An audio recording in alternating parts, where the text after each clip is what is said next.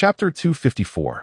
The overbearing man in black suppresses Xiaoren. The following day, the Shanhe Sect mobilized personnel to search the mountains, and the incident swiftly spread throughout Lingnan Prefecture. Within the Feng Pavilion, Master, the Shanhe Sect's extensive manpower for the search is rather suspicious. Should we not investigate further? Suggested Nalan Rongyan. Arrange for someone to follow up. However, given the Shanhe Sect's involvement in such matters, it is likely the work of Xuanshuang and Hanyue. Both of them require monitoring.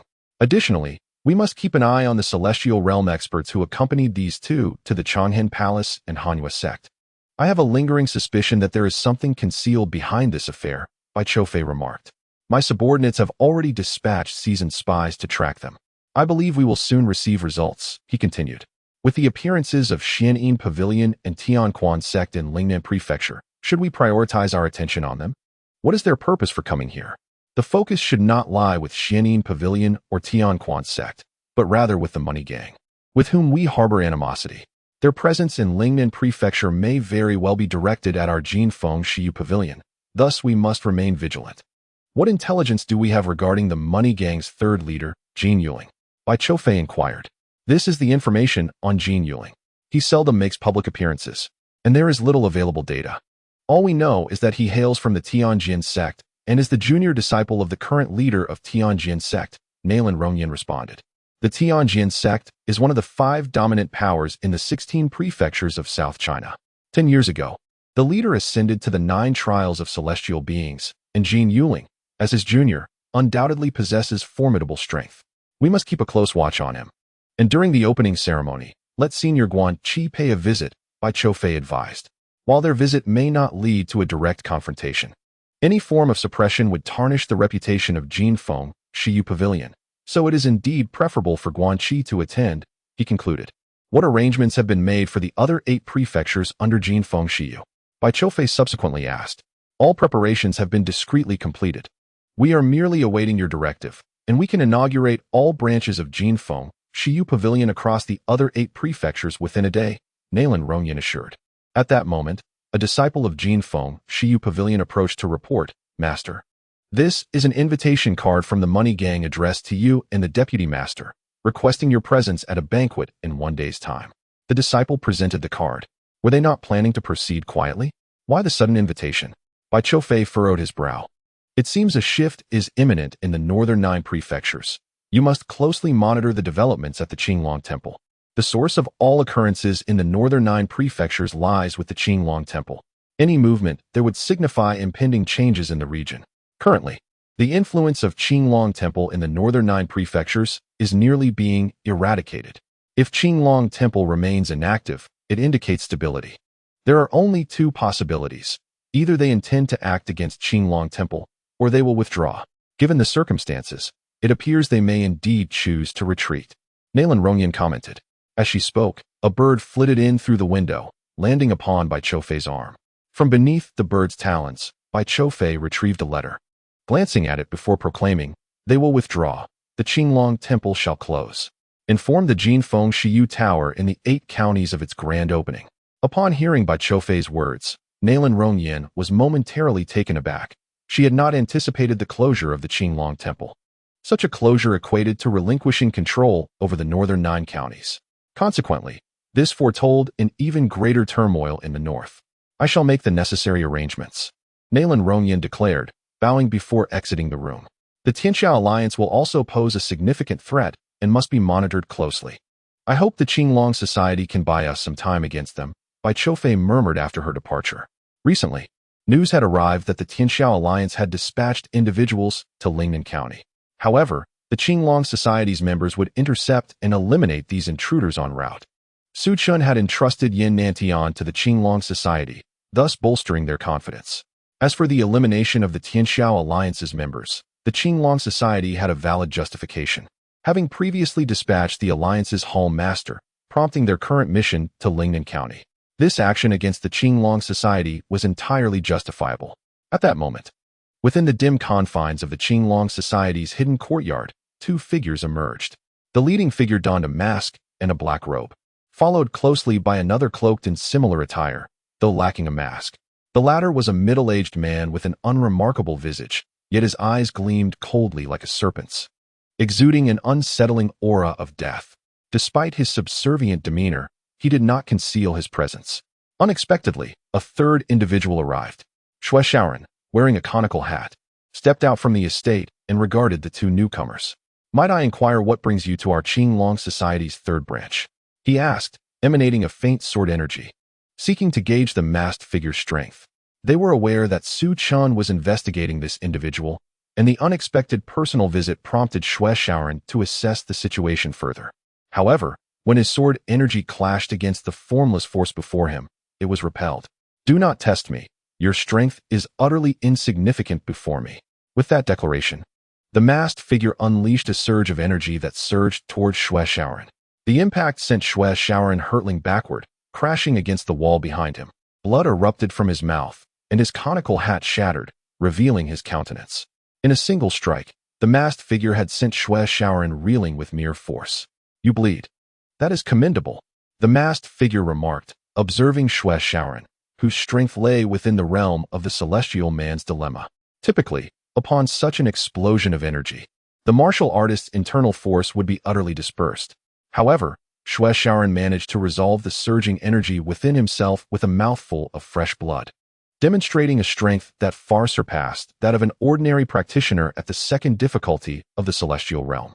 At this moment, Xuanshuang slowly rose to his feet, his gaze fixed intently upon the masked figure before him.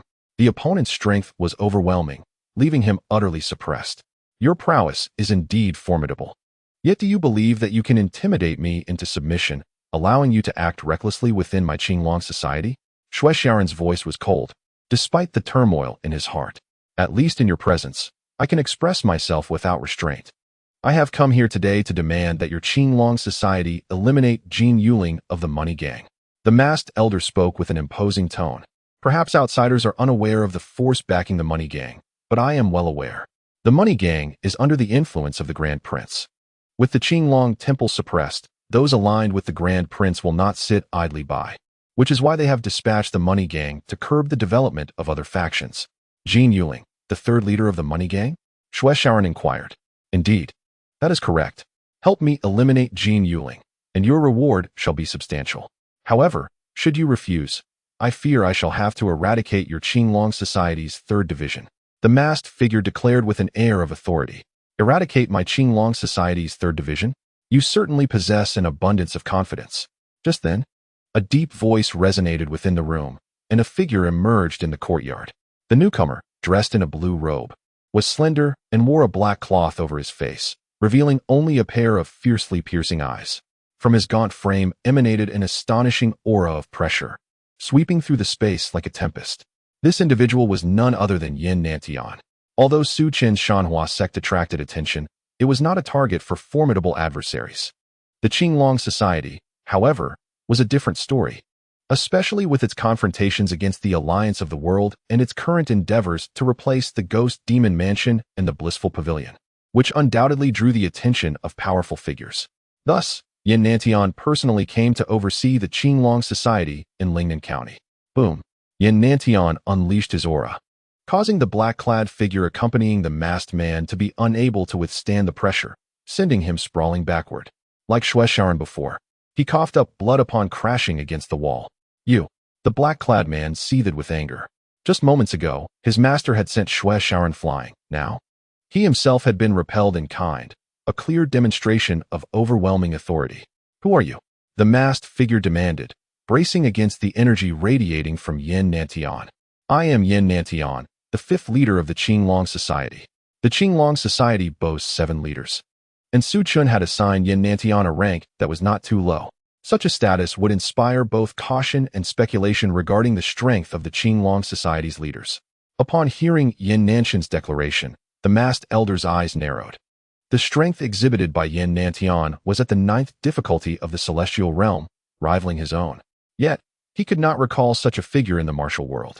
Considering the opponent's affiliation with an assassin organization, it was understandable that no name would be necessary to remember. Boom! As he pondered, Yin Nantian's internal energy surged once more. With a powerful push against the ground, he lunged towards the masked individual. Su Chen yearned to discern the identity of this person. intrigued to witness the prowess of a formidable opponent. Judging by the intensity of their energy, it was evident that this individual possessed strength comparable to the 9th level of the celestial realm. Having just arrived in this world, he was eager to observe the skills of its masters. Yin Nantian unleashed a punch, his technique both grand and ferocious, akin to a roaring tiger, imbued with terrifying strength. The masked figure's gaze sharpened upon witnessing Yan's strike, and he raised his withered hand. With a single punch, the energy around him coalesced into a formidable gale, hurtling towards Yan Nanshan's fist.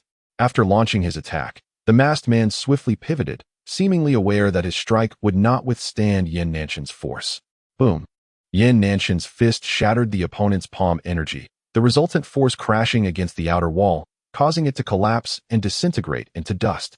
A figure clad in black, positioned beside the wall, was swept away by the residual shockwave, spitting out a mouthful of blood as he hurriedly retreated. His eyes wide with terror as he regarded Yin Nantian. Ignoring the onlooker, Yin Nantian continued his assault on the masked individual, his aura shifting as he threw another punch. Although renowned as the greatest swordsman among the unparalleled duo, his fists were equally formidable. With a swift movement, his punch transformed into an afterimage, causing the masked man's expression to tense, his gaze turning cold and fierce.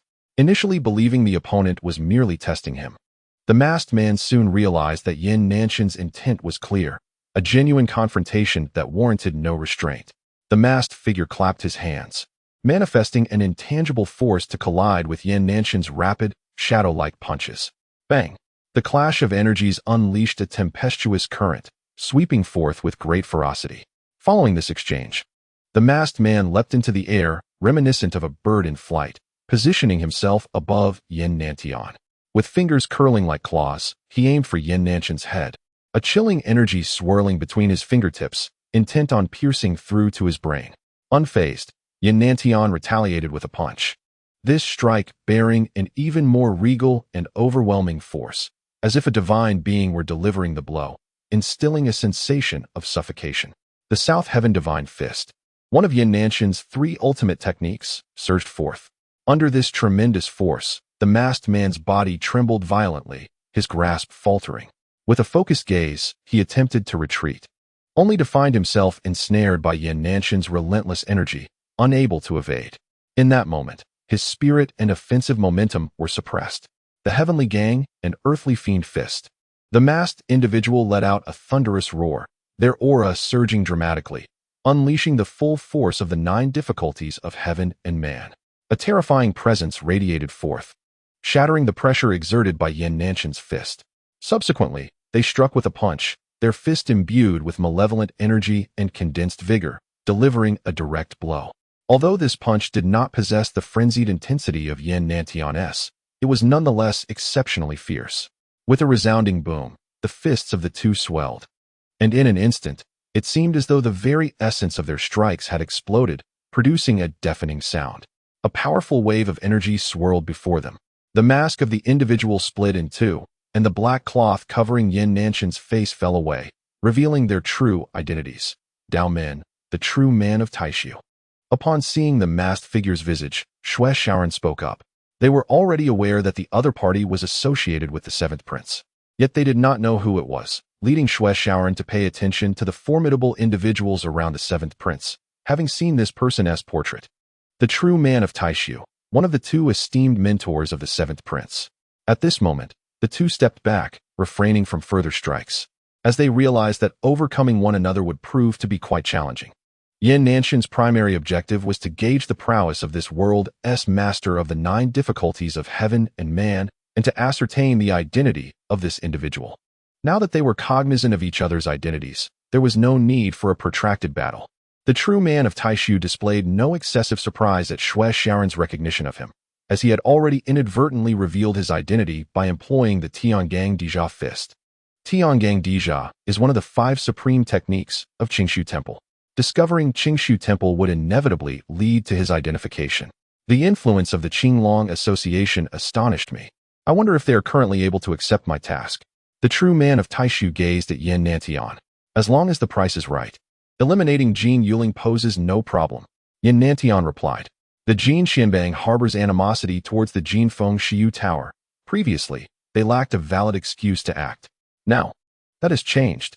I may not be able to afford the required funds. However, I can divulge a secret that I believe is worth the price of eliminating Jin Yuling. The true man of Taishu stated. Secrets hold little value in our realm. We accept only monetary compensation. Once you gather sufficient funds, we shall take action. While secrets can sometimes be valuable, the more individuals who are aware of them, the less valuable they become. Moreover, possessing too much knowledge can often lead to numerous complications. Thus, Yan Nantian felt no need to learn any secrets. Upon hearing Yan Nanshan's words, the true man of Taishu's eyes narrowed in surprise. He did not anticipate that Yan Nantian would outright refuse, unwilling even to listen. Chapter 256. The Poisoner, poisoned at the foot of the mountain, within a cool pavilion. Su Chen observed Li Muying, clad in white, standing inside. His brow furrowed slightly. Li Muying had requested to meet him at the mountain's base, and he was uncertain of her intentions. Presently, Su Chen harbored no fondness for the Xianin Tower. The second princess, Li Shirong, had poisoned him upon their first encounter, indicating a desire to target his Shanman. The Xianin Tower had temporarily been added to his list of adversaries. Thank you, Master Su, for coming. Upon seeing Su Chen's arrival, Li Muying expressed her gratitude from beneath her veil. Uncertain of the purpose behind Miss Li's summons, Su Chen, unfamiliar with Li Muying, wasted no words and spoke directly. Upon hearing his words, a flicker of intrigue crossed Li Muying's eyes. Su Chen had witnessed her beauty, yet she seemed indifferent, devoid of any appreciation for delicate sentiments. Nonetheless, she inwardly lamented, recognizing Su Chen's formidable presence. Master Su, I have come to propose an alliance. The Xianin Tower seeks to dominate the Jianghu forces in Lingnan Prefecture and to exert control over the region. Presently, the Shanhe Sect stands unrivaled in Lingnan, drawing the attention of the Xianin Tower. My second senior sister, Li Shirong, has already arrived in Lingnan, and I fear she will target you. Therefore, I wish to join forces with you to suppress her and drive her out of Lingnan. Li Muying declared. It was imperative that Li Shirong not be killed. Should the master of the Xianin Tower learn of such an act, Li Muying would face dire consequences, and the princess residing in the Xianin Tower would benefit from the turmoil. Thus, she contemplated an alliance with Su Chen to restrain Li Shirong. With Su Chen allied with the Changhen Palace and connected to the Jin Feng Shiyu Tower, both factions possessed formidable experts capable of easily countering Li Shirong. If I suppress Li Shirong, will you not also direct your forces against my Shanhe Sect? Su Chen observed, looking at Li Muying. Our collaboration could yield mutual benefits. I believe my master would approve, Li Muying replied. Refraining from suggesting that the Shanhe Sect become a subordinate of the Xianin Tower, for such a notion was implausible. The Xianin Tower, though powerful, could not surpass the Changhen Palace or the forces represented by Mu Rongqingchun. Thus, she merely hinted at cooperation. But why should I collaborate with you? It appears that my Shanhe Sect stands to gain nothing, Su Chen retorted. Collaboration is indeed a two-way street, and it seemed that any advantages would predominantly favor Li Muying, leaving Shanhe Sect with little to gain. At his words, Li Muying's expression hardened. Partnering with me will ensure that the Shanhe Sect does not stand opposed to the Xianin Tower. Is that not a concern for you, Master Su? She countered. Although the Xianin Tower was powerful, it wielded no influence in Lingnan. Thus, Su Chen remained indifferent to the idea of confronting it. Miss Li, expecting my Shanhe Sect to assist you without compensation is simply out of the question. Once your father ascends to the position of governor of Lingnan, we may revisit the terms, Su Chen stated, gazing at Li Muying. His visit was primarily motivated by his regard for Li Wei. Judging by certain circumstances, it seemed Li Wei would indeed become the governor of Lingnan. Only with his ascension could the Shanhe Sect reap tangible benefits. Sect powers are ultimately just that, sect powers. Certain formalities must be issued by the government. Having concluded their discussions, Su Chen saw no reason to linger and said, I shall await the day when Lord Li becomes governor within the Shanhe Sect. With that, he turned to depart. After Su Chen left, a cloaked figure wielding a bamboo sword approached Li Muying. Miss, Su Chen is not one to form alliances without benefit. For now, we may observe the developments. Let the second princess approach him first. After he is made aware of her threats, he may seek us out, the man in black stated. I fear that once he reaches out, he may be directly controlled. Senior sister is the most skilled among us in the art of poison, her expertise already surpassing that of our master. If Su Chen falls under her control, Recovery will be utterly impossible.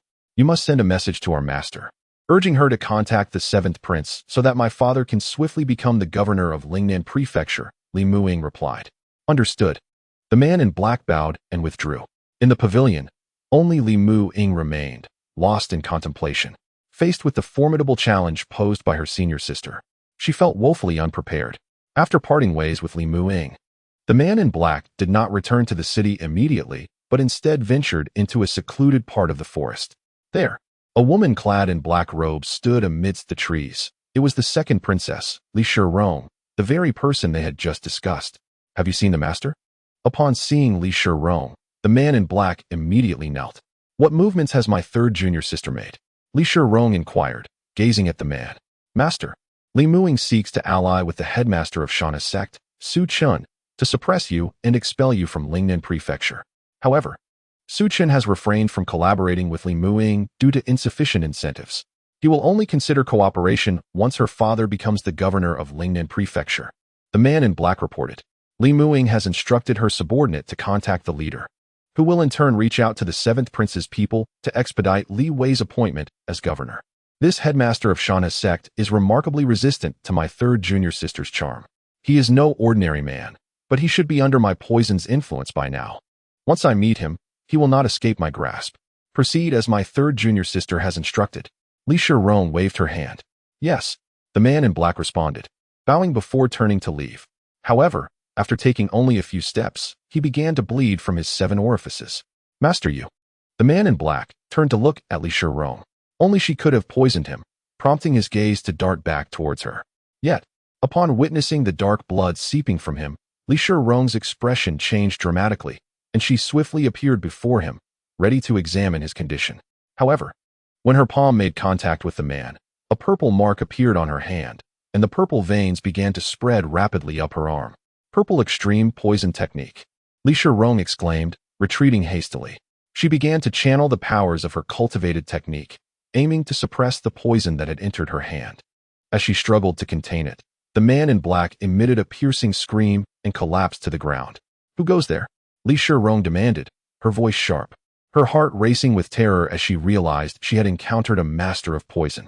Though she too was skilled in the art, attuned to the presence of toxins, she had sensed nothing until now, fully aware of the peril posed by the unseen adversary. Her gaze swept around, yet no one emerged. Are you too afraid to reveal your true self? She continued. For someone on the brink of death, why should I allow you to see my true form? A voice echoed in her ears, drawing near and then retreating, as if it were both omnipresent and distant. You must be from the Mountain River sect. Sent by Su Chun. Li Xiaoren had previously learned from the cloaked figure that Su Chun had a master of poison by his side, but she had dismissed it at the time. Now, however, she realized that this was the only plausible explanation. Chapter 257. Suppression at every turn. The tragic Li Xiaoren, even if you deduce my identity, what can you truly do? The voice continued. There is little you can accomplish, yet you underestimate me, Li Xiaoren.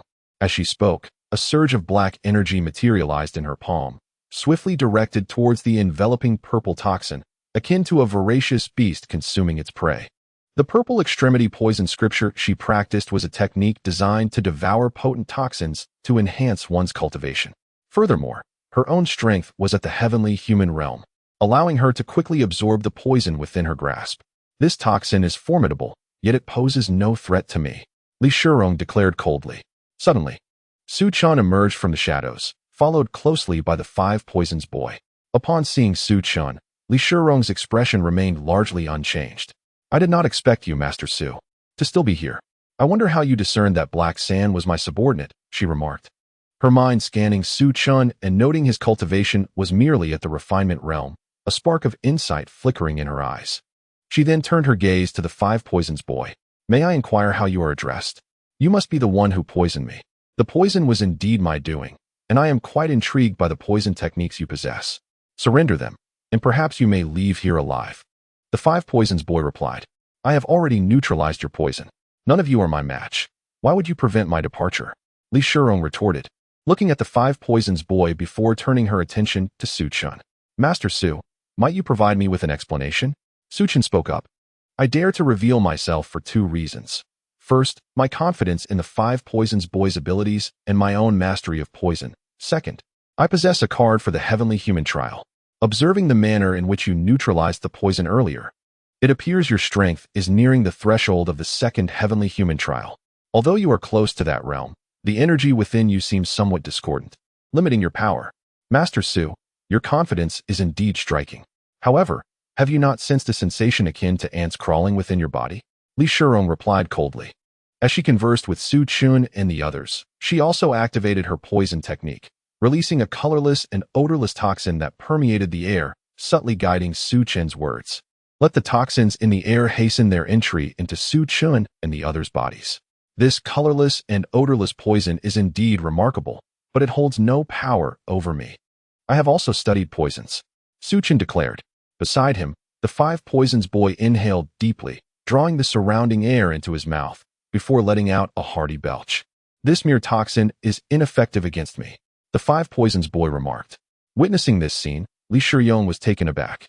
She had not anticipated that her pride in her mastery of poison would prove useless in the presence of Su Chun and his companion. Since poison is not your forte, I shall resort to physical means to subdue you. Li Shiyong recognized her inferiority in the art of poisoning and prepared to take direct action, intending to overpower them with her strength. Knowing that your poison is no match for us, do you still believe you can take us on? Su Chun gazed at Li Shiyong. Upon hearing this, Li Shiyong's expression hardened, and at that moment, she felt a sensation akin to ants crawling within her body. Not only did it feel like ants, but a dark aura also emerged within her chi and blood. Realizing the situation, she hastily activated her purple extreme poison skill to absorb the toxins within her, transforming them into her own chi. This technique is truly remarkable, the 5 Poisons Boy observed, sensing her consumption of the toxins, and exclaimed in admiration. Boom! As she devoured the toxins within her, Li Shiyong's aura surged, her figure flashing towards Su Chun and the others at an incredible speed. With a swift motion, she struck out with her palm, unleashing a burst of purple chi that enveloped Su Chun and his companions. The purple chi hissed as it made contact with the air, laced with poison.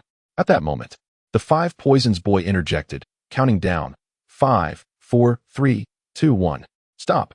As he uttered the command, Li Shiyong felt her chi plummet rapidly, descending first to the unity of spirit and then to the refinement of spirit realm. Kill! At that moment, Su Chen sprang into action, shouting a low command as he propelled himself forward, his fists moving with great force. One punch him directly at her throat. In an instant, Li Shiyong felt immense pressure at her throat and began to retreat rapidly. With her strength diminished to the refinement of spirit realm, she realized she could not contend with these two. However, she was puzzled as to why her strength had fallen to such a state. As she retreated, Su Chen pressed on, his fist closely following her. Seeing this, Li Shiyong conjured 5 poison needles in her palm and launched them directly at Su Chen. Boom!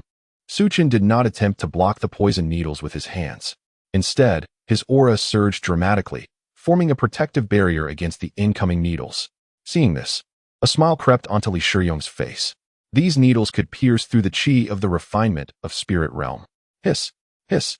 The poison needles collided with his body, falling harmlessly to the ground. The needles were utterly incapable of piercing Su Chen's skin.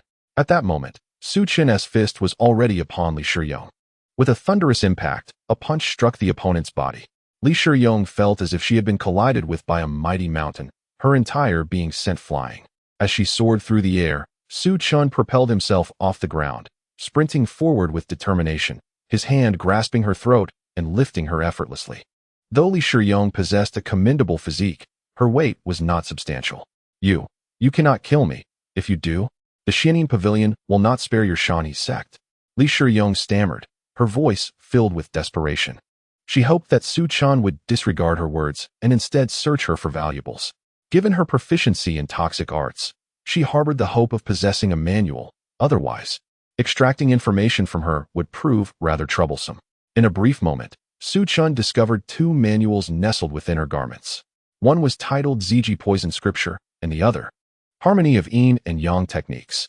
Special Skill Ziji Poison Scripture discovered, awarded 1 orange lottery card. Special Skill Harmony of Yin and Yang Techniques discovered, awarded 1 orange lottery card. To Su Chen's surprise, he had unexpectedly acquired 2 orange lottery cards, lifting his spirits significantly. Releasing his grip, Li Shiyong fell to the ground, her expression twisted in rage. She had never before found herself in such a humiliating predicament, though she longed to retaliate. Su Chen summoned a surge of crimson energy that coalesced into dragon-like claws, which he used to hurl her toward the 5 poisons boy. The 2 manuals followed suit. Toss to the boy as well. Control her if you can. If not, eliminate her, Su Chen declared before turning to leave. The 5 poisons boy gazed at Li Shiyong, disdain evident on his face, before seizing her and departing in another direction. Chapter 258. Meeting, Alliance, Expansion. The rocky path crumbled beneath the northern winds, carrying an icy chill. Yet, Su Chen walked along the stony trail with a joyful countenance. This descent had not only allowed him to encounter Li Ying, but also to eliminate Li Shiyong, all while gaining 2 orange lottery cards, a bountiful yield indeed. Furthermore, the 5 poisons boy had procured the poison manuals from Li Shiyong, which would likely enhance his toxic prowess significantly. It remained uncertain, however, whether the boy would practice the harmony techniques. Should Li Shiyong's formidable powers be absorbed, the 5 poisons boy would swiftly ascend to the realm of celestial beings. Yet, it was highly probable that he would seek to control her. If Li Shiyong were subdued, the Xiaoren Pavilion would need to strategize accordingly. Lost in thought, Su Chen found himself at the mountain gate. "Greetings to the sect leader," exclaimed the gatekeeper disciples. Bowing respectfully, Su Chen nodded in acknowledgement as he entered the Shanhe Sect. Having amassed numerous factions, treasures including martial arts manuals and various other valuables were steadily arriving at the Shanhe Sect. Su Chen planned to take some time to peruse these manuals, hoping to trigger additional lottery cards. Sect leader, the young master of the Tianquan sect, Bai Choufei, awaits you in the sect leader's hall. A disciple hurriedly informed him as he made his way toward the hall. The Tianquan sect. The formidable powers of the 9 northern prefectures have indeed drawn the attention of figures such as the young master of the Heavenly Fist sect. Some disciples from the Mountain River sect felt a tinge of anxiety. On this day, the young master of the Heavenly Fist sect, Bai Choufei, arrived with notable enthusiasm, which piqued Su Chen's curiosity. He regarded Bai Choufei as a prodigious talent, undeniably extraordinary. Quickening his pace, he soon found himself before the hall of the sect leader, stepping inside with purpose. Within the hall, Bai Choufei, clad in white, rose from his seat upon noticing Su Chen's presence, bowing respectfully to greet the sect leader. "Young Master Bai, please take a seat." Su Chen gestured for him to sit, while he himself settled across from Bai Choufei. As their gazes met, both felt a palpable pressure emanating from each other's physical forms, not merely a force of energy, but the weight of raw physical strength. Bai Choufei was taken aback, realizing the remarkable prowess of Su Chen's physical cultivation. "I did not expect the sect leader to possess such formidable strength. I must seek your guidance in the future," he remarked with admiration. "Young Master Bai, you are too modest. The power you embody is equally astonishing," Su Chen replied, observing Bai Choufei closely. "Might I inquire about the purpose of your visit?" "I have come to propose a collaboration with you, sect leader Su. With Lingnan Prefecture now under your control, it would be prudent for you to turn your sights towards the 9 northern prefectures. Forming alliances with the outside world would undoubtedly benefit you," Bai Choufei stated, his initial doubts dissipating upon witnessing Su Chen's extraordinary presence. Before arriving, he had harbored some uncertainty about Su Chen, but facing him now, he recognized the depth of his strength. The aura of power emanating from Su Chen was a clear indication that he was far more formidable than he appeared. While others may not comprehend the terror of true physical strength, Bai Choufei understood, as he too belonged to the same echelon of beings. Moreover, Su Chen's unwavering calmness was not forced, but stemmed from genuine confidence. "Young Master Bai, you wish to collaborate with me, yet I have just eliminated 2 of your subordinates," Su Chen remarked pointedly. "Once one steps into the martial world, life and death are dictated by fate. Their time had come, and you need not harbor any concerns." "Sect leader Su," Bai Choufei replied. "Surely, the Heavenly Fist sect has family and friends among them?" Su Chen inquired, prompted by Bai Choufei's assurance regarding the loyalty of his fallen subordinates. "I have faith in my words. However, those men were trained as elite fighters by the Heavenly Fist sect and did not establish families. You need not worry about that," Bai Choufei assured. Su Chen paused, taken aback by the realization that the previous visitors had indeed been elite fighters of the Heavenly Fist sect. "Young Master Bai, How do you envision our collaboration? He asked, intrigued by Bai Jijin, but wary of the terms of cooperation. Upon our alliance, I will announce our partnership through the Heavenly Fist Sect, Bai Jijin stated. That seems to grant me greater benefits. Thus, I am curious, young Master Bai, what is your true motive for seeking this alliance? Su Chen questioned, keen to understand Bai Jijin's intentions. The rationale behind allying with Master Su primarily lies in the formidable influence of the fourth prince that currently supports him, as well as the association with the esteemed Golden Wind and Drizzle Pavilion. The goal is to ensure self-preservation and expand our reach amidst the chaos that has engulfed the 9 prefectures of the north. Bai Jijin then remarked, now that the Azure Dragon Temple is under duress, all major factions are emerging. If we do not seize this moment to expand, we will miss the opportunity and risk being suppressed by others. Upon hearing Bai Jijin's words, Su Chen was momentarily taken aback. Bai Jijin's candor was striking. Indeed, at this juncture, inaction would not only squander opportunities, but also render us vulnerable to oppression. However, I am uncertain. For the Heavenly Fist Sect is one of the 3 major powers and is robust enough to expand independently. Su Chen gazed at Bai Jijin and said, during the siege of the Azure Dragon Temple, a martial artist from the 9 tribulations of the celestial realm appeared at our Heavenly Fist Sect. He inflicted injury upon my father, who is now in seclusion to recuperate. There are forces restricting the expansion of our Heavenly Fist Sect, just as they likely do to other factions. As he spoke, Bai Jijin's hand instinctively clenched tightly. The 9 tribulations of the celestial realm. Su Chen feigned astonishment. He pondered which formidable figure from the 9 tribulations had harmed the master of the Heavenly Fist Sect. Su Chen mused about Tai Suzhenren, the subordinate of the 9th prince, and the master of the 4 holy islands, Nie Kunlun. A glimmer of hatred flickered in Bai Jijin's eyes. The 9th prince? Master Nie Kunlun of the 4 holy islands. Su Chen's brow furrowed slightly. It was not the figure he had imagined, Tai Suzhenren. As far as he was aware, the princes included the 1st, 3rd, 4th, 7th, and 9th. Vaguely, he felt aligned with the 4th prince's faction. Thus, if the Heavenly Fist Sect were to collaborate with him, it would inevitably draw connections to the 4th prince, instigating caution among the other princes in their alliances. Master Bai, upon your words, I suddenly realized that I may not be in as advantageous a position as I thought. Su Chen remarked, mutual benefit. To demonstrate my sincerity, I can assist you in dealing with Li Shiyong. As for Li Muying, I trust you. Brother Su will handle that matter adeptly. Bai Jijin responded. Li Shiyong and Li Muying are not to be feared. The issue with Li Shiyong has already been resolved. As for Li Muying, I still await Li Wei's ascension to the position of governor of Lingnan Prefecture before collaborating. It appears that Master Su possesses his own strategies. I have unwittingly exposed my shortcomings. I wonder how Master Su perceives the matter of our alliance. Bai Jijin inquired formally. That is agreeable.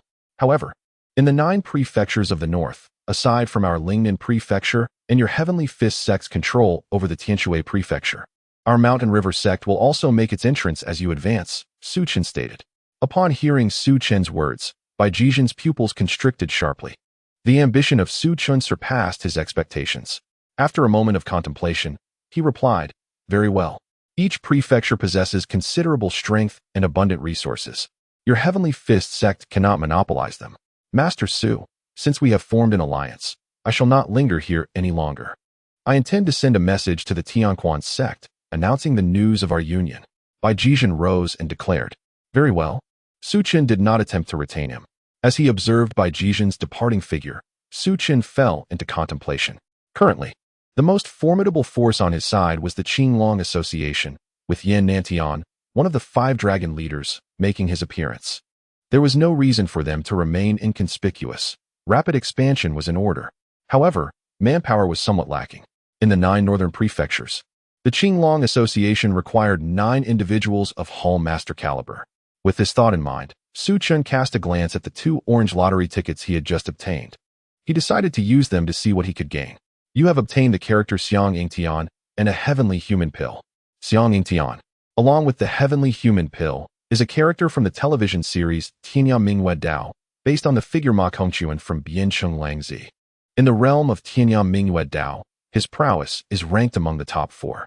Su Chen investigated this character's information. Xiang Yingtian's strength was at the level of the 6 difficulties of heaven, comparable to the current realm of Guanxi. It seemed that the character's abilities were influenced to some extent by the lottery ticket. Su Chen pondered. To be honest, the first character he encountered, Bai Tianyu, was at the refining soul stage. However, in Gulong's novels, Bai Tianyu established the Divine Blade Hall, rivaling Ma Kongquan, the prototype of Xiang Yingtian. Nevertheless, a character like Xiang Yingtian was not suited to remain within the Shanhe Sect. Su Chen mused, noting the disparity in their auras. As the martial arts leader, Xiang Yingtian exuded a domineering presence, cultivated through years of holding a prominent position, a force that many could perceive. He was simply beyond the reach of the Shanhe Sect, and Su Chen. There were too many uncertainties. Yuan Suiyun was appropriate due to his youth and his choice to remain in the shadows. He lacked the imposing aura of a martial arts overlord, making him a fitting candidate for the Shanhe Sect. As for the heavenly human pill, it could aid someone in unifying their spirit and soul to reach the heavenly human realm. For now, Su Chen had no immediate use for it, so he set it aside. This haul was quite satisfactory. I ought to explore a bit more to trigger additional rewards. Su Chen rose, preparing to head to the new Shanhe Sect's library to peruse some texts. Just then, a bird flew in from outside the Master's hall and landed in his hand. Su Chen's gaze sharpened. The only external messages he received were from the Jinfeng Shiyu building and the Qinglong Association. Extracting the secret letter from the bird, he opened it, and his brow furrowed instantly.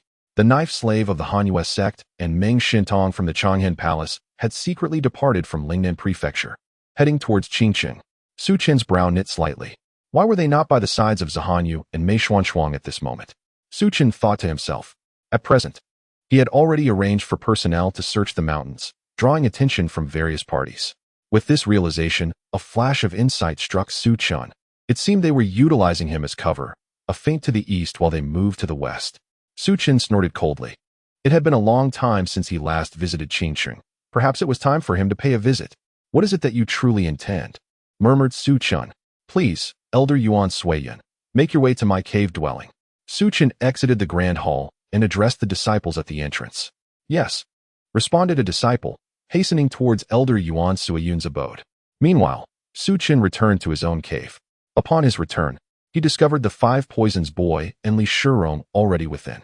My lord, they both bowed in reverence. I wish to ascertain the strength of the leader of the Xianyin Tower, Su Chen said, directing his gaze towards Li Shirong. My lord, the leader of the Xianyin Tower is likely at the 7th difficulty of the celestial realm, Li Shirong replied. Such a feeble prowess? Su Chen's face revealed astonishment, for he had expected the leader's strength to be no less than the 8th difficulty of the celestial realm. It seemed he had overestimated. My lord, in the 9 prefectures of the north, previously dominated solely by the Qinglong Temple, other factions possess few formidable warriors. Apart from our leader, we at the Xianyin Tower have 2 elders at the 6th difficulty of the celestial realm, Li Shirong explained, with 1 at the 7th and 2 at the 6th. Their strength in the 9 prefectures of the north was indeed commendable. Which factions have you subdued? Su Chen inquired. I have secured 3 of the 9 prefectures, but I am unaware of the situation regarding our leader and my senior sister, Li Shirong replied, a hint of bitterness surfacing in her heart. Had she not come here, she would not have found herself ensnared by the 5 Poisons boy. Despite her confidence in her own poison techniques, she felt utterly powerless against him. Fearful for her life, she had chosen to align with him. Unaware? Su Chen furrowed his brow slightly. He was surprised that Li Shirong was oblivious to the movements of the leader of the Xianyin Tower and the Grand Princess. We each operate independently. I have managed to place personnel on Li Muying's side, yet I could not do the same for my senior sister. I have never been able to see through her. Li Shirong remarked, sensing that even her master might pale in comparison to her senior sister. The Grand Princess, Zhai Siyuan. Su Chen was momentarily taken aback. Although Li Shirong had been defeated and captured by them, she was undoubtedly no simple opponent. Her inability to comprehend Zhai Siyuan suggested that the latter was a formidable character. The 5 Poisons boy will assist you initially, laying the groundwork in secrecy. Upon my command, we shall seize the Xianyin Tower. The reason for keeping Li Shirong is precisely for the Xianyin Tower, he continued, echoing Bai Jizhen's words. Now was the time for expansion. Delay would render it increasingly difficult. Thank you, my lord. Li Shirong hurriedly expressed her gratitude. Su Chen waved his hand, and the two departed swiftly. After their exit, a young man clad in a blue robe entered the cave, precisely the elder Yuan Suiyun whom Su Chen had summoned. Master, What urgent matter requires my presence? I shall enter seclusion, and thus, I need you to temporarily oversee the Shanhe Sect, Su Chen stated, producing a token of authority for the Shanhe Sect and handing it to Yuan Suiyan. During my seclusion, ensure no one approaches my cave. Su Chen commanded. He is preparing to return to Qingxing today to ascertain the activities of the Hanyue sect in the Changhen Palace. Indeed. Rue Yun took the token of the sect leader and spoke. After finishing, he exited the cave dwelling. Subsequently, Su Chen's stone door closed, and he departed from the hidden chamber, heading towards Qingxing. In the back courtyard of a tea house in Lingnan Prefecture, Mei Xuanshuang and Hanyue were meeting. The blade slave and Meng Shintong are using us to divert attention while they make their escape. They must possess some hidden treasures. We should follow them, Hanyue said, glancing at Mei Xuanshuang. Follow them. With our strength, we would be unable to last 2 rounds in front of them. Wouldn't that invite their lethal intent upon us? Mei Xuanshuang replied. Are we to be mere pawns in this game? Hanyue retorted. Of course, I do not wish to be so. Thus, before our meeting, I sent a letter to Bai Choufei of the Feng Shiyu building. At this moment, Bai Choufei should be opening my letter. Once he does, I believe they will take an interest. Mei Xuanshuang stated calmly. Chapter 260, The Appearance of the Money Gang. By Tianyu's breakthrough, are you planning to utilize the Feng Shiyu building? The forces behind it, the Tianya Pavilion, are formidable. If things go awry, we may end up with nothing, Hanyue remarked. However, we currently possess nothing, and we may be in peril, Mei Xuanshuang countered. At present, Su Chen was searching the mountains as per their instructions, an action sure to attract considerable attention. After all, the support behind Su Chen came from Mei Xuanshuang and Hanyue. Should anyone probe them, the departure of the blade slave and Meng Shintong would be revealed, putting them in jeopardy, potentially more than Su Chen himself. Su Chen's Shanhe Sect was safeguarded by Yuan Ruyun, but they had no such protection. At that moment, Longpa entered the room. After whispering something in Hanyue's ear, she exited. Su Chen has just announced his seclusion. It seems he has caught wind of something. Truly astute, don't you think? There must be no one at the seclusion site, Hanyue remarked. I believe so. I have never underestimated him, Mei Xuanshuang replied, reflecting on how his seclusion rendered him elusive, shifting all risk onto them. Bang! Just then, sounds of a scuffle erupted outside, causing the two to change their expressions and swiftly rush from the room. Outside, a burly man, with arms as thick as stone, stood before Long Pa, emanating a terrifying aura that suppressed her. Money gang, Chu Meng. What is the meaning of this? Long Pa, feeling the pressure, gazed darkly at the imposing figure. Hand over the map to the secret location, and I will leave immediately. Chu Meng of the Money Gang addressed Mei Xuanshuang and Hanyue, who had just emerged. It has begun. The two exchanged a glance, their expressions startled. They had not anticipated that their earlier concerns would materialize so swiftly. And it was none other than Chu Meng of the Money Gang who had arrived. Chu Mo was one of the servants under Jin Yuling, the leader of the Money Gang. It appears that the leader's arrival in Lingnan Prefecture is not without purpose. He has been closely monitoring the developments in this area. Let us unite and eliminate him, Mei Xianxian declared, drawing the long zither into her grasp. With a touch, a resonant wave erupted from the instrument, akin to a flowing river, transforming into a sharp blade that surged toward Chumo. Oomph! Chumo scoffed, his muscles bulging like protruding rocks. In that moment, his hair stood on end, exuding a terrifying aura. The sound wave, now a sword of resonance, collided with his body, producing a metallic clang. Yet, her attack failed to penetrate Chumo's formidable physique, successfully thwarting Mei Xianxian's offensive. With a swift motion, Chumo bent his arms, his energy coalescing into a formidable force before he launched a punch at Mei Xianxian. A surge of blood energy manifested within his fist, akin to a ferocious tiger, shattering Mei Xuanshuang's sound wave assault. The immense roar generated a shockwave directed at her. In response, Mei Xianxian hastened her movements. The sound wave blade accelerated, becoming sharper, and transformed into a fierce tiger that lunged at Chumo. Simultaneously, Hanyue and Longpa also joined the fray. Hanyue unleashed a chilling aura, striking forth with a palm that manifested a gust of cold air, causing frost to form in the surrounding atmosphere. Longpa wielded her staff, which morphed into a streak of black light, aiming for Chumo's throat. The convergence of these three forces instilled a sense of danger within Chumo. His robust figure abruptly retreated, and in an instant, he became a mere afterimage, evading the onslaught of their strikes. Boom. The clash between the blood-imbued tiger and the sound-wave tiger resulted in a shattering explosion. Let us go, Mei Xianxian urged Hanyue, swiftly retreating into the building.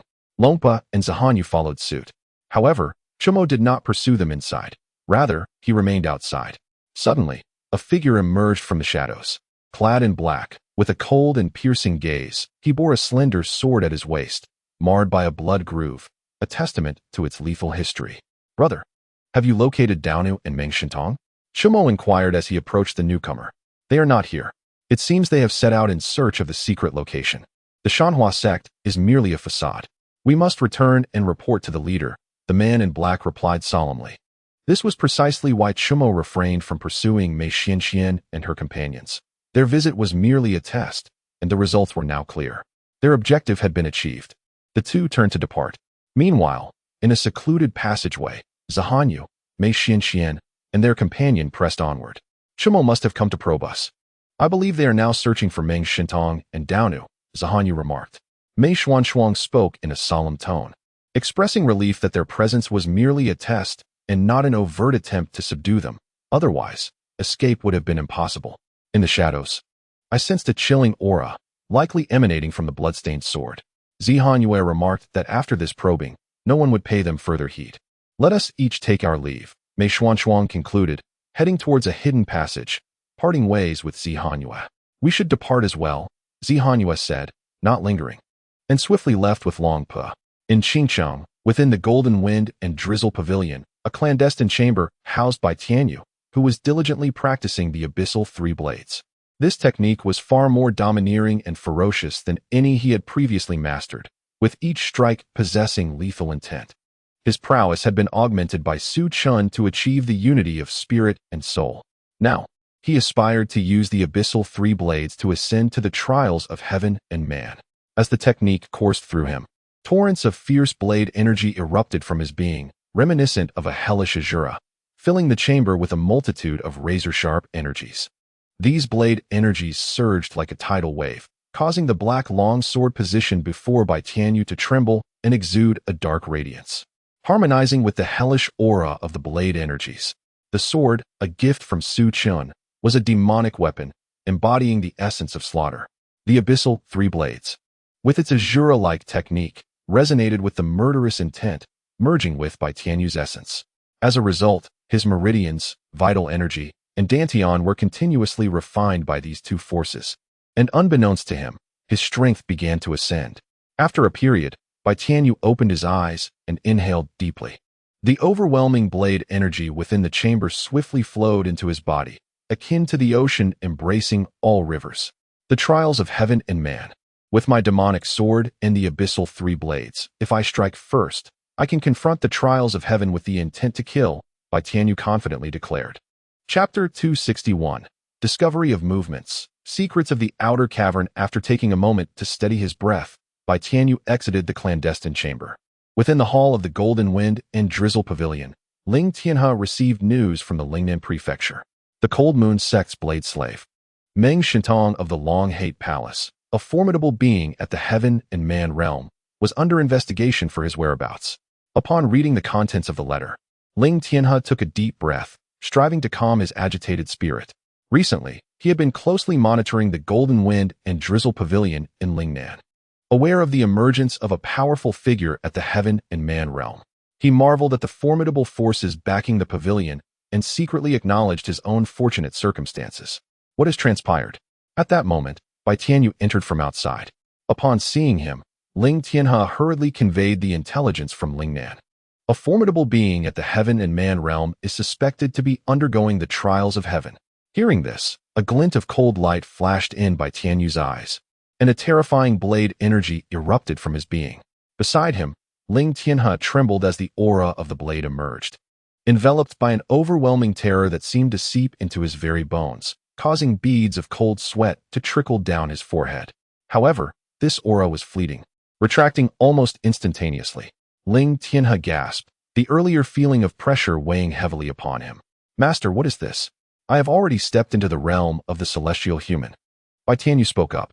Upon hearing Bai Tianyu's words, Ling Tianhe was taken aback, astonished by Bai Tianyu's rapid cultivation. Previously, Bai Tianyu was merely at the refining spirit stage. Then he advanced to the unity of spirit, and now, he had surprisingly entered the realm of the celestial human. Could this be the distinction between martial arts masters and us mere mortals? Ling Tianhe pondered. Immediately send someone to keep watch over these two. Bai Tianyu commanded. Understood. Ling Tianhe exited the hall to make arrangements, instructing caution in the investigation of the celestial human realm experts. After Ling Tianhe departed, a figure swiftly entered the hall. I have seen the master. Upon sensing the aura surrounding Su Chen, Bai Tianyu immediately bowed in respect. Su Chen regarded Bai Tianyu with a hint of surprise. You have entered the celestial human realm. Yes, my subordinate has just stepped into the first tribulation of the celestial human today. With the demon blade and the 3 blades of Abijna, I should be able to withstand warriors of the third tribulation, Bai Tianyu replied. Such strength. Su Chen thought to himself. Previously, he had lamented Bai Tianyu's power, yet he did not anticipate Bai Tianyu's direct breakthrough into the first tribulation. Martial arts experts indeed possess extraordinary talents. Master, I have arranged for personnel to investigate the Blade Slave and Meng Shintong, but locating them may not be a simple task.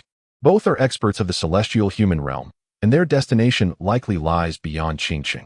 Bai Tianyu spoke solemnly. Hearing Bai Tianyu's words, Su Chen realized he had underestimated the complexity of the situation. While there might still be a chance to search within Qingqing, the mountain ranges outside would make finding these two exceedingly difficult. Proceed with the investigation, Su Chen declared. Regardless, he must locate these two and reach out to Lingnan Prefecture to see if they possess any additional clues. As he spoke, a fleeting bird alighted upon Su Chen's arm. News from Lingnan Prefecture. Su Chen retrieved the letter bound to the bird's leg and opened it. Secret location, external cave, southwestern mountains of Qingqing, Xuanshuang, money gang probing? After reading the contents, Su Chen murmured to himself, passing the note to Bai Tianyu. Bai Tianyu's expression sharpened as he examined the note. Indeed, it appeared to be a ruse intended to distract.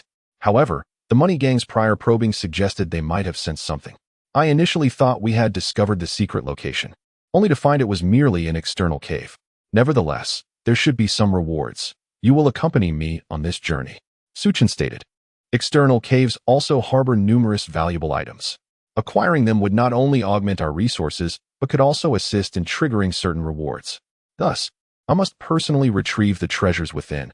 I cannot allow them to fall into others' hands. We convened outside the western city, where you instructed Ling Tianhe to discreetly send someone to investigate the southwestern mountain range, seeking to uncover the whereabouts of the two individuals. Once we ascertain their general location, the search will become considerably easier. As for the possibility of the two parties encountering each other, Su Chen remained indifferent. After all, Xiang Yingtian could appear at any moment, and a single individual could easily eliminate both. However, this matter must be resolved swiftly. The money gang has already caught wind of the situation. It is likely that other factions will soon take action, and it will not be long before they arrive in Qingqing. Having said this, Su Chen departed first. Bai Tianyu summoned Ling Tianhe back, instructing him to mobilize their covert operatives to investigate the southwestern mountains. At that moment, outside Qingqing, within a dilapidated temple nestled at the foot of the southwestern mountains, two figures were seated. Before them, a fire crackled, roasting their meager provisions. These two were none other than the Blade Slave and Meng Shintong. News had just arrived from Lingnan County that the money gang had made a probing move, indicating that it would not be long before someone located Qingqing. We must expedite our acquisition of the treasures within the secret cave, Meng Shintong declared. Why would the money gang, which possesses such vast gold mines, show interest in a secret cave? The Blade Slave inquired, perplexed. The money gang's banking operations are extraordinarily extensive, and coupled with their numerous gold mines, they are indeed wealthy enough to rival nations. Logically, they should have no need to covet the treasures of external caves. Yet, they have chosen to probe the matter. This is quite perplexing. Within the secret cave lies not only wealth, but also martial arts techniques. Perhaps that Jin Yuling seeks the latter. Meng Shintong asserted. Let us consume a modest meal and depart swiftly, so we can relocate the treasures before their arrival. The Blade Slave nodded in agreement. After a brief repast, the two continued deeper into the forest. Not long after their departure, a hunter arrived at the dilapidated temple, intending to rest. Upon noticing the remnants of ash on the ground, he was delighted to see two sets of footprints. Just moments ago, news had come from the Jin Feng Shiyu Tower, instructing him to investigate the southwestern mountain range for any signs of unfamiliar individuals. Although he had not personally encountered the two, he deduced from the previous circumstances that they were indeed the individuals sought after. Soon, the Jin Feng Shiyu Tower received this intelligence and relayed it to Su Chen. Su Chen and Bai Tianyu hastily made their way to the dilapidated temple, where the hunter appeared before them. I have seen the two esteemed gentlemen. They seem to have headed further into the mountains. The hunter reported, deep within the mountains. It appears they are heading directly toward the external cave. Let us proceed as well. You may return now. Su Chen gestured, dismissing the hunter. He and Bai Tianyu promptly made their way toward the depths of the mountains. In the heart of the mountains, Meng Shintong and the blade slave navigated through a tangle of vines, arriving at the rocky wall of a small gorge. On the wall, two crescent-shaped indentations framed the sides, perfectly matching the items they carried. With that, Meng Shintong placed his jade token into the left indentation, casting a glance at the blade slave, who produced his own crescent-shaped jade token from his pocket. Instantly, the stone door swung open. Chapter 262, Confrontation, Severed Arm. Escape. At this moment, Su Chen and Bai Tianyu, following the trail, arrived before a towering peak.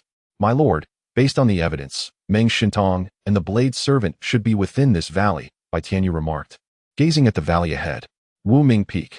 Su Chen responded, his eyes fixed upon the mountain. Wu Ming Peak is secluded and exceedingly steep, with only a small valley at its base that rarely sees sunlight. The valley is shrouded in darkness and frigid air, making it inhospitable. Any ordinary person who ventures inside risks succumbing to the biting cold and falling ill, which is why no one dares to enter. It seems the outer cave lies within that valley. Let us proceed. The two made their way towards the valley. As they approached, a wave of icy air rushed towards them, as if it sought to freeze them solid. A surge of energy emanated from their bodies, shattering the coldness as they advanced. Inside the valley, beyond a stone door, an impenetrable darkness awaited, obscuring all sight. The two retrieved fire torches from their pockets, igniting them as they ventured into the stone cave.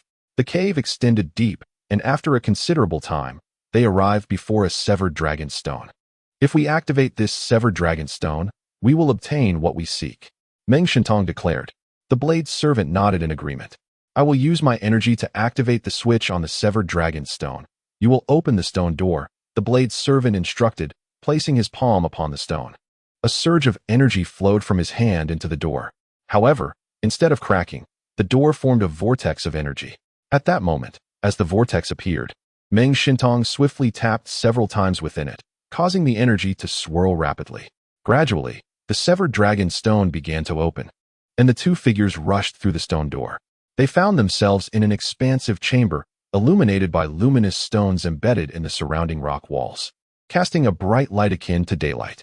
Their gazes were drawn to two ornate boxes resting upon a stone platform not far ahead. They paid little heed to other boxes scattered about, for their sole purpose in coming here was for these two items, the Heavenly Fiend's Darkblade and the Azura's Shadow Palm.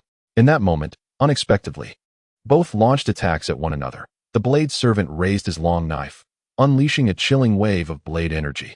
Meng Shintong, in turn, struck with a palm, a deadly aura enveloping his hand as it advanced toward the blade servant. Their actions were strikingly synchronized, initiating combat without a single word exchanged. Their thoughts aligned in perfect harmony.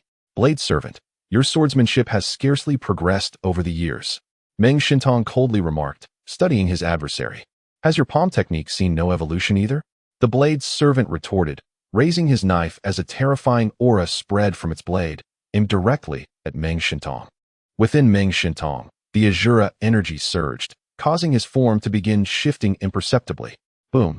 Meng Shintong made the first move, striking forth with his palm, the Azura energy swirling around it, directed at the blade servant. The blade servant swung his long knife, cleaving directly into the heart of the Azura energy. In the next instant, he moved with the swiftness of a specter, materializing before Meng Shintong, as his long blade transformed into a flurry of shimmering edges that enveloped Meng Shintong. Swoosh! Swoosh! The blade's phantoms sliced through the air, yet they struck only Meng Shintong's afterimage. The true form of Meng Shintong, however, had stealthily advanced towards the two ornate boxes. You presume I would allow your scheme to unfold? The blade slave scoffed, pivoting his form, and with a swift motion, he slashed downward, unleashing a dark blade of light that cleaved through the atmosphere towards Meng Shintong. Upon witnessing this, Meng Shintong's gaze sharpened. His fist clenched tightly as he unleashed a powerful punch, sending forth a wave of energy to collide with the descending blade. Boom! The two forces clashed, their silhouettes intertwining as both were well acquainted with each other's offensive styles. This exchange bore no victor. This was precisely why, when Meng Shintong acted, he had already turned to seize the two boxes. Bang! The two figures separated, and Meng Shintong remarked, "It is quite challenging for us to determine a victor. Let us instead take what we desire. I have recently mastered a new blade technique, and I wish for you to test its mettle, should you withstand it. We shall both achieve our goals." The blade slave regarded Meng Shintong thoughtfully. Upon hearing this, Meng Shintong's expression hardened, and he replied, "My Azura evil technique has also reached the 9th level. If you wish for a decisive battle, I shall gladly oblige." The Netherworld Reincarnation Blade. The blade slave uttered a low growl as he swung his long knife, revealing a fleeting dark point within the brilliance, which then vanished, leaving no trace of the blade's light.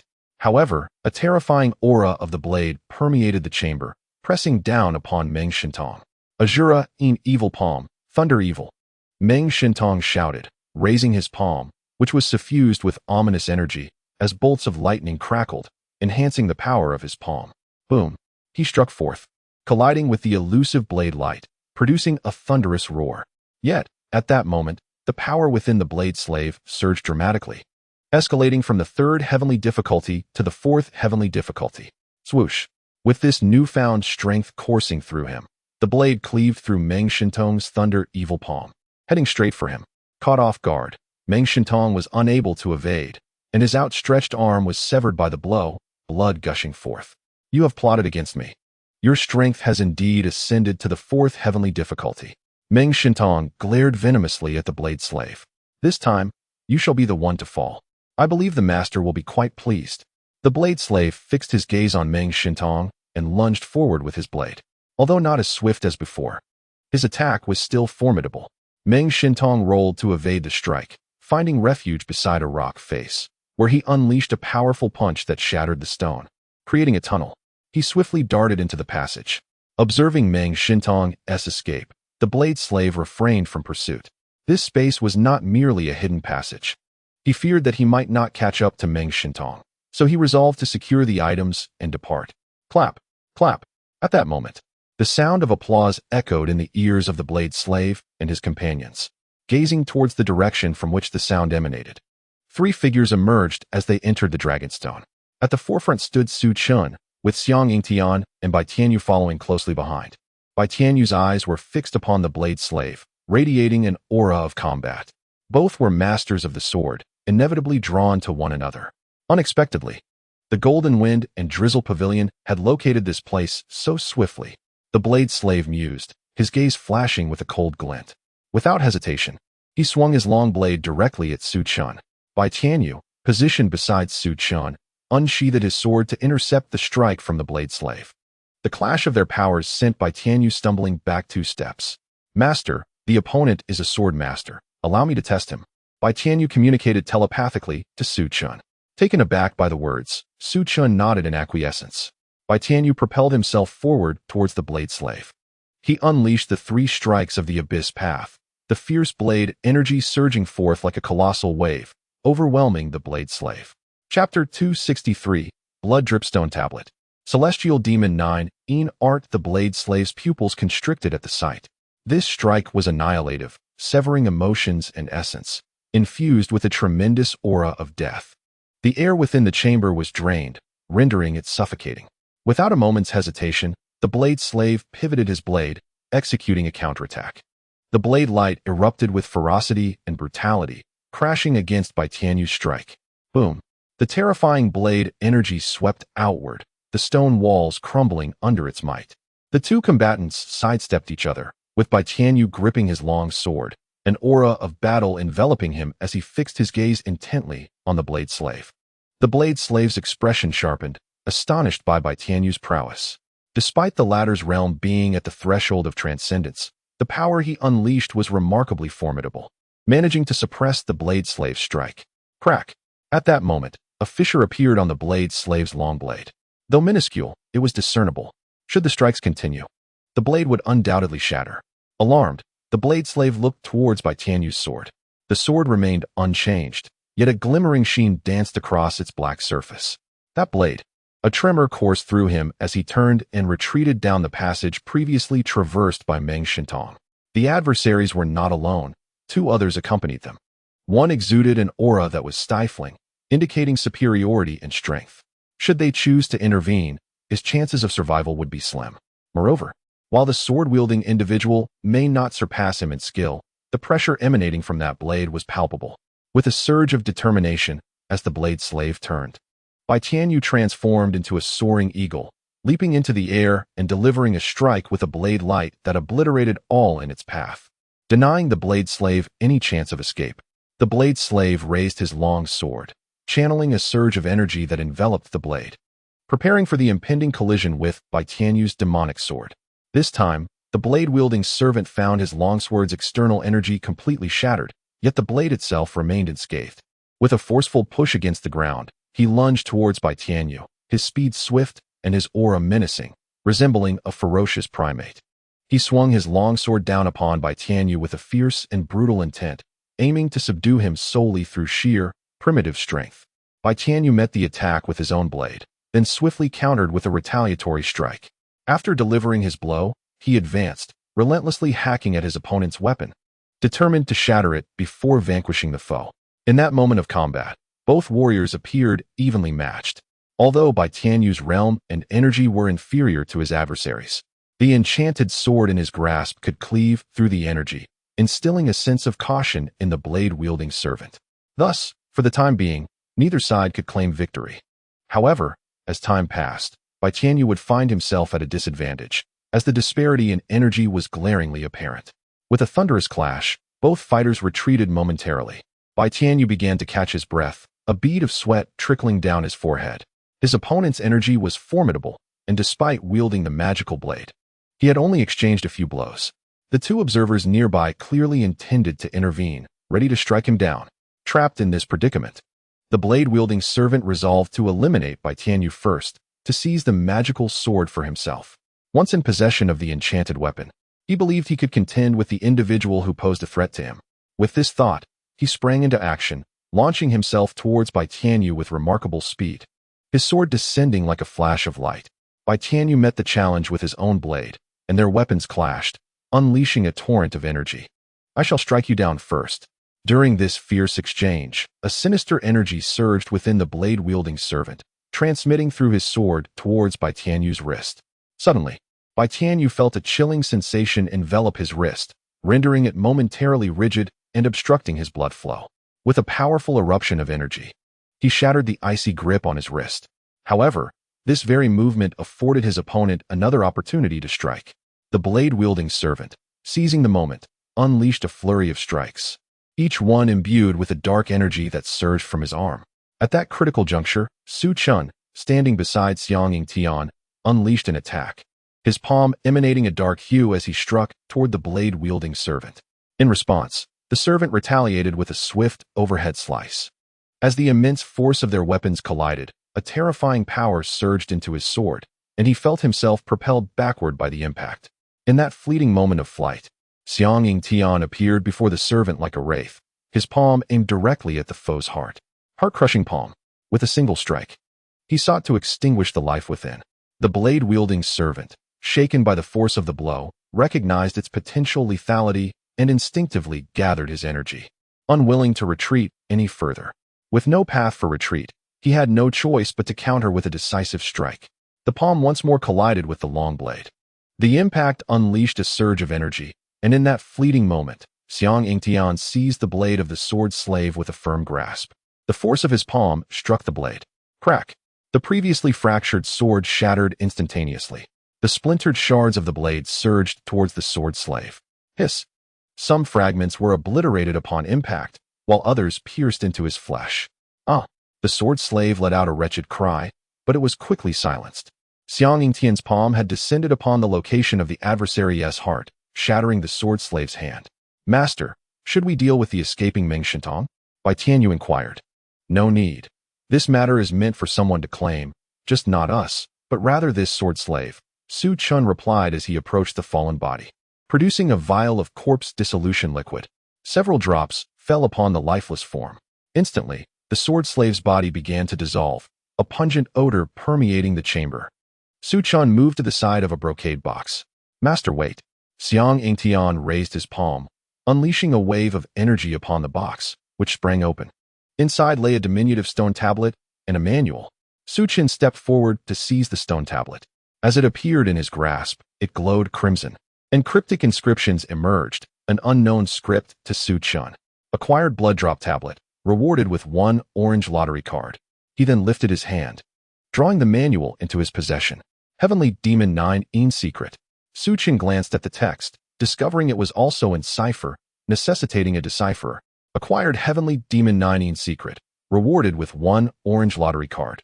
He stowed both items into his spatial ring and surveyed the various treasure chests within the cave, promptly collecting them all into his spatial ring. This haul is substantial. We shall depart, Su Chun declared, turning away with Xiang Yingtian and Bai Tianyu. Outside the valley, the one-armed Meng Shintong appeared, showing no signs of hesitation as he hastened down the mountain. He intended to spread the news of the external cave. In doing so, even if the sword slave obtained those 2 items, he would not be able to leave Lingnan County. The vendetta for his severed arm must be avenged. Chapter 264. The Secret External Cave. The Money Gang. Jin Yuling and Qin Cheng. The one-armed Meng Shintong stood before the entrance of the Jin Feng Shiyu building. At present, this establishment held the most formidable intelligence network in Lingnan County. The sword slave had acquired the treasures within the external cave. Yet he would ensure the sword slave could not exit Lingnan County. Donning a wide-brimmed hat, he entered the Jin Feng Shiyu building.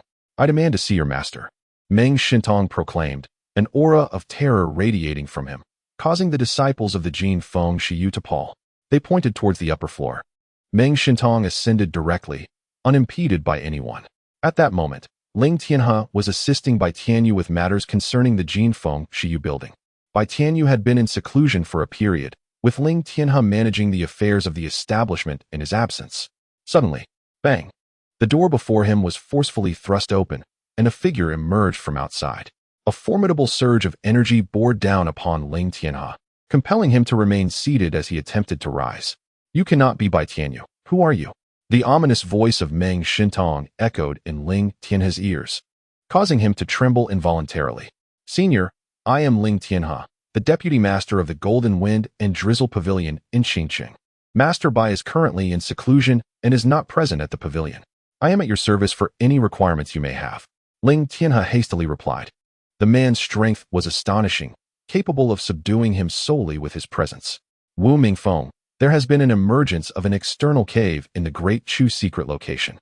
Disseminate this information immediately, Meng Shintong commanded in a grave tone. Wu Mingfeng, the external cave of the Great Chu secret location. Ling Tianhe's face displayed shock as he promptly declared, Senior, I shall issue the order without delay. Without a moment's hesitation, he proceeded to do so. As he spoke, Meng Shintong transformed into a shadow and vanished before him. Although the figure had departed, Ling Tianhe still felt the weight of his presence pressing down on him. After a considerable time, he finally regained his composure. That individual was indeed the one sought by the masters. Could it be that his arm was injured by the master? Ling Tianhe pondered. Nevertheless, he wasted no time and swiftly transmitted the news, ensuring to inform Bai Tianyu as well. At the foot of the mountain, a bird alighted beside Wu Mingfeng. Bai Tianyu retrieved a note, and, upon reading it, his expression hardened. Master, Meng Shintong has entered the Golden Wind and Drizzle Pavilion, instructing us to expose the external cave of Wu Mingfeng's secret location. It appears he intends to use others to confront the knife slave, Bai Tianyu remarked. Meng Shintong has brought this upon himself. Mei Xuanshuang's leak of their information has led to this revelation, with the knife slave deceased. Meng Shintong will surely become the prime suspect. It seems he is digging his own grave, Su Chun quietly observed. We must enter the city. Xinjiang shall soon bustle with activity once more. Su Chun responded with a smile. The trio made their way into the city, with Su Chun being assigned to a courtyard while Xiang Yingtian accompanied by Tianyu back to the Golden Wind and Drizzle Pavilion. There, they would reveal themselves under the guise of the Tianya Pavilion. As news spread throughout Xinjiang, it reached various corners of Lingnan Prefecture. Within a secluded courtyard of the Lingnan Prefecture, Mei Xuanshuang's pupils constricted sharply as she perused the information before her. It seems that the external cave has encountered trouble. I wonder how Meng Shintong is faring. Mei Xuanshuang mused. The news of the secret cave in Wu Mingfeng's possession was disseminated by the Golden Wind and Drizzle Pavilion of Changhen. The specificity of the location indicates that something has indeed transpired there. However, with this development, she no longer needed to remain hidden. Rising from her seat, she exited the residence and made her way toward the Changhen Palace. She aimed to uncover the truth behind the events in Changhen. Logically, even if she had leaked some information to the Golden Wind and Drizzle Pavilion, it would not hinder their acquisition of the treasure, based on her calculations regarding the timing. Once Meng Shintong and his companions had sufficient time to acquire their belongings and depart, their absence would soon be noted. It was not only Mei Xuanshuang who was investigating. Many had regained their senses. At that moment, on the most bustling street of Lingnan Prefecture, a grand money house had emerged just a day prior. Although the establishment boasted merely 3 stories, its opulent decor exuded an unmistakable air of wealth. The money house was named Jin Xianin Hao. The name was rather ordinary, yet it was imbued with the essence of wealth. Within the expansive third-floor chamber of this establishment sat 4 individuals. The leader among them, a middle-aged man clad in luxurious garments, possessed an unremarkable appearance, yet his eyes occasionally glimmered with a cold light. He was Jin Yuling, the third master of the money gang, who had come to Lingnan Prefecture. Among the other 3 was Chu Meng, who had previously confronted Mei Xuanshuang and her companions. The remaining 2 included one dressed in blood-red attire, emanating a palpable aura of sanguinity, with striking crimson hair that was quite glaring. His eyes were sharp and fierce, occasionally radiating a chilling gleam. This individual, known as Shui Bao, was one of Jin Yuling's formidable subordinates. The other, cloaked in black, remained shrouded in shadows, his presence elusive. Yet he occupied the closest position to Jin Yuling, signifying a greater trust bestowed upon him. Kuai, who do you suppose leaked this information? Jin Yuling inquired. Placing the letter down, my subordinates have investigated and gleaned information from Qingqing. This news surfaced only after a one-armed man met with Ling Tianhe. Wu Mingfeng is aware of the secret location of the Great Chu, which he must have disclosed to Ling Tianhe. However, I am perplexed regarding the motives of this individual. Logically, that secret should have been secured by Meng Shintong and Dao Nu. Could it be that he suffered a crushing defeat against them, prompting him to divulge this information? The man known as Kuai responded, revealing his identity as Jin Yuling's most trusted confidant. Our objectives here are twofold. Firstly, to establish the money gang's foothold in the northern 9 prefectures, and secondly, to uncover the secret of the Great Chu. Regardless of the purpose, we must investigate further, Jin Yuling asserted. Shui Bao, you shall proceed to Qingqing to investigate this matter, with Chu Ming assisting you. Jin Yuling commanded. Master, should I not obliterate the Jin Feng, Shiyu Lu and Qingqing? By Tianyu there is merely a spirit-refining martial artist, Shui Bao suggested, a hint of a cruel smile gracing his lips. Indeed, Jin Yuling nodded. Go. Shui Bao and Chu Ming swiftly exited the room. What have you discovered regarding the gold mine in Lingnan Prefecture? Jin Yuling inquired. Lu Wenyu's report was ambiguous. However, based on my observations, it should be the Xishan mine of Jin Feng, Shiyu Lu. Kuai replied. Jin Feng, Shiyu Lu. This force appears rather enigmatic, and the organization behind them, Tianya Pavilion, is even more mysterious. Let us first have Chu Ming and the others eliminate one of their branches to assess the situation. In the local financial institutions, who holds dominion? Jin Yuling inquired. The local banks, with the exception of the government-run establishments, are predominantly under the control of Su Chun from the Mountain River Sect. In Kuai replied. Chapter 265, 1 by 1, Targeted Annihilation? Su Chun, the leader of the Mountain River Sect, supported by Murong Qingqin and others? I never anticipated he would command the financial forces in Lingnan County. The middle-aged gentleman in splendid attire remarked, his eyes narrowing. Indeed, it is he. In Kuai confirmed. You are to pay a visit to the Mountain River Sect and confront Su Chun, demanding he relinquish control of these banks. Jin Yuling instructed, his tone unassuming, showing no regard for Su Chun. My lord, Su Chun is rather formidable, currently. He has recruited a master of the second difficulty of the celestial realm into the Mountain River Sect. Furthermore, he is quite astute. When Mei Xuanshuang and the others requested a search of the mountains, he withdrew into seclusion, likely hiding away. In Kuai elaborated. A master of the second difficulty? How could such an expert be recruited? Jin Yuling questioned, perplexed. My lord, does our golden money gang not have a saying? Money can transcend the divine.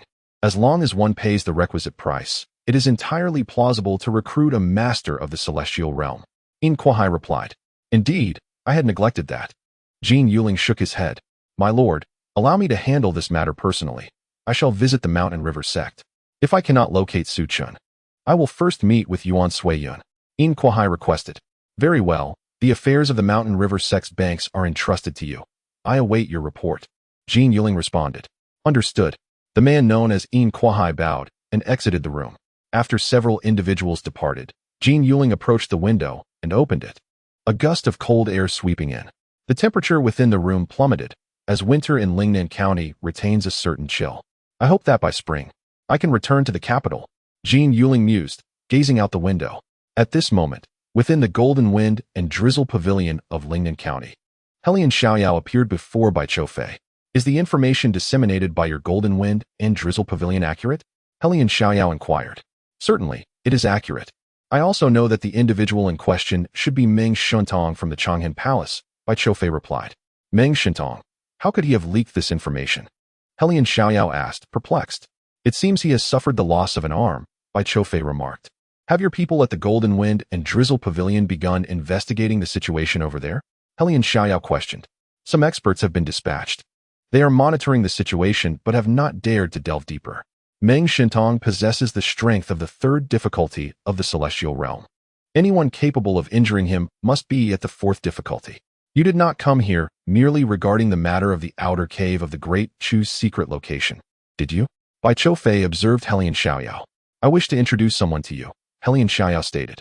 Are you intending to introduce me to Bai Jijin, the young master of the Heavenly Fist Sect? For the time being, I do not plan to engage with the Heavenly Fist Sect, as I must contend with the Golden Money Gang. Bai Choufei shook his head. The Heavenly Fist Sect not only assists you in dealing with the Money Gang, but also aids in establishing the Golden Drizzle Pavilion in the other 8 counties, Helian Xiaoyao remarked. However, we at the Golden Drizzle Pavilion require no assistance from the Heavenly Fist Sect. I am aware that the leader of the Heavenly Fist Sect and the head of the Four Directions Society have both been injured. In truth, among the 9 northern counties, only the Blade Alliance merits our attention, Bai Choufei responded, gazing at Helian Xiaoyao. I am surprised that you are privy to such information. Once you have dealt with the Money Gang, I shall arrange a meeting. However, be warned that Jin Yuling of the Money Gang is no ordinary foe. Despite his rare appearances, he is friends with Lord and of the capital. Should anything befall Jin Yuling, it may incite turmoil that could hinder your Golden Drizzle Pavilion's southern ventures. Having said this, Helian Xiaoyao turned and departed. Did you come here merely to convey that Jin Yuling cannot be killed? Yet if he seeks death, who would stay their hand? Bai Choufei murmured to himself. At that moment, a disciple approached, presenting a sealed letter to Bai Choufei. Upon opening the missive, his expression sharpened. 2 of Jin Yuling's top subordinates were heading to Qingcheng, while one was astonishingly en route to the Mountain River Sect. The 2 bound for Qingcheng are understandable, but the one heading to the Mountain River Sect, could it pertain to the matter of the Money House? The Money Gang has recently established its first money house in Lingnan County. It is likely that within a few days, money houses will proliferate throughout the Lingnan Prefecture, spreading to the surrounding cities. This matter must be promptly communicated to Yuan Suiyun and the leader, Bai Choufei contemplated, beginning to make arrangements. Shortly thereafter, Nalan Rongyan entered his chamber. Master, we have been robbed of 2 golden drizzle pavilions in other counties, she stated. Robbed? By whom? Bai Choufei's mind sharpened, instinctively suspecting the Heavenly Fist Sect. However, that seemed unlikely, as they had merely postponed a meeting with Bai Jijin, not refused it altogether. It was improbable that Bai Jijin would engage in such foolishness. We have yet to determine the assailants, but reports suggest that the injuries inflicted were fatal. It appears that no one within the establishment reacted, indicating the assailants' prowess might be at the level of soul unification. I wish to request the esteemed officials, Lord Shangwan and Lord Lung Huishan, to investigate these 2 counties, Nalan Rongyan proposed. Is that so? Please summon Lord Lung Huishan and Lord Shangwan Jinhong. Bai Choufei responded solemnly. Understood. I shall fetch the 2 lords at once. Nalan Rongyan replied swiftly before departing. Is someone targeting my Golden Drizzle Pavilion? Are they attempting to draw away my elite fighters? Do they seek to dismantle us one by one, or lure us away to mount a full assault on Lord Guanxi? Bai Choufei pondered. Suddenly, his gaze sharpened. Recalling earlier intelligence, 2 of Jin Yuling's subordinates were en route to Changhen, which could pose a threat to the Golden Drizzle Pavilion there. He immediately dispatched a warning to the Changhen Pavilion to remain vigilant against these 2 individuals. Meanwhile, Yin Kuai arrived at the Mountain River Sect, presenting a letter of introduction to request an audience with Elder Yuan Suiyin. At this moment, Su Chun was in seclusion, undoubtedly unwilling to reveal himself. In Yin Kuai's eyes, Su Chen's strength was mediocre, unworthy of a meeting. Soon, a disciple escorted Yin Kuai towards a courtyard within the Shanhe Sect. Yuan Suiyin had not established his own cave dwelling. In his previous life, obscured by his identity as the Bat Prince, he founded Bat Island, which left him somewhat isolated. In this life, he sought clarity regarding the world around him. He chose a courtyard with pavilions, allowing for a lofty view. He relished standing alone atop a high structure, gazing into the distance, where he could discern Yin Kuai's figure approaching. Yuan Suiyin leaped down from the pavilion and soon stood before Yin Kuai. "Greetings, Elder Yuan." The disciple accompanying Yin Kuai bowed respectfully. "Please, you may leave." Yuan Suiyin gestured for the disciple to depart. "Your Excellency wishes to see me. May I inquire your name?" Yuan Suiyin addressed Yin Kuai, while internally startled by the formidable aura emanating from his counterpart, indicating strength not inferior to his own recent breakthrough. Yin Kuai, in turn, displayed an expression of astonishment, for Yuan Suiyin appeared exceedingly youthful. Youth was merely one aspect. What truly concerned him was the strength of his opponent. He sensed from the fluctuations in Yuan Suiyin's aura that his power was at the 3rd level of the celestial realm, a significant leap from the 2nd level he had previously discerned. However, Yuan Suiyin's aura was not overtly pronounced, suggesting he might have recently advanced to this 3rd level. "Elder Yuan, I am Yin Kuai from the Money Gang," he stated as he stepped forward. "Please, come in." Yuan Suiyin gestured for him to enter the courtyard. He then opened the courtyard door and led Yin Kuai to the guest hall. "Elder Yin, please take a seat. May I ask what brings you to our Shanhe Sect?" Yuan Suiyin inquired after inviting him to sit. "Elder Yuan, I have come to persuade your esteemed sect to transfer control of the banks in Lingnan Prefecture to our Money Gang," Yin Kuai replied, his gaze fixed intently on Yuan Suiyin, seeking to gauge his reaction. "Your Money Gang desires to acquire the banks controlled by our Shanhe Sect. That is not an issue. However, I am curious about the price you are willing to offer for our banks," Yuan Suiyin replied in a calm tone, directly inquiring about the price. The Money Gang had not been in Lingnan Prefecture for long, and he believed it would not be long before the Golden Wind and Drizzle would take action against them. At that time, the banks of the Money Gang in Lingnan Prefecture would likely fall directly into the hands of the Golden Wind and Drizzle. Merely a transfer from one hand to the other. Should the Money Gang be willing to purchase, they could leverage these banks to secure substantial funding. Such a generous Money Gang was someone Yuan Suiyin wished to negotiate with. Of course, in the future, the Shanhe Sect could also buy back those banks from the Golden Wind and Drizzle. As for payment, who could say? Upon hearing Yuan Suiyin's words, Yin Kuai's expression stiffened. Before ascending the mountain, he had not considered the prospect of spending money to acquire the banking assets of the Shanhe Sect. However, upon meeting Yuan Suiyin, he adopted a different approach, seizing the opportunity to take control of the Bank of Shanmen without enmity. "Is this matter within Elder Yuan's jurisdiction?" Yin Kuai inquired, revealing his intentions. Should Yuan Suiyin affirm his authority, it would mean that dealing with him alone sufficed, whether through assassination or purchasing the bank from him. The Jinxian gang had 2 options before them. In our Shanmen, only one person holds absolute power, and that is our esteemed leader, Yuan Suiyin replied. Upon hearing his words, Yin Kuai's brow furrowed slightly. Yuan Suiyin's response diverged from his expectations. From Yuan Suiyin's words, he discerned that Su Chun, merely a cultivator at the spirit refinement stage, could command Yuan Suiyin's loyalty. This suggested that Su Chun possessed a powerful background, or that Yuan Suiyin was dispatched by certain forces to protect him. Could it be the 4th prince or Morong Qingshan? Pondered Yin Kuai. The only faction capable of producing a hidden expert at the celestial level was indeed the 4th prince's lineage. I did not anticipate that Elder Yuan, with such strength, would still need to heed Su Zhaojiao's commands. I feel Elder Yuan ought to ascend as the leader of Shanmen, Yin Kuai remarked, gazing at Yuan Suiyin. "Elder Yin, your audacity is somewhat excessive. The position of leader cannot be assumed by just anyone. Yuan Suyun's demeanor shifted as he spoke. In Kuai had persistently tested his patience. Although Yuan Suiyun was not one to seek conflict, he would not permit any insinuation that jeopardized his relationship with his superior. Su Chun had not only revitalized him, but had also granted him a renewed perspective on the world. In Kuai's remarks had crossed a line. Noticing the change in Yuan Suiyun, In Kuai's expression altered. He had not anticipated such a strong reaction from Yuan Suiyun in response to his words. Elder Yuan, my previous statement was merely a jest, he said cautiously. Some things are better left unsaid, do you not understand? Not long ago, my eyes were blind to the world. And it was the leader who restored my vision. You will pay the price for provoking my relationship with him. Yuan Suiyun's gaze turned icy, filled with a burgeoning intent to kill. In Kuai froze momentarily, his mind racing to clarity. Su Chun had restored his sight. Yuan Suiyun's allegiance belonged to Su Chun, not to anyone else. He had overstepped in his probing. In that instant, Yuan Suiyun moved, transforming into a streak of crimson shadow as he lunged towards In Kuai. Yuan Suiyun's martial prowess was diverse, mastering techniques from various schools to an astonishing degree. The agility of the blood-shadowed figure was remarkable. In Kuai had not anticipated that Yuan Suiyun would act so swiftly.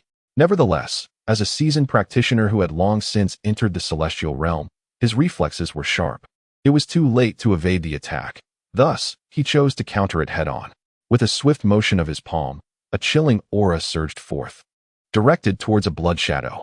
Yet, his claw merely pierced through an illusion. Your speed has lagged. Yuan Suiyun's figure had already appeared before him, delivering a rapid palm strike. This blow, executed with remarkable swiftness, struck the opponent's body, but was met with a gentle yet forceful energy that repelled his hand. In that instant of recoil, In Kuai countered with a palm aimed at Yuan Suiyun's chest. Yuan Suiyun swiftly pivoted, retreating several meters. In Kuai's attack missed, and he chose not to pursue. Elder Yuan, I did not come here to engage in combat. That last strike serves as your reminder, does it not? In Kuai addressed Yuan Suiyun. Yuan Suiyun glanced at him and replied, Your financial guild seeks the bank, and once you've determined your terms, I shall report to the sect leader. I shall not see you off today. He gestured dismissively. Farewell. In Kuai clasped his fists and departed. As he exited the courtyard, a surge of blood and energy churned within his chest, and a metallic taste threatened to erupt from his throat, but he swallowed it back down. Yuan Suiyun, I will exact revenge for this affront. In Kuai seethed internally. Today, he had been somewhat careless, allowing the opponent to seize the initiative, and his slower response had compelled him to endure Yuan Suiyun's strike. Without lingering, he hastily left the Shanhe Sect. Within the courtyard, Yuan Suiyun's ears perked up as he solemnly remarked, Had it not been for my desire to ensnare you for a sum of money, you would not have departed from here alive. In the depths of darkness, the ears are most attuned to the faintest sounds. Having lost his sight at the tender age of 3 in a previous life, Yuan Suiyun's hearing had sharpened considerably. He could discern the flow of blood and the rhythm of a heartbeat within his opponent. That last strike had wounded In Kuai. Though he had managed to suppress his injury, Yuan Suiyun had merely taken this opportunity to allow him to escape. This matter must be promptly conveyed to the master, he thought. Chapter 267. The Celestial Dan, the Four Directions Assembly. Ouyang Baixian in a residence within Changhen. Su Chun released a bird from his hand. In Kuai, the elder from the financial guild, seeks to purchase my bank. He had also gauged the opponent's strength. Within 30 exchanges, he could eliminate him. From Yuan Suiyun's tone, Su Chun discerned an unwavering confidence. With this matter concluded, it was time for him to return to Lingnan County, he mused. He had collected all the treasures from the outer cave, particularly 2 items he planned to study thoroughly upon his return. As for the 2 orange lottery tickets he had acquired, he was prepared to use them immediately.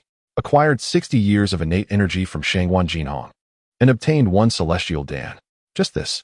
Su Chun regarded his acquisitions with slight disappointment.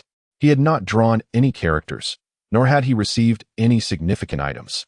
With 2 celestial dawn already in his possession, he had no immediate use for the additional 1 and could distribute it for now. The situation faced by the Golden Wind and Drizzling Rain Pavilion is now more dire than that of the Azure Dragon Society. Bai Choufei and Lung Huishan have both attained the state of spiritual unity. With the celestial elixir in hand, Lung Huishan is certain to step into the celestial realm. However, Bai Choufei, having just entered spiritual unity, may not necessarily ascend to the celestial realm even after consuming one. As he contemplated this, Bai Tianyu emerged from the secret passage into the courtyard. Master, we have received news from the Golden Wind and Drizzling Rain Pavilion in Lingnan Prefecture. The money gang has dispatched 2 individuals to Lingnan. Furthermore, there has been an attack on our newly established branch, which has been annihilated.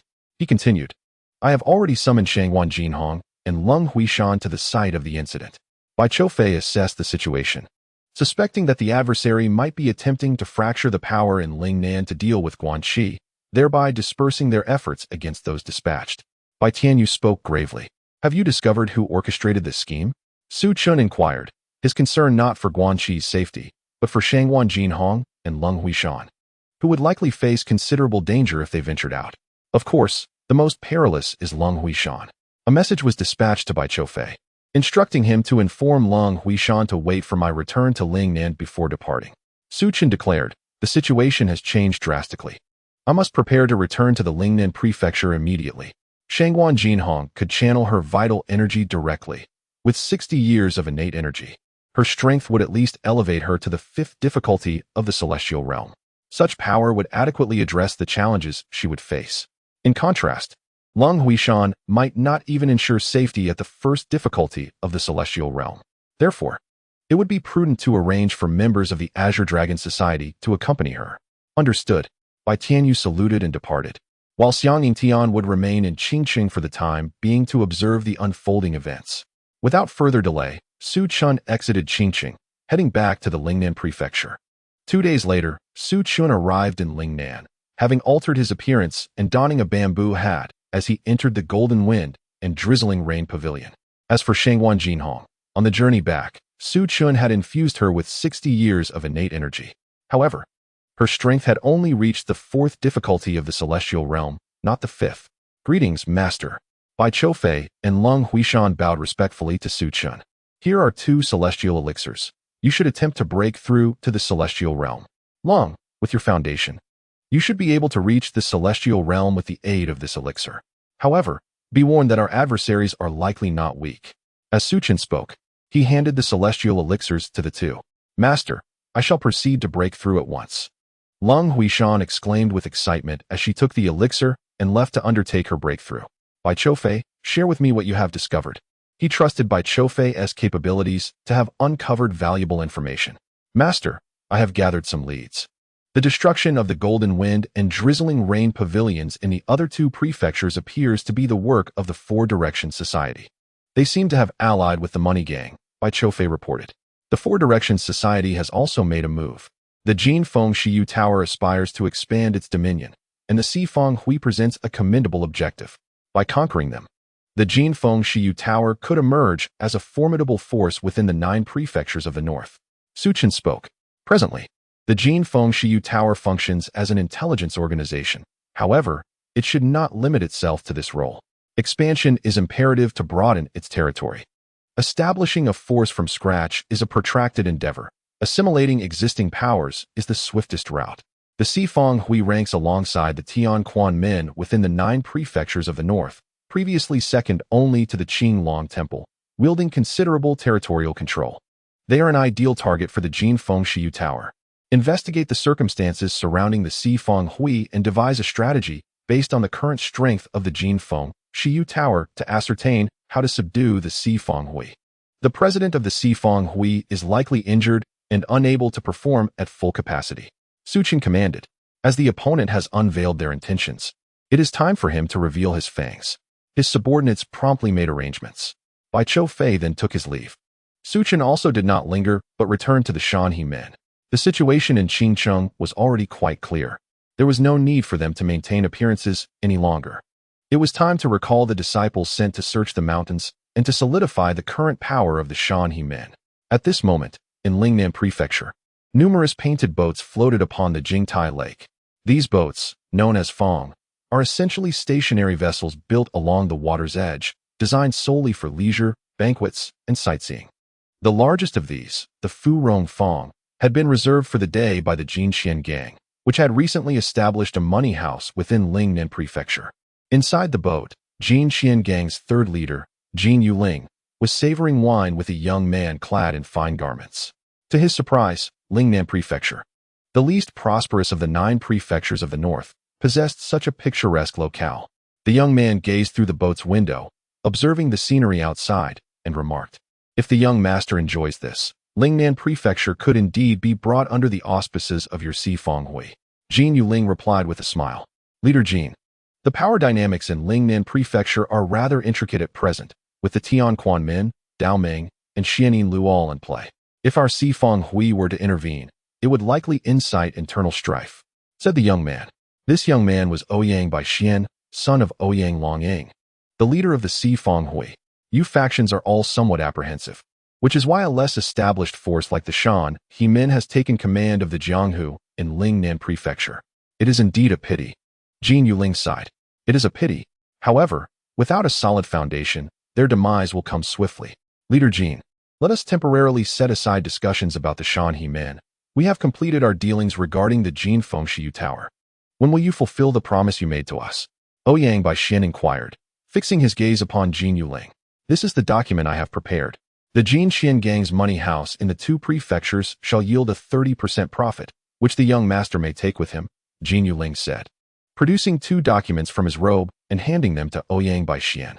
As he extended the documents, Jin Yuling continued, currently, the Jin Fengshiyu Tower has dispatched personnel to both locations. Shangwan Jinhong has already set forth, but the other individual has yet to depart. I would like to request your assistance in eliminating him. As long as he is eliminated, I can take charge of the profits from the financial institutions of the 9 prefectures in the north, allocating 20% to your esteemed association. Upon hearing Jin Yuling's words, Ouyang Bai Xian was momentarily taken aback. Chapter 268. The Sifang Association enters the fray. The objective of the Golden Wind and Drizzle Pavilion.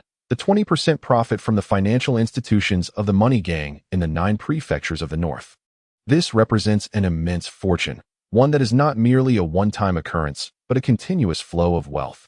A glimmer of avarice flickered in Ouyang Bai Xian's eyes. Master Jin, I fail to comprehend why you would offer such substantial profits to deal with the Golden Wind and Drizzle Pavilion. Although the Golden Wind and Drizzle Pavilion has Tianya Pavilion backing them, there is no conflict of interest with your money gang. Ouyang Bai Xian suppressed the greed within him. He was aware that the people from the Golden Wind and Drizzle Pavilion had killed some members of the money gang. Yet the notion of spending such a sum to eliminate them perplexed him.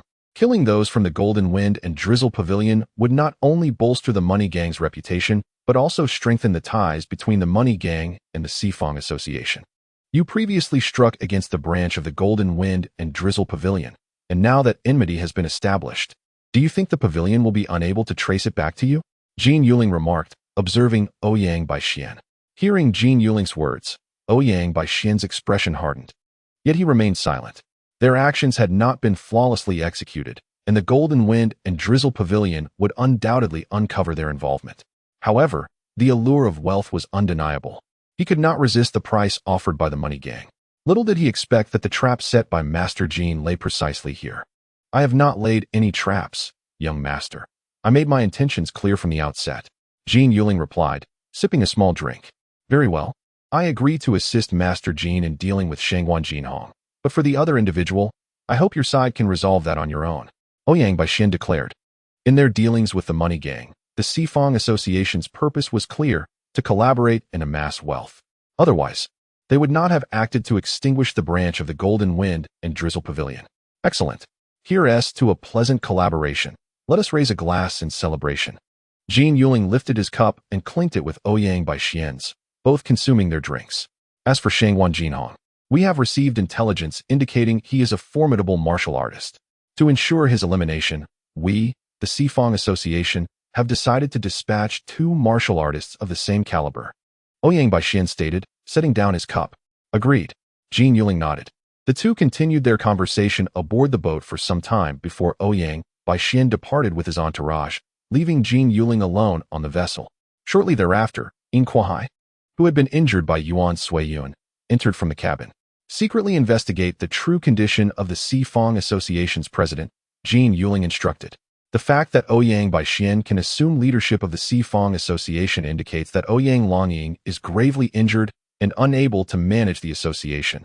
This is an opportunity to train Ouyang by Xian while observing him discreetly. I need to gather information on this matter to assess our cooperation with the Feng Association. The subordinate has arranged for an investigation into this matter. Furthermore, Your Majesty, the leader of the Shanhe Sect, Su Chun, has emerged from seclusion. Should I pay another visit to the Shanhe Sect? In Kuai inquired. The last time he encountered Yuan Suiyun, he suffered a setback, losing face. In 3 days, his internal injuries have healed with the aid of medicinal pills. He yearns to confront Yuan Suiyun once more. No need for that at the moment. If we collaborate with the Feng Association, they will undoubtedly eliminate the Shanhe Sect. Jin Yuling remarked. Have we received any correspondence from Changhen? Jin Yuling rose and asked. We have received a reply. They went to Wuming Peak. But all items within the outer cave have been removed, In Kuai reported. The items were likely taken by the blade servants of the Hanyue sect, as the message came from Meng Shintong, who has lost an arm. Is there any news regarding the blade servant? I am eager to know what he took. Jin Yuling inquired swiftly. The treasures within the outer cave of the Dazhou dynasty are certainly of great value. Although our gold and silver guild is affluent, who would refuse an increase in wealth? The blade servant must have concealed himself, or perhaps returned secretly to the Hanyue sect. We have found no trace of him. As for the outer cave, we have investigated, but it was utterly barren with no findings. However, Chu Ming and his team have surveyed the surroundings of the secret cave and speculate that some items may have been taken, while others could still be hidden in the mountains, In Kuai replied. Upon hearing In Kuai's words, Jin Yuling fell into contemplation. This matter has been thoroughly investigated. Meng Shintong was indeed present at the Jinfeng Shiyu building in Changcheng. After losing an arm, he exposed this incident. This was Jin Yuling's first thought. His second thought was that Meng Shintong, at the cost of his arm, killed the blade servant to create a diversion of sorts. Yet, such actions seemed somewhat superfluous. Where is Meng Shintong now? Jin Yuling subsequently inquired. After appearing at the Jinfeng Shiyu building in Changcheng, Meng Shintong has vanished, In Kuai responded. Look for Meng Shintong. Send someone to purchase information from the Jinfeng Shiyu building. Jin Yuling commanded. Understood. I will arrange this on my end. Additionally, Chu Ming and his team have investigated the Jinfeng Shiyu building in Changcheng. There are no formidable opponents. They plan to eliminate the Jinfeng Shiyu building upon their return. We can take action to gauge the building's response. Have the other 2 agents not moved yet? Jin Yuling inquired. They have not. Based on the current circumstances, only Lung Huishan is available for action. However, given Lung Huishan's strength at the spirit-body unification stage, they likely fear for his safety, which is why they have yet to mobilize, In Kuai reported. Keep a close watch on the movements of the Jinfeng Shiyu building. If they finally deploy Lung Huishan at the spirit-body unification stage, we must intensify our efforts against the Jinfeng Shiyu building. Jin Yuling concluded, a cold smile gracing his lips. If Lung Huishan has been dispatched to a certain county, it indicates that the Jinfeng Shiyu building in Lingnan County lacks formidable experts. The only one within the Jinfeng Shiyu building is Guanqi. Only Bai Choufei has enhanced his prowess, yet he has not made any significant moves. The information acquired pertains to the refining soul realm. Such strength does not warrant Jin Yuling's attention. He considers it inconsequential. In Kuai refrains from further comments and respectfully exits the painting boat. Jin Yuling approaches the window of the boat, gazing at the desolate lake outside. He retrieves a pure white handkerchief from his bosom, intricately embroidered with a begonia flower. Upon this handkerchief, there is a line of text, a glance at the begonia. Memories of the deep courtyard linger. After contemplating the handkerchief for a moment, he cautiously places it back into his bosom. After the 9 northern prefectures, I believe we shall have the opportunity to meet again, Jin Yuling states solemnly. A glimmer of cold light flashes in his eyes. Whoever dares to obstruct my plans for the 9 northern prefectures shall become my enemy, and they shall meet their demise. The Jinfeng Shiyu building is merely the first step. I must acquire the gold mine within. Jin Yuling's earlier words were vague. Yet his subsequent declaration clearly reveals his intention to seize the gold mine at the Jinfeng Shiyu building in Xishan. Chapter 269, by Tianyu. Elder of the Money Gang, Confrontation Changcheng. Jinfeng Shiyu building, backyard. Bai Tianyu and Xiang Yingtian are engaged in a game of chess. Fortunately, Xiang Yingtian is not the true Ma Kongquan. Otherwise, animosity would surely arise between them. In his previous life, Bai Tianyu established the Shindao Hall, overshadowing Ma Kongquan's Wanma Hall. which ultimately led to Ma Kongquan's assassination of Bai Tianyu. By diverting their character arcs, the two can now sit together in this chess match. Bai Tianyu plays with boldness and flair, while Xiang Yingtian employs a meticulous strategy, showcasing their contrasting styles. In Tianyang Minghua Dao, Xiang Yingtian is the leader of the martial arts world, yet he is inherently selfish, cunning, and deeply scheming. Xiang, what are your plans for future development? Bai Tianyu inquires. For he too is a figure of great ambition. Previously, his strength was somewhat lacking, hindering his ability to act. After all, any significant achievements or grand ambitions must be built upon one's own strength. In his past life, he was slain by Ma Kongquan and others due to his insufficient power. Had he been stronger, he could have countered their ambush. Thus, he remains inactive in Qingqing for now. However, having recently ascended to the celestial realm, he is now capable of controlling a greater expanse of territory. Additionally, Dugu Wudi has achieved some success beyond the borders, establishing connections with the ghost domain and rallying rogue martial artists to form his own invincible sect, thereby aiding his master in gaining a voice in those outer regions. He cannot afford to languish here. The world is vast, and Bai Tianyu must venture forth. Meanwhile, Xiang Yingtian has been diligently studying the situation of the Great Zhou dynasty. The Great Zhou dynasty is immense, and in his previous life, the martial realm merely represented a fraction of it. Presently, Xiang Yingtian's strength ranks him among the formidable in the Great Zhou Jianghu, and he will not squander his potential. I have been contemplating this matter as well. Once stability is restored in the 9 northern prefectures, I will propose to my master that we venture to the Xiling region, Xiang Yingtian responds. The Xiling region, situated near the northern 9 prefectures, is presently under the dominion of the Taishang Wujiman, one of the 3 sects of Taoism. Although Taishang Wujiman is a Taoist sect, it does not support the same prince as the Qingshu Temple, which backs the 7th prince. Instead, Taishang Wujiman lends its support to the youngest among the 9 regent princes, the 13th prince. This allegiance primarily stems from the 13th prince's maternal family, the Huangfu clan, which stands as the foremost family in the Xiling region. The elder of the Huangfu clan, Huangfu Mingruan, is one of the 3 grand elders of the Wujiman and serves as the master of Baijinan, the current leader of the sect. It remains uncertain whether Brother Bai would consider departing from Qingcheng to assist me, thought Xiang Yingtian as he gazed at Bai Tianyu. I have a fondness for the vast expanse beyond the Great Wall. It may harbor new lands beyond the desolate Gobi, Bai Tianyu remarked.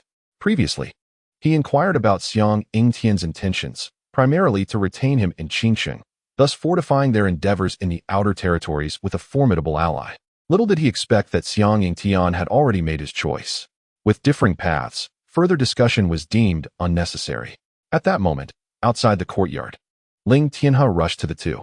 Master, the Bloodstorm and Chu Ming from the Money Gang are approaching our Jinfeng Shiyu Tower, and it appears they intend to take action against us, he exclaimed, beads of cold sweat forming on his brow. Days prior, he had come across information regarding Bloodstorm and Chu Ming, known for their ruthless tactics, capable of annihilating entire families in a single strike. Their approach towards the Jinfeng Shiyu Tower in Qingcheng was not without reason.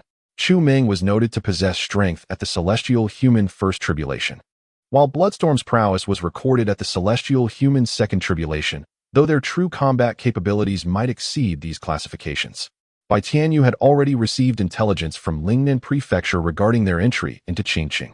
Their strength had escalated, yet they had not engaged in a true battle. Perhaps this time they could engage in a decisive confrontation. Rising, Bai Tianyu grasped the demonic blade resting within the courtyard. Ling Tianhe cast a glance at Xiang Yingtian. Momentarily taken aback, he had anticipated that Xiang Yingtian would be the one to act, but it was indeed his own master who moved. Observing Bai Tianyu seize the blade and depart, Ling Tianhe hastily followed suit. After their departure, Xiang Yingtian also stealthily left, intent on witnessing the unfolding events. Meanwhile, Chu Ming and Bloodstorm had arrived before the Jinfeng Shiyu Tower, one wielding a long staff and the other with arms crossed, standing resolutely before the entrance. At that moment, a voice echoed along the street in front of the Jinfeng Shiyu Tower. Gentlemen, the Jinfeng Shiyu Tower is open for business. Anyone who dares to create trouble shall face death. Upon hearing this proclamation, the expressions of Chu Ming and Bloodstorm turned icy, a cold smile playing at the corners of their mouths. Did the opponent possess the ability to kill them? Qingcheng and Lingnan Prefecture were the very foundations of the Jinfeng Shiyu Tower, With numerous spies keeping watch, their movements had already been thoroughly monitored. Thus, they boldly approached, intent on capturing Bai Tianyu and seizing the Jinfeng Shiyu Tower in Changhen. At this moment, Chu Meng forcefully propelled himself off the ground, his entire body soaring into the air. The long staff in his grasp was instantly elevated, aimed directly at the Jinfeng Shiyu Tower. A ferocious torrent of fiery energy surged forth from the staff, as he intended to obliterate the tower with a single blow. Suddenly, a thunderous roar echoed, and a figure materialized before the Jinfeng Shiyu Tower, meeting Chu Meng's staff with a blade. The collision was explosive. Bai Tianyu's saber cleaved through the energy emanating from Chu Meng's staff, striking it at its midpoint. With a swift motion, the staff was severed in two, hurtling towards Chu Meng. In response, Chu Meng discarded the iron staff, his expression morphing into one of fierce determination. Vital energy coalesced around him. As he let out a mighty roar, his muscles bulged, taking on a silvery hue, and his blood surged, enveloping him in a radiant glow. In an instant, he unleashed a punch aimed at Bai Tianyu's blade, yet failed to block it. The force of Chu Meng's energy and blood essence shattered, resulting in cracks appearing on his palm, blood gushing forth. Damn it! Titanium, true body. Chu Meng bellowed, disregarding his injury as he charged towards Bai Tianyu. His hands transformed into claws, reaching for Bai Tianyu's arms, intent on tearing him apart. However, at that moment, Bai Tianyu's speed surged, positioning himself before Chu Meng. A slash erupted, casting a vast arc of blade light over Chu Meng. Kill. At this juncture, blood fury erupted, igniting his own vitality. With a powerful leap, the gravel-laden ground cracked beneath him as he ascended. In midair, his hand morphed into a claw, targeting Bai Tianyu's head with a chilling force. I've been waiting for you. Bai Tianyu abruptly pivoted, raising his hand with piercing intensity, as the demonic blade in his grasp twisted with lethal precision. The abyssal three blades were unleashed. The blade's aura was swift and fierce, and Blood Fury sensed the imminent threat, attempting to retract his hand. Yet, he was a moment too slow. The blade flashed. A wretched scream escaped him as Bai Tianyu's blade severed his right hand. Ignoring the injury, he quickly retreated, shifting his form to escape. Let us go. Blood Fury shouted urgently, signaling Chu Meng to flee. Bai Tianyu's strength was beyond their previous assessments, undoubtedly at the celestial realm. His blade techniques were formidable, and his weapon was at least of the artifact level. In the hands of a celestial realm master, such weapons could unleash extraordinary power. Moreover, with one of his hands severed, Blood Fury's combat effectiveness diminished significantly. If this continued, they would not escape. Thus, they turned and fled. Nowhere to run. Following his strike, Bai Tianyu stomped the ground. The impact resonated. The ground trembled violently as he propelled himself toward the bloodthirsty foe, once again unleashing a swift slash. The technique manifested into a fierce blade aura, striking forth like a sweeping ribbon, menacing in its approach. Before the blade aura could reach its target, its chilling gleam had already arrived. The bloodthirsty figure was momentarily halted, compelled to retaliate. With his right palm severed, he could only resort to his left hand, the celestial bloodline palm. He struck with both hands, unleashing streams of blood energy akin to silken threads, surging toward the blade aura in a desperate attempt to thwart Bai Tianyu's onslaught. Meanwhile, Chu Meng, preparing to rise, witnessed this unfolding scene. Instantly, he propelled himself off the ground, leaping into the air, and executed a void-splitting palm aimed at Bai Tianyu's rear. However, it seemed Bai Tianyu had sensed the impending attack. In the very moment the palm descended, he deftly evaded, redirecting the force toward the bloodthirsty foe. Bang! The clash of the bloodthirsty figure's palm against Chu Meng's void-splitting palm caused a slight shift in his stance. In that fleeting moment, a menacing blade aura manifested above him. Swoosh!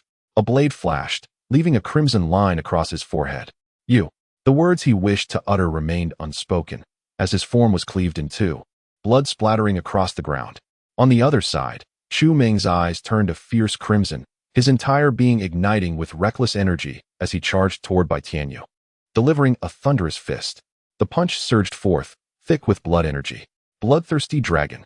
The fist, resembling a blood dragon, hurtled toward Bai Tianyu, who was momentarily vulnerable after his strike. As the dragon neared its target, Bai Tianyu pivoted, unleashing a flurry of slashes. Each blade gleamed like cascading waterfalls, converging upon the blood-colored dragon. Under the relentless onslaught of the blade light, The dragon was swiftly eroded, dissipating into nothingness. Yet the blade did not falter. It struck Chu Ming directly.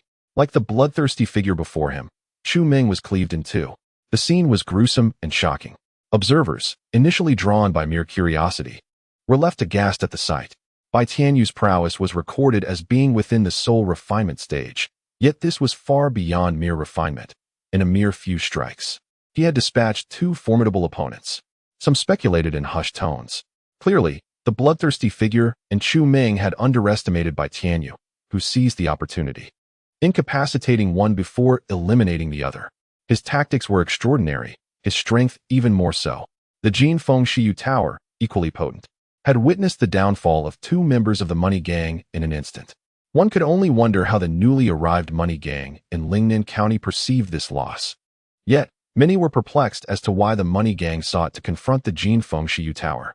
One operated a banking establishment, the other engaged in intelligence trading. Their connection seemed tenuous at best. Nevertheless, they had clashed, resulting in the swift demise of two men. This had certainly stirred the pot. For such a humiliation was intolerable for the money gang.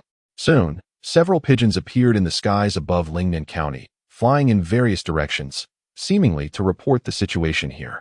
The bodies of the two men were to be sewn up by the seamstress and sent overnight to the money gang's bank in Lingnan County. Bai Tianyu addressed Ling Tianhe, who stood not far behind him. At this moment, Ling Tianhe's legs felt somewhat weak. Bai Tianyu's prowess had evolved from merely refining his spirit to achieving the unity of spirit and form, and now he had entered the realm of transcendent beings, possessing the strength to slay two masters of the money gang who were also in the transcendent realm. Beads of sweat appeared on his forehead, prompting him to wipe them away involuntarily. Indeed, Ling Tianhe suppressed his inner astonishment and began directing others to clean up the blood and bodies outside. Bai Tianyu then returned to the backyard of the Jinfeng Shiyu building. "Brother Bai, that strike of yours was quite ferocious," Xiang Yingtian remarked upon Bai Tianyu's entrance. "It is the sword technique imparted by the master." Bai Tianyu replied, "The martial world here differs greatly from our previous one. The skills are far more formidable. Recently, I have been observing the sword techniques here to see if I can enhance the power of that strike. Brother Bai, it seems no one else will come to confront you here. I shall return to the Jinfeng Shiyu building in Lingnan County first. If the master has no further arrangements for me, I will head to the Shilling region. Until we meet again," Xiang Yingtian declared. "Then I shall not keep you." "Brother Xiang," Bai Tianyu said, not insisting on Xiang Yingtian's stay. Shortly after Xiang Yingtian departed, Ling Tianhe entered the courtyard. "Master, the arrangements for the bodies have been made, and we have also investigated the outer cave. Should we disseminate news of the outer cave?" Ling Tianhe inquired. "Yes, let it be known." Bai Tianyu nodded. His mind involuntarily recalled Meng Shintong. Once the news spread widely, Meng Shintong would find himself in dire straits.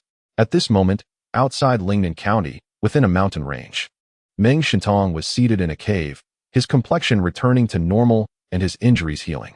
However, the loss of his arm had severely diminished his strength.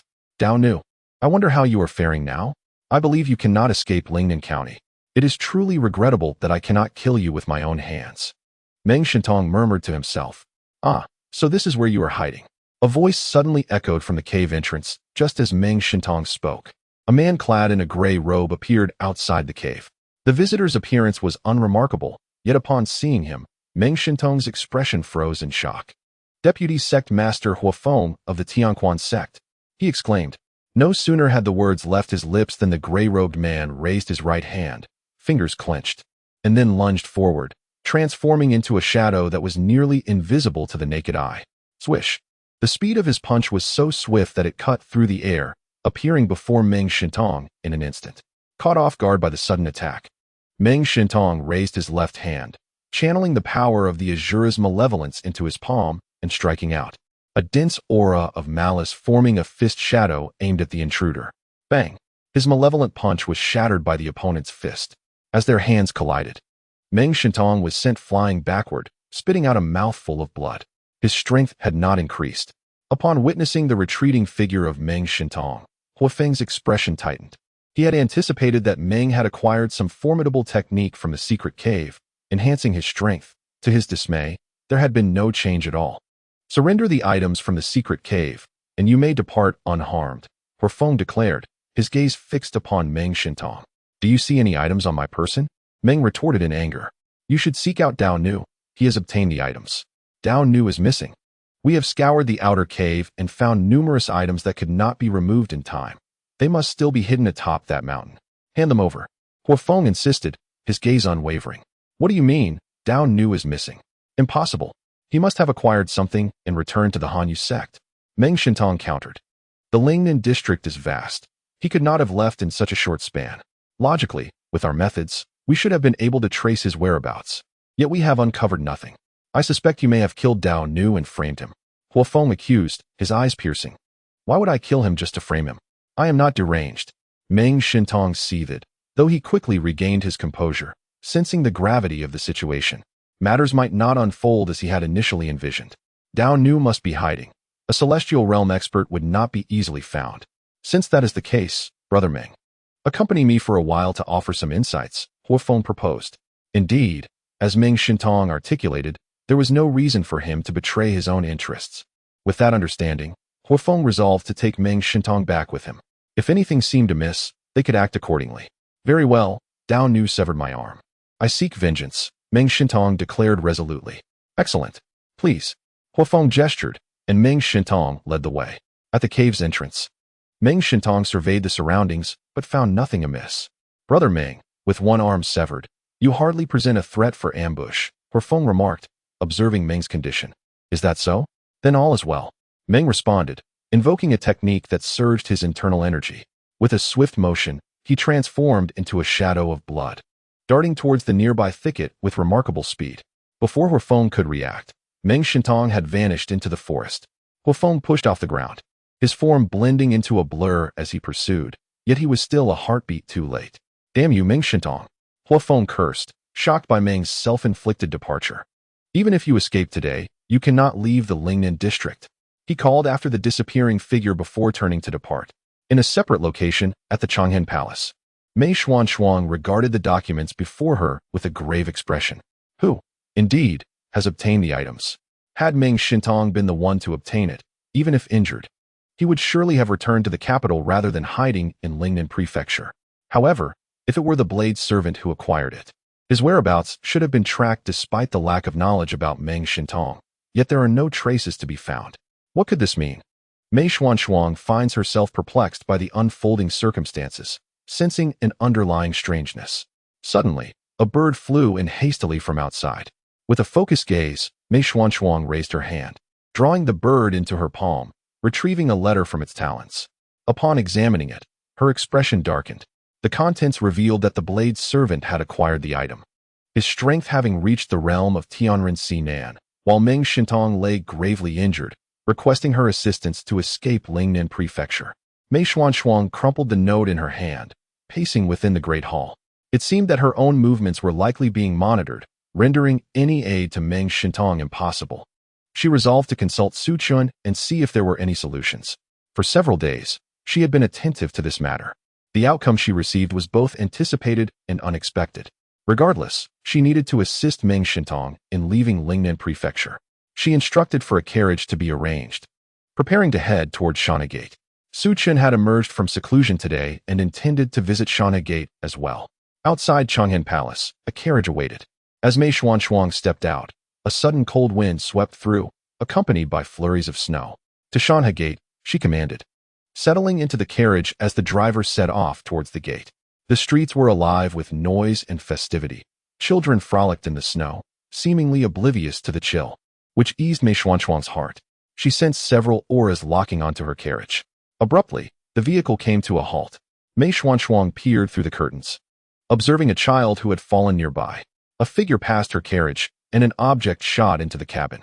She lowered the curtain, discovering a note that had landed on her table. It read, "The blade servant is missing, has not returned to Hanyue Sect, and is suspected to be dead." The elegant handwriting was unmistakably that of Hanyue. Her expression tightened in disbelief. She found it hard to accept the note's content. Yet Hanyue had no reason to deceive her. The situation had veered beyond her expectations. Nevertheless, she needed to see Meng Shintong at once. Without hesitation, she shattered the note. Within Shanhe Gate, Xuanshuang sat at a tea table, sipping warm tea. The head of Changhen Palace, Xuanshuang, has left the county and is en route to us at Shanhe Gate, reported Cui Wuhu. Why is she seeking me at this moment?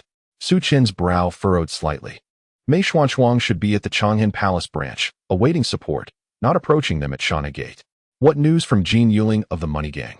Su Chun set down his teacup, tapping the lid with his fingertip. Since the establishment of the money house, there has been no word. That fellow had initially planned to suppress matters when the second money house of the money gang opened. However, the opponent has now halted, and the rotund man has been waiting for a response. Cui Wuhu reported. Immediately inform the man to cease waiting. There is no need to afford him the opportunity to initiate a second front. Simply expel this money house from the county seat, Su Chun commanded. Originally, Xuanyan's plan was commendable. He too wished to ensnare the money guild. By applying pressure to the money guild, it is believed that Jin Yuling will propose the idea of seizing his money house. After all, having recently lost 2 of his generals, Jin Yuling must be eager to finalize the layout of the money house in Lingnan County. The money guild. Jin Yuling crushed the teacup in his hand.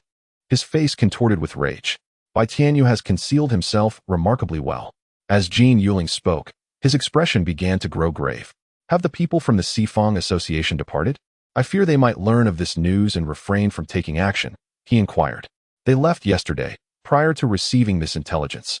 They should have already acted against the Jin Feng Shiyu Lu. In Kuahai replied beside him. We cannot afford to lose the Feng Association as a pawn. Our influence in the 9 northern counties is limited. How is our contact with the other factions progressing? Yan Xian from the Tianxiao Alliance has already arrived in Lingnan County. According to our intelligence, his target should also be the Jin Feng Shiyu Lu.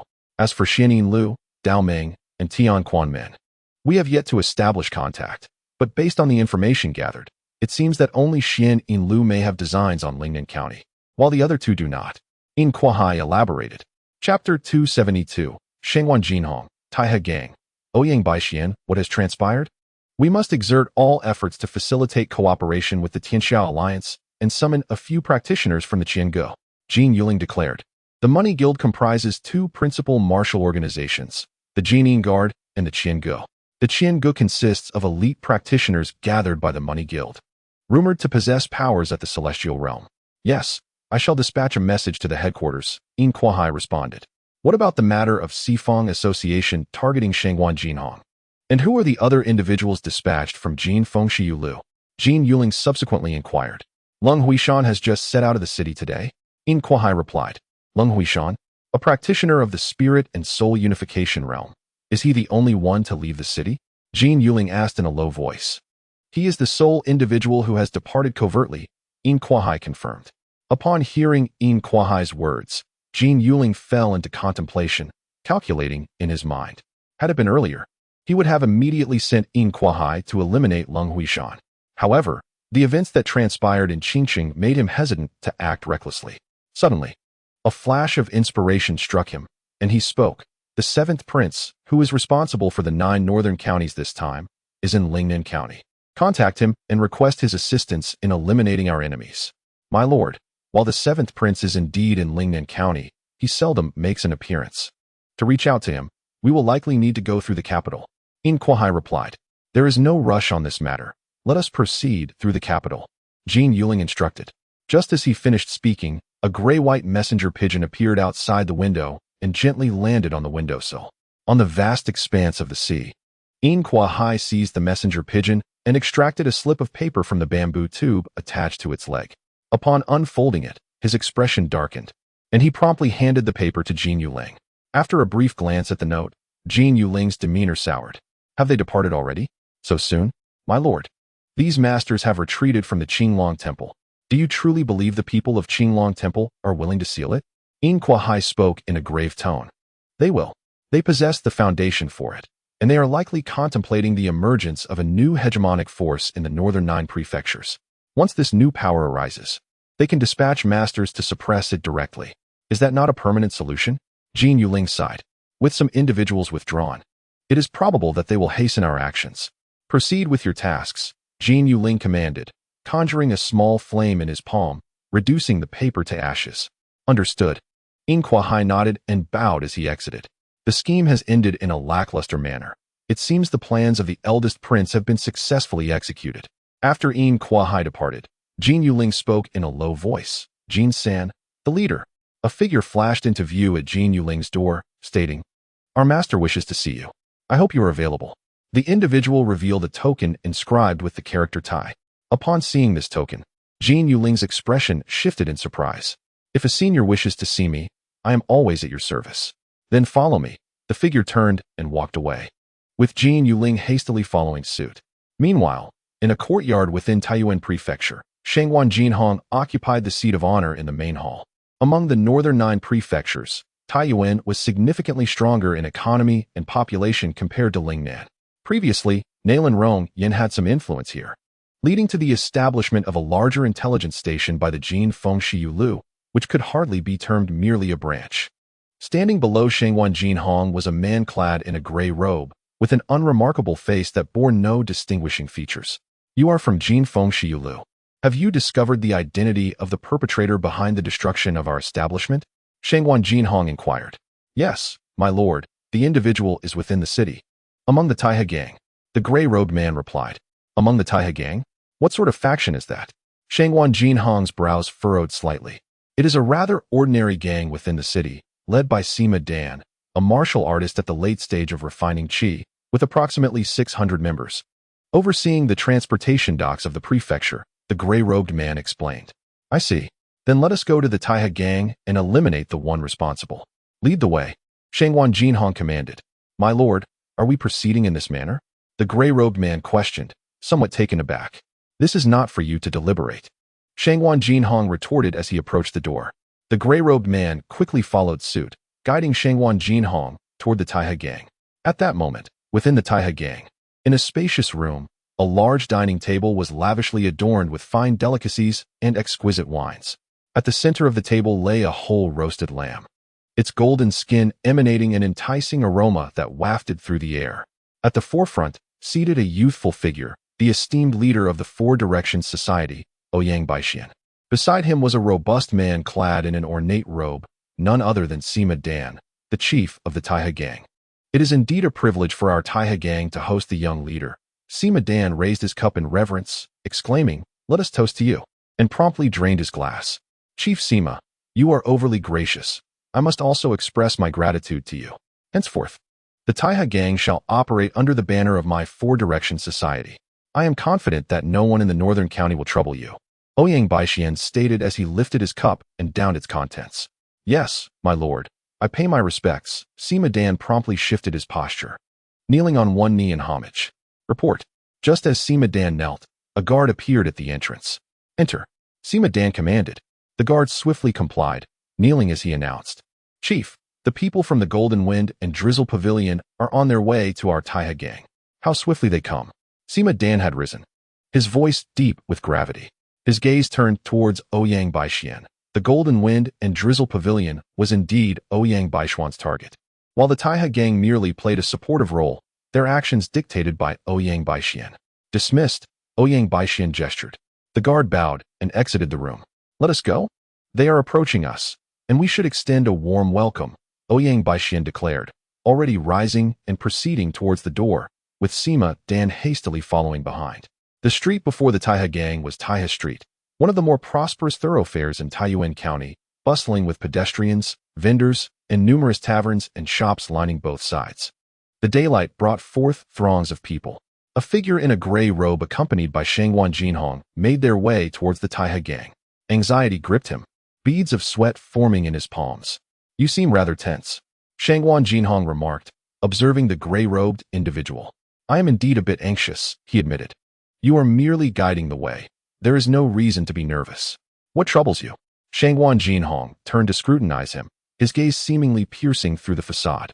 At that moment, the gray-robed man felt a shiver run down his spine under Shangwan Jinhong's gaze, prompting him to turn and blend into the crowd. Yet, as he entered the throng, a surge of true energy pierced through his chest, and he collapsed onto the ground. This sudden occurrence sent waves of terror through the street, causing pedestrians to scatter in an instant. Shangwan Jinhong paid no heed to the lifeless body on the ground and continued towards the Taihe gang, for he had already caught sight of its plaque. The guide was no longer necessary. With the stronghold compromised, no survivors should remain. However, the gray-robed man was still alive, having led him to the Taihe gang. Chapter 273. The Dragon and Phoenix Golden Ring. Transcendent Mastery. This person is headed to the Taihe Gang. Some onlookers remarked upon spotting Shangwan Jinhong. Their curiosity piqued. Shangwan Jinhong moved swiftly, and before long, he stood before the entrance of the Taihe Gang. Who are you to dare create a disturbance at our Taihe Gang? The guards stationed at the entrance bellowed in unison. The scene on the street was witnessed by them. However, as their words fell, a gaping wound appeared in their necks. Subsequently, their bodies collapsed lifelessly onto the ground. Shangwan Jinhong continued forward, preparing to push open the door to the Taihe Gang. Creak. At that moment, the grand doors of the Taihe Gang swung open, and several figures emerged from within. Leading the way was Sima Dan, the leader of the Taihe Gang, followed closely by Ouyang Baixian and two men clad in the attire of the Feng society. These two men possessed broad hands and piercing gazes, their bodies emanating a subtle aura of energy. Who are you, daring to recklessly slay members of my Taihe Gang? Sima Dan exclaimed sharply upon seeing Shangwan Jinhong. Shangwan Jinhong glanced at Sima Dan, and in an instant, the dragon and phoenix golden ring materialized in his palm. A flash of silver light flickered in Sima Dan's eyes. He attempted to speak, but found himself unable to utter a word. Blood erupted from his throat, and he hurriedly tried to stanch the flow, but to no avail. With a thud, he collapsed to the ground, blood pooling beneath him. Shangwan Jinhong paid no heed to the fallen Sima Dan, but instead directed his gaze towards Ouyang Baixian of the Feng society. Jinfeng Shiyu Tower, Shangwan Jinhong, the leader of the Taihe Gang, has now pledged allegiance to the Feng society. Today, you have unjustifiably slain a member of our society. Hence, your life shall be forfeit in exchange for that of Sima Dan. A chilling intent radiated from Ouyang Baixian's eyes as he spoke. The two men behind Ouyang Baixian stepped forward, their combined might surging forth, exerting the strength of a celestial being upon Shangwan Jinhong. Shangwan Jinhong was of the same realm, a celestial being, yet the two adversaries were more than capable of overpowering him. The aura of their strength suffused the air, creating an oppressive atmosphere that forced onlookers to retreat hurriedly, their expressions filled with awe and terror. What manner of person is Shangwan Jinhong to dare provoke the Feng society? Some murmured, unaware of his identity. Wasn't the Jinfeng Shiyu Tower recently obliterated at one of their outposts? Shangwan Jinhong must be one of the individuals sent from there, replied another observer. As they conversed, one among them darted forward, hands moving like phantoms, launching a series of strikes aimed at the vital points surrounding Shangwan Jinhong. The assault was ruthless, intent on delivering a swift demise. Another individual shouted fiercely, their energy igniting like a blazing furnace, hands glowing golden as they struck towards Shangwan Jinhong. This attack was starkly different from the previous deceptive maneuvers. It was a raw display of power. Shangwan Jinhong skillfully evaded the first assailant's attack, but the ferocity of the subsequent strike was unavoidable. He could only respond with his own palm, bracing to meet the opponent's blow. Bang! A surge of energy exploded from their palms, colliding with the air and producing a piercing sound. The two hands met forcefully, and after that initial strike, they were expected to withdraw swiftly. However, the assailant did not withdraw his hand, but instead intensified the flow of vital energy coursing through his arm, preparing to contend with Shangwan Jinhong's own force. Meanwhile, another individual, having missed his strike, swiftly pivoted, transforming his hand into a claw aimed directly at Shangwan Jinhong's head. The speed of his attack left no room for contemplation. The chilling energy within his palm pierced through Shangwan Jinhong's external defenses. His eyes filled with malice as he sought to rend 5 holes into Shangwan Jinhong's skull. Observing from the sidelines, Ouyang Baixian's face broke into a smile. Yet before it could fade, Shangwan Jinhong's other hand suddenly extended, launching a pair of golden rings from his grasp. One of the rings collided with the assailant's hand, shattering the energy surrounding it and crashing against his palm. A cry of agony escaped as fingers snapped under the force. Yet, the scream was abruptly silenced, for the other ring had pierced through his throat, depriving him of any chance to vocalize his suffering. This sequence unfolded in an instant, leaving many bewildered. They had only witnessed the assailant as strike, the subsequent pause, the cry, and the body collapsing to the ground with a thud. At that moment, a powerful palm thrust repelled the man who had engaged him, causing him to stagger back as he grasped for the returning dragon and phoenix rings. Seeing this, the assailant shuddered. "Young master, his weapon is extraordinary. You must retreat," he urged Ouyang Baixian, who was now visibly shaken. He had not anticipated the loss of a formidable expert so swiftly. Shangwan Jinhong, however, paid no heed to this development, advancing towards the assailant with intent. He raised his palm and struck forth, a dense surge of energy erupting from his hand. The man's expression grew grave as he shouted, raising his hand to grasp, summoning a massive vortex of energy that coalesced before him, which he then unleashed. Diamond Dragon's roar, he bellowed, as the energy formed a golden dragon silhouette that surged towards Shangwan Jinhong's palm. The force of this attack sent Shangwan Jinhong reeling, yet, as he staggered, the dragon and phoenix rings erupted from his grasp. A tremendous wave of energy surged into the rings, and as they flew forth, they manifested the images of the dragon and phoenix, shattering the dragon's silhouette before crashing into the assailant's body with a resounding impact. With a burst of energy, the assailant summoned a protective barrier in a desperate attempt to shield himself from the rings. The first strike met resistance, but the second struck true, shattering his vital energy and colliding with his chest. Blood spurted from the assailant's mouth, and in that fleeting moment, Shangwan Jinhong propelled himself off the ground, appearing before his foe once more, delivering a crushing blow to his chest. The impact sent the assailant hurtling away, and without a moment's hesitation, Shangwan Jinhong seized the golden ring as it returned to his hand, swiftly redirecting it towards Ouyang Baixian. In a state of shock, Ouyang Baixian felt the hairs on his body stand on end, yet he found himself immobilized by the golden dragon phoenix ring. "Uncle Hao, save me!" he cried out in desperation. At that moment, a figure surged in from the distance, raising a hand to grasp the golden ring. However, Shangwan Jinhong swiftly intervened, lunging toward the assailant. With a punch, a shadow formed from the fist, barely perceptible to the eye, struck with the velocity capable of rending the air. Aiming for the opponent's back, the assailant's expression shifted suddenly as a surge of energy erupted from his palm, directed at the golden ring. He then turned and unleashed a palm strike, colliding with Shangwan Jinhong's fist. The resulting shockwave disrupted the ring's restraining force, granting Ouyang Baixian a fleeting chance to retreat. Yet, in that instant, the golden ring harnessed the released energy, accelerating towards Ouyang Baixian's throat. With a sickening sound, Ouyang Baixian could not evade the fate of being pierced by the ring. Shangwan Jinhong's mastery over the ring had reached an extraordinary level. Chapter 274. The Death of Ouyang Baixian. The re-establishment of the branch of the Golden Wind and Drizzle Pavilion. Ouyang Baixian is dead. Witnesses gasped as they beheld his fallen form. After a period of conflict, the onlookers recognized the identities of the combatants. From Lingnan Prefecture, the Golden Wind and Drizzle Pavilion's Shangwan Jinhong, and from the Four Directions Society, the young leader, Ouyang Baixian. The one who had just been pierced through the throat by the golden ring was indeed the young leader of the Four Directions Society, a significant occurrence. At that moment, the figure whom Ouyang Baixian had referred to as Uncle Hao landed before Shangwan Jinhong. His countenance was dark, his eyes emanating an inexorable killing intent as he glared at Shangwan Jinhong. "You dare to kill the young leader of our Four Directions Society.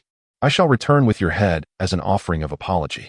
Hao Qing stared at Shangwan Jinhong, realizing that he had failed to prevent the killing of Ouyang Baixian. This was a dereliction of duty. He resolved to bring back Shangwan Jinhong's head to appease the society leader. "You shall perish here as well." Shangwan Jinhong raised his hand, drawing the golden ring to his grasp. Addressing Hao Qing, he scoffed, "Do you think you can act so brazenly simply because of your weapon?" Hao Qing, harnessing the formidable power of the third tier of the celestial realm, surged forward towards Shangwan Jinhong, who displayed the strength of the first tier. "Merely relying on your weapon to kill," he retorted. "I had initially thought the Four Directions Society had assigned a formidable guardian to their young leader. I am quite disappointed." Shangwan Jinhong sneered, his aura suddenly swelling as he ascended to the second tier, then the third, and in the blink of an eye, reached the fourth tier of the celestial realm. The fourth tier. Sensing the explosive energy radiating from Shangwan Jinhong, Hao Qing's expression paled dramatically, and he turned to flee without a second thought. "Do you think you can escape?" Shangwan Jinhong shot forward, the golden ring transforming into two beams of light under the eruption of his fourth-tier energy. The speed was so astounding that Hao Qing felt a chilling presence rapidly closing in behind him. With a deep breath, he turned and unleashed a palm strike. The weapon wielded by Shangwan Jinhong revealed its formidable prowess, which he witnessed firsthand. Should he choose not to resist, it could undoubtedly pierce through his very being. With a swift motion of his hand, Not only did a powerful force resonate with a slicing sound, but his palm also expanded in an instant. Bang! His palm collided with the golden ring, causing Hao Qing to stagger back a step, influenced by the force. Blood trickled from his hand. In that moment, Shangwan Jinhong grasped the golden ring once more and unleashed another strike. Hao Qing's expression shifted dramatically as he retreated. Clenching his hand into a fist, he launched a counterattack. The golden ring abruptly split in two. One half met his fist's momentum, while the other transformed into a fleeting shadow, appearing at his opponent's throat. Crack! The sound of a throat shattering echoed. Subsequently, the force behind Hao Qing's punch dissipated. The golden ring struck his arm, erupting into a cloud of blood mist. Yet, Hao Qing was unable to emit a cry of anguish. His eyes widened in horror as he gazed at Shangwan Jinhong. His body collapsed to the ground. From this day forth, the Taihe gang belongs to the Golden Wind Drizzle Pavilion. Without casting a glance at Hao Qing, Shangwan Jinhong addressed the onlookers. As he spoke, figures emerged from the shadows. Although Shangwan Jinhong had come alone, the Golden Wind Drizzle Pavilion had dispatched others to manage affairs in Taiyuan County. Previously, their base had been destroyed, but the Taihe gang remained intact, now seized and transformed into a branch of the Golden Wind Drizzle Pavilion in Taiyuan County. The Golden Wind Drizzle Pavilion was indeed exerting its influence. In the realm of martial prowess, Taiyuan County was only rivaled by the head of the foremost family, the Ji family, Ji Qiutong. Many spectators silently lamented, realizing that from this day forward, Taiyuan County had undergone a transformation. In a nearby pavilion, a man clad in luxurious attire and an elderly figure in a blue robe observed the scene. The man in fine clothing remarked, "Our intelligence indicated that Shangwan Jinhong possessed the strength of a celestial being at the first tribulation. How has he ascended to the fourth?" He was Ji Qiutong, the head of the Ji family in Taiyuan County. Beside him stood his steward, Lin Baining. "Master, based on the earlier intelligence, it appears Shangwan Jinhong indeed concealed his true strength, allowing others to underestimate him," Lin Baining replied. "The Golden Wind Drizzle Pavilion is formidable. Send a congratulatory gift to Shangwan Jinhong," Ji Qiutong commanded. "Master, if we send a gift now, the members of the Four Directions Society will surely become aware. And that could be problematic," Lin Baining cautioned. "It matters not if they learn of it. From this day forth, the Four Directions Society will decline. Its young master slain signifies a steep drop in its prestige. Unless they can subdue the Golden Wind Drizzle Pavilion, which, given the displayed strength and backing, they cannot achieve," Ji Qiutong stated. With the shifting powers in the 9 northern counties, the Golden Wind Drizzle Pavilion, based on its revealed strength and the foundation behind it, may become one of the dominators of the region, Ji Qiutong concluded. "Indeed," replied Lin Baining, bowing respectfully. He firmly believes in the acumen of the family head. The Ji family has ascended to become the foremost clan and the primary power in Taiyuan Prefecture. All thanks to the efforts of Ji Qiutong. In Lingnan Prefecture, at the Xuanhua Gate, Su Chun consumed a medicinal pill, and the potency of the medicine surged through him instantaneously, a wave of strength beginning to spread within his body. He activated his cultivation technique to absorb the medicinal energy circulating within him. Under the influence of this energy, his internal strength continuously grew. Su Chun was still a step away from achieving the unity of spirit and soul, and he had recently aspired to elevate his power to that realm. Without the infusion of spiritual energy, relying solely on cultivation and medicinal pills proved to be somewhat slow. After a while, Su Chun opened his eyes and approached the window. Throwing it open, a gust of cold air swept in from outside, tousling his long hair. A figure appeared at the door, gently knocking. "Master, we have located Meng Shintong. Should we proceed to escort him out of Lingnan Prefecture, as Miss May instructed?" It was Yuan Suiyun who had arrived. Mei Xuanshuang had come to Shanhua Gate, seeking Su Chen's assistance in facilitating Meng Shintong's departure from Lingnan Prefecture. It seemed Meng Shintong had brought misfortune upon himself. "Follow him discreetly. If you can protect him, do so. If not, then let it be," Su Chen replied. "The items within that outer cave are extraordinary. It is likely that formidable experts are after Meng Shintong. Hence my words." "Understood." Yuan Suiyun bowed and exited.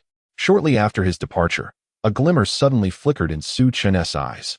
He caught sight of a figure rapidly traversing the rooftop of Shanhua Gate in the direction of his own abode. His gaze sharpened momentarily. With a whoosh, the figure flickered and appeared before him, leaping into his room. As the individual brushed past him, Su Chun sensed the formidable aura emanating from them. The newcomer's strength appeared to be at the threshold of the heavenly realm. Master Su, you truly possess remarkable courage, allowing me to pass by without fear of my blade striking you down. The figure, clad in black and wielding a long knife at their waist, spoke to Su Chun. If you intended to kill me, you would not have allowed me to see you. Moreover, I do not sense any murderous intent from you. Might I inquire what brings you to Shanhua Gate? Su Chun responded with calm composure. Master Su's discernment is indeed extraordinary. I come at the behest of our esteemed lord, who wishes to meet you. Please accompany me, the visitor stated bluntly. You do not even disclose the identity of this esteemed lord seeking me, nor the purpose of your visit. Why would I follow you without cause? Su Chun retorted, scrutinizing the individual. Although he had yet to reach the threshold of the heavenly realm, employing his hidden cards would make dispatching this person a manageable task. He had refrained from taking action earlier, wishing to ascertain the visitor's intentions. Upon hearing Su Chun's words, the visitor's expression shifted. Master Su, your audacity is indeed commendable.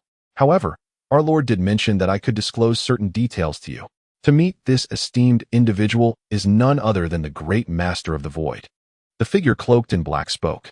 Upon hearing this, Su Chun felt a jolt of astonishment, his expression betraying his surprise. The great master of the void? To seek an audience with someone as insignificant as myself?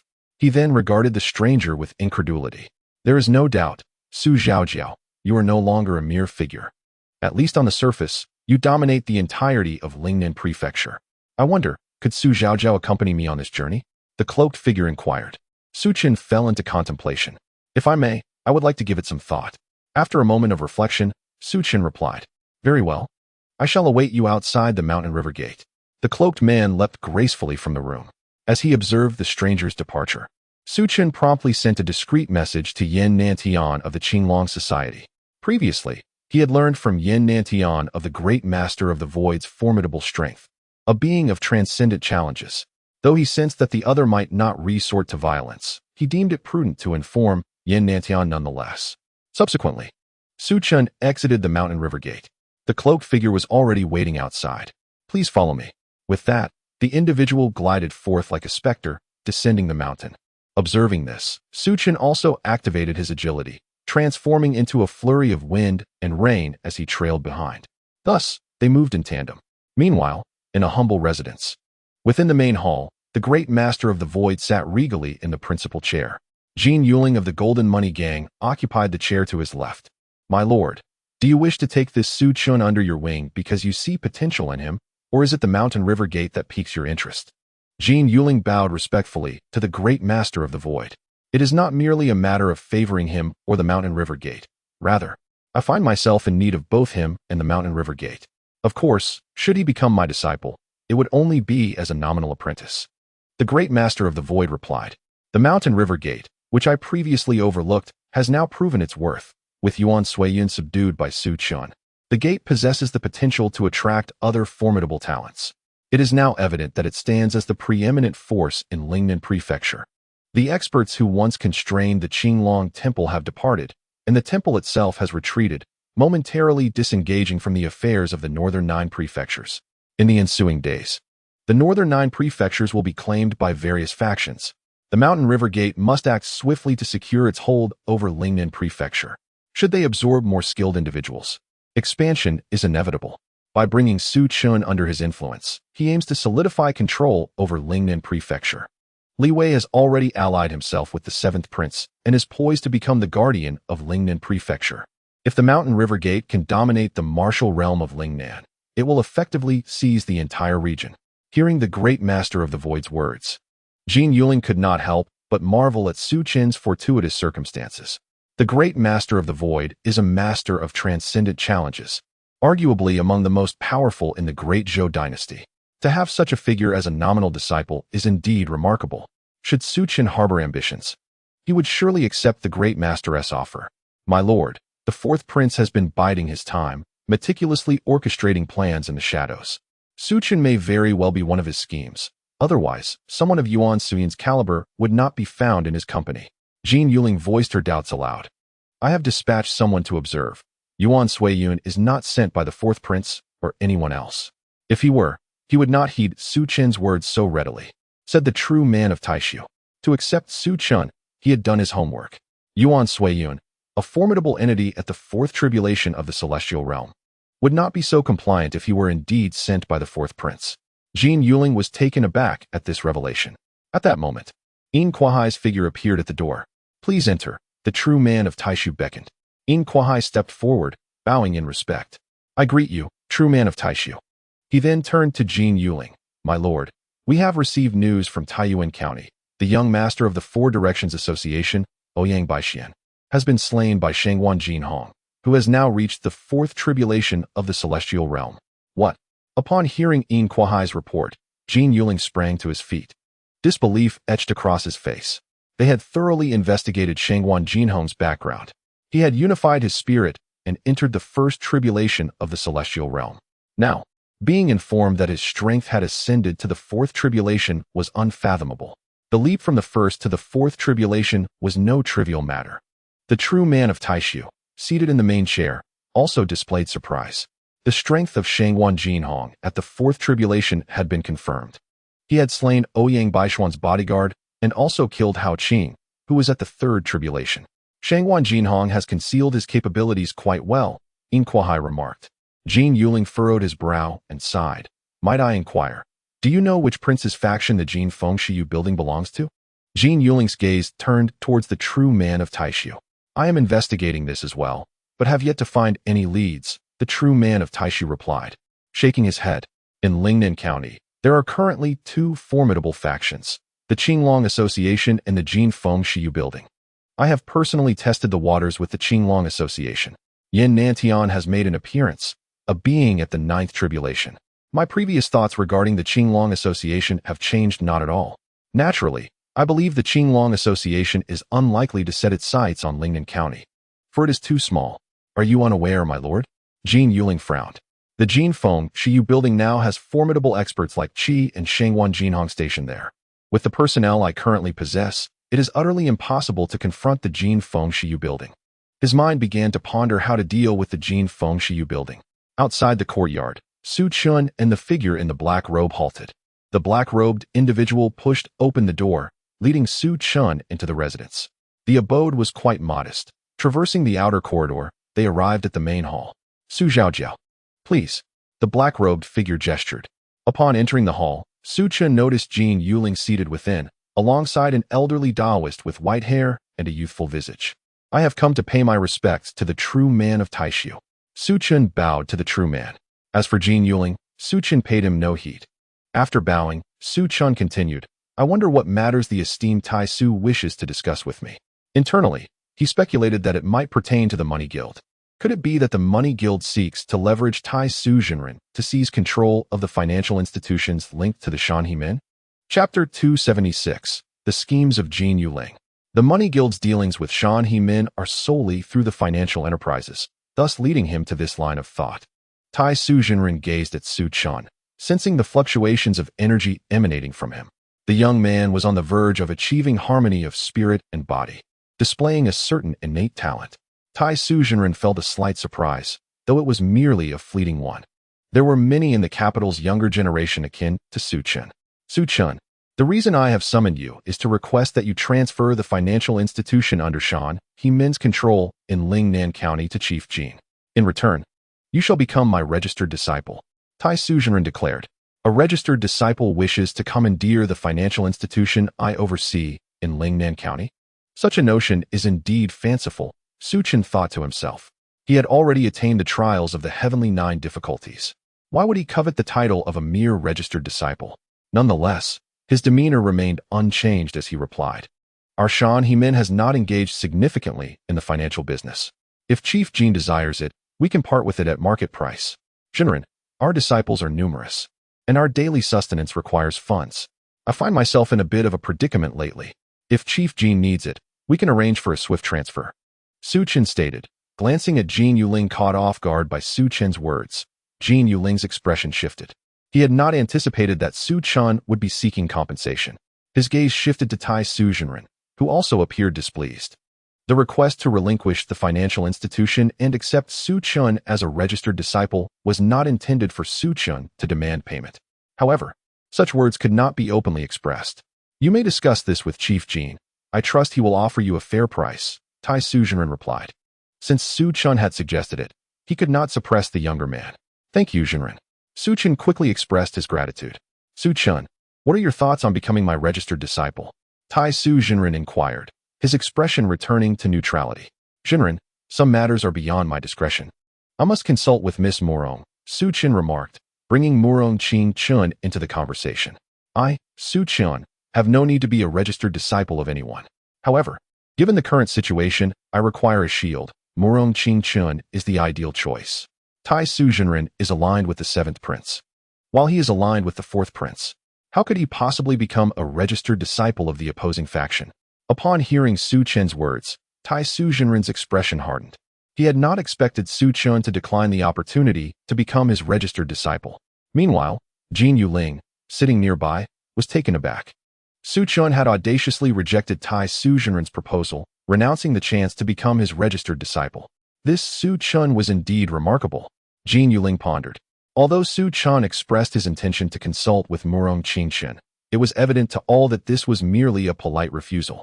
The true man of Tai Su sipped his tea and set down the cup, feeling somewhat regretful. However, since that is the case, I will not press the matter further.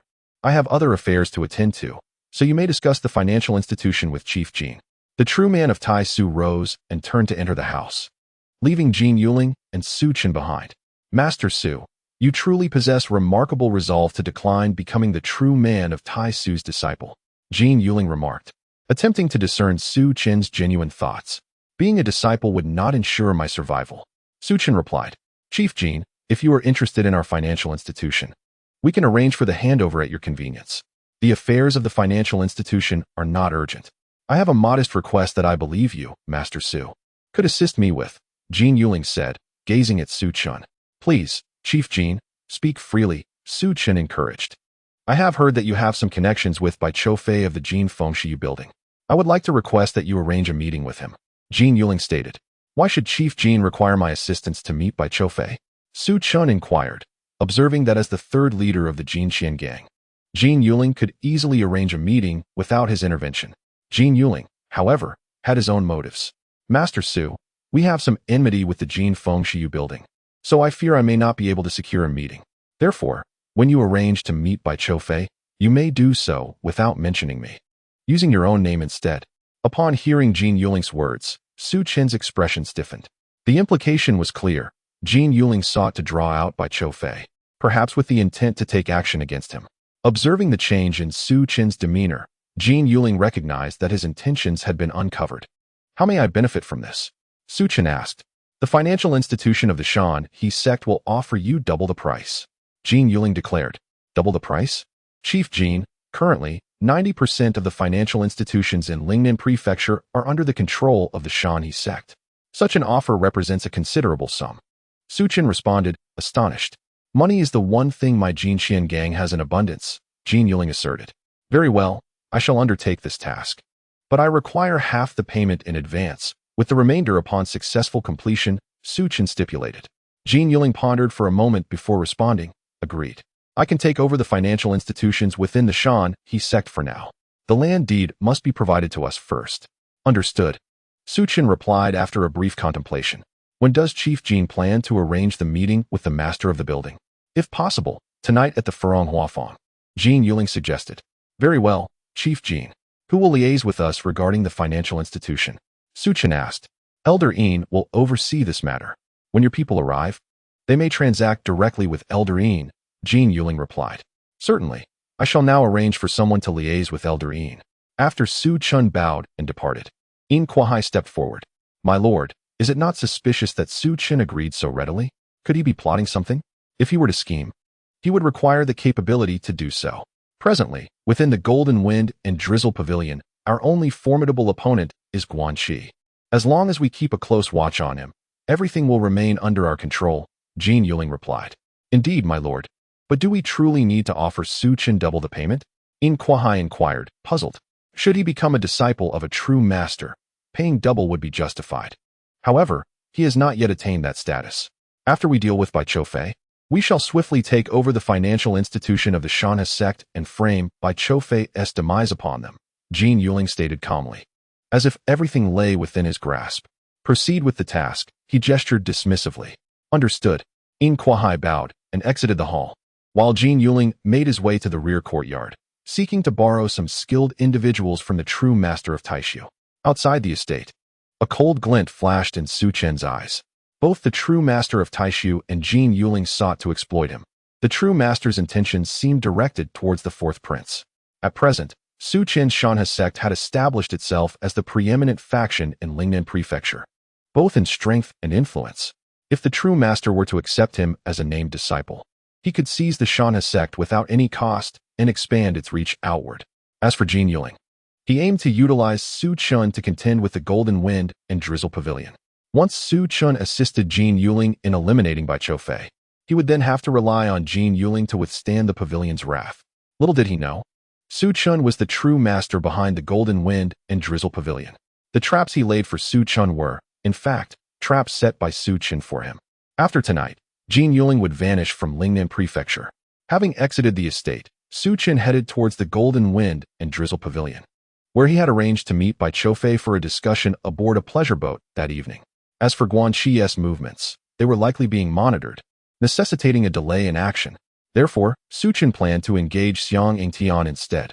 Previously, during the incident in Qingqing, Xiang Yingtian had not intervened and was now preparing to venture to the outer prefectures.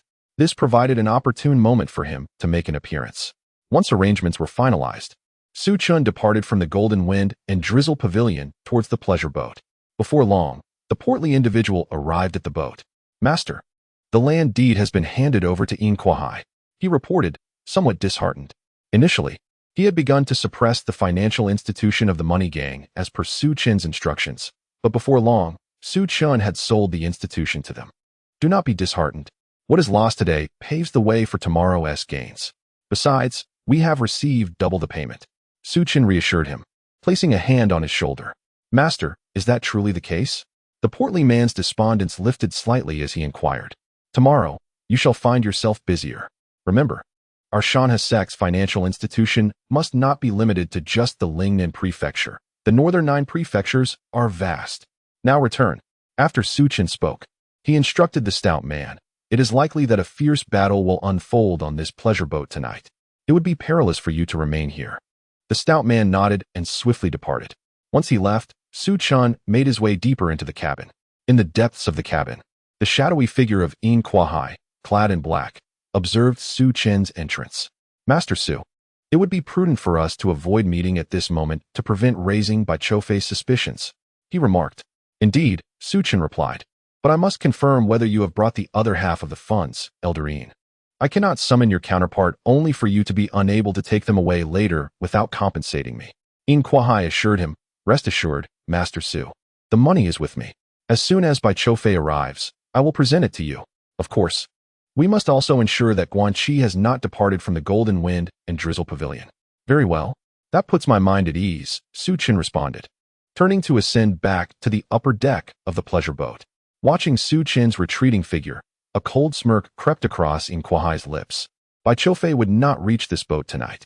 The confrontation would not occur on the boat, but rather on Bai Choufei's way to it. That night, the lanterns in Lingnan County illuminated the streets as brightly as day. A horse-drawn carriage progressed along the thoroughfare. It was Bai Choufei's carriage. Inside sat not only Bai Choufei, but also Nalan Rongyan. Master, departing from the Golden Wind and Drizzle Pavilion at this stage seems unwise. This invitation from Su Chun feels rather suspicious. Nalan Rongyan voiced her concerns. Despite her apprehensions, Bai Choufei resolved to keep the appointment. There are matters you do not yet comprehend. In time, you will understand, Bai Choufei remarked, withdrawing his gaze from the window to meet Nalan Rongyan's eyes. She remained puzzled by his words, eager to inquire further. Suddenly, the horses ahead neighed loudly and halted abruptly, causing the carriage to sway slightly. It appears something has gone awry, Bai Choufei said calmly. Master, several individuals have appeared ahead, blocking our path, the driver announced. Bai Choufei and Nalan Rongyan exchanged tense glances. It seems someone intends to make a move against us, Nalan Rongyan exclaimed. Indeed, I am quite curious to see who dares to take action, Bai Choufei replied. drawing back the curtain to gaze outside. There stood 3 figures, led by a young man clad in a brocade robe, Yin Xian, who had come from the Heavenly Alliance. Since you have arrived, Bai Luzhu, it is time for you to disembark from the carriage. Yin has been awaiting your arrival, he declared. As he spoke, a figure descended swiftly from a nearby building. This individual unleashed a tremendous force from his foot, striking the carriage with the might of a steel whip. The sound of the air being sliced through echoed ominously as boom. The powerful force struck the carriage, splitting it in two. 2 figures burst forth from the carriage, while the coachman was propelled backward by an unseen force, spewing forth blood and plunging into unconsciousness. Yin Xian, Nalan Rongyan called out, raising her hand to signal for help. However, a swift flash of swordlight severed the signal she intended to release. The assailant was a swordsman standing by the roadside. Do not move. Another step, and I shall slay you, he warned Nalan Rongyan. Yet, scarcely had he uttered these words when several fireworks erupted not far down the street. The spies of the Golden Wind and Drizzle Tower had infiltrated Lingnan Prefecture. Master of the tower, Nalan Rongyan's expression tightened as she glanced at Bai Choufei, who maintained an unperturbed demeanor. Yin Xian, the situation here has already reached the Golden Wind and Drizzle Tower. Do you intend to remain trapped within Lingnan Prefecture? Bai Choufei addressed Yin Xian, his tone revealing a hint of surprise. He had initially anticipated an assault from Jin Yuling of the Money Gang, not from Yin Xian of the Heavenly Alliance. What if the Golden Wind and Drizzle Tower is aware? Are you counting on Guanxi? He is likely entangled with adversaries himself, Yin Xian retorted. Is that so? What a calculated move. It appears that your invitation from Master Su was orchestrated by you, Bai Choufei remarked, fixing his gaze upon Yin Xian. You have placed your trust in the wrong person, Yin Xian responded sharply. Meanwhile, Su Chen had been awaiting Bai Choufei's arrival when he suddenly spotted fireworks in the sky, his countenance darkening. They have engaged in battle prematurely, he murmured. At that moment, Yin Kuai approached Su Chen. Master Su, my gratitude for your assistance this time. However, Bai Choufei has not arrived at the boat. Thus our previous arrangement bears no fruit. I shall take my leave now, Yin Kuai declared, turning to depart. Yet, abruptly, his expression shifted as a long blade pierced through his chest. You, he attempted to speak, but a hand descended upon his head, driving it deep into his shoulders. Even a celestial realm expert can perish from a surprise attack, Su Chen stated coldly as he withdrew the drizzle blade from Yin Kuai's body. Chapter 278, The Heavenly Alliance, Master of the Fire Hall after the slaying. One must attend to the aftermath.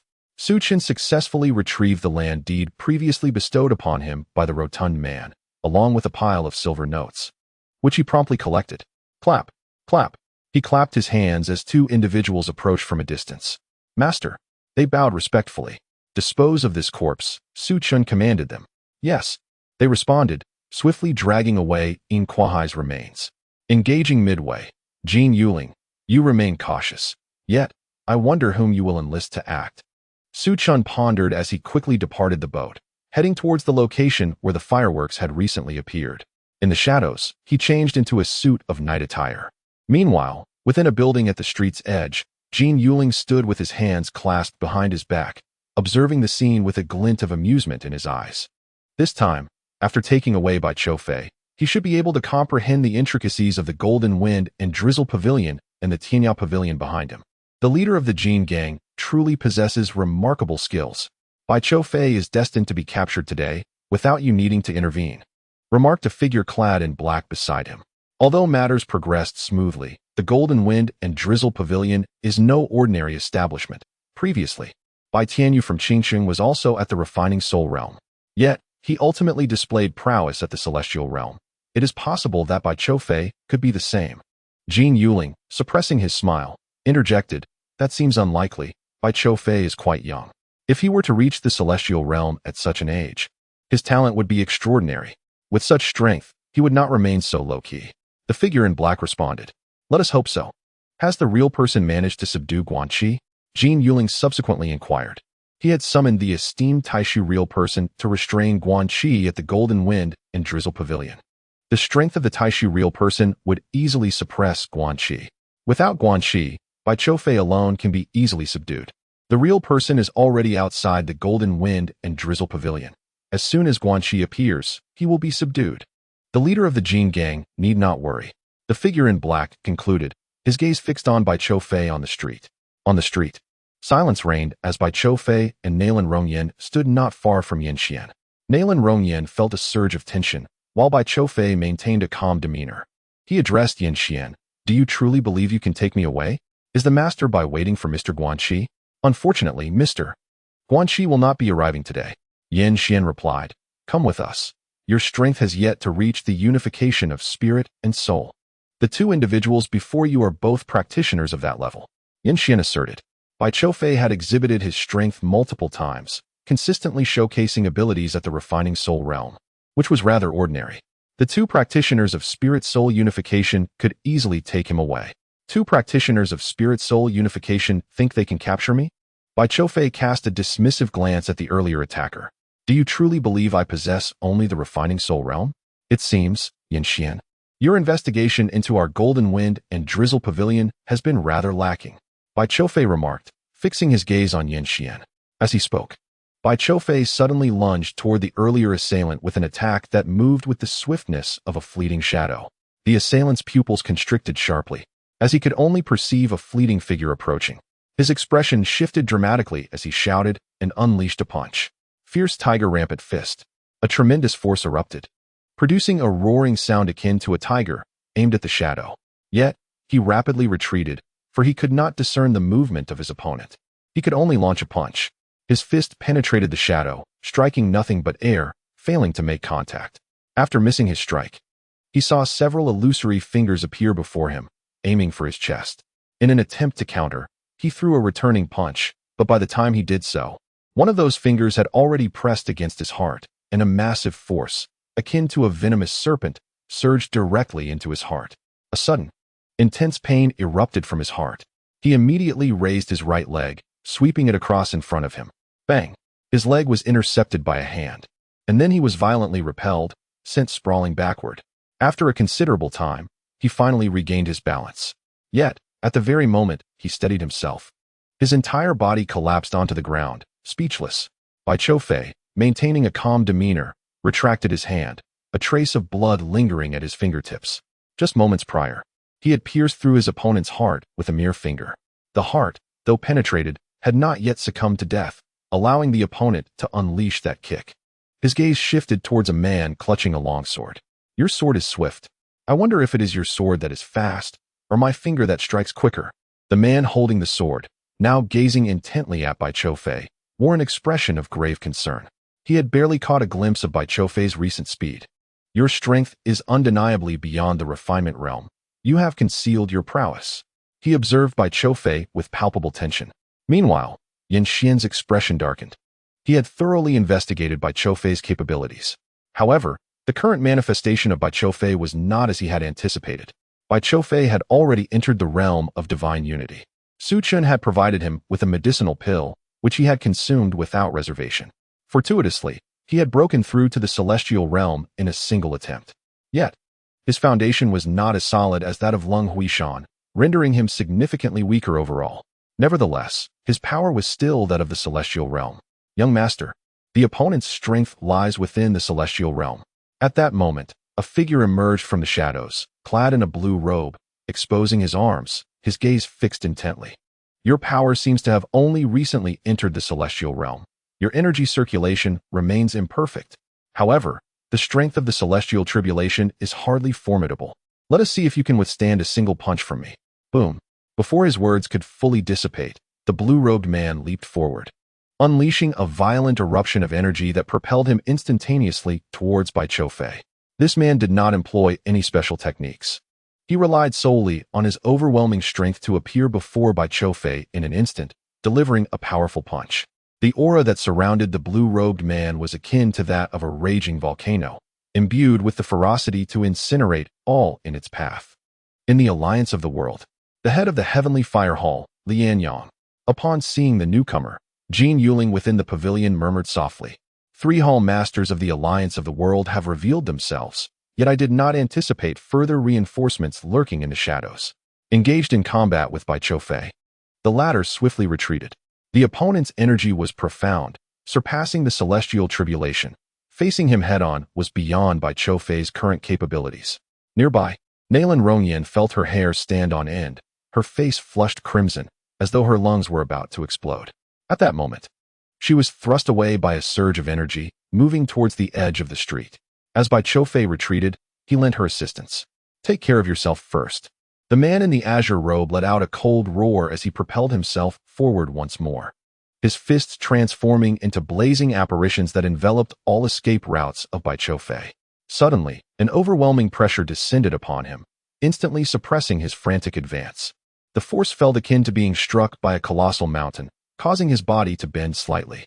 At that moment, Bai Choufei moved before him, launching an attack with fingers that streaked through the air like meteors, aiming for his throat. Due to the short distance and incredible speed, the azure-robed man, Lingnan, could not react in time, and his throat was pierced by Bai Choufei's strike. With a single blow, Bai Choufei transformed into a fleeting shadow, darting towards the sword-wielding man by the street. His fingers unleashed a flurry of strikes, manifesting countless phantasmal attacks upon the sword-bearer. The sword-wielder was taken aback, swiftly drawing his long sword, its light swirling as blade energy danced around him. Clang, clang, clang. After a series of metallic clashes, the sword-wielder staggered back several paces, gazing at Bai Choufei, who had descended upon him. "How is it that your fingers surpass my sword in speed?" he thought, looking down at his chest where several wounds from the fingertip strikes were oozing blood, severing the flow of his vital energy. With a thud, he collapsed onto the ground. At that moment, another figure emerged on the street, Xiaoren. He had just utilized the formidable power of the 6 difficulties of transcendence to subdue Lingnan, enabling Bai Choufei to eliminate the leader of the Heavenly Fire Hall of the Tianxia Alliance. "You go slay Yin Xian, and I shall confront the individual in the pavilion," Xiaoren commanded. "Jin Yuling of the Money Gang, you have arrived. There is no need to remain merely an observer. Step forth." Xiaoren cast his gaze toward the pavilion where Jin Yuling resided. Inside the pavilion, the powerful being of the 6 difficulties of transcendence, Jin Yuling and the cloaked figure, gazed at each other, their pupils constricting in alarm. They exchanged glances, recognizing that the individual before them did not appear in the records of Jin Fengshiyu Tower. Yet, now that they were targeted, fleeing would likely invoke lethal consequences. If we join forces, we might withstand the 6 difficulties of transcendence. Let us confront him, they resolved, descending directly from the pavilion. "Who are you?" Jin Yuling inquired, looking at Xiaoren. "Certainly, I am one of the individuals from Jin Fengshiyu Tower," Xiaoren replied, assessing the strength of the two. Jin Yuling's capabilities had already been discerned by their side, possessing the strength of the 5 difficulties of transcendence. As for the cloaked figure beside him, though previously unknown, information from the Qinglong Society indicated that he was a companion of the true Void Master, with strength at the 3 difficulties of transcendence. "If you both act together, there may still be a chance of escape," Xiaoren stated coldly. "Attack," Jin Yuling commanded, and before his words faded, he struck towards Xiaoren with a palm. "Golden Lotus of the Money Seat." Jin Yuling let out a low growl, and a burst of golden energy erupted from his palm, manifesting as a golden lotus-like force that shot forth with the swiftness of currency towards Xiaoren. Meanwhile, the figure cloaked in black surged forward, a swift whoosh resonating as he materialized before Xiaoren. "What of the 6 difficulties of the celestial beings? I shall still slay," declared the shadowy figure, brandishing a long sword aimed directly at Xiaoren's throat. Xiaoren's expression shifted subtly as the two struck in unison, their combined might formidable. Boom! A powerful aura enveloped him, instantly countering the golden energy that resembled currency. His hand, resembling a dragon's claw, reached for the sword, though the blade's trajectory seemed to alter. An energy surged from Xiaoren's palm, drawing the sword towards him, which he then grasped firmly. With a thunderous impact, the force of his palm exploded forth. The cloaked assailant, witnessing this, promptly relinquished his sword and retreated, transforming into a shadow seeking refuge in the darkness. "You still lack in speed to compete with me." Upon the cessation of the figure's retreat, Xiaoren stood directly behind him, raising his hand and striking with lightning speed against the opponent's back. The heart-crushing palm. Bam! The force of his palm penetrated directly into the opponent's heart. The cloaked man coughed up blood, his eyes filled with disbelief. He had not anticipated Xiaoren's swiftness. Xiaoren had merged with the phantom, which granted him extraordinary speed. On the other side, Jin Yuling's aura surged as a golden energy coiled around his palm, Golden Hand. Mountain Breaker, he shouted, stepping forward to confront Xiang Yingtian. His hand glimmered with gold as he charged towards him. When Xiang Yingtian attacked the black-clad figure, Jin Yuling harnessed all his power for a decisive blow. Recognizing that escape was futile due to Xiang Yingtian's incredible speed, he unleashed his full strength, striking at Xiang Yingtian's chest with a speed that seemed to defy belief. However, his expression changed as his palm met only air. Xiang Yingtian had evaded his strike. Employing the wind-cutting palm, his hand swiftly transformed, releasing a wave of energy that bore down on Xiang Yingtian. In response, Xiang Yingtian raised his hand, and with a resounding clash, their palms collided. Instantly, an overwhelming force surged between them, the sound of cracking bones echoing as Jin Yuling's arm shattered. "Ah!" he screamed in agony. At that moment, Xiang Yingtian seized the opportunity once more, his palm crashing against Jin Yuling's body. Blood spewed forth as Jin Yuling was sent flying, continuously expelling blood mid-air. He had sustained severe injuries from that single strike. As he landed, one knee buckled to the ground, his other arm supporting his weight. "Farewell." Just as he lifted his hand, Xiang Yingtian appeared before him, delivering a decisive strike to his head. A battle should not be muddled with hesitation. Bam! With a single strike, Jin Yuling's head was shattered, transforming into a mist of blood. Thud! His lifeless body collapsed onto the ground. Meanwhile, Bai Choufei pointed his finger at Yin Xian's head, declaring, "I am a disciple of the Alliance Lord. If you kill me, you shall meet your demise as well." After uttering these words, Yin Xian fell to the earth, his skull pierced. Thus, it came to an end. Those skilled practitioners drawn to the battle from Lingnan County were filled with astonishment upon witnessing the scene. It is over. The experts of the Jin Feng Shiyu building are indeed formidable. Caution is warranted in the future. Some silently mused. Another master has emerged from the Jin Feng Shiyu building, and Bai Choufei's strength left them astounded, a true celestial being, concealed in depth. The most shocked of all was Nalan Rongyan. She never anticipated Bai Choufei's prowess to reside at such a celestial level. Just then, Su Chen's figure appeared in the distance.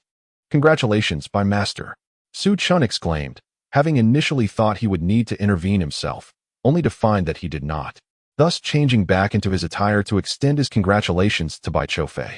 "Brother Su, my heartfelt thanks. Otherwise, eliminating Jin Yuling would have posed considerable difficulty." Bai Choufei replied softly.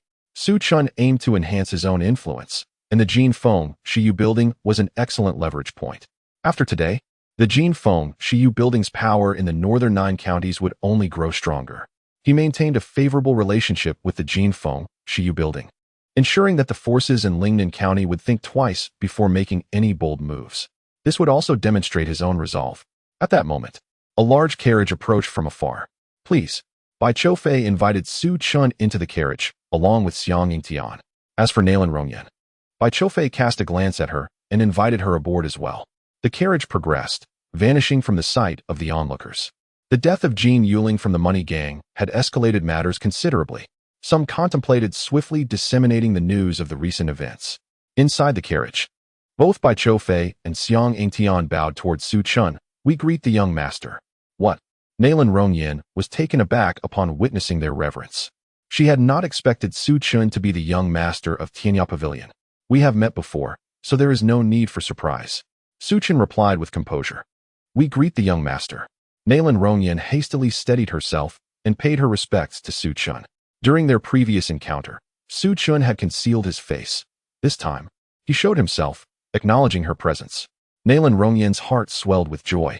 With so many forces converging in Lingnan County, there must be reasons unbeknownst to us. "It may not be closely tied to the secret realm," Su Chen remarked. "Lingnan County is but a small locale within the Great Zhou dynasty. Despite potential connections to the secret realm, it should not attract such a multitude of powers and strong figures. There must be other underlying reasons. The Jin Feng Shiyu building needs to exert effort in this regard," Su Chen instructed, then turned his gaze towards Xiang Yingtian. "In the Shilling region, what plans does the envoy have?" Xiang Yingtian wishes to venture into the Shilling area, where the martial forces are not extensive but rather fragmented, comprised of numerous small sects and factions. "Within a month, I shall become the leader of the martial world in Shilling," declared Xiang Yingtian.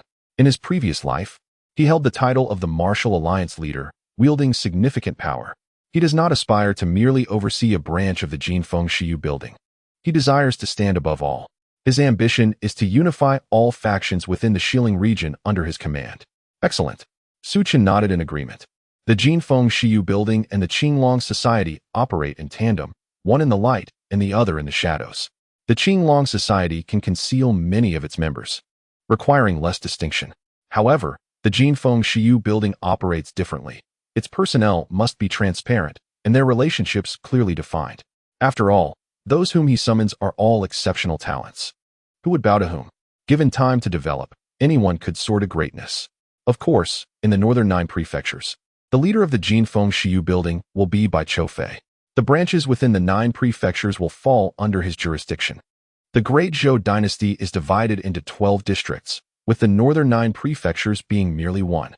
This indicates that the Jinfeng Shiyu building will have at least 12 leaders. One could say that Su Chen's ambitions are vast. Should the Jinfeng Shiyu building, Qinglong Society, 12 districts, and numerous halls expand, it would herald a significant upheaval, known far and wide. At that moment, even the Great Zhou dynasty would regard him with caution. However, for now, it suffices that Su Chen can seize control of the northern 9 prefectures. At this moment, within the Jinfeng Shiyu building, the imposing Guiqi confronted the Taishu true man. You have utilized the golden plum vase 3 times. The demonic aura has likely begun to erode your spirit.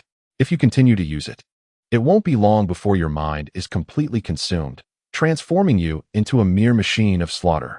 The Taishu true man remarked, observing Guiqi. Guiqi's strength was at the 6th level of the celestial realm. He had struck Guiqi 3 times, leaving him severely injured. Yet Guiqi swiftly recovered using the golden plum vase. You come today to suppress me, opposing my Tianya Pavilion. Do you not fear that you won't be able to leave the northern 9 prefectures? Guiqi replied coldly. The side effects of the golden plum vase were of no concern to him, as he remained unbothered by his injuries. However, the disparity in their strength was stark. Having been wounded thrice by his opponent, threaten me, will you? The Taishu true man's expression darkened upon hearing Guiqi's words. It is not a threat.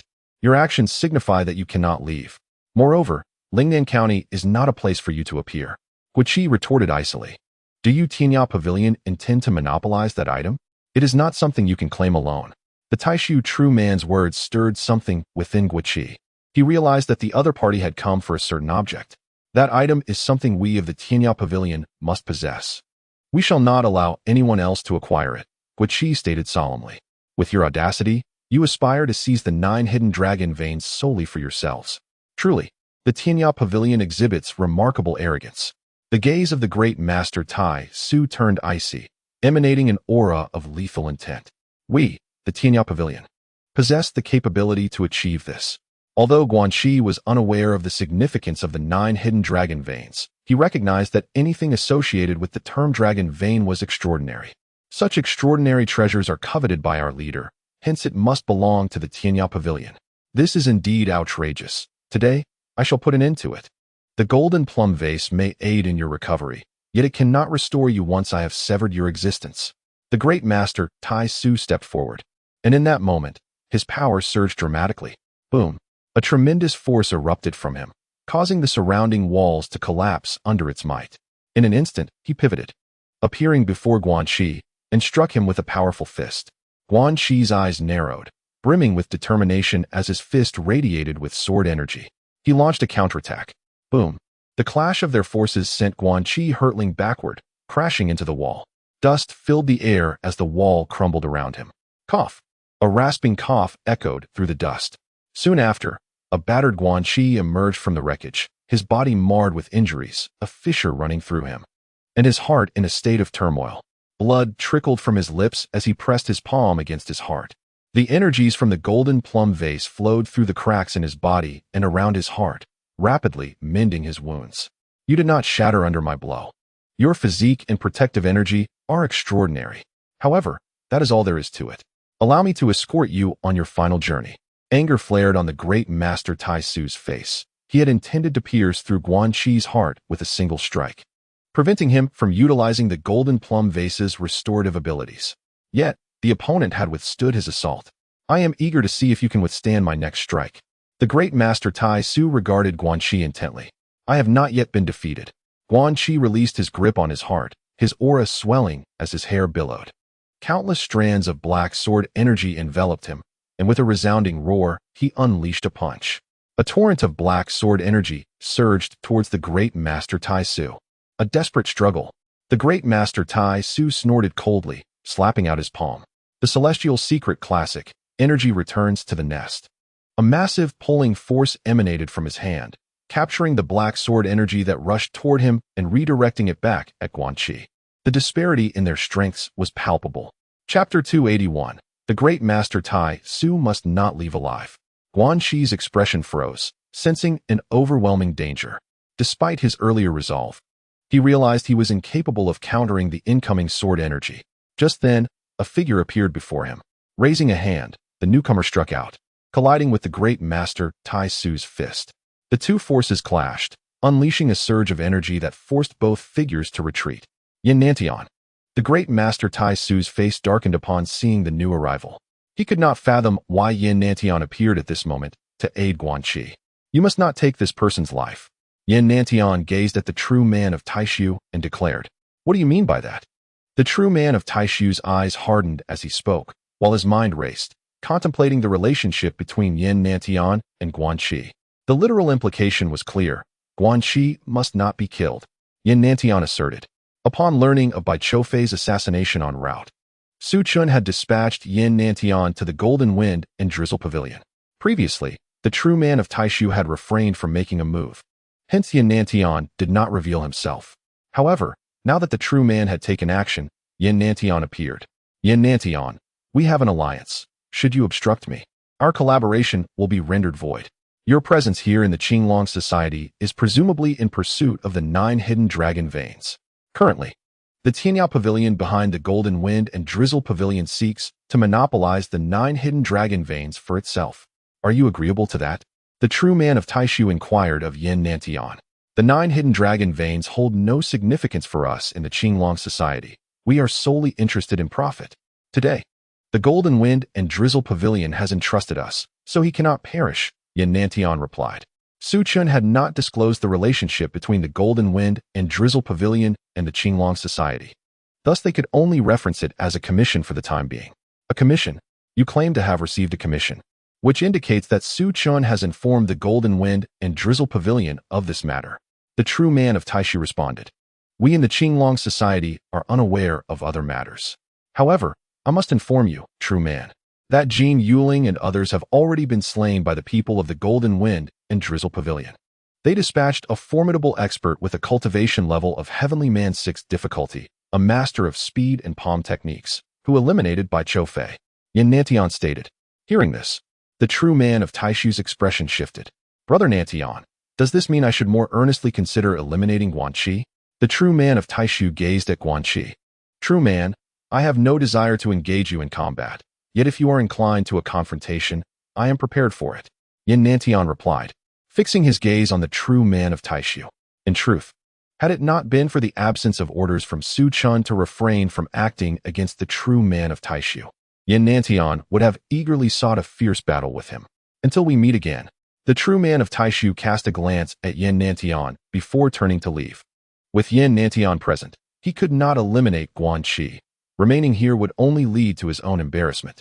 Observing the departing figure of the true man of Taishu, Yin Nantian's eyes narrowed slightly. He sensed that the true man harbored suspicions. At this moment, Su Chun and his entourage returned to the Golden Wind and Drizzle Pavilion.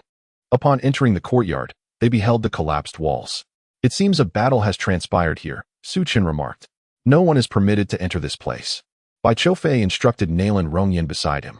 Nalan Rongyan promptly withdrew to make arrangements. The group entered the building. We pay our respects to the master. Yin Nantian and Guanxi bowed to Su Chun. The true man of Taishu has made a move to kill. Su Chun inquired. It appears the true man has discerned something, came the reply.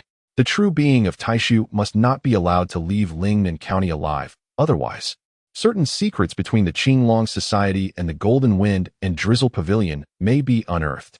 Yin Nantian spoke. A figure such as the true being of Taishu is not to be trifled with.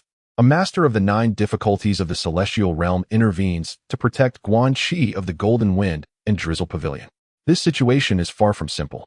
Indeed, the true being of Taishu cannot be permitted to depart from here. Should he escape, I may encounter significant troubles.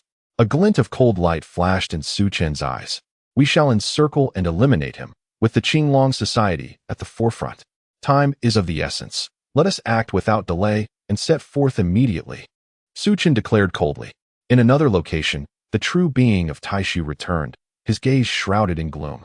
What is the connection between the Qinglong Society and the Golden Wind and Drizzle Pavilion? The true being pondered deeply. Yan Nanshan's appearance was somewhat unexpected, yet not entirely unforeseen. The Golden Wind and Drizzle Pavilion and the Qinglong Society emerged in close proximity, one bright and one hidden, indicating a grand scheme. What forces does Tianya Pavilion represent? And who manipulates it from behind? Moreover, that's Su Chen. He must also be affiliated with the Golden Wind and Drizzle Pavilion? The true being of Taishu linked these characters in his mind. It seems I must depart from Lingnan County post-haste. A chill crept into his heart as he sensed a vast net enveloping Lingnan County, or perhaps the 9 northern counties. Never did I imagine that I, the true being of Taishu, would find myself in such a plight, departing empty-handed in disgrace. Golden Wind and Drizzle Pavilion, Qinglong Society, Yan Nantian. I trust we shall meet again. A flash of cold light flickered in the true being's eyes. As a master of the Taoist sect and the esteemed mentor of the 7th prince, he holds considerable power within the great Zhou dynasty. Yet here in Lingnan County, he is forced to retreat. This is indeed a humiliation for him. However, to remain would invite danger. Although Yan Nantian refrained from attacking today, if other masters from Tianya Pavilion were to arrive, he might be in peril. With that thought, the true being of Taishu did not hesitate. He turned and strode towards the courtyard exit. The gate swung open. Not far from the courtyard, a carriage was stationed. Upon seeing the carriage, the true being's pupils contracted sharply, for seated at the front was Yan Nantian. Brother Nantian, what brings you to my residence? The true being inquired, gazing at Yan Nantian in the carriage. To claim your head, the true being of Taishu, Yan Nantian declared as he leaped from the carriage, appearing directly before the true being. With Yan Nanshan's movement, Guanxi and Xiang Yingtian also surged forth, encircling the true being. Are you truly intent on attacking me? I wonder who resides within the carriage. The true being's gaze remained fixed on the carriage, sensing a familiar breath emanating from within. This breath was profound, and its strength formidable. The fact that the individual remained seated in the carriage indicated a noteworthy identity. You may not have the opportunity to meet the person within the carriage, Yan Nantian said, advancing towards the true being. The energy within him surged swiftly, resonating with the sound of sinews and bones. In that moment, his right arm lifted, his palm clenched, and a monumental vortex of energy erupted from his fist before he unleashed a powerful punch. Boom! The ferocious force of his blow surged forth like cannon fire, targeting the true man of the void. Without hesitation, the true man responded with an open palm, generating a powerful suction that collided with Yan Nanshan's fist. Chapter 282, Desolation. No remains of corpses. Bang. The clash of energies erupted, sending shockwaves that spread outward, creating ripples and thunderous sounds as they met the air. The two figures swiftly separated. Yan Nantian, your strength is comparable to mine. To kill me is still beyond your reach, the true man of the void intoned gravely, his gaze drifting towards the carriage not far away. He was keen to discern the identity of the person seated within. Although Yan Nantian had previously refrained from expressing murderous intent, it seemed that the current aggression stemmed from the wishes of the occupant of the carriage. Anyone capable of orchestrating such a formidable opponent as Yan Nantian must possess a significant identity. He needed to find a way to ascertain it. Boom! As he pondered, Yan Nantian struck again, his southern heaven divine fist launching forth like a torrential downpour, imbued with violent waves of power, seizing the initiative. In an instant, the shadows of his fists enveloped the true man of the void, sealing off every corner where he might evade. Void technique, heavenly extremity hand. The true man of the void quickly focused himself to respond, for Yan Nanshan's ferocious punches demanded his undivided attention. He thrust his palm forward, transforming it into a shadow of his hand, where energy swirled, colliding with the shadow of Yan Nanshan's fist. Bang! Bang! Bang! The sounds of their palms, intersecting, reverberated through the air. The true man of the void was impressively formidable. Inside the carriage, Su Chen could only vaguely glimpse the intertwining figures through the curtain, his brow furrowing slightly. As Yan Nantian took action, he refrained from allowing Guanxi and Xiang Yingtian to intervene. This was a mark of respect in the presence of a powerful adversary. However, he knew that if the battle dragged on too long, unforeseen complications might arise. Su Chen did not wish for any mishaps to occur. Thus, he prepared to signal Guanxi and Xiang Yingtian to strike simultaneously, collaborating with Yin Nantian to swiftly eliminate the true man of the void. At this moment, Yin Nantian also recognized the need to avoid prolonging the confrontation. Garment transformation technique. The energy within him surged, transforming his punch into a palm strike, which he thrust forward with a rounded force, imbued with a zen-like serenity, yet sharp as a blade. The true man of the void mirrored the action, and their palms met with a collision. Not good. Upon impact, the true man's expression shifted dramatically as he exclaimed. However, their palms had already connected, unleashing a thick and domineering energy from Yin Nanshan's hand into his opponent's grasp. Void. 5 energies returning to origin. Within the true man of the void, 5 distinct energies converged, forming a colossal force to resist the overwhelming pressure of Yin Nanshan's energy. Instantly, the two engaged in a fierce contest of power. The true man of the void practiced Taoist arts, which emphasize unity and harmony. In contrast, Yin Nanshan's garment transformation technique bore a resemblance to the Zen teachings of Buddhism. The two individuals commenced their fierce duel, and for a moment, neither could claim victory. However, the Taoist master of the void felt a surge of urgency. Should this relentless exchange of energy continue, he would soon find himself depleted, making any attempt to escape exceedingly difficult. His opponent had already harbored murderous intent, and it was unlikely they would permit him a safe departure. He sought to extricate himself from Yin Nantian's relentless onslaught. Yet, the energy emanating from Yin Nantian surged forth like relentless waves. If he were to endure such force head-on, he would undoubtedly suffer grave injuries. Void, ninefold art. The Taoist master of the void's internal energy surged dramatically, his palm channeling a formidable wave of energy, which erupted towards Yin Nanshan's hand. Bang! A tremendous collision of energy occurred. Both combatants staggered backward. In that instant, the Taoist master of the void pivoted, soaring towards the direction of Su Chen's carriage. He needed to ascertain the identity of the person within the carriage. Seek death, roared Guanxi, his body suddenly swelling, muscles rippling beneath his skin. He unleashed a colossal punch, the force immense. This tremendous energy was akin to cannon fire, obstructing the Taoist master's ascent. Phantom Shadow, Heartbreaker. On the other side, Xiang Yingtian vanished like a wraith, transforming into a shadow, striking towards his adversary. Here comes the sword. At that moment, the previously repelled Yin Nantian seized the long sword that had been hanging on the carriage, wielding it in an instant. With a single stroke, he unleashed the renowned sword technique of the world's greatest divine sword. His sword energy could be both expansive and fierce. Until now, he had contemplated engaging the Taoist master of the void in earnest. However, a fierce desire to kill surged within him. The menacing sword energy caused the Taoist master of the void to alter his expression. He dared not be careless. He turned, striking with his palm in an attempt to disperse the sword energy, but found himself repelled instead. In that fleeting moment, Xiang Yingtian appeared behind him, delivering a palm strike to his back. Bang! Though Xiang Yingtian was sent flying, the Heartbreaker's force penetrated the Taoist master's defenses, surging into his body, causing him to plummet toward the ground. At that instant, Guanxi's fist struck forth, infused with innate destructive energy, crashing into the Taoist master's body, shattering his energy and sending him hurtling away. Puffed, blood spurted forth. Just then, Yin Nantian descended, his long sword slashing out. The Taoist master's pupils contracted sharply. He attempted to evade, but the flash of the sword cleaved through his chest. A cloud of blood mist erupted from him, crimson liquid cascading forth. With a sudden appearance, Xiang Yingtian returned, imprinting his heartbreaker on the adversary's chest as energy surged into his heart. Bang! Cracks appeared on the heart. After this strike, Xiang Yingtian retreated. The three turned their gazes toward the Taoist master of the void, whose eyes grew hazy, rendering his vision unclear.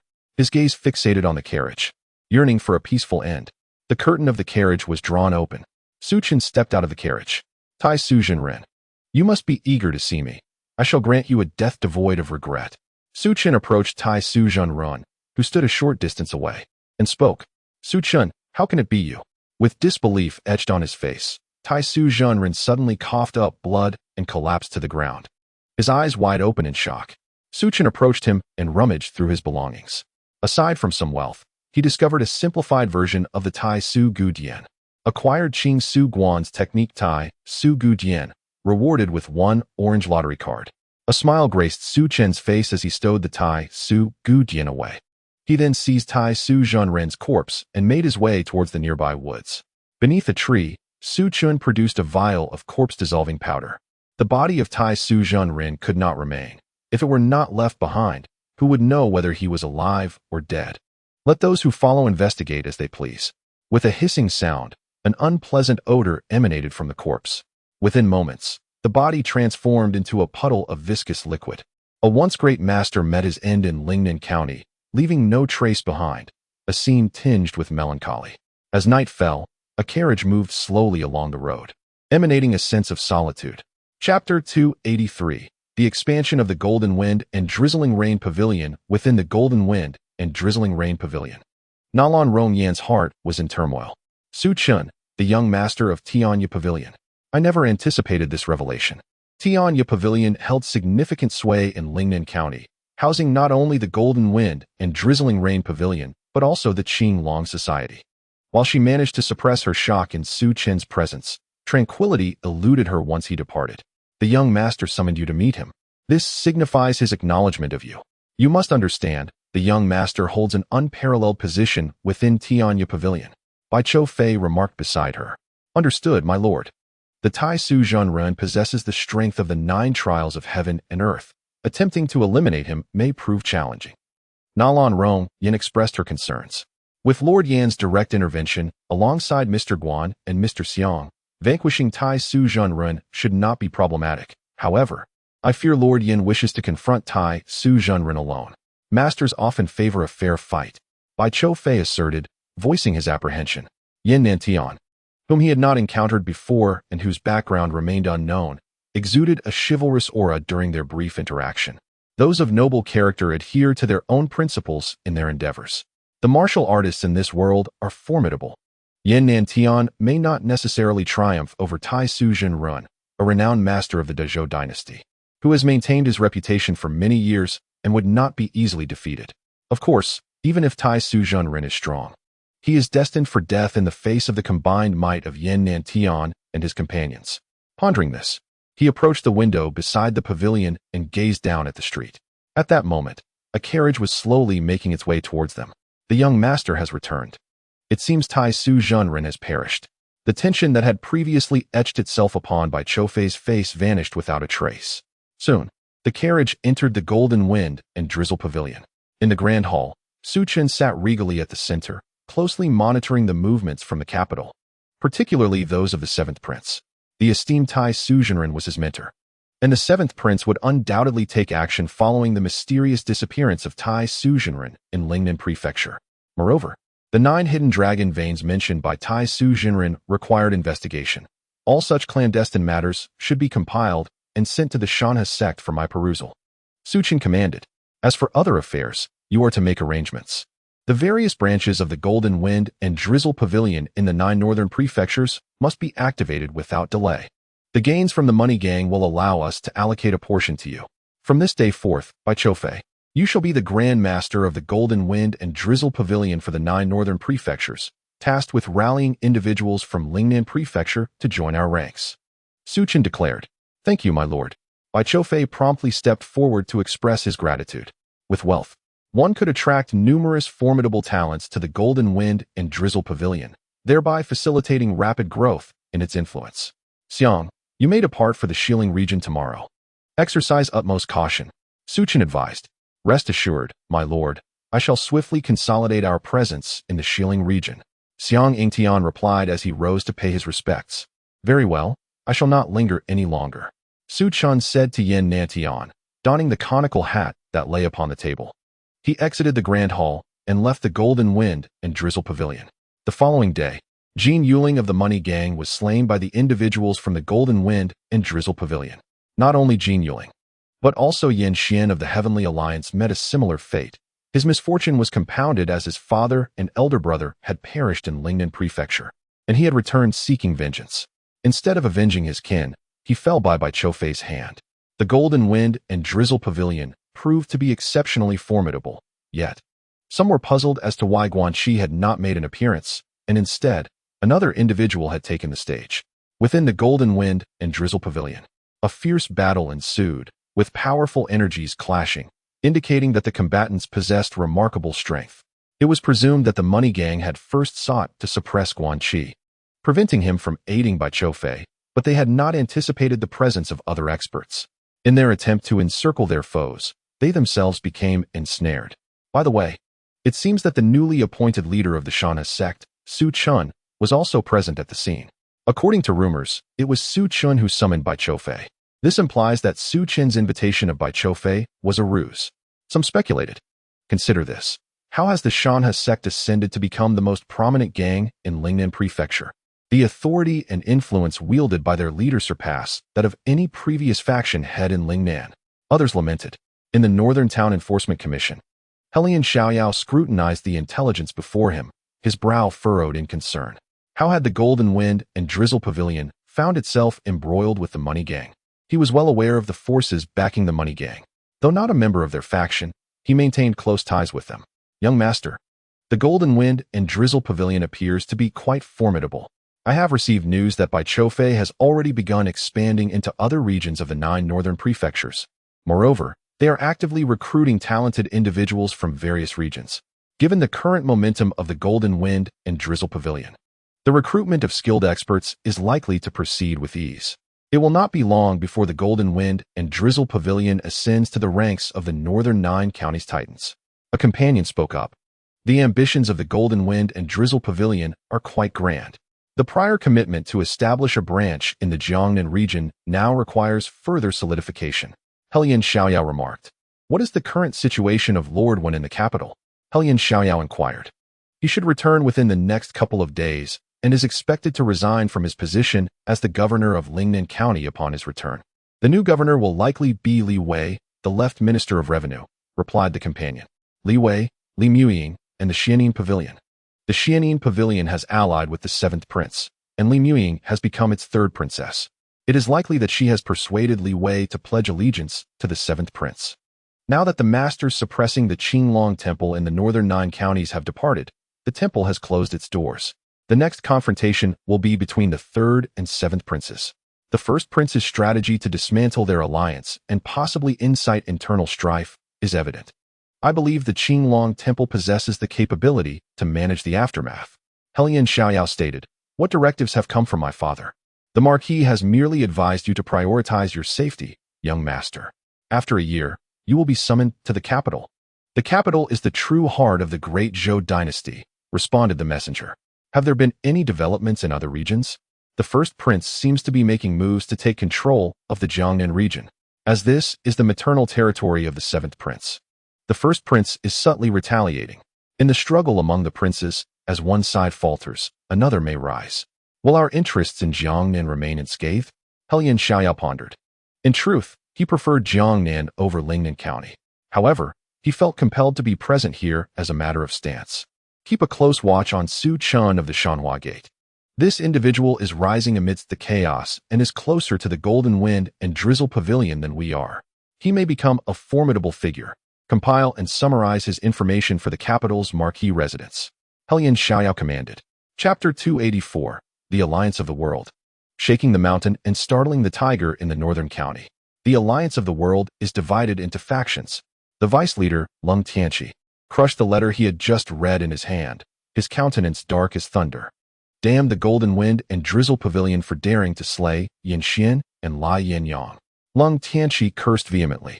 Yan Xian and the Flame Master, Lai Yinyang, were assassinated by members of the Golden Wind and Drizzle Pavilion. This represents a devastating blow to their alliance of the world. Having just begun to establish their presence in the northern county and prepare for expansion, they were blindsided by such an event. The news has already spread, and various factions are now aware of the enmity between the Alliance of the World and the Golden Wind and Drizzle Pavilion. Should the alliance take action, it is likely that these factions will swiftly ally with the Golden Wind and Drizzle Pavilion to suppress the Alliance of the World. We must pause our expansion plans. You two should focus on consolidating our influence within the northern county for the time being. Additionally, swiftly eradicate any factions that refuse to submit to our alliance.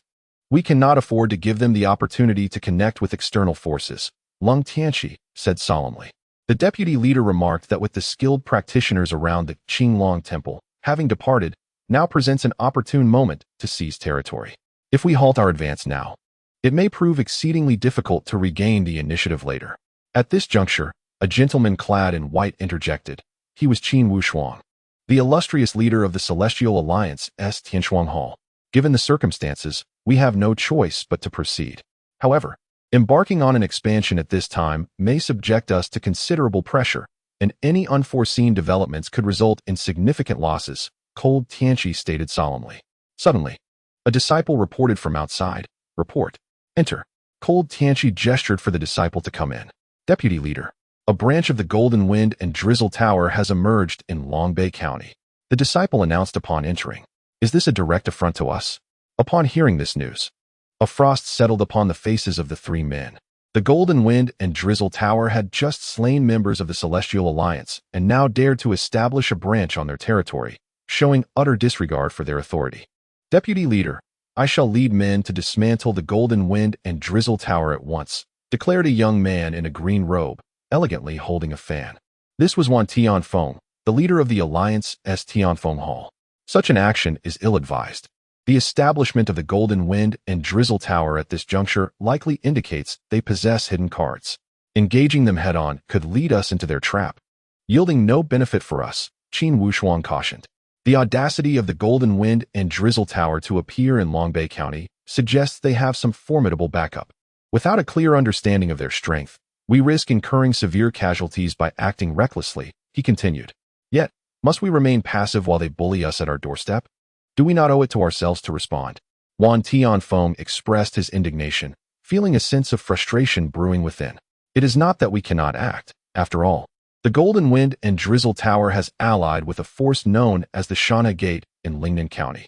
If we were to eradicate the Shanhe Gate, would it not send a message to the world that even those who ally with the Golden Wind and Drizzle Tower are not safe from our wrath? This could serve as a warning, Xuanshuang suggested. Shanhe Gate, Cold Tianqi, and Wan Tianfeng exchanged glances, their brows furrowing slightly. They were aware that the Shanhe Gate was the preeminent power in Lingnan County, boasting a considerable number of followers. Within their ranks was a formidable expert capable of transcending the trials of the heavenly realm. To extinguish the Shanhe Gate, one must first contend with this powerful figure. Cold Tianqi noted gravely. Currently, only we among the 9 northern counties can contend with such a heavenly expert. The other 2 are not capable of facing the original Shuyun. He added, Deputy Leader, it seems we have arrived at a most fortuitous moment. 2 figures suddenly appeared at the entrance of the hall. One was an emaciated elder in a black robe, and the other was a robust man clad in martial attire, his face adorned with a thick beard. Greetings, Elder Zhou. Elder Wu, Xuanshuang, and Wan Tianfeng greeted the newcomers in unison. The 2 elders nodded and strode into the hall, paying their respects to Cold Tianqi. Salutations, Deputy Leader. They addressed him respectfully. Elder Zhou, your arrival is most timely. I was beginning to fret over our insufficient strength here. A smile graced the face of Lung Tianqi. As the previous clouds of worry dissipated, the Vice Alliance leader may entrust this task to me. I shall eliminate the formidable expert of the Heaven and Earth Sect, a master of the 4 trials. Elder Wu, standing beside Elder Zhou, spoke up. It is splendid that Elder Wu is willing to take action. However, I advise you, upon reaching Lingnan County, to first observe the situation before acting. Lung Tianqi replied, his tone grave. Rest assured, one master of the 4 trials is within my capabilities to handle. I shall hasten to the Heaven and Earth Sect and swiftly eradicate their experts, allowing our alliance to further expand. Elder Wu, being somewhat impulsive, bowed and turned to leave. Qin Tangzhu, you will accompany Elder Wu. Lung Tianqi commanded, addressing Xuanshuang below. Yes. Xuanshuang quickly pivoted and pursued the departing Elder Wu. Wan Tangzhu maintained close surveillance on the developments in Lingnan County. Additionally, please have our alliance keep an eye on the movements of the Golden Money Gang in the capital and the Lord and Ho. Inform me immediately of any news. Lung Tianqi instructed. The people of the Rainy Wind Pavilion have slain Jin Yuling, so the Golden Money Gang is likely to make a move. Even if they do not act immediately, Lord and Ho, who has a special connection to Jin Yuling, will surely respond. In another location, within a study behind the Master S Hall of the Heaven and Earth Sect, Su Chun regarded the returning Yuan Suiyun and inquired, "Did you encounter no adversaries on your journey?" It seemed to him that someone would surely seek to target Meng Shintong. No one made a move. "I escorted Meng Shintong out of Lingnan County and then returned," Yuan Suiyun replied. The absence of opposition was somewhat unexpected. Nonetheless, it serves as a favor to Mei Xuanshuang, granting Meng Shintong a reprieve. Su Chen murmured to himself, "In the days to come, the Heaven and Earth sect may attract some attention. Remain vigilant, eliminate those you can, leaving no survivors to instill fear among those who watch us. Regarding the affairs of Lingnan County, I, Su Chun, have a stake. Thus, any subsequent retribution will inevitably target me, and I have urged Yuan Suiyun to be ruthless." Understood. Yuan Suiyun nodded and respectfully exited the study. After bidding farewell to Yuan Suiyun, Su Chun clasped his hands behind him and gazed out the window.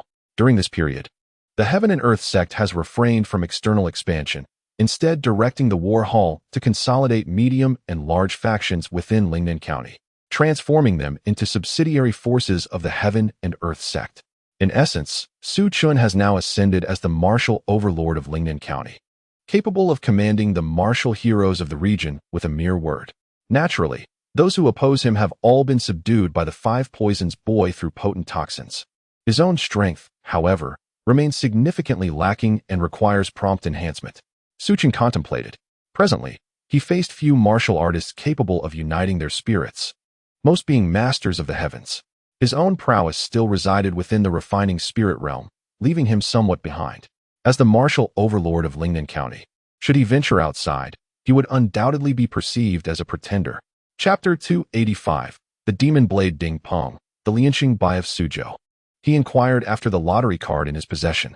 Previously, when he had slain the true man of the void, he had acquired a secret tome from the opponent, which triggered the reward of an orange lottery card. Recently, he had also perused a considerable number of hidden books and exchanged them for yet another orange lottery card. The rewards he triggered were becoming increasingly elusive. He mused silently. At present, the 3 factions under his command were in dire need of manpower, particularly the Qinglong Society. The society operated in the shadows, with only 3 leaders among the 12 halls, making it somewhat challenging to venture beyond the northern 9 prefectures. The turmoil within the northern 9 prefectures was significant, with constant conflicts among the factions. It was only a matter of time before powers akin to the Shanhe Sect emerged within the regions. The advent of these forces would inevitably challenge established factions like the Tianquan Sect, the Xifeng Society, the Blade Alliance, and the Xianin Tower. Thus, he still required additional personnel on his side. He hoped for a stroke of good fortune in his draws. Congratulations, you have obtained the character Demon Blade Ding Peng. Congratulations. You have obtained the character Lianxing Bai. Demon Blade Ding Peng and Lianxing Bai? A flicker of surprise crossed Su Chen's mind. Ding Peng was a character from the Round Moon and Curved Blade, while Lianxing Bai hailed from Shaoxi Lang. The phrase "the little building listens to the spring rain overnight" is a renowned sword technique, an alternate name for the divine blade chop practiced by Ding Peng. Initially, Ding Peng wielded the blade to subjugate men, but in the later stages, men became the masters of the blade. The essence of man became the soul of the blade, while the blade became the servant of man. He was uncertain whether Ding Peng was a character from the early or later stages. If he were from the early stage, his strength would be limited. However, in the later stages, he could potentially match the prowess of Yan Nantian. Su Chun felt a surge of anticipation as he began to investigate further. Upon completing his inquiry, a smile spread across his face. Ding Peng's power was defined as the 9th difficulty of the celestial realm. With Yan Nantian, I now possess 2 experts of the 9th difficulty of the celestial realm. Lianxing Bai, the antagonist from Shaoxi Lang, was the head of the illustrious Jiangnan family, the owner of the Wugo Mountain Villa in Suzhou, and a primary adversary of Shaoxi Lang. He was undeniably gifted and had the potential to slay Shaoxi Lang. Yet, his arrogance led to his downfall. In his quest to ruin Shaoxi Lang's reputation, he ultimately fell victim to an assassination. A character who found it challenging to navigate the trials of beauty. He allowed his schemes to create vulnerabilities, resulting in his disgrace and eventual demise, all for a woman named Shen Bijuan. It remained uncertain whether this Lianxing Bai was the one who killed the leisurely marquis during his control of the Tianzong or the earlier version of Lianxing Bai. After his investigation, Su Chen's expression shifted slightly. Lian Cheng Bai's strength was defined as the 5th difficulty of the celestial realm. This lottery draw seemed to be somewhat unjust towards the characters from the literary works. In comparison, the characters from Gulong's works were evidently of a higher caliber. At this moment, Su Chan felt a sense of injustice for the characters from the previous literary work. Master. At that moment, a disciple called from outside the door. Enter. Su Chan replied. Master, the young master of the Tianquan sect has come to see you. The visitor bowed respectfully. Is Bai Choufei not returning to the Tianquan sect? What brings him here? Su Chan stepped out of his study and made his way toward the master hall. Inside the master hall, Bai Choufei was accompanied by another individual, a person wielding a long knife. As Su Chan approached the door, he sensed a formidable and domineering blade intent emanating from the stranger. Could it be the blade sovereign, Luo Tianjue? The name flashed through Su Chen's mind. Master Su, allow me to introduce this formidable brother, Luo Tianjue of the Blade Alliance. Greetings, Master Su. The imposing Luo Tianjue clasped his fists in a respectful salute. Greetings, Brother Luo. Please, take a seat. Su Chan gestured for both men to sit, while he settled down opposite them. What brings you both here today? Su Chan inquired. Master Su, we have come to seek an alliance with you in the Golden Wind and Drizzle Pavilion to confront the Four Directions Society, Bai Choufei stated. Confront the Four Directions Society? Su Chen's brow furrowed slightly. The Four Directions Society possessed strength comparable to that of the Heavenly Fist sect, deeply rooted in the 9 prefectures of the north. Su Chan had intended for the Golden Wind and Drizzle Pavilion to confront the Four Directions Society, usurping their position as the foremost power in the northern territories. However, he had not anticipated that before the Golden Wind and Drizzle Pavilion could act, the Heavenly Fist sect and the Blade Alliance would strike first. Our strength at the Mountain River sect pales in comparison. I fear we may not be able to intervene, Su Chan murmured. You are too modest, Master Su. Your sect possesses adept poison masters and formidable experts of the celestial tribulations. How could you be weak? Bai Choufei countered. I have received word that the leader of the Four Directions Society intends to assassinate the Golden Wind and Drizzle Pavilions, Shangwan Jinong. If we relay this intelligence to the pavilion and join forces to eliminate the leader of the Four Directions Society, they will pose no threat. At that point, we can divide the spoils, and your Mountain River sect can expand into other prefectures. Ambitious steps can lead to dire consequences. Our Mountain River sect currently seeks no external expansion. Su Chan replied, scrutinizing Bai Choufei. Your visit suggests that you wish to leverage our connections to align with the Golden Wind and Drizzle Pavilion in annihilating the Four Directions Society. Indeed, that is our intention. Bai Choufei did not deny Su Chen's words. I can facilitate an introduction to Lord Bai for you, Su Chan offered. Thank you, Master Su. However, you must exercise caution. 2 experts from the Tianxiao Alliance have arrived in the northern prefecture, one of whom is connected to the sinister Xuanshuang of the Heavenly Frost Hall. They arrived and vanished on the same day. Bai Choufei warned gravely.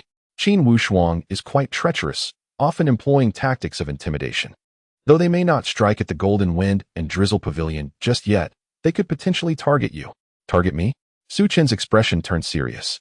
He had previously suspected that someone might be plotting against him, primarily suspecting the Money Gang, as they likely harbored doubts about his collusion with the Golden Wind and Drizzle Pavilion concerning Jin Yuling. It would be entirely reasonable for them to act against him. However, he had not anticipated it would be the Tianxiao Alliance. This Tianxiao Alliance is courting death. I appreciate your warning, Brother Bai. Might I inquire if you possess any information regarding those 2 individuals? If so, I would be willing to compensate you for their details. I shall hire members of the Qinglong Society to eliminate them. A cold glint flashed in Su Chen's eyes, his tone growing fierce. What a formidable intent for vengeance. Bai Choufei sensed the killing intent emanating from Su Chan, pondering deeply. He had initially aimed to advise Su Chan to lay low, but now he was taken aback by Su Chen's resolve to eliminate the 2 individuals.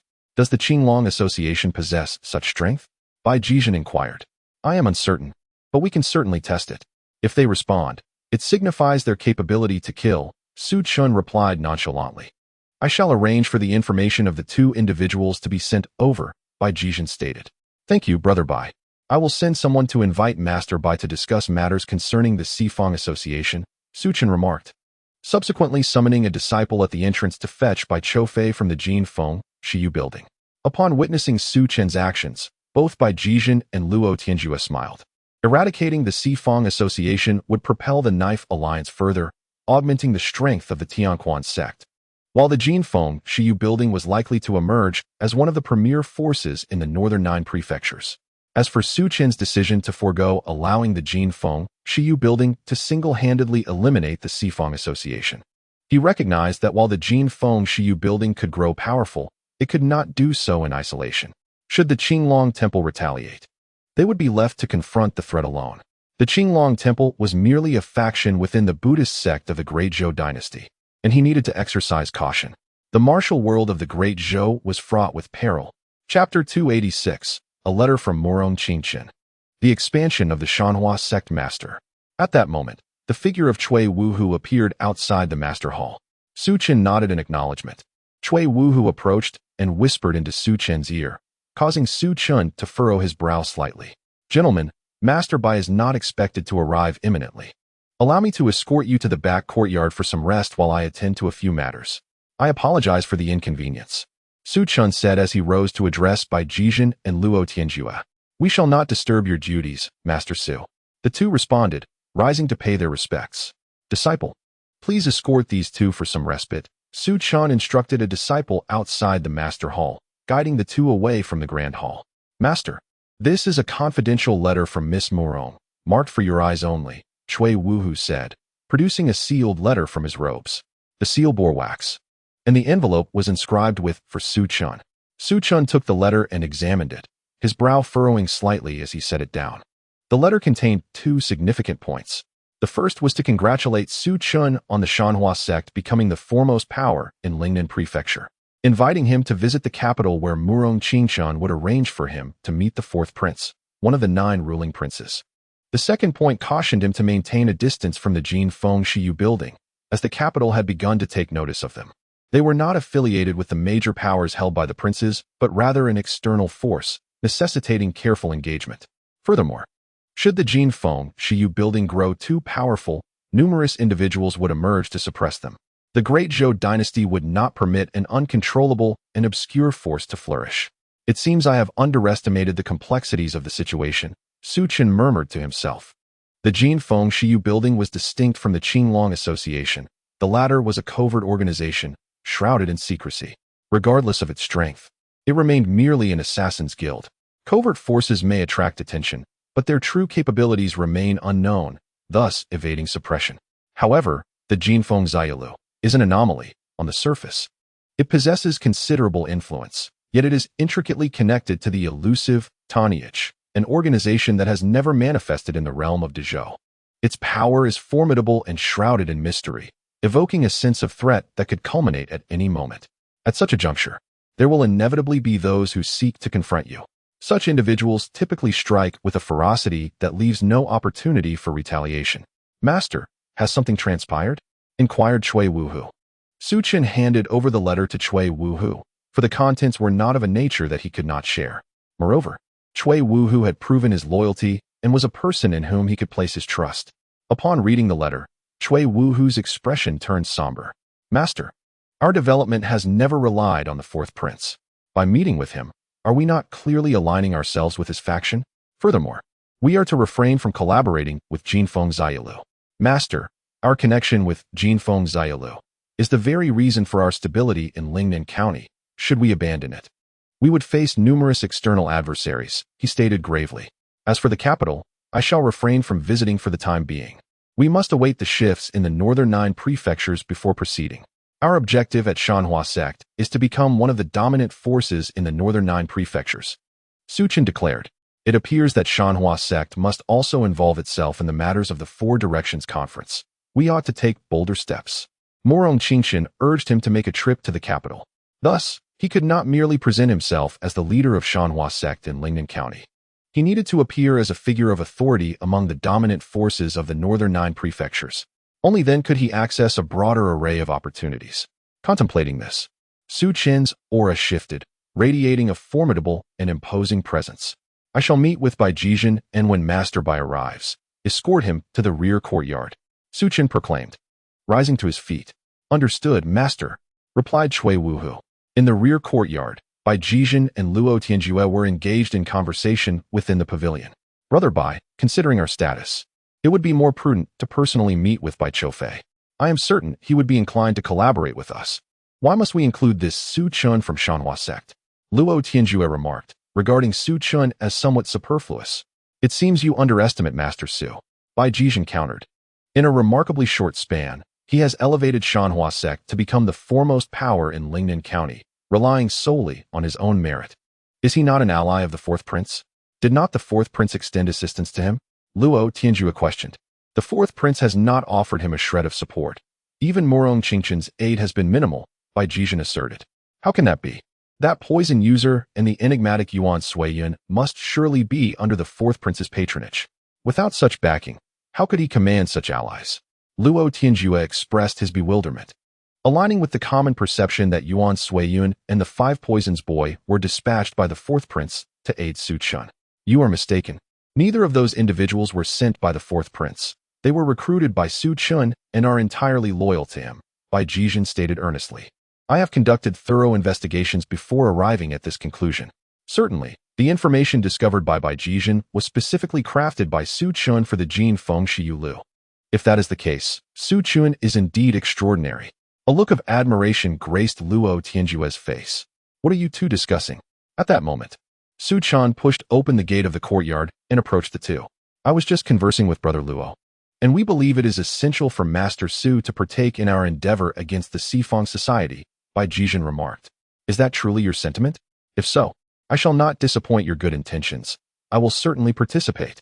I have brought some food and wine. Let us indulge while we converse, Su Chun declared, opening the basket in his hand to reveal an array of dishes, accompanied by 3 jars of wine, which he placed beside them. In another location, at the residence of the left minister Li Wei, joy illuminated his features. I have just received word from the capital. My appointment has been confirmed. Upon the return of Minister 1, I shall become the governor of Lingnan Prefecture, Li Wei proclaimed to his daughter, Li Muing, who stood a short distance away. Father, your position is secured, but I have made no progress regarding the tasks assigned to me by the Xiaoren Tower. Su Chun from the Shanhe Sect has consolidated the forces of Lingnan Prefecture, establishing himself as the sole dominating power. I cannot fulfill the mission entrusted to me by my master. Li Muing expressed, clearly disheartened. She had encountered Su Chun before, who seemed indifferent to her beauty. She initially contemplated leveraging the Xiaoren Tower to gather some influence before confronting him. However, she was caught off guard by the aggressive maneuvers of the Shanhe Sect. Before she could gather her allies, they had already subdued the opposition. Inger, you must strategize to win over Su Chun. If you secure him, the entirety of Lingnan Prefecture will be yours, Li Wei advised. Father, Su Chun is an enigmatic individual. My appearance holds no sway over him, Li Muing responded. Inger, sometimes beauty is not the sole weapon at your disposal. The only unchanging weapon in this world is profit. Present him with enticing advantages, and he will undoubtedly collaborate with you, Li Wei stated, taking a sip of tea. A glimmer of realization sparked in Li Muying's enchanting eyes upon hearing her father's words. She recognized that she had been overly concerned about Su Chun's lack of interest in her appearance, neglecting this crucial aspect. Although there is a saying that heroes often falter in the presence of beauty, Su Chun does not fit the mold of a hero. His pragmatic approach aligns more with that of a formidable leader. Without offering him a tangible incentive, her efforts would be futile. Thank you, Father, for your guidance. I shall ponder this matter thoroughly, Li Muing said, stepping forward to embrace Li Wei's arm in gratitude. What of your second senior sister? Any news from her? Li Wei inquired. Li Shirong from the Xiaoren Tower is a formidable rival for his daughter, and it is imperative to keep a close watch on her. There has been no movement. Upon her arrival, she has taken no action, Li Muing replied, her brow slightly furrowing. She found Li Shirong's current demeanor perplexing, as it starkly contrasted with her usual approach. Has she not taken any steps? Is she also contemplating a strategy against Su Chun? Li Wei furrowed his brow slightly. You should withdraw your people first. I will arrange for someone to keep an eye on your second senior sister to ascertain her intentions, he stated. As the left minister of Lingnan Prefecture, the second most influential figure in the region, he naturally possessed some clandestine power. He aimed to pave the way for her daughter. Just as Li Wei finished speaking, a figure appeared at the entrance of the hall. It seems you all were eager to see me, the newcomer. The Li Shiyong they had mentioned, remarked. Our purpose here is to integrate the influence of Lingnan Prefecture into the Xiaoren Tower to fulfill our master's task.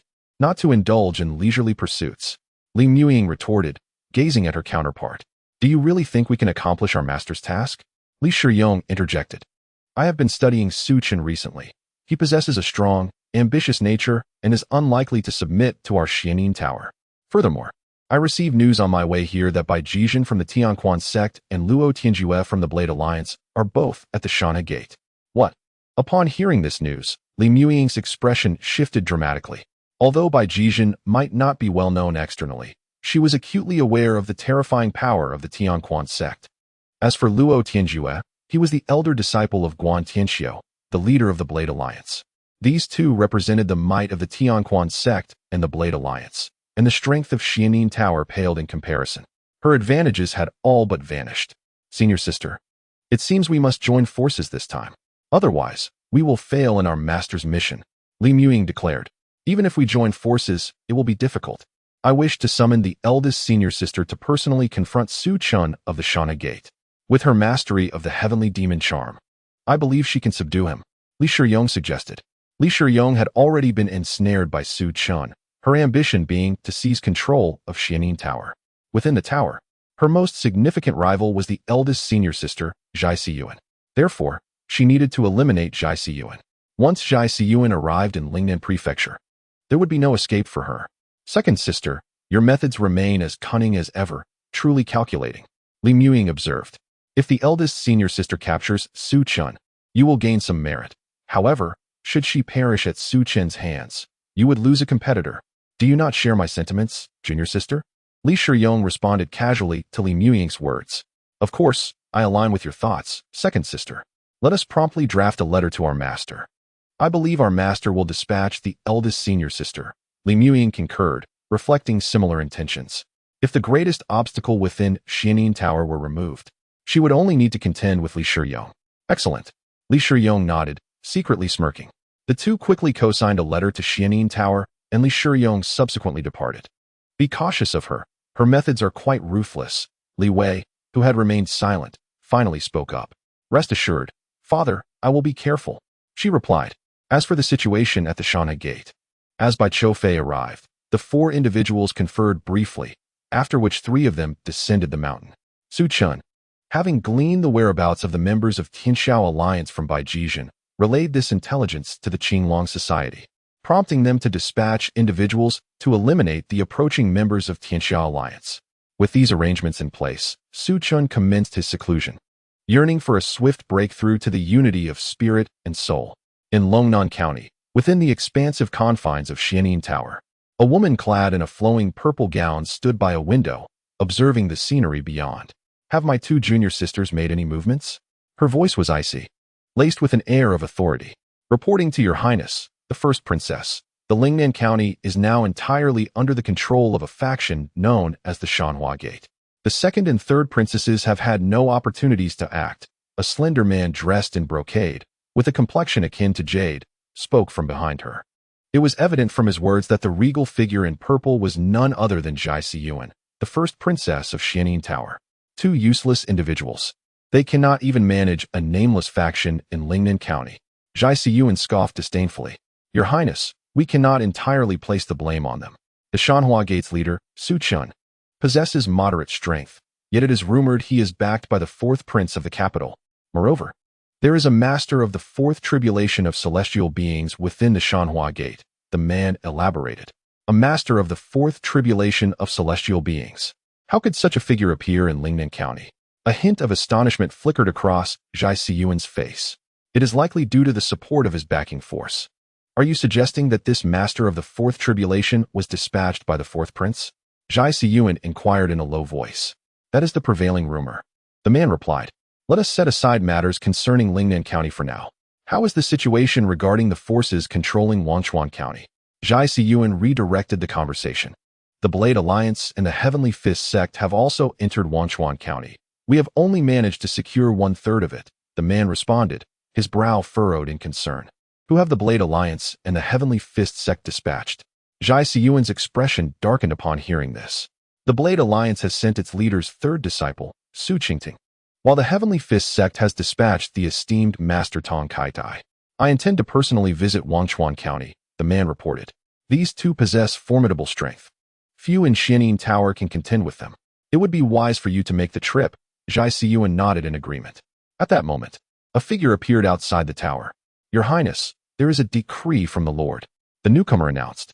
Hearing this, Zhai Siyuan and the man swiftly descended to greet the visitor. We pay our respects to Protector Lin.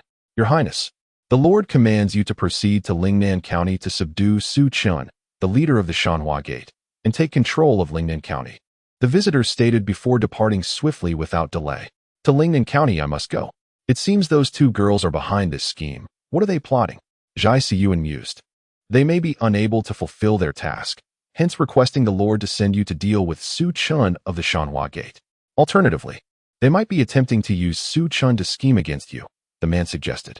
Beside him, a man spoke. There is no need for you to head to Xuanshuang County for the time being. Accompany me to Lingnan County, and along the way, retrieve all the information regarding Su Chun from the Shanhe Sect.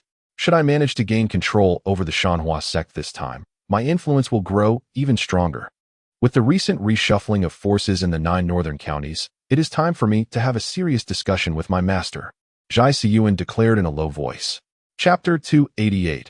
Refining Demon Blood, uniting the spirit at the back mountain of Shanhe Sect, within a secluded valley.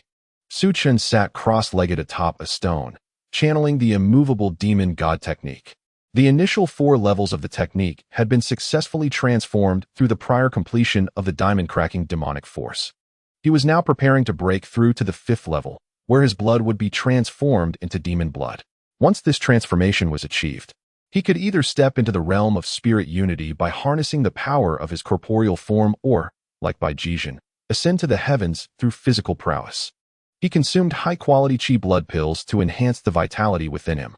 Under the operation of the immovable demon god technique, these energies circulated, compressed, and merged with his internal vitality. The activation of this vitality caused his blood to boil like scalding water, emanating an intense heat. The boiling blood continually generated new vitality, and Su Chun felt a terrifying surge of heat explode within him, prompting a low growl to escape his lips. A rich crimson light enveloped his body, creating ripples in the air as it collided, transforming into steam that filled the valley. Yet the vitality remained insufficient. Su Chun sensed the expansion of his internal energy, but realized he was still far from compressing his blood into the demon blood as described by the immovable demon god technique. He continued to retrieve pills from his robe, incessantly ingesting them. It was only due to his formidable physical constitution that he could consume such an abundance. Otherwise, he would have succumbed to the overwhelming potency of the pills, resulting in his demise. With the aid of the pills, Su Chun's body resembled an overworked machine. However, within this state of overload, a subtle change began to occur in his blood. It shifted to a deep crimson infused with a glimmering luster. This change, perceived by Su Chun, who remained in a state of heightened awareness, sparked his excitement. There is indeed a shift, he thought, his eyes gleaming with determination as he continued to devour the pills, augmenting the power of his internal vitality. As time progressed, the subtle change in his blood culminated in a more brilliant shade of blood red. Suddenly, with the emergence of this crystalline blood, Su Chun felt an immense power being birthed within it, spreading throughout his limbs and bones, causing them to resonate with vigor. The fluctuation of his blood triggered a transformation of his physical form. His muscles bulged like steel, and he grew taller in an instant, causing his garments to shatter. With a roar, Su Chun stood, his feet propelling him forcefully against the ground. With a thunderous crack, the boulder beneath Su Chun shattered, propelling him into the air. He delivered a powerful kick toward a towering stone, 3 men high. Bang! The colossal rock beneath his foot instantly became a web of fissures, sending debris flying and creating numerous craters in the ground around him. Had that kick landed on a person, it would have surely shattered their energy and crushed their internal organs, especially for one just entering the realm of celestial beings. Su Chun was astounded. The mere completion of a single drop of blood granted him such formidable power. Once his entire blood was perfected, he might indeed ascend to become a formidable demon god. He murmured softly, his palm gently clenching, causing a surge of energy to explode within his grasp. Suddenly, the energy within him seemed to undergo a transformation, rapidly merging his physical form and consciousness. He had entered a state of unity between spirit and body. Su Chunhan anticipated that reaching the 5th level of the immovable demon god technique would enhance his physical prowess, facilitating his attainment of this unity. His thoughts then turned to the impending challenge of the celestial realm. Upon glancing into the spatial ring, he discovered that the process of refining a single drop of blood had consumed the majority of his previously prepared elixirs. The expenditure was indeed exorbitant. Fortunately, he had ample resources. Otherwise, relying solely on his vitality to cultivate the blood of a demon god could have taken an interminable amount of time.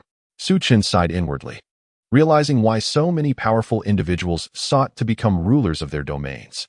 Only by doing so could they sustain their external medicinal consumption. Otherwise, rapid or steady enhancement of one's strength would be exceedingly difficult. After calming his mind, Su Chen ascended to another rocky perch to regulate his energy and blood. With the first drop of blood now completed, he felt confident that he could continue his training following this method. Instead of immediately refining the demon blood, he chose to practice the mountain river technique. The energy of the mountain river circulated within him, nourishing his internal power and cleansing impurities, aiding Su Chen in recovering from the hidden injuries sustained during the intense exertion of the immovable demon god technique. The valley fell into a serene silence. Meanwhile, in the capital, within a tranquil courtyard of the money gang, a middle-aged man was engrossed in writing at a stone table, wielding a finely crafted brush that danced elegantly upon the rice paper. Not far off, an elderly man clad in black stood, seemingly awaiting the completion of the middle-aged man's task. As the brush came to a rest, the man placed it upon the stand. "How goes the investigation into Yuling?" he inquired in a deep voice. "The matters concerning the second and third leaders have been clarified. The third leader has allied with Yan Xian of the Heavenly Alliance to conspire against the Golden Wind and Drizzle Pavilion, utilizing Su Chen of the Mountain River Sect to arrange a meeting with Bai Choufei, only to ambush him en route." The elder replied. The middle-aged man was none other than Jin Yuting, the second leader of the money gang. However, the Golden Wind and Fine Rain Pavilion has already been informed, thus dispatching a previously unseen master to deal with the third leader, whose strength lies at the 6th difficulty of the celestial being. The third leader stood no chance and was slain. The fallen warrior was known as Xiang Yingtian. The elder bowed and spoke. "It seems that Su Chen from the Mountain River Sect betrayed Yuling. However, Su Chen is but a minor character, insignificant enough to be crushed at any moment. Wasn't it previously mentioned that there was another expert named Guan Shi within the Golden Wind and Fine Rain Pavilion? Has he not made a move?" Jin Yuting queried with some perplexity. Guan Shi was intercepted by the true man of the void. However, the true man did not eliminate him, and the reason for sparing him has yet to be ascertained by my subordinates, the elder responded. If even the true man of the void could not vanquish him, the Golden Wind and Fine Rain Pavilion must indeed be formidable. We cannot act recklessly at this moment, lest we become pawns in another's scheme to test the pavilion. Jin Yuting remarked with a furrowed brow. "Please arrange a meeting with Lord and Ho to gauge his thoughts on this matter." "Certainly." The elder nodded and bowed as he withdrew. After the elder departed, Jin Yuting's expression turned grave. The death of Jin Yuling had placed an immense burden upon him. Sending someone to confront the Golden Wind and Fine Rain Pavilion could backfire and turn him into a mere pawn. Yet, failing to act would mean allowing the enemy to murder his third brother, leaving him seething with indignation. This vendetta must be avenged. "Brother, I wonder when you shall emerge from your seclusion?" Jin Yuting spoke solemnly. The leader of the money gang, Jin Feihong, had been in seclusion for many years, no longer concerned with the affairs of the gang. In truth, the money gang was primarily managed by the second leader, Jin Yuting. Jin Yuling seldom involved himself with gang matters. His recent journey to the northern 9 prefectures was indeed related to Lord and Ho, who was seeking an opportunity to collaborate with the 7th prince. Jin Yuling had led the money gang into the northern 9 prefectures to assist Lord and Ho. Chapter 289. The ambush outside Feng City, a bustling metropolis near the Lingnan Prefecture. The wide stone-paved streets were teeming with people, crowded and lively, with shops lining both sides, an extraordinary prosperity due to its proximity to the prefecture. Feng City can be regarded as the second largest city in Lingnan. Within an inn, Xuanshuang of the World Alliance and a burly elder Wu were present in their chamber. They did not immediately proceed to Lingnan Prefecture, but chose to stay in Feng City to gather intelligence on the Mountain River Sect. "Why not head directly to the Mountain River Sect?" Elder Wu inquired, looking at Xuanshuang. "Elder Wu, Bai Jizhen from the Heavenly Fist Sect, Luo Tianjue from the Blade Alliance, and Bai Choufei from the Golden Wind and Fine Rain Pavilion had previously congregated at the Mountain River Sect. I suspect they intend to unite against someone. I fear there may be an ambush awaiting us. Xuanshuang replied. Our decision was made in haste, and our movements are quite discreet. No one should be aware of our presence. Upon reaching the Mountain River Sect, we shall eliminate Su Chun and descend immediately, Elder Wu asserted. In his eyes, as a master at the fifth difficulty of the celestial being, it would be an effortless task to ensure Su Chun's demise. While Su Chun may be easily dealt with, I am concerned that someone might use him as bait to lure us into a trap. Elder Wu, please remember that the Golden Wind and Fine Rain Pavilion harbors an expert at the sixth difficulty of the celestial being. Xuanshuang spoke in a low voice. Although they intended to use the Shanhe Sect as a means to intimidate others, there was no certainty that formidable experts were not concealed within. Thus, Xuanshuang chose to wait here, planning to act only after gathering sufficient intelligence. Given the current strategic shifts of the Tianxia Alliance, there was no need to rush against the Shanhe Sect. Hearing Xuanshuang's words, Elder Wu furrowed his brow. However, the longer we delay, the more likely we are to be discovered, which would be detrimental to our plans. Elder Wu expressed his concerns. When they had departed from Longbei County, he had not thought much of it, believing that eliminating Su Chun of the Shanhe Sect would be simple. Yet on the way, he reviewed the case files regarding the death of Jin Yuling and discovered Su Chun's involvement. If Su Chun was indeed implicated, it was very likely that he had experts from the Jin Feng Shiyu Tower protecting him during this time. Should we take action, it could be perilous. Elder Wu, I have already contacted Master Taishu, and he is expected to send someone to meet us tonight to discuss the situation, Xuanshuang stated. Is Master Taishu still here? Elder Wu inquired, puzzled. According to the intelligence, he has not yet departed. Master Taishu's visit to Lingnan County is likely for some urgent matter, which probably remains unresolved. Xuanshuang replied. Do you know why Master Taishu has gone to Lingnan County? Elder Wu asked. Master Taishu's prowess is said to be at the pinnacle of the Tianren 9 trials, regarded as a supreme expert of the Great Zhou dynasty. Despite the apparent disparity in strength between them, those levels are akin to insurmountable chasms. Each trial in the Tianren signifies a substantial elevation in capability. I am currently investigating this discreetly and have also tasked individuals to inquire with the Jin Feng Shiyu Tower about the matter, Xuanshuang remarked. Though they were adversaries of the Jin Feng Shiyu Tower, their intelligence network in Lingnan County was undeniably the most formidable. Furthermore, with Su Chen's support, Bai Choufei was consolidating experts across the other 9 counties to establish branches, thereby suppressing rival intelligence factions. It would not be long before they emerged as the preeminent force in the northern 9 counties. Consequently, the Tianxia Alliance had become increasingly cautious in its dealings with the Jin Feng Shiyu Tower. The central force of the Tianxia Alliance was not located in the northern 9 counties, and the number of reinforcements was limited, which in turn constrained the alliance's expansion. Elder Wu, when will the alliance leader launch a major offensive in the northern 9 counties? Xuanshuang inquired. A large-scale advance is somewhat challenging. In this incident, the alliance leader's connection with the 7th prince is both a boon and a bane. The 7th prince is merely one of the 9 princes. He has rivals who will not allow us to advance freely. Given the current situation, establishing a foothold in the northern 9 counties and controlling more than 2 counties would be considered a success, Elder Wu solemnly replied. Xuanshuang, being astute, discerned the underlying meaning in Elder Wu's words. There were forces at play seeking to balance the power of the Tianxia Alliance. Meanwhile, in the valley of the Shanhe Sect, Yuan Suiyan appeared beside Su Chun. The master of the sect, a message has arrived from the Qinglong Association. The individuals have been located in Fengcheng, and Lian Qingbi and Xiaoren are preparing to confront them and eliminate the threat, reported Yuan Suiyan. What manner of individuals are they? Su Chun inquired, retracting his energy. With the emergence of 2 formidable experts from the Jin Feng Shi building, Lian Qingbi has been appointed as the 4th Hall Master of the Qinglong Association. Should he take action, the adversaries will undoubtedly possess strength exceeding the 4th level of the celestial being. Besides Xuanshuang, there is also Wu Su, one of the 5 elders of the Tianxia Alliance, whose prowess stands at the 5th level of the celestial being, thus necessitating Lian Qingbi's personal intervention, replied Yuan Suiyan. Is that so? Su Chen nodded, pondering within. Fengcheng is not far from here, and given his current speed, he should arrive by nightfall.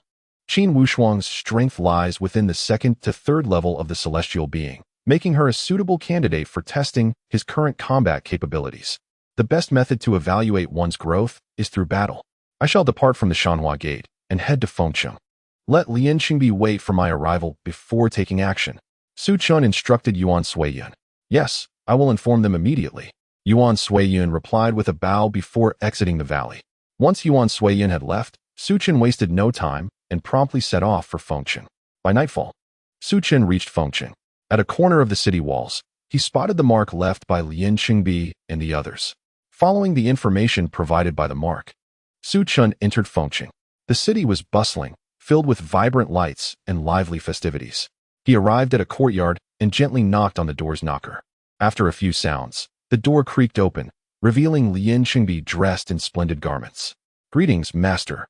Lian Qingbi saluted upon seeing Su Chun and ushered him into the courtyard. Within the courtyard, Su Chun inquired, "What is the current situation?"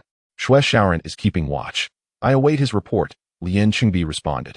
While they conversed, Xiaoren's figure appeared at the entrance of the hall. "Greetings, master." Qin Wushuang and the others are heading towards the western city gate, likely intending to exit the city. "This presents us with an opportunity to act," Xiaoren announced. "Then let us proceed," Su Chun proclaimed, changing into a black outfit and donning a hooded cloak. Lian Qingbi, beside him, equipped a black iron mask. Unlike others in the Qinglong Association, Lian Qingbi wished to conceal his identity, as he still had other matters to attend to under his public persona. The two followed Xiaoren towards the western city. Outside the western city of Fengcheng, in a desolate burial ground, Qin Wushuang and Wu Su stood before a masked figure. "Envoy, what is the response from the real master?" Wu Su inquired. As an elder of the Tianxiao Alliance, Wu Su held a higher status than Qin Wushuang and took charge of the matters at hand. The masked figure spoke in a low voice, expressing concern over the recent absence of the esteemed Master Tai Su. Since the events at Jinfeng Shiyulu, Master Tai Su had vanished without a trace. Nevertheless, the information obtained suggested that he had left Jinfeng Shiyulu, and there had been no incident there. The figure had been diligently searching for Master Tai Su's whereabouts, but to no avail. At this juncture, the representatives from Tianxiao Alliance reached out, and he sought their assistance in the investigation, which led him to this place. Recently, an unsettling premonition had begun to gnaw at his heart. Master has gone missing? Upon hearing this, both Wu Su and Qin Wushuang's expressions shifted dramatically. This was indeed troubling news. They had hoped to enlist Master Tai Su's aid, yet now he had disappeared. Could it be that Master has pressing matters to attend to? Qin Wushuang inquired softly. Even if he had urgent affairs, he would have left a message for me. Moreover, the critical task at hand is right in Lingnan County. The visitor responded, shaking his head. Upon hearing this, Qin Wushuang exchanged a glance with Wu Su, a flicker of alarm passing between them. Master Tai Su's predicament was a significant matter. His prowess, akin to that of the formidable Tian Rin Jiunan, made it unlikely for him to encounter peril easily. If something had indeed transpired, it would be grave. I have come to request the assistance of your alliance's covert agents to discreetly investigate the circumstances surrounding Master Tai Su's disappearance in Lingnan County. The figure in black stated. "I will inform Deputy Alliance Leader Lung about this." Qin Wushuang replied. "Very well, I shall await your news. We will reconvene here tomorrow." With that, the masked individual turned to depart. However, just as he had taken a few steps, a blinding flash of sword light erupted, transforming into a net of blades that enveloped the figure in black with an overwhelming aura of death. His expression shifted in horror as he swiftly retreated, attempting to escape the lethal glow. Although he fled, the speed of the sword light was relentless, creating a piercing sound as it clashed with the air. This cacophony assaulted the ears and eyes of the black-clad figure. In a desperate bid, he unleashed a powerful punch, seeking to shatter the sword light. At that moment, a figure appeared behind him, splitting into three, each wielding a long sword that struck with unprecedented speed, surpassing the earlier flash of sword light. The black-clad figure's pupils constricted as he attempted to evade, but with the three apparitions, he found it impossible to discern the true body. In a fleeting moment, the sword light descended, and as he shifted slightly, the blade pierced his chest, narrowly missing his heart. My sword, once it strikes, equates to a death sentence. Just as he began to feel relieved, a chilling voice echoed in his ear. Boom! The sword's energy surged into his body, shattering his heart's pulse. Thud. The figure collapsed to the ground, oblivious to his assailant until his last breath. The March Hall Master of the Qinglong Society. At that moment, Xuanshuang, witnessing the face of Xiaoren, gasped in shock. Unexpectedly, Master Qin's discernment is indeed remarkable. I wonder if you are aware of my presence. At that moment, a voice emerged from behind them, causing both to change their expressions and turn cautiously towards the source. Su Qin stepped forth from the shadows, accompanied by the masked Lian Qingbi. Su Chun, the leader of the Mountain River Sect. Upon witnessing Su Qin's arrival, Qin Wushuang and Wu Su exchanged glances, their faces reflecting astonishment. Weren't you supposed to be at the Mountain River Sect to eliminate me? Thus, I have specially hired the two masters of the Qinglong Association to come and deal with you, Su Qin remarked, gazing at the two. Upon hearing this, their expressions froze. They had not anticipated such a turn of events. Kill. Seeing this, Wu Su propelled himself off the ground, soaring into the air, and with a flash of his blade at his waist, he launched an assault on Lian Qingbi, who stood beside Su Chun. Sensing the threat, Su Chun did not hesitate. He perceived this adversary as formidable and thus chose to strike first. Lian Qingbi's eyes narrowed as he clenched his fist. With a clang, Lian Qingbi's fist collided with Wu Su's long knife, igniting a cascade of sparks amidst the overwhelming force. The dark realm was instantly illuminated. The energy from the clash radiated outward like arrows, producing a shrill whistle wherever it traversed. The gravestones in the nearby cemetery crumbled under the sheer force. Subsequently, the two figures parted ways. Wu Su's gaze was fixated on Lian Qingbi's hands, keenly aware that the opponent had blocked his strike with a mere palm. Lian Qingbi had sacrificed his limbs to learn the martial arts of the carefree marquis, rendering his palms no longer mere hands. I am Wu Su, elder of the Tianxiao Alliance, Wu Su declared, addressing Lian Qingbi. I am the master of the April Hall of the Qinglong Association. Lian Qingbi refrained from revealing his name, aware of the vastness of the world and the potential need for a public identity. As the master of the April Hall, we, the Tianxiao Alliance, hold no animosity towards your Qinglong Association. Your interference in this matter may prove troublesome. Wu Su stated, I am merely here to kill for money. Eliminating you will suffice. Without further ado, Lian Qingbi advanced towards Wu Su's attack. Wu Su, perceiving this, felt the surge of murderous intent within him. The opponent had left no room for retreat. Without hesitation, he struck with his long knife towards Lian Qingbi. The clash of palm winds and blade chi erupted continuously. The two engaged in a fierce battle. At this moment, Qin Wushuang cast a vigilant glance at Xiaoren, fully aware of Su Qin's intentions. His concern lay with Xiaoren, whose sword had been exceedingly swift. He needed to proceed with caution. Do not concern yourself. Your opponent is me. With that, he stepped forward towards Qin Wushuang. You, with your strength. How dare you challenge me? Such arrogance. Qin Wushuang scoffed, looking upon Su Chun with derision. Su Qin's aura had reached the realm of the unified spirit, slightly stronger than when they had investigated him. Yet he had not yet attained the celestial being stage. Daring to confront someone nearing the pinnacle of the 3 levels of martial prowess, Qin Wushuang was curious as to where Su Qin's confidence stemmed from. Although surprised, Qin Wushuang showed no mercy as he vanished from his original position in an instant. Transformed into a fleeting shadow, he appeared before Su Chun. The folding fan vanished from his hand, and with a swift motion at his waist, a beam of sword light shot towards Su Chun like a meteor. The speed of this strike was astonishing, targeting Su Qin's celestial spirit, the center of his brow, throat, and heart. He aimed to pierce the vital points of his opponent, leaving no opportunity for escape. As Su Qin stepped forward, he focused his mind, fixating on his adversary. With Qin Wushuang's prowess nearing the pinnacle of human transcendence, he could not afford to be careless for even a moment. Boom! A surge of energy enveloped him, causing his skin to take on an iron hue, and his palm felt as unyielding as steel. He raised his right hand, sweeping it forward like a fan. Chapter 291, Striving with Might, a Mysterious Slaughter. The wind from his palm was fierce as it clashed with the opponent's longsword. Bang! The two forces collided, and Qin Wushuang felt a jarring recoil in his hand, nearly causing him to lose grip on his sword. The energy swirled, dispelling the backlash, and he pressed onward. His sword transformed into a web of strikes, enveloping Su Chun. The sword energy was rampant. From the very first exchange, he realized that Su Chun was not as simple as he had anticipated, prompting him to unleash his full strength. As they clashed, sword energy danced through the air, and the force of their strikes resonated like a thunderous echo. Clang, clang, clang. The sounds of their fists and palms meeting the sword light rang out like a metallic symphony. Alongside these sounds were the explosive bursts of energy, causing the entire graveyard to tremble. After this series of exchanges, Qin Wushuang's expression turned grave. Though he was at the human transcendence level, his opponent's physical prowess was extraordinary. The residual sword energy from their clashes failed to inflict any harm upon Su Chun. "Is this all you are capable of?" Su Chun retorted coldly, facing Qin Wushuang. At that moment, he appeared exhilarated, his own power continuously surging forth. He felt that if he continued to fight, he might just break through to the first level of human transcendence. Remnant sword, blood of the abyss. Qin Wushuang retreated, his sword radiating with a torrent of blood energy as he launched a frenzied assault on Su Chun. "Let us see how many swords you can withstand." His voice was fierce, and the light of his sword flowed unceasingly towards Su Chun. Blood energy, a terrifying killing intent, and frigid sword energy descended upon Su Chun. "Now I feel a bit of pressure."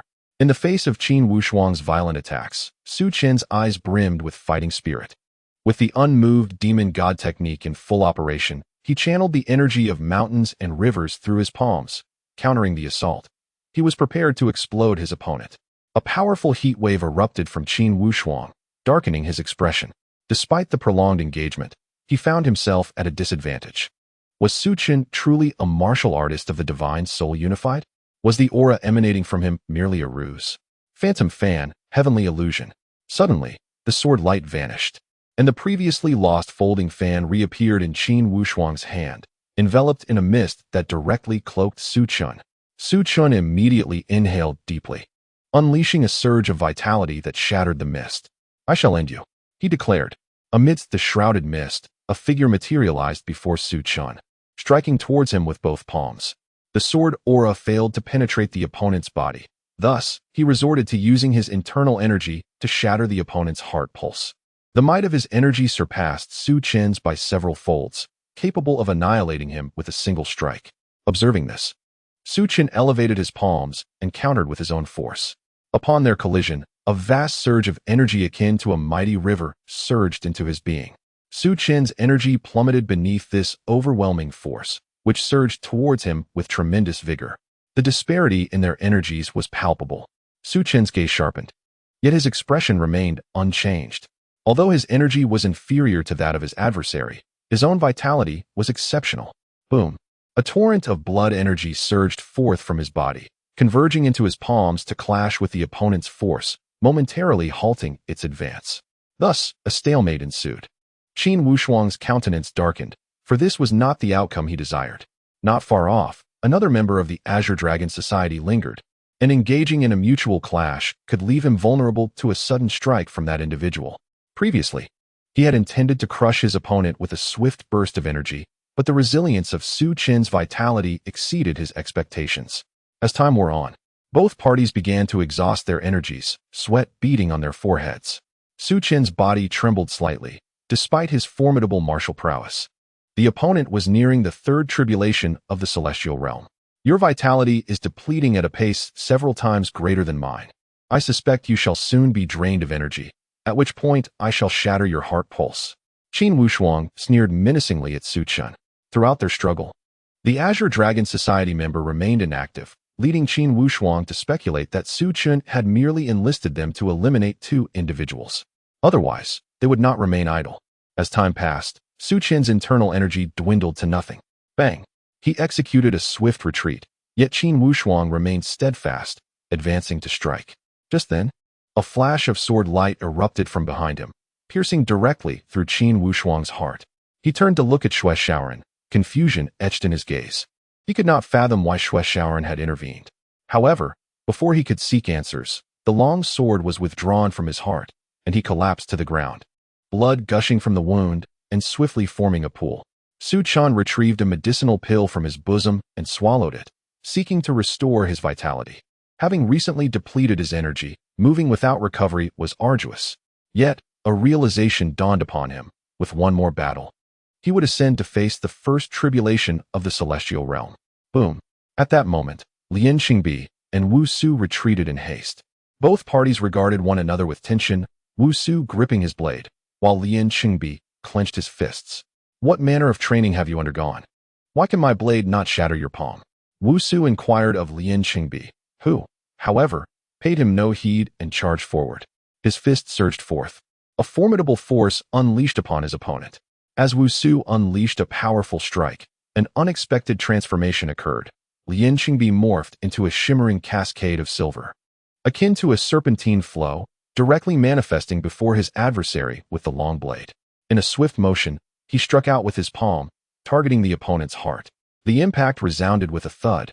Wu Su was propelled backward, blood erupting from his mouth. The moment he landed, he attempted to flee. But a flash of silver materialized before him, vanishing and reappearing to deliver another palm strike to his heart. Thud. This time, the pulsating organ was obliterated by the force. The initial strike had been mitigated by a protective energy, resulting in mere injury. But this second blow shattered the energy, leaving him vulnerable, and thus he was slain. Lian Qingbi's martial prowess was formidable, a testament to the peculiarities of his martial arts. Only the cutting blade wielded by Xiao Shi could inflict harm upon him. Regrettably, Wu Su's weapon was merely an ordinary knife. Hence, Lian Qingbi's strength could not be accurately categorized within the realm of celestial beings. Meanwhile, Su Chun regained some vitality and approached Wu Su, retrieving a token belonging to an elder of the Tianxiao alliance from his possession, alongside some silver notes. But nothing else of significance. On Qin Wushuang's side, there was little of worth. Only a few poisons and sedatives that held no utility for Su Chun. Ultimately, Su Chun made his way to the masked figure clad in black. This individual served under the true man of Taishu and was likely to possess something of interest. Upon investigation, only a letter was found, a correspondence from the seventh prince in the capital addressed to the true man of Taishu. Su Chun tucked the letter away and then produced corpse-dissolving powder, ensuring the three left no trace behind. Conveniently, this location served as a burial ground, providing them with a final resting place. Chapter 292. The Disappearance of the True Man of Taishu. Turmoil in the capital. In a certain residence within the capital, Murong Qingshan sat elegantly in a room adorned with antiquity. Opposite her sat a young man clad in a brocade robe. Despite his youth, his eyes resembled an unfathomable abyss, emanating an aura of nobility. This individual was none other than the fourth prince of the great Zhou dynasty, born of the same mother as Murong Qingshan.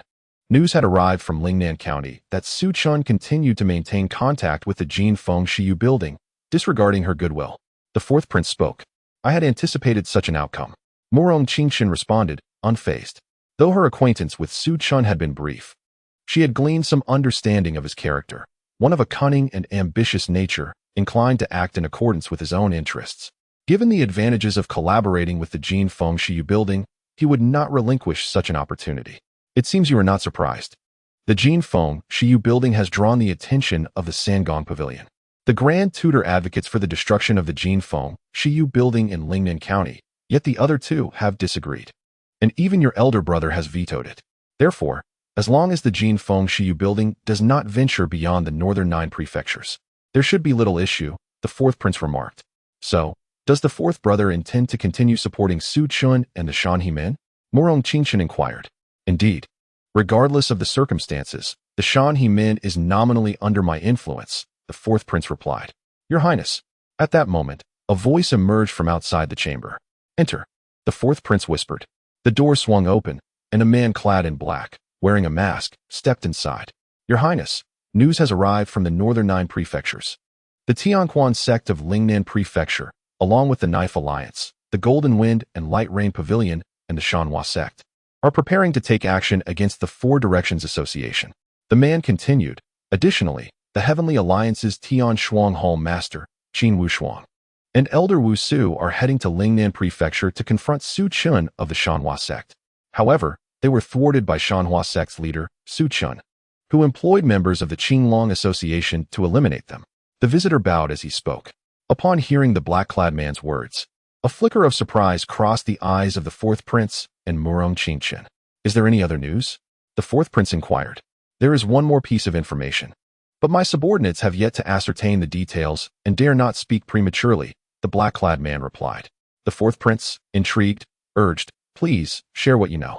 The true man of the void has vanished, and it is suspected he may have been slain, the black-clad man stated solemnly. At this revelation, astonishment washed over Murong Qingshan and the fourth prince.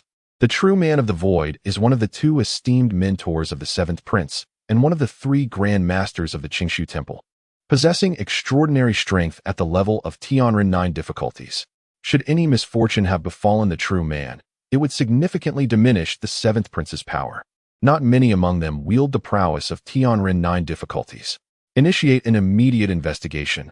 We must uncover the truth, commanded the fourth prince.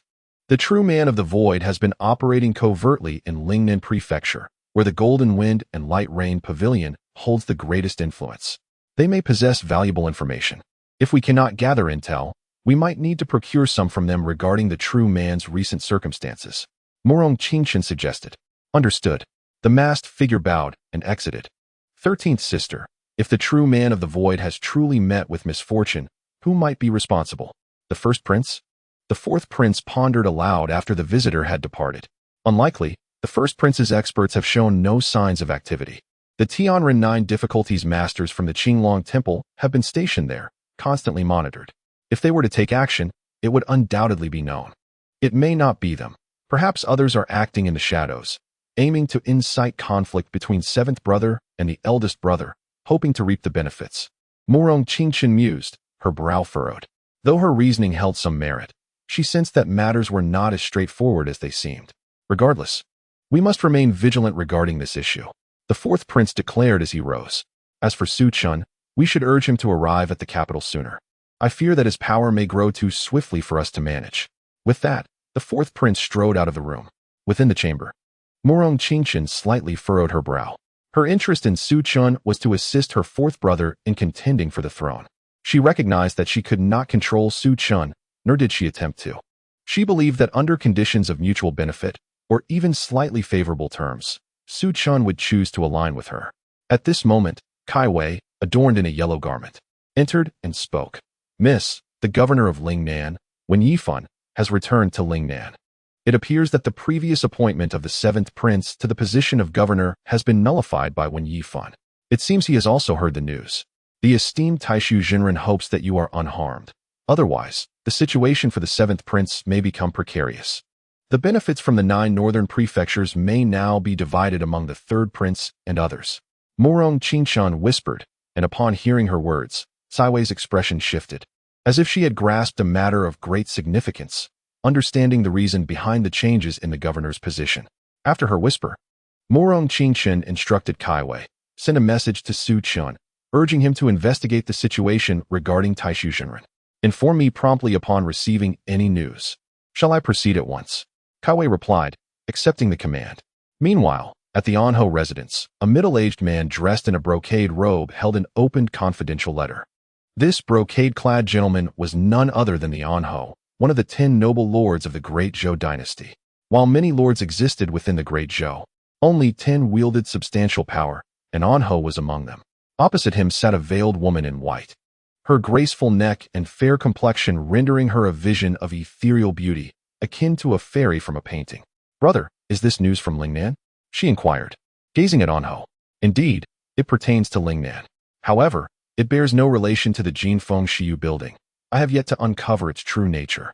The Grand Tutor intended to take action, but was opposed by the Crown Prince and others, Anho replied. Brother, I have resolved to personally visit Lingnan to avenge Yuling, declared the woman in white, her eyes flashing with a cold glimmer. You cannot go. I have received news that Taishu Jinren may be in peril there. I cannot rest easy with you in such danger. Anho shook his head. Brother, you say Taishu Jinren is in trouble? But he is a master of the 9 difficulties of heaven. How could he be in danger? The white-clad woman expressed her disbelief. At that moment, Anho extended the confidential letter towards her. Could this news have been deliberately leaked by the seventh prince? The woman queried. Impossible. The seventh prince stands to gain nothing and has no motive for such actions. I suspect that Taishu Jinren is indeed in trouble, Anho replied gravely, his expression darkening. He had initially planned to forge a closer alliance with the seventh prince through financial support in the northern 9 prefectures. However, with the news of Taishu Jinren's predicament, those plans must be postponed. The loss of a master of the 9 difficulties of heaven would represent a significant blow to the seventh prince. For instance, The Crown Prince has suffered considerable losses in the northern 9 prefectures, but refrained from deploying any masters of the 9 difficulties of heaven for fear of incurring further losses. As long as the masters of the 9 difficulties of heaven do not suffer losses, his foundation remains intact. Is the grudge of Yuling to remain unavenged? The woman in white expressed her dissatisfaction. Avenge? How could we let this grudge go unaddressed? I am preparing to enlist the cooperation of Gaoshang, alongside the financial assistance of Dongfang Yi, to venture into the 9 northern prefectures and seek an alliance with the Tianxiao League, in the hopes of jointly confronting the Jin Feng Shiyu Tower, Lorden remarked. The Tianxiao League, in fact, falls under the influence of the 7th Prince's faction. They also harbor some enmity towards the Jin Feng Shiyu Tower, making a potential coalition feasible. Brother, with the incident involving the Taishu real person, the 7th Prince is likely to dispatch someone to investigate. The envoy will surely possess the strength of a celestial being at the 9th difficulty. Why should we not collaborate with the 7th Prince? The woman in white queried, somewhat perplexed. The 7th Prince may not necessarily take up arms against the Jin Feng Shiyu Tower. The Jin Feng Shiyu Tower is backed by a force known as the Tianya Pavilion, which, judging by their displayed might, certainly houses experts at the 9th difficulty. Currently, there is no direct conflict between the Jin Feng Shiyu Tower and the 7th Prince. Hence, the 7th Prince would be reluctant to create additional enemies. Lorden responded. We can frame the incident involving the Taishu real person as the doing of the Jin Feng Shiyu Tower.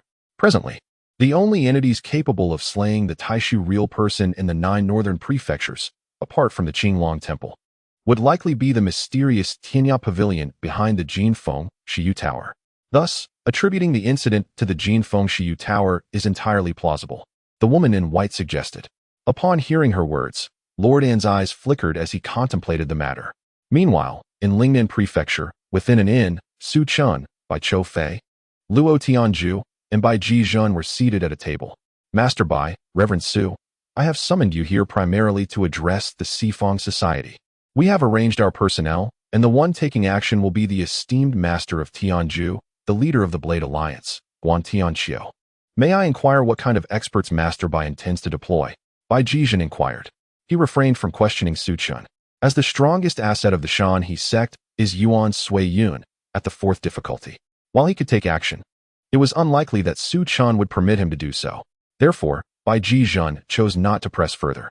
Senior Guan will indeed take action, but whether we will require additional experts will depend on the circumstances, Bai Choufei interjected. Demon Blade Dingpeng is currently being temporarily held at the Tianya Pavilion. The Tianya Pavilion will feature the 4 main leaders from the southeast, southwest, northeast, and northwest. The preliminary thought is to have Dingpeng ascend to one of the leadership positions, though this is yet to be confirmed internally and may be subject to change. As for Guanxi, he is presently affiliated with the Tianya Pavilion, which serves as the headquarters for the Jin Feng Shiyu Tower, overseeing its 12 districts. Upon hearing Bai Choufei's words, Bai Jizhun's expression fell, and though he wished to voice his thoughts, he ultimately remained silent. He pondered whether the Jin Feng Shiyu Tower would deploy even stronger experts, which is why he had previously mentioned the leader of the Blade Alliance, Guan Tianxiu, whose strength approaches the 8th difficulty of a celestial being. Jizhun, what kind of experts will your Tianquan sect be sending forth? Su Chen inquired. Our Tianquan sect will dispatch the left and right fist masters. Bai Jizhun replied. Tianquan sect, with its left and right fist masters, boasts 2 formidable experts who rank just below the sect leader. One possesses the strength of a Tianren at the 6th difficulty, while the other is at the 7th difficulty. However, it is rumored that when these 2 join forces, they can contend with the Tianren of the 8th difficulty. This implies that both factions have deployed the might of 2 individuals at the 8th difficulty. In comparison, the involvement of Guanxi from the Golden Wind and Drizzle Pavilion pales against that of Tianquan sect and the Blade Alliance. Guanxi is yet to reveal the full extent of his power as a Tianren at the 6th difficulty. The last time the true man of the void intervened against Guanxi, the latter displayed his strength, yet it remained undetected by outsiders. Thus, Bai Jizhun and Luo Tianjue remain unaware of his true capabilities. When will we make our move? Bai Choufei inquired, contemplating that on this day, departing from Lingnan Prefecture, Elder Guanxi could accompany them, while Su Zhangjiao mobilized forces to the Sifang meeting region. Bai Jizhun addressed Su Chun, who nodded in agreement. I will make the necessary arrangements. If there is nothing else, I shall return to the Shanhe Sect first, Su Chun stated as he rose to depart. He was particularly invested in the expansion, intending to seize more territory amidst the capital's suspicions regarding the true man of the void's predicament. When the time comes, he would visit the fourth prince, confident that no one would dare disturb the land he had claimed. Efficiently utilizing all available resources is what Su Chun aims to do. Shortly after Su Chun's departure, Bai Choufei also exited. They send only Guanxi but expect to divide the benefits of the Feng meeting. We are at a disadvantage, Luo Tianjue remarked. Upon hearing this, Bai Jizhen nodded slightly. Young sect master. At that moment, a disciple from Tianquan sect stood outside, speaking up. Bai Jizhen acknowledged the disciple with a nod, who then entered and presented a sealed letter. Young Alliance Master, this is news from the capital. The disciple informed him as he handed over the confidential correspondence. Bai Jizhen tore open the letter and, upon reading its contents, his expression grew exceedingly grave. What has happened? Luo Tianjue queried, noticing Bai Jizhen's demeanor. Take a look. Bai Jizhen slid the letter across the table to him. After Luo Tianjue finished reading, astonishment overtook his features. This cannot be true. How could the true man of the void encounter trouble? He is a master of the 9th difficulty. Luo Tianjue expressed disbelief at the information presented. It remains mere speculation, unverified, yet it cannot be baseless. This situation is likely authentic. Furthermore, it seems to be connected to the Golden Wind and Drizzle Pavilion. Earlier, I received word that when Jin Yuling acted, the true man of the void was supposed to have intervened to subdue Guanxi. Bai Jizhen stated gravely. If that is the case, then the Tianya Pavilion backing the Golden Wind and Drizzle Pavilion harbors a master of the 9th difficulty in the northern 9 prefectures.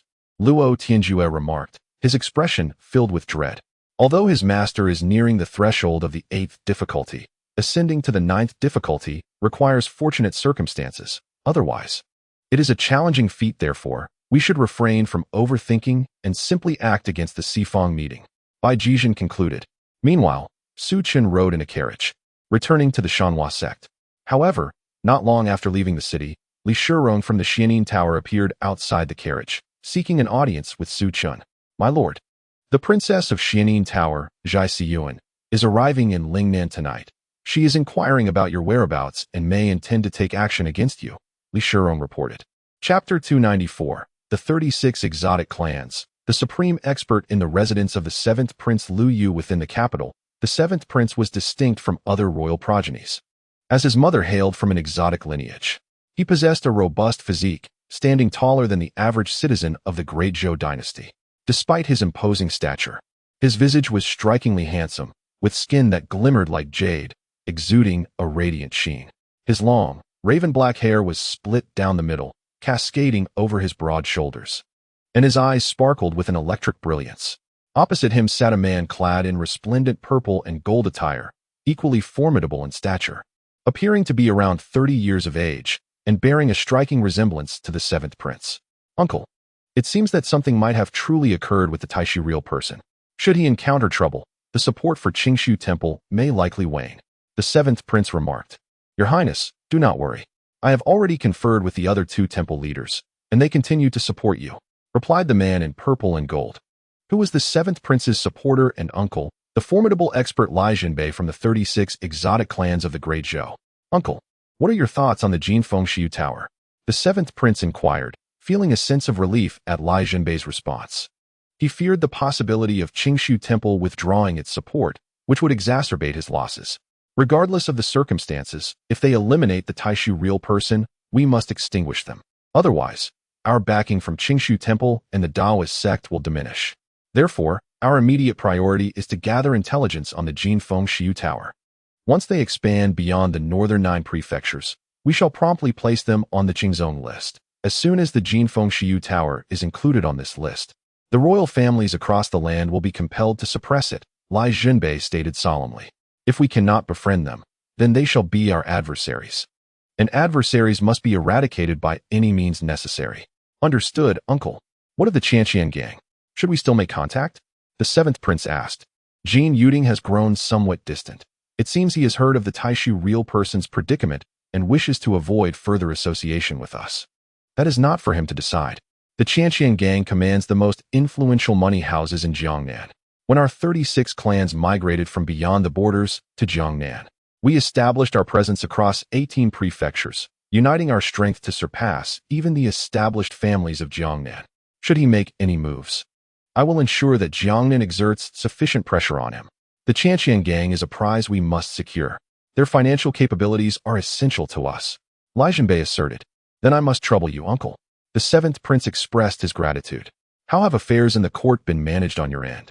In the realm of the martial world, I can lend you my assistance. However, matters within the imperial court must be handled by you alone. Lai Zhenbei spoke in a deep tone.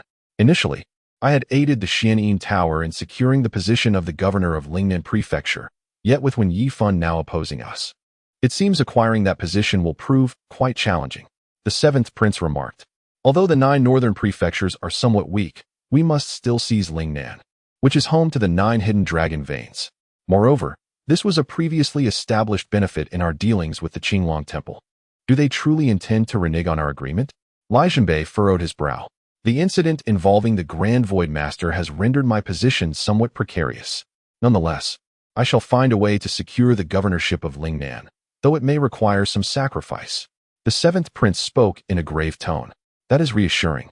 I must return to Jiangnan, for the Grand Prince's adept, Daolu of the Esoteric Sect, has already arrived in Jiangnan. I must go back to ensure he remains there indefinitely. As Lai Zhenbei spoke, a flicker of lethal intent glimmered in his eyes. Uncle, once you depart from the capital, the Grand Prince's people will likely catch wind of it, and Daolu will surely take precautions. It matters not. After all these years, I have procured a substitute who will remain in my residence. I doubt anyone will uncover this ruse. Lai Zhenbei stated. Very well, I shall proceed to Jiangnan. Take care in all matters. With that, Lai Zhenbei rose and departed from the residence of the 7th prince, Lu Yu. In another location, a few miles from the Lingnan Prefecture, a carriage was making its way forward. Surrounding the carriage was a group of individuals clad in the attire of the Xian'an Tower, serving as its protectors. The carriage was driven by a young man, his skin dark yet his gaze sharp as that of a hawk. Inside the carriage, which was unusually spacious, Zhai Siyuan reclined on a couch, adorned in a light purple gown, holding a book in her hands, her demeanor somewhat languid. Within the carriage, a maid was seated. Bowing respectfully, Your Highness, we are nearly there. In half an hour, we shall reach the Lingnan Prefecture, the maid announced. Where are the 2nd and 3rd princesses? Have we gathered any intelligence on Su Chen's whereabouts? Zhai Siyuan inquired, lowering her book. The 2nd princess's movements are erratic. We have no leads on her. The 3rd princess has remained within her own residence, closely monitored. As for Su Chen, the leader of the Shanhe Sect, news from the 3rd princess indicates that he is currently en route back to the Shanhe Sect after gathering with Bai Choufei of the Tianquan Sect, Luo Tianjue of the Blade Alliance, and Bai Choufei of the Jinfeng Shiyu Tower, the maid replied. Bai Choufei, Luo Tianjue, Bai Choufei. This Su Chen is capable of aligning with such formidable figures. He is likely more formidable than I had anticipated. Zhai Siyuan mused after a moment of contemplation. We shall head directly to the Shanhe Sect. I wish to meet this leader, Su Chen. The information on him is sparse, making it difficult to analyze. I will assess my approach upon meeting him. Certainly, the recent news compels me to regard Su Chen with caution. Any one of Bai Choufei, Luo Tianjue, or Bai Choufei would warrant my respect. For Su Chen to gather with them is no trivial matter. Thus, she resolved to meet Su Chen directly before deciding on any course of action against him. Upon receiving instructions from Zhai Siyuan, the carriage began its journey towards the Shanhe Gate. The route remained unchanged, as the Shanhe Gate lay just outside the southern city of Lingnan Prefecture. They merely needed to halt at the foot of the Shanhe Gate before proceeding. Meanwhile, Li Shiyong descended from Su Chen's carriage, which continued onward to the Shanhe Gate. At the base of the Shanhe Gate, a small market thrived. As Su Chen parked the carriage at the market station and prepared to leave, Zhai Siyuan's carriage entered the town. Disciples of the Xian'an Tower. It seemed that the carriage indeed carried Zhai Siyuan. What could her intentions be? Su Chen furrowed his brow slightly, yet he had no intention of making contact. He returned straight to the mountain gate. With his enhanced abilities, Su Chen swiftly made his way back to the Shanhe Gate. He dispatched someone to notify Li Tianxing, instructing him to mobilize their forces. Should Bai Jizhen and his group take action against the Xifeng Association, the Shanhe Gate would prepare to establish a foothold within their sphere of influence. Chapter 295. The meeting and verbal threats, Your Highness. We have arrived at the Shanhe Gate. Shortly after Su Chen's return, Zhai Siyuan, adorned with a veil and wide-brimmed hat, along with her maid, appeared outside the Shanhe Gate. Present our visiting card. Zhai Siyuan commanded her maid. Who are you? Inquired a disciple of the Shanhe Gate as he approached. We hail from the Xiaoren Tower and wish to pay our respects to the esteemed Su Chen. The maid extended the visiting card to the guard disciple. Xiaoren Tower. The guard glanced at the card and replied, Please follow me. I shall escort you to the reception hall. Ah Wu, go inform the sect leader in the main hall. The Shanhe Gate now wielded considerable influence, attracting many factions seeking an audience. It was impractical to allow all visitors to linger at the entrance, prompting the establishment of a dedicated reception area. The two followed the disciple to this designated space. Within the sect leader's hall, Su Chen was perusing intelligence discreetly provided by the Jin Feng Shiyu Tower. Given that the Shanhe Gate did not engage heavily in intelligence work, the information was scarce. Besides details regarding the 9 northern prefectures, the Jin Feng Shiyu Tower had also gathered intelligence from other regions of the Grey Zhou dynasty, allowing Su Chen to gain insights into various locales beyond his immediate surroundings. Sect leader, Zhai Siyuan has arrived and submitted a visiting card, wishing to meet with you, reported Chui Wu who as he approached Su Chen. Zhai Siyuan, the Grand Princess of the Xiaoren Tower, had made her presence known at the foot of the Shanhe Gate. How could the disciples not take notice? Su Chen did not respond immediately. Given the current circumstances, it appeared that Zhai Siyuan would not act against him for the time being. The question then arose, what opportunity would present itself to eliminate Zhai Siyuan? As he pondered, he picked up the dossier regarding her. Zhai Siyuan was the foremost disciple of the Xiaoren Tower's master, possessing exceptional talent. At the tender age of 15, she had entered the spirit refinement realm. During her seclusion in the Xiaoren Tower, she had overseen its operations. Subsequently, for reasons unknown, she had rarely ventured outside. Later, the master of the Xiaoren Tower took Li Shiyong as a disciple and recently accepted Li Muying as her third disciple. The three now vied for the position of the tower's master. According to the information provided by Li Shiyong in the Jinfeng Shiyu building, Zhai Siyuan remains the strongest contender for the position of the next master of the building. This explains why Li Shiyong has requested Su Chen to deal with Zhai Siyuan. Invite her to my courtyard. Su Chen pondered for a moment before speaking, eager to meet the Grand Princess of the Xiaoren building. Yes, Chui Wuhu bowed and exited the hall of the master. Su Chen also rose to make his way to his own courtyard. While caves serve as places for cultivation, one still requires a house and courtyard for normal living. As the master of the Shanhe Sect, Su Chen undoubtedly had his own courtyard. It would be impractical for him to remain in the cave for prolonged periods. In the reception area, a maid beside Zhai Siyuan expressed her indignation, saying, The master of the Shanhe Sect certainly has a considerable air about him, making the Grand Princess wait here. The Xiaoren building holds a significant position among the forces of the northern 9 prefectures, second only to the 3 major powers. Being the Grand Princess, Zhai Siyuan is of remarkable status, and whenever she visits other factions, she is treated with the utmost respect. It is uncommon for her to wait for someone else. Zhai Siyuan's expression remained unchanged, as she surmised that Su Chen was contemplating her sudden visit. At that moment, Chui Wuhu entered from outside. Upon seeing Zhai Siyuan, he offered a slight bow and said, Miss Zhai, the master requests your presence in the courtyard for a discussion. Please. Chui Wuhu stepped out of the room first. Zhai Siyuan rose and followed him, casting a glance at his retreating figure, her beautiful eyes revealing a flicker of intrigue. She was accustomed to seeing men captivated by her charm, yet she discerned no such infatuation in Chui Wuhu's gaze. How intriguing, Zhai Siyuan mused inwardly.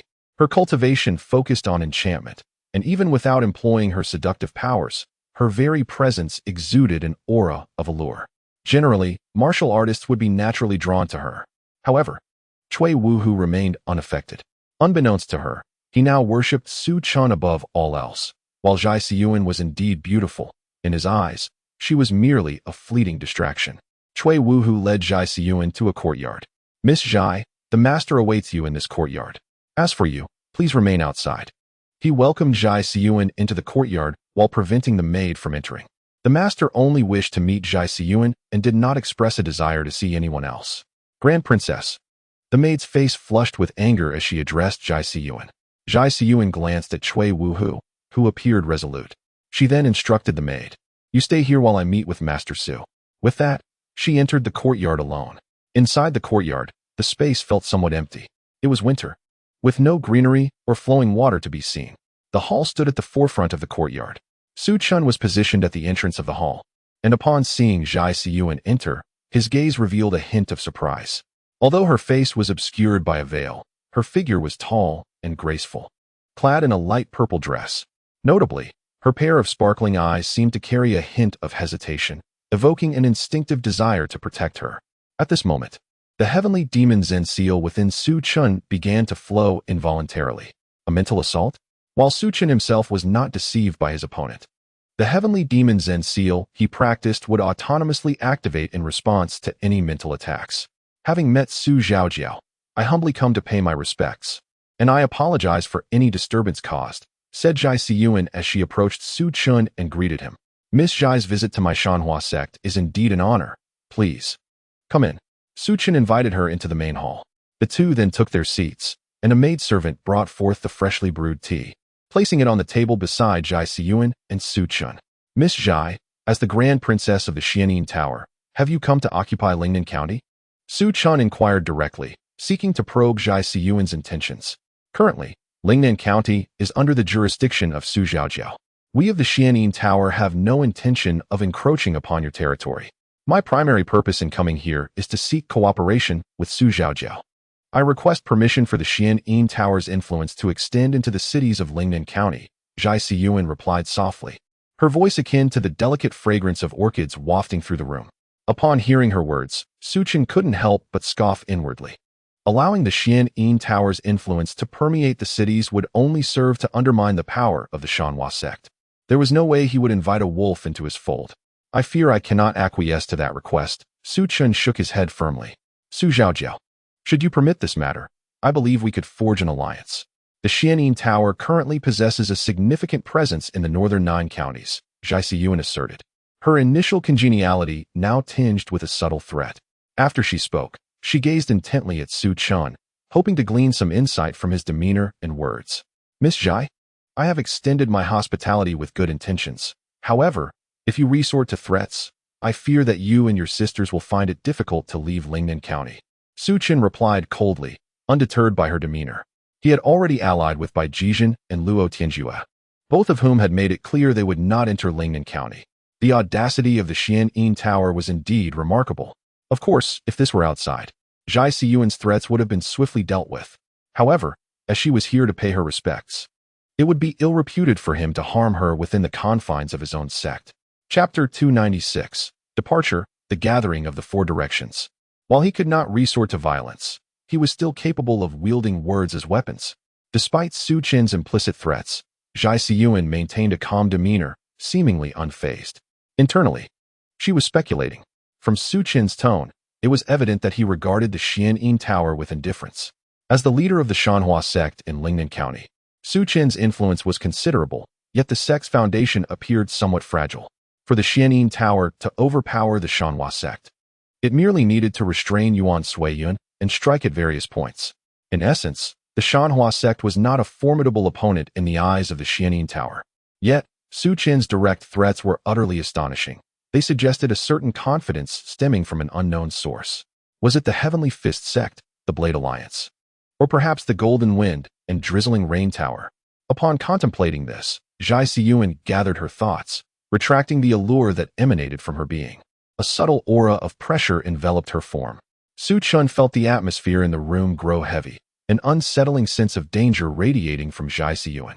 He was taken aback. His martial prowess had already attained the unity of spirit and soul, and the pressure exerted by those at the threshold of the celestial realm was not something he had ever encountered.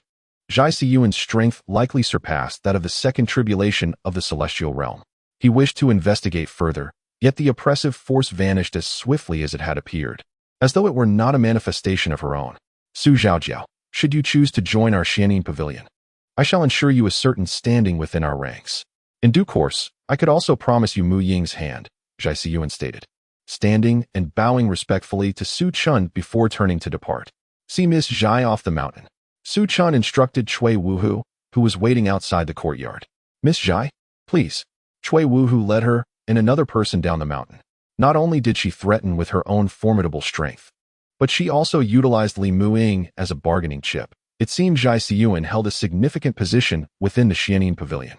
As he watched her retreating figure, Su Chun mused silently. At that moment, Yuan Suiyun emerged from the rear courtyard. Master, Zhai Siyuan's strength is rather formidable, having reached the third tribulation of the celestial realm, he remarked, his tone laced with astonishment.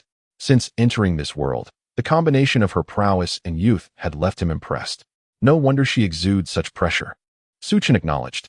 Investigate further and ascertain if she is accompanied by any experts.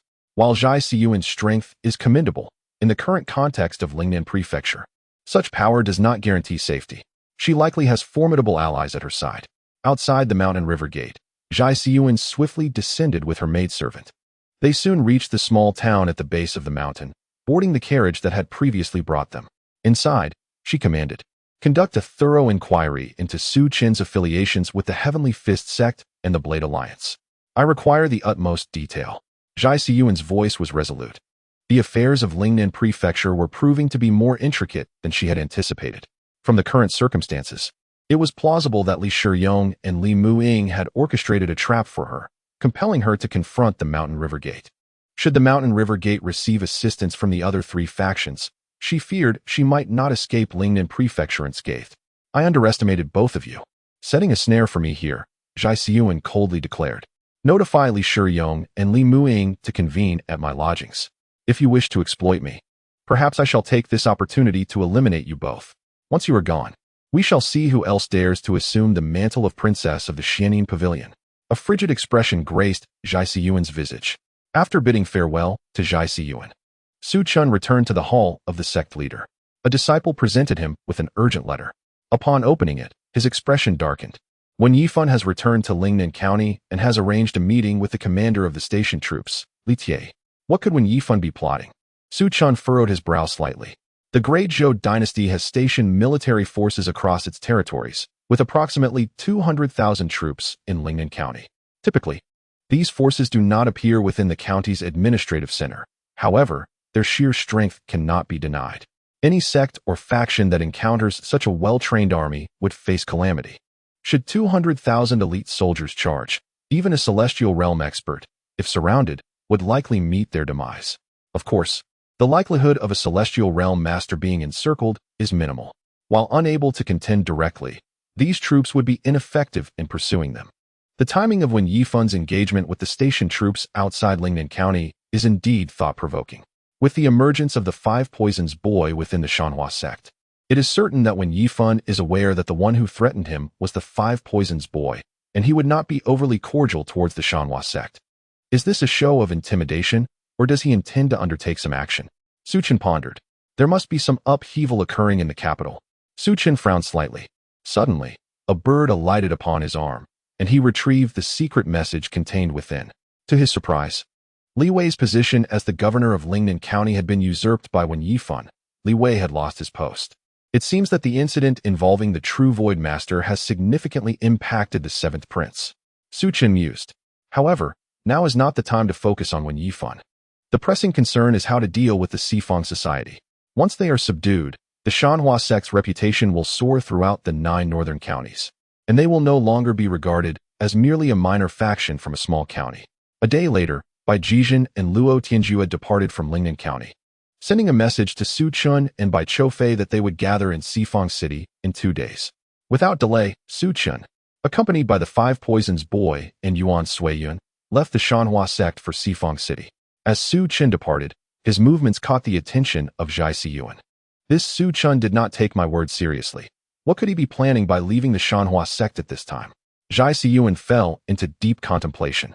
Your Highness, if we eliminate Yuan Suiyun and take control of Su Chun, we could seize command of the Shanhe Sect. With Su Chun's departure from the Shanhe Sect and his exit from Lingnan County, we have been presented with an opportunity. We should seize this chance, suggested a maid beside Zhai Siyuan. Previously, I showcased my strength before Su Chun and issued him a threat, yet he dismissed my warning. He must possess some means that renders him indifferent to my threats. Thus, his exit from Lingnan County could very well be a trap he has set for me. She mused. Is Bai Choufei still at the Jinfeng Shiyu building? Zhai Siyuan inquired about Bai Choufei's whereabouts. Your Highness, Bai Choufei rarely leaves the Feng Shiyu building, and affairs within the establishment are managed by Nalan Rongyan. Therefore, we are unable to ascertain Bai Choufei's movements, the maid replied, shaking her head. Then we shall keep a close watch on Su Chan. I must discover his destination, Xiaoren declared, reflecting on her recent threats towards Su Chan. She had anticipated that Su Chan would seek her out again, yet it seemed that Su Chan was utterly indifferent to her threats. This left her somewhat at a loss regarding his intentions, prompting her to act with caution. Moreover, the recent surge in the deaths of formidable experts in Lingnan County had instilled in her the belief that she was no match for them. Chapter 297. The Banquet. The onset of slaughter 2 days later, Su Chan and his companions arrived on the official road outside the Four Directions city. To her surprise, Xiaoren had refrained from taking action during their journey. Su Chan had not concealed his departure from the Mountain River Gate. Xiaoren was undoubtedly aware of his whereabouts. Initially, he had considered provoking her into a confrontation to turn the tables, yet she had remained passive throughout their journey. News from the Golden Breeze and Drizzle Pavilion indicated that Xiaoren had been closely monitoring their movements.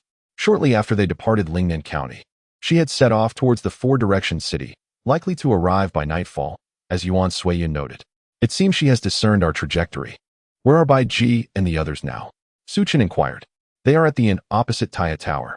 Today, one of the 3 vice presidents of the Four Directions Association, Ni Luyuan, is celebrating his 60th birthday at Taya Tower. The association's president, Ouyang Longying, may attend the celebration. If Ouyang Longying appears, we will deal with him. If not, we shall first eliminate Ni Luyuan and the other members present at the banquet, Xuanshuang explained. Ni Luyuan is the most senior member of the Four Directions Association. Before Ouyang Longying became the president, Ni Luyuan served as vice president. He was instrumental in advocating for Ouyang Longying's ascent to the presidency, he continued. At the mention of Ouyang Longying, Su Chan felt a twinge of confusion. Ouyang Baixian had perished at the hands of Shangwan Jinhong, yet Ouyang Longying had remained conspicuously absent, seemingly unconcerned about his son's fate. This development was quite unexpected. What have we uncovered regarding Ouyang Longying? Su Chan asked. After the incident at the Qinglong Temple, Ouyang Longying declared a retreat, refusing to engage in the affairs of the Four Directions Association. The management has been left to Ouyang Baixian and the 3 vice presidents. Following Ouyang Baishuan's demise, Ouyang Longying has not made an appearance, Xuanshuang replied, furrowing his brow. He too sensed that something was amiss. Yet the Golden Breeze and Drizzle Pavilion had failed to find any indication of Ouyang Longying's reemergence. We shall enter the city and await developments, Su Chan decided. The carriage continued its journey towards the interior of Four Directions City. This city was bustling with activity, far more vibrant than Lingnan County. The primary reason for its prosperity was the presence of the Four Directions Association, which thrived primarily on the salt trade. They were the largest salt merchants in the Jiangnan region, acting as agents for the salt business in Lingnan County. In this world, the refinement of salt was not as straightforward as in modern society. Producing fine salt was a challenging endeavor, with coarse salt being the norm in circulation. The Four Directions Association controlled a significant portion of the distribution of fine salt in Lingnan County, making it an essential resource for wealthy merchants and taverns. However, the association merely acted as intermediaries, profiting from the price differential, while the actual profits remained with the salt merchants from Jiangnan. At the entrance of the square city, a continuous stream of horse-drawn carriages passed by, accompanied by several armed warriors. The vice president of the Square Association, Ni Luyuan, was celebrating his birthday, attracting not only the forces under the Square Association's jurisdiction, but also those eager to curry favor with them. Despite the recent setback to the Square Association's reputation caused by Ouyang Baishuan's demise at the hands of Shangwan Jinhong from the Golden Wind and Drizzle Pavilion, the inherent power of the Square Association remained undeniable, particularly due to Ouyang Longying's formidable strength. In the realm of martial arts, the strong are revered, hence the throngs that gathered. After a while, Su Chan and his companions arrived at an inn opposite the Taiha building. As Su Chan dismounted, he cast a glance at the grand 6-story Taiha building, which was adorned with festive decorations, radiating a celebratory spirit. Outside the inn, several disciples of the Square Association maintained order. It had been years since such a lively scene graced Square City. The occasion of Master Ni's birthday had indeed brought forth a jubilant atmosphere. Many remarked on the unusual sight of so many martial artists entering the city together. Su Chun followed Yuan Suiyun into the inn, where the innkeeper personally welcomed them. Young Master Su, your companions have been awaiting your arrival. He led Su Chun toward the inn's courtyard. In the courtyard, Bai Jizhen and Luo Tianjue were seated in a pavilion, alone. Please arrange for some food and drink. I will entertain our guest, young Master Su, Bai Jizhen instructed the innkeeper. Yes, young master. The innkeeper bowed and exited the courtyard. Has Master Bai arrived? Su Chen inquired. Master Bai's side has sent word. They have arrived, but will not meet us until the appropriate moment, Bai Jizhen replied. Is that so? But Bai, you truly know how to choose your location, right across from Taihe Building. Aren't you worried the Square Association will learn of your presence? Su Chen remarked. Brother Su, we have invitations. Why should we fear the Square Association's awareness? Bai Jizhen responded, producing an invitation for Su Chun. Surprised by the invitation in his hand, Su Chun had initially thought they would confront the association directly, not realizing they could blend in so seamlessly. As the food and drink were served, the four engaged in lively conversation. By dusk, the street in front of Taihe Building began to close off. The Square Association deployed several elite disciples, exuding a potent aura that showcased their impressive martial prowess. Some individuals presented their invitations to enter the street, being ushered into the bustling Taihe Building, where the atmosphere was vibrant yet peaceful. Under the guidance of Bai Jizhen and Luo Tianjue, Su Chun entered Taihe Building. Due to their distinguished status, they were assigned to a private room on the upper floor, allowing them to observe the happenings in the main hall below. It seemed that Bai Jizhen and Luo Tianjue had established connections within the Square Association. Watching the incessant flow of guests, Su Chun mused that when the time came for confrontation, no one would lend their aid to the Square Association. They would merely be spectators. Suddenly, a figure entered from outside. It was Zhai Siyuan from the Xianin Tower. Su Zhangjiao, you must exercise caution in dealing with Zhai Siyuan. To be frank, the most formidable aspect of Xianin Tower is not its master, but rather Zhai Siyuan herself, for she is linked to a prominent figure in the capital, perhaps even a favored companion of that individual. This is a piece of information I gleaned from my father, and I suspect few in the entirety of Lingnan County are privy to it. As for the identity of that notable figure, my father refrained from disclosing it. Bai Jizhen remarked. The fact that Bai Jizhen's father, the leader of the Tianquan sect, chose not to reveal this person's identity underscores the gravity of the situation. The stature of that individual is undoubtedly significant. At times, it is not my intent to trouble others, but rather, it is they who seek to trouble me. Zhai Siyuan's arrival in Lingnan County is an endeavor to subjugate my Shanhe sect, aiming to transform it into a pawn of the Xianin Tower. If her intentions remain unchanged, it will ultimately culminate in a life-or-death struggle between us, Su Chun murmured. The prominent figure of the capital poses no threat to Su Chun. He is indifferent to it. As dusk fell, a bright moon began to rise, illuminating the starry sky. At that moment, on the street outside Taihe Tower, a carriage approached slowly, prompting the disciples of the Four Directions Society to bow slightly in respect as it passed. At the entrance of the inn, several martial artists awaited, and upon sighting the carriage, their gazes immediately turned toward it. These were practitioners from ordinary factions. True powerhouses, or those backed by significant forces, did not emerge to await Inai Luyan. Chapter 298. The arrival of unwelcome guests. It appears that Inai Luyan has arrived. Bai Jizhen commented while observing the scene on the first floor.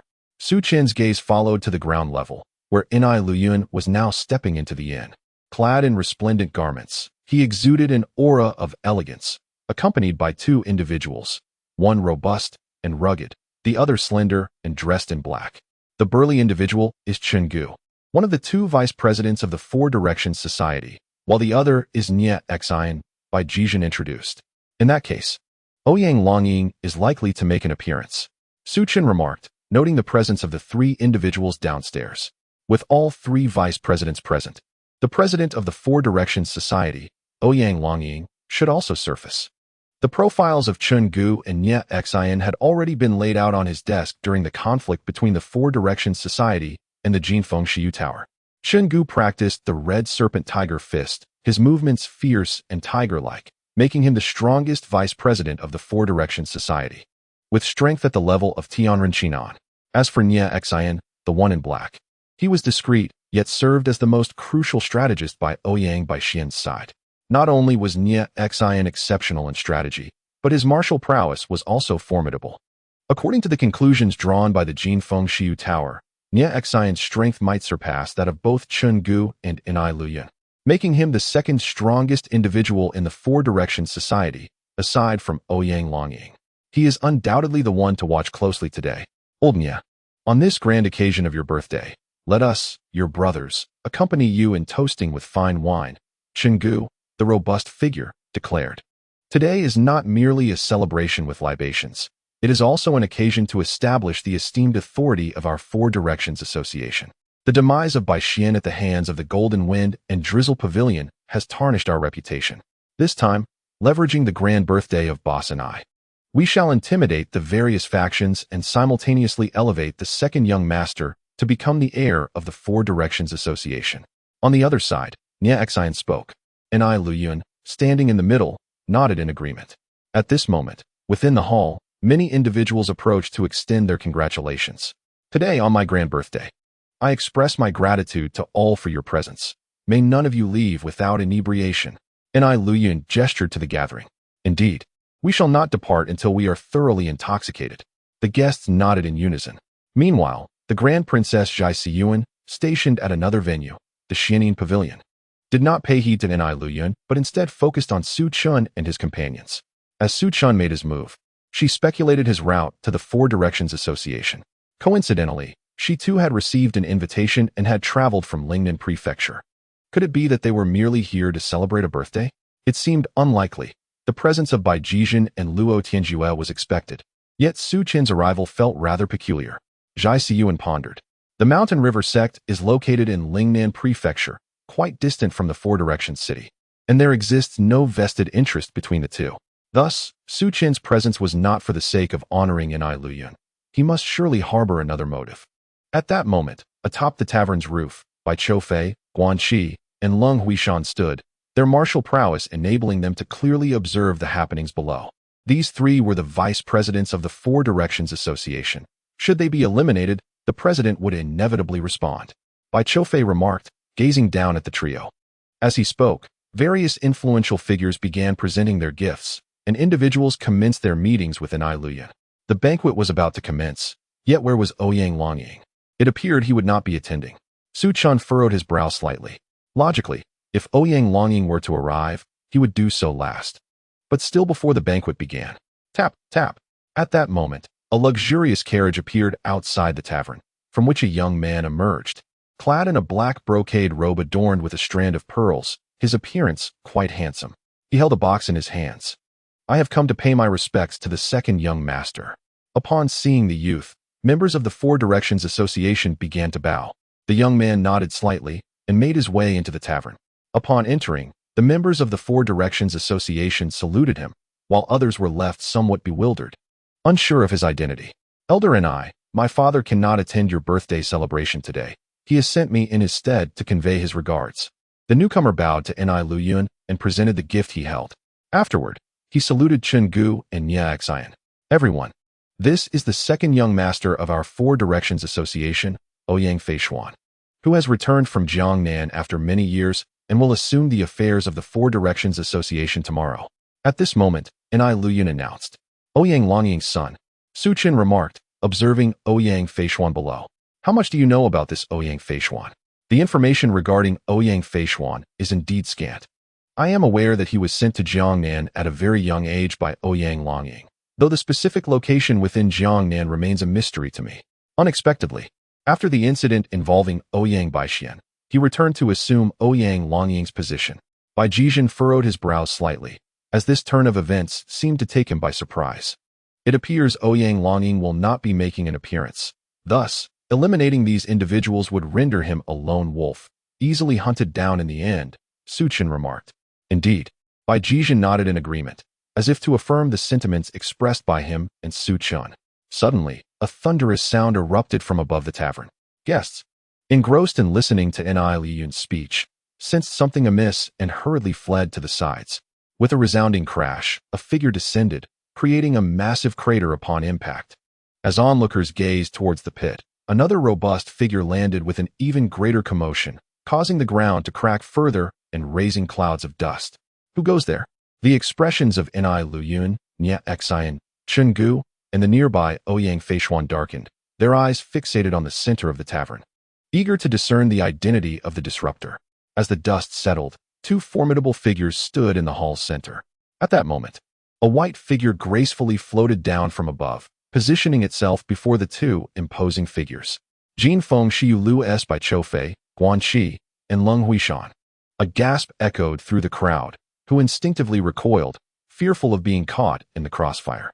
The arrival of these three, particularly after the assassination of the Sifang Society's young master Ouyang Baixian by Jinfeng Shiyulu, heralded ill intentions. A fierce battle was imminent. The crowd watched the trio warily, while the four members of Sifang Society, including Nai Luyun, cast dark glances at Bai Choufei. They had not anticipated that Bai Choufei would bring reinforcements on this day. To think that during my longevity celebration, the people of Jinfeng Shiyulu would dare to come to Sifang City. Such arrogance. A piercing murderous intent flickered in Nai Luyun's eyes. This animosity was rooted not only in the long-standing feud between Jinfeng Shiyulu and Sifang Society, but also in the blatant disruption of his grand banquet, a clear affront to their dignity. Thus, he vowed that none from Jinfeng Shiyulu would leave Taihe Tower unscathed today. Youth, my two brothers. Do not underestimate them. Their audacity in coming here suggests they possess considerable capability. Nia Xin conveyed through a whisper. As the saying goes, those who approach with ill intent do not come in peace. Their choice of today indicates they are well prepared. Chapter 299, Explosive Might. An unexpected turn of events, Nia Xin scanned the surroundings, searching for any signs of movement, but found nothing amiss. His expression darkened. I will take them down first. At this juncture, Chenggu interjected. As he spoke, he stomped his foot on the ground, propelling himself towards Bai Choufei with remarkable speed. The ground bore only a fleeting shadow of his form as he appeared before Bai Choufei, delivering a powerful punch. The punch had not yet landed. Yet the ferocious force of the blow surged forth with a fierce gust of wind, akin to a roaring tiger. As the tiger took form, its roar echoed through the mountains and forests. A colossal pressure enveloped Bai Choufei and his companions. Had they been ordinary martial artists, they would likely have been directly subdued by this overwhelming aura, rendered immobile. However, Bai Choufei remained unperturbed, his stance unwavering.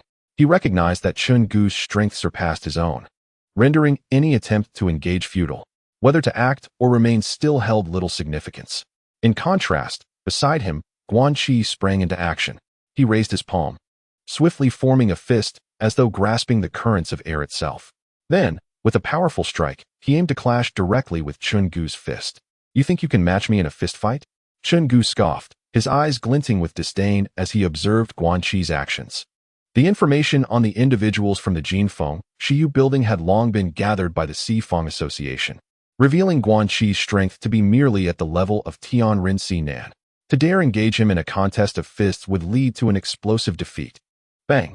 Their fists collided, producing a deep, resonant sound that reverberated through the air, creating ripples that spread outward in all directions.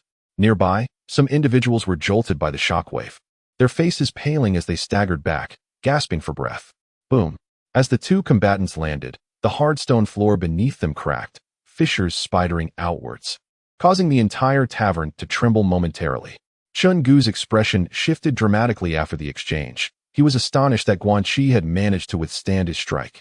His strength was undoubtedly beyond that of Tianren Sinan. I didn't expect you to conceal your true power, but even so, you shall not leave this Taihe building today. Chenggu uttered no further words, cracking his neck with an unsettling sound, as his aura surged violently. A fierce tiger materializing behind him. Red tiger's might. He roared, a tempestuous energy coiling within his fist.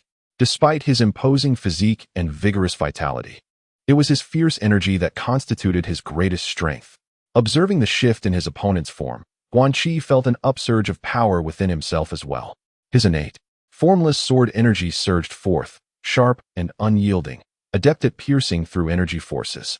Though his realm was a notch below that of his adversary, the innate sword energy rendered him unconcerned about Chenggu's might. At that moment, Bai Choufei and Leng Huishan began to withdraw. We have already made our move. You need not hold back any longer.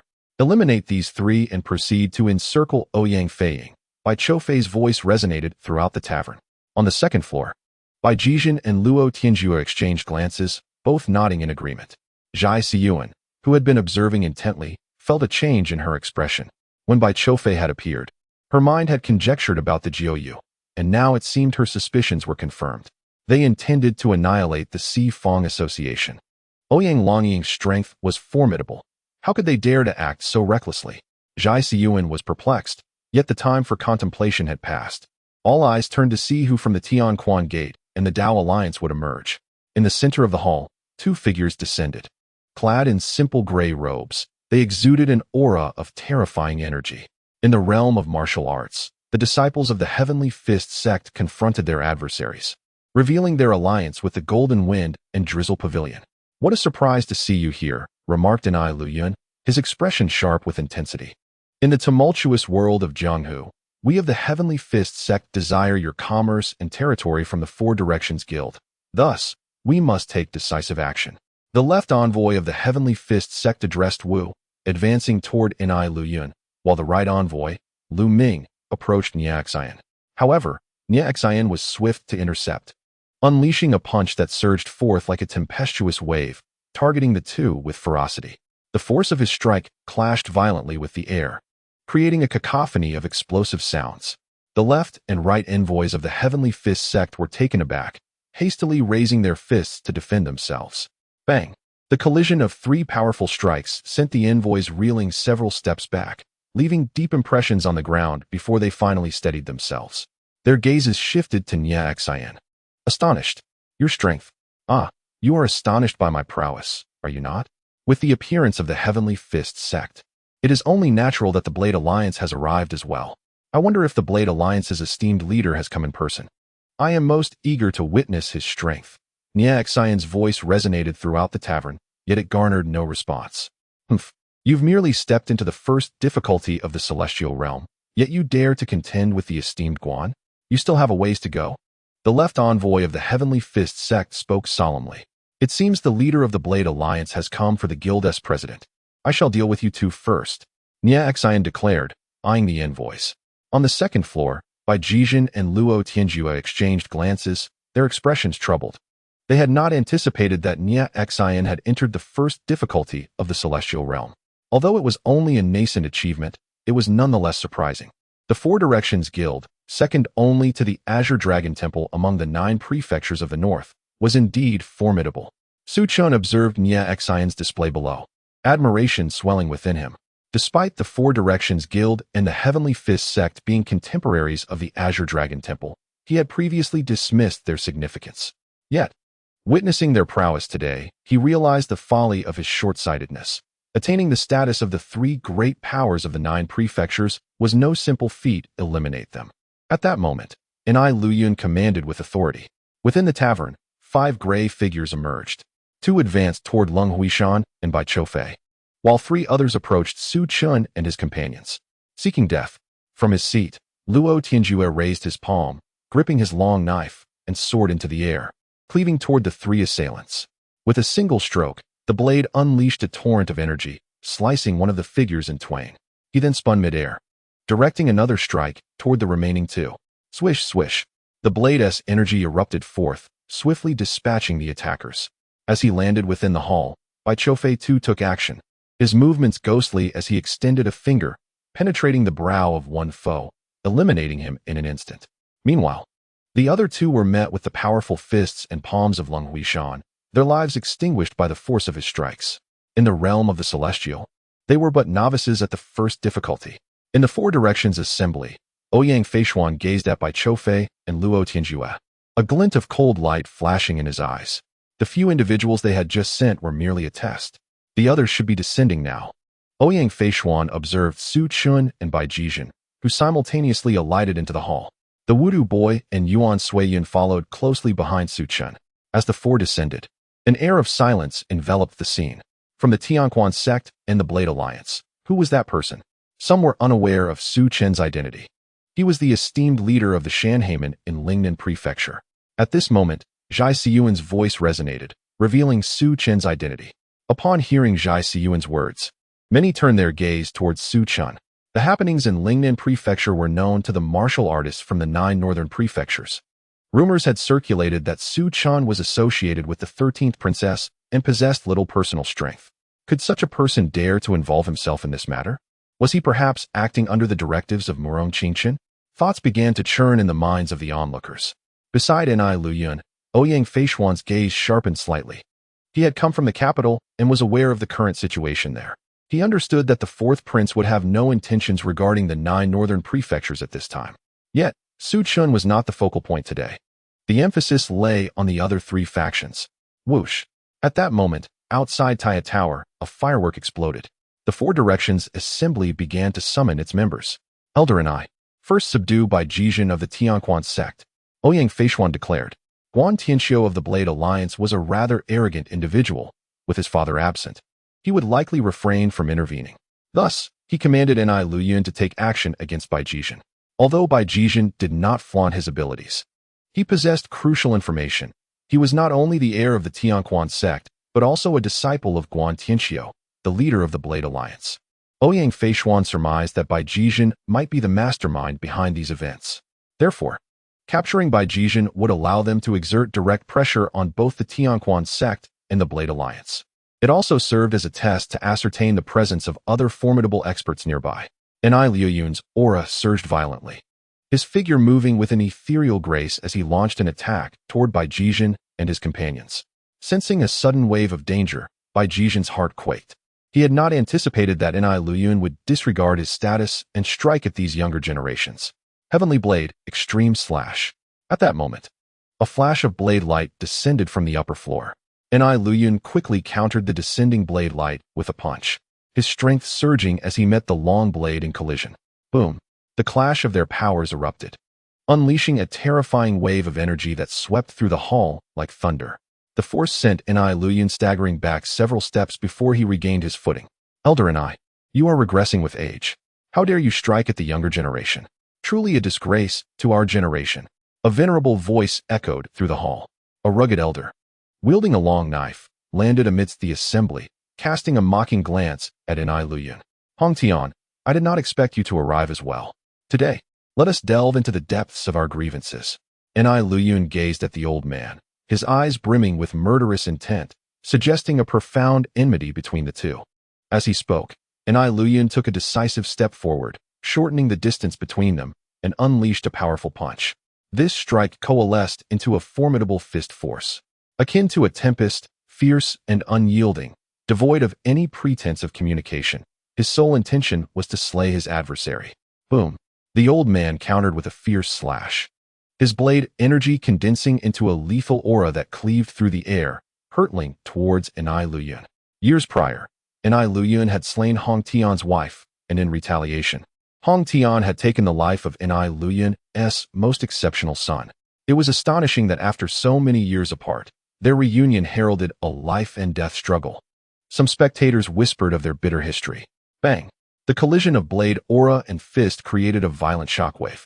The clash was brutal, yet neither party could claim victory at that moment. What were the two of them thinking of Ouyang Feishuan? Bai Jijin turned to Su Chun and Luo Tianjue, noting that Ouyang Feishuan remained remarkably composed throughout the confrontation, suggesting he had a contingency plan. Su Chun spoke gravely, having kept a vigilant eye on Ouyang Feishuan. Though surprise had briefly flickered across Ouyang Feishuan's countenance, his demeanor remained largely unchanged, indicating a sense of confidence. I shall probe Ouyang Feishuan first, Luo Tianjue declared. With that, he planted his feet firmly on the ground, gripping his long knife, and propelled himself into the air, swinging down towards Ouyang Feishuan. Upon witnessing Luo Tianjue's assault, Ouyang Feishuan's expression turned cold, yet he remained unmoving. Ouyang Feishuan, do you underestimate me? Luo Tianjue's frustration was palpable at Ouyang Feishuan's inaction. To dare strike at the young master was tantamount to courting death. At that moment, a thunderous voice reverberated in the ears of the onlookers, causing their eardrums to tremble.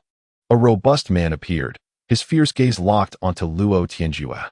With a booming presence, he stepped forward, his powerful arms showcasing a surge of strength as he advanced towards Luo Tianjue's long knife. Even before his fists reached their target, a heavy pressure surged forth, forcing Luo Tianjue's blade to dip. Chao Sihai, one of the emissaries of the Four Directions Assembly, had arrived. Luo Tianjue's energy surged in response, his blade aura intensifying as their strikes collided. Bang! Their attacks met with a resounding crash, and after a brief silence, an explosive sound erupted from their clash. Luo Tianjue was sent reeling backward. Staggering on the ground, he struggled to regain his balance, retreating 3 steps while leaving a trail of footprints. Blood spurted from his mouth. Meanwhile, Chao Sihai's descent left a deep impression on the ground, a surge of energy exploding from beneath his feet, causing the earth to crack. Luo Tianjue's strength paled in comparison to his opponent's. It seemed that Chao Sihai possessed formidable prowess. Estimated to be at the 3rd or 4th level of the celestial realm, a considerable distance ahead of Luo Tianjue. Yet, had the Sword Alliance sent only one person? Su Chun mused silently in the background. Brother Su Chun, we have but a handful of allies. It seems we must rely on you to intervene. Bai Jizhun remarked to Su Chun.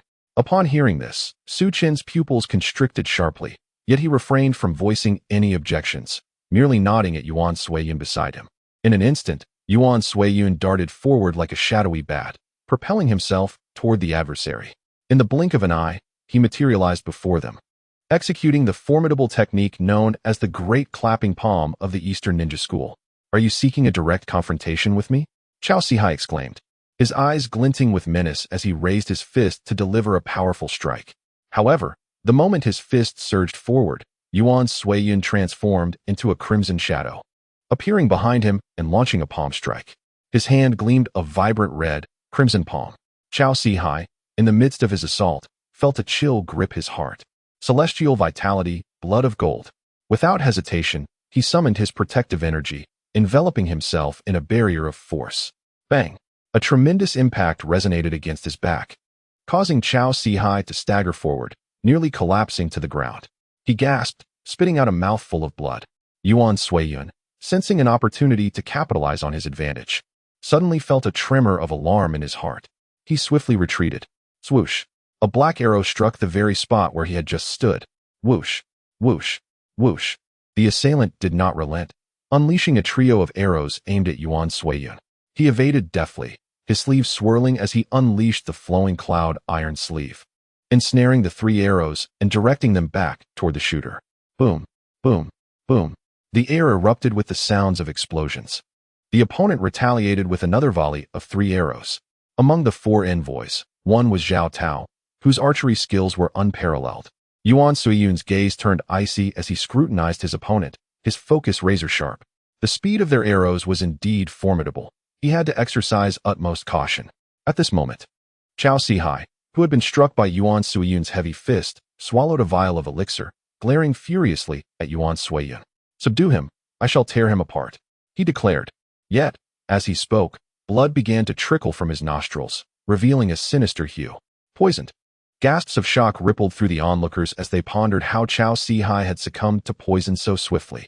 Had he been poisoned prior, or was it the result of the recent encounter? Just then, 2 figures materialized beside Chao Sihai, a middle-aged man clad in resplendent attire and a woman garbed in dark combat wear. The man, possessing the strength of a celestial being at the 4th tribulation, immediately placed his palms on Chao Sihai, channeling energy into him to counteract the venom coursing through his veins. At this moment, Ouyang Feishuan appeared beside Chao Sihai, producing a pill that he administered into Chao Sihai's body. The dark blood from Chao Sihai's nostrils began to dissipate, and his breath stabilized. However, the toxin was merely suppressed, and the perpetrator needed to be identified. The culprit lurked within this very building. I implore you all to assist me in uncovering the poisoner. I, Ouyang Feishuan, am prepared to offer the control of the 4 Directions Association over an entire city in exchange. Ouyang Feishuan scanned his surroundings with vigilance. Ouyang, the poisoner is likely someone close to Su Chun, spoke Zhai Siyuan, who had previously revealed Su Chen's identity. He is known as the 5 Poisons Boy, a master of toxins. Instantly, all eyes turned toward Su Chun and the 5 Poisons Boy beside him, their expressions tinged with astonishment. How could the 5 Poisons Boy, who had not left Su Chen's side, have poisoned Chao Sihai? Su Chen's gaze fell upon Zhai Siyuan, a cold glint igniting in his eyes. A murderous intent surged within him. Zhai Siyuan would not leave here alive today. She was courting death, and no one could intervene. Su Chun, hand over the antidote, or I will slay you here and now, Ouyang Feishuan declared, fixing his gaze upon Su Chun. Hand over the antidote? Young Master Ouyang, This is a life-or-death situation. Why would I allow you to have the antidote? Su Chen replied coldly.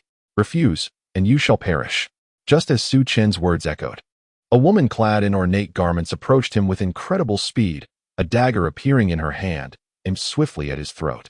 Bai Choufei, Bai Jizhen, and Leng Huishan, who stood beside Su Chen, prepared to intervene. At that moment, 3 arrows shot toward the 3 of them. Bai Jizhen unleashed a powerful punch. Bai Choufei pointed his finger, and a surge of energy enveloped Leng Huishan, who struck out with the palm. They found themselves unable to assist Su Chen in time. It seemed that Su Chen was in grave peril. Witnessing the unfolding scene, Zhai Siyuan's lips curled into a cold smile.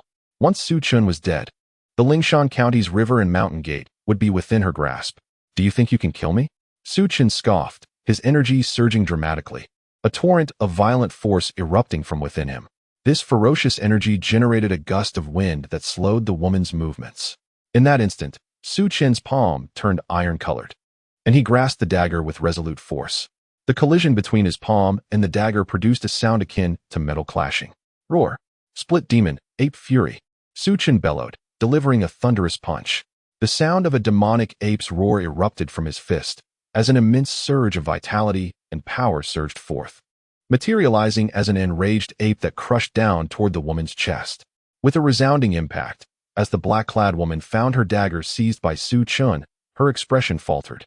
In the next moment, Su Chen's punch, accompanied by the furious roar of the demonic ape, shattered her resolve. She was struck backward, blood spewing from her mouth, mingled with internal organs, before her body thudded heavily against the ground. A few spasms ensued, and then the breath ceased. The rapidity of this scene left everyone astonished. Su Chen displayed an astonishing ferocity. Many pondered within. Kill. At that moment, Bai Jizhen, Luo Tianjue, Leng Huishan, and Bai Choufei charged towards the archer with lethal intent. Perhaps due to his surprise, the archer's movements faltered for the briefest instant, allowing the 4 to encircle him. They struck simultaneously. Despite possessing the formidable strength of the celestial 3 difficulties, the archer primarily relied on his bow and arrows, and his martial prowess fell short. Ensnared by the onslaught of 4, he found himself in a state of utter disarray. The tide shifted. The elegantly attired man sought to intervene, but was thwarted by Yuan Suiyun. In the midst of this confrontation, Bai Jizhen's assault took a sudden turn. He positioned himself behind the archer, wielding his hand like a blade, which disoriented the archer's energy. At that moment, Luo Tianjue struck with his sword while Leng Huishan delivered a powerful punch. The clash shattered the archer's energy shield. Bai Choufei swiftly darted in, his fingertips striking the center of the opponent's brow, a surge of energy piercing through the skull. A lifeless body crumpled to the ground. You! The elegantly attired man expressed his indignation, launching an attack towards Yuan Suiyun with sweeping strikes. Yet, Yuan Suiyun refrained from engaging directly. Their figures intertwined. Boom! Just then, a silhouette descended into the hall, appearing beside Hong Tian, who was battling Nai Lu Yun. He raised his hand and delivered a punch towards Hong Tian. The latter's expression shifted dramatically as he readied his blade for defense. But the force of the punch shattered his weapon, and the fist struck him squarely. Boom! Hong Tian's chest was pierced, blood gushing forth. Ouyang Feiying, the alliance leader, did not prevent you. Hong Tian gasped, recognizing his assailant, before his head drooped. The one who had struck was none other than Ouyang Feiying, the leader of the Four Directions Society. With a flick of his arm, he cast aside Hong Tian's lifeless form, which fell to the ground, blood pooling beneath. Master! We could not stop Ouyang Feiying. Upon witnessing this, Bai Jizhen and Luo Tianjue's expressions shifted dramatically. Meanwhile, the one engaged with Nia Xian. The Tianquan sect's left and right disciples repelled Nia Xian and swiftly retreated to Bai Jizhen's side. Guanxi also withdrew from Chenggu, joining Bai Choufei and Su Chen. Jin Feng Shiyu Lu, Tianquan sect, Dao Alliance, you truly possess audacity, daring to strike against me on the Four Directions Society's territory. Do you believe that with merely Guan Tianxiu, you can hinder Ouyang Feiying? Ouyang Feiying's gaze was frigid, glinting with malice as he surveyed Su Chen and his companions. Ouyang Feiying, if not for your allies, could you truly harm me? At that moment, a formidable figure burst into Taihe Building, blood trickling from the corner of his mouth. It was Guan Tianxiu, the leader of the Dao Alliance. Following him was an elderly man clad in black robes, his gaze chillingly cold. Chapter 302, domineering Ouyang Feiying. Seeking death, Zhai Siyuan. Guan Tianxiu, do you believe that I cannot stop you? The elder trailing Guan Tianxiu spoke with an icy countenance. Old ghost, with your despicable nature, I could easily slay you with a single strike. Although Guan Tianxiu was injured, his aura remained undiminished as he swung his blade toward the elder who had followed closely behind him. Do you truly believe I am afraid to confront you head-on? The expression of the elder in the black robe darkened, and a chilling aura erupted from him as he struck out with his palm, summoning a frigid energy that carried a sinister poison capable of corroding one's body upon contact. He dashed forward, swiftly evading the blade's energy, aiming a strike at Guan Tianxiu's chest. Guan Tianxiu countered with his sword. Bang! The palm collided with Guan Tianxiu's long blade, and a wave of icy power surged through, sweeping toward Guan Tianxiu's wrist. Yet, before it could reach his arm, it was shattered by Guan Tianxiu's sword energy. At last, I have closed the distance. At this range, you cannot evade my 3 strikes. A murderous glint flashed in Guan Tianxiu's eyes. The black-robed figure had consistently avoided direct confrontation, maintaining too great a distance for Guan Tianxiu to land a hit. Thus, his apparent urgency was merely a ruse to draw his opponent closer. Once within the reach of his blade, he was confident he could dispatch the foe within 3 strikes. Seeing this, the black-robed elder's pupils constricted, realizing he had been deceived. He attempted to retreat, but Guan Tianxiu's long blade had him locked in. Renowned as the blade god of the northern 9 prefectures, Guan Tianxiu had achieved an unparalleled mastery of the sword, transcending mere skill. The blade glimmered as its energy enveloped the opponent, moving at twice the speed of before. A formidable blade energy coalesced into a dragon-like form, slicing toward the elder's head. Boom! At that moment, Ouyang Feiying, the lord of the 4 Directions Guild, intervened. His vitality surged like a furnace, and he concentrated a massive force within his palm. With a powerful push against the ground, he propelled himself into the air, launching a punch directly at Guan Tianxiu. Should Guan Tianxiu neglect to defend himself, this blow would pierce through his very being. Sensing an imminent danger, Guan Tianxiu swiftly turned and struck back with his blade. Bang! The long blade clashed with the fist, and a tremendous force shattered the energy surrounding his sword. Subsequently, an overwhelming power erupted, sending him hurtling back and crashing against the stone pillar of the tavern. Crack! The pillar splintered under the impact. Uft! Guan Tianxiu spat out a mouthful of blood. Master! Bai Jizhen and Luo Tianjue exclaimed in shock, rushing to support Guan Tianxiu. It appears that the poison within you has taken effect. The previous force of your blade was somewhat lacking, Ouyang Feiying remarked, observing Guan Tianxiu. Go assist him. At that moment, Su Chun instructed the Wudao boy. The Wudao boy appeared beside Guan Tianxiu, raising his hand, his gaze sharpening as a pill materialized in his palm. Consume this pill. It will suppress the poison within you. After this matter is resolved, we can expel the toxins. The Wudao boy directly placed the pill into Guan Tianxiu's mouth. I did not expect there to be something here that could counteract your poison. Ouyang Feiying gazed at the childlike figure of the 5 poisons boy, addressing the man in the black robe beside him. This person, I shall take. The figure in black regarded the 5 poisons boy and remarked, this time, the Heavenly Fist Sect and the Blade Alliance have suffered a complete defeat. It seems even Guan Tianxiu may fall here. Observing the unfolding situation, a spectator spoke up. Miss, there is no need for us to intervene. Today, Su Chen shall not escape from this place. The maid beside Zhai Siyuan voiced her thoughts. Little did they expect such a turn of events, attributing it solely to Su Chen's overconfidence in daring to participate in this struggle for power. I am quite curious about how Bai Jizhen and the others managed to invite Su Chen, Zhai Siyuan pondered, glancing at Su Chen with confusion.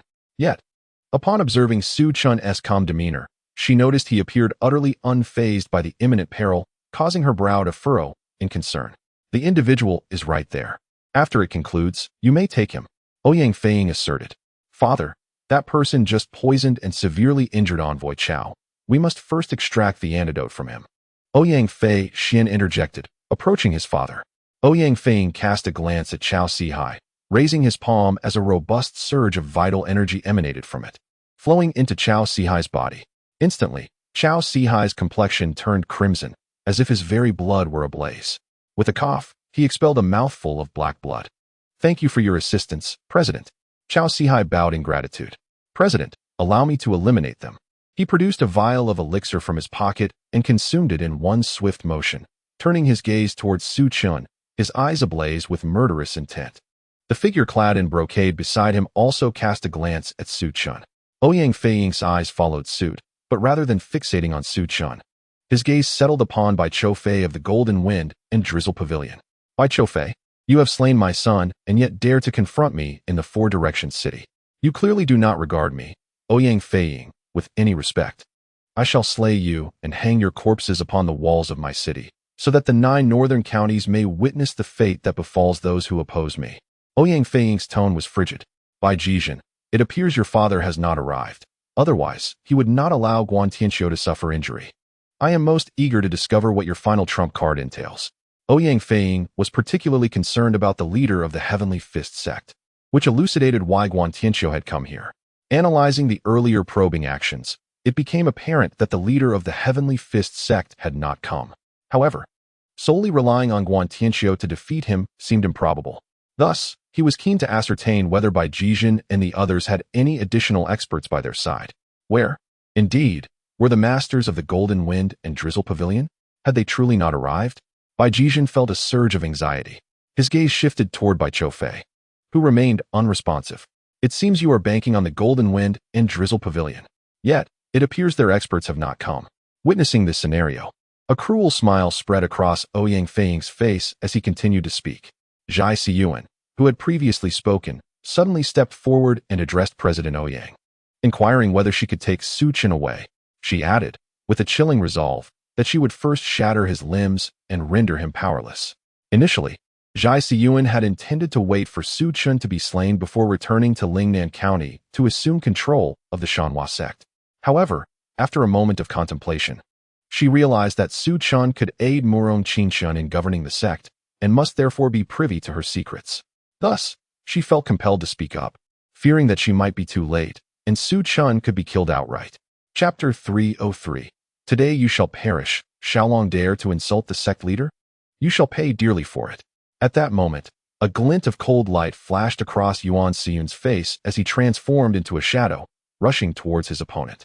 However, at that instant, Chao Sihai and the man in the brocade robe beside him simultaneously struck the ground with their feet and unleashed powerful punches.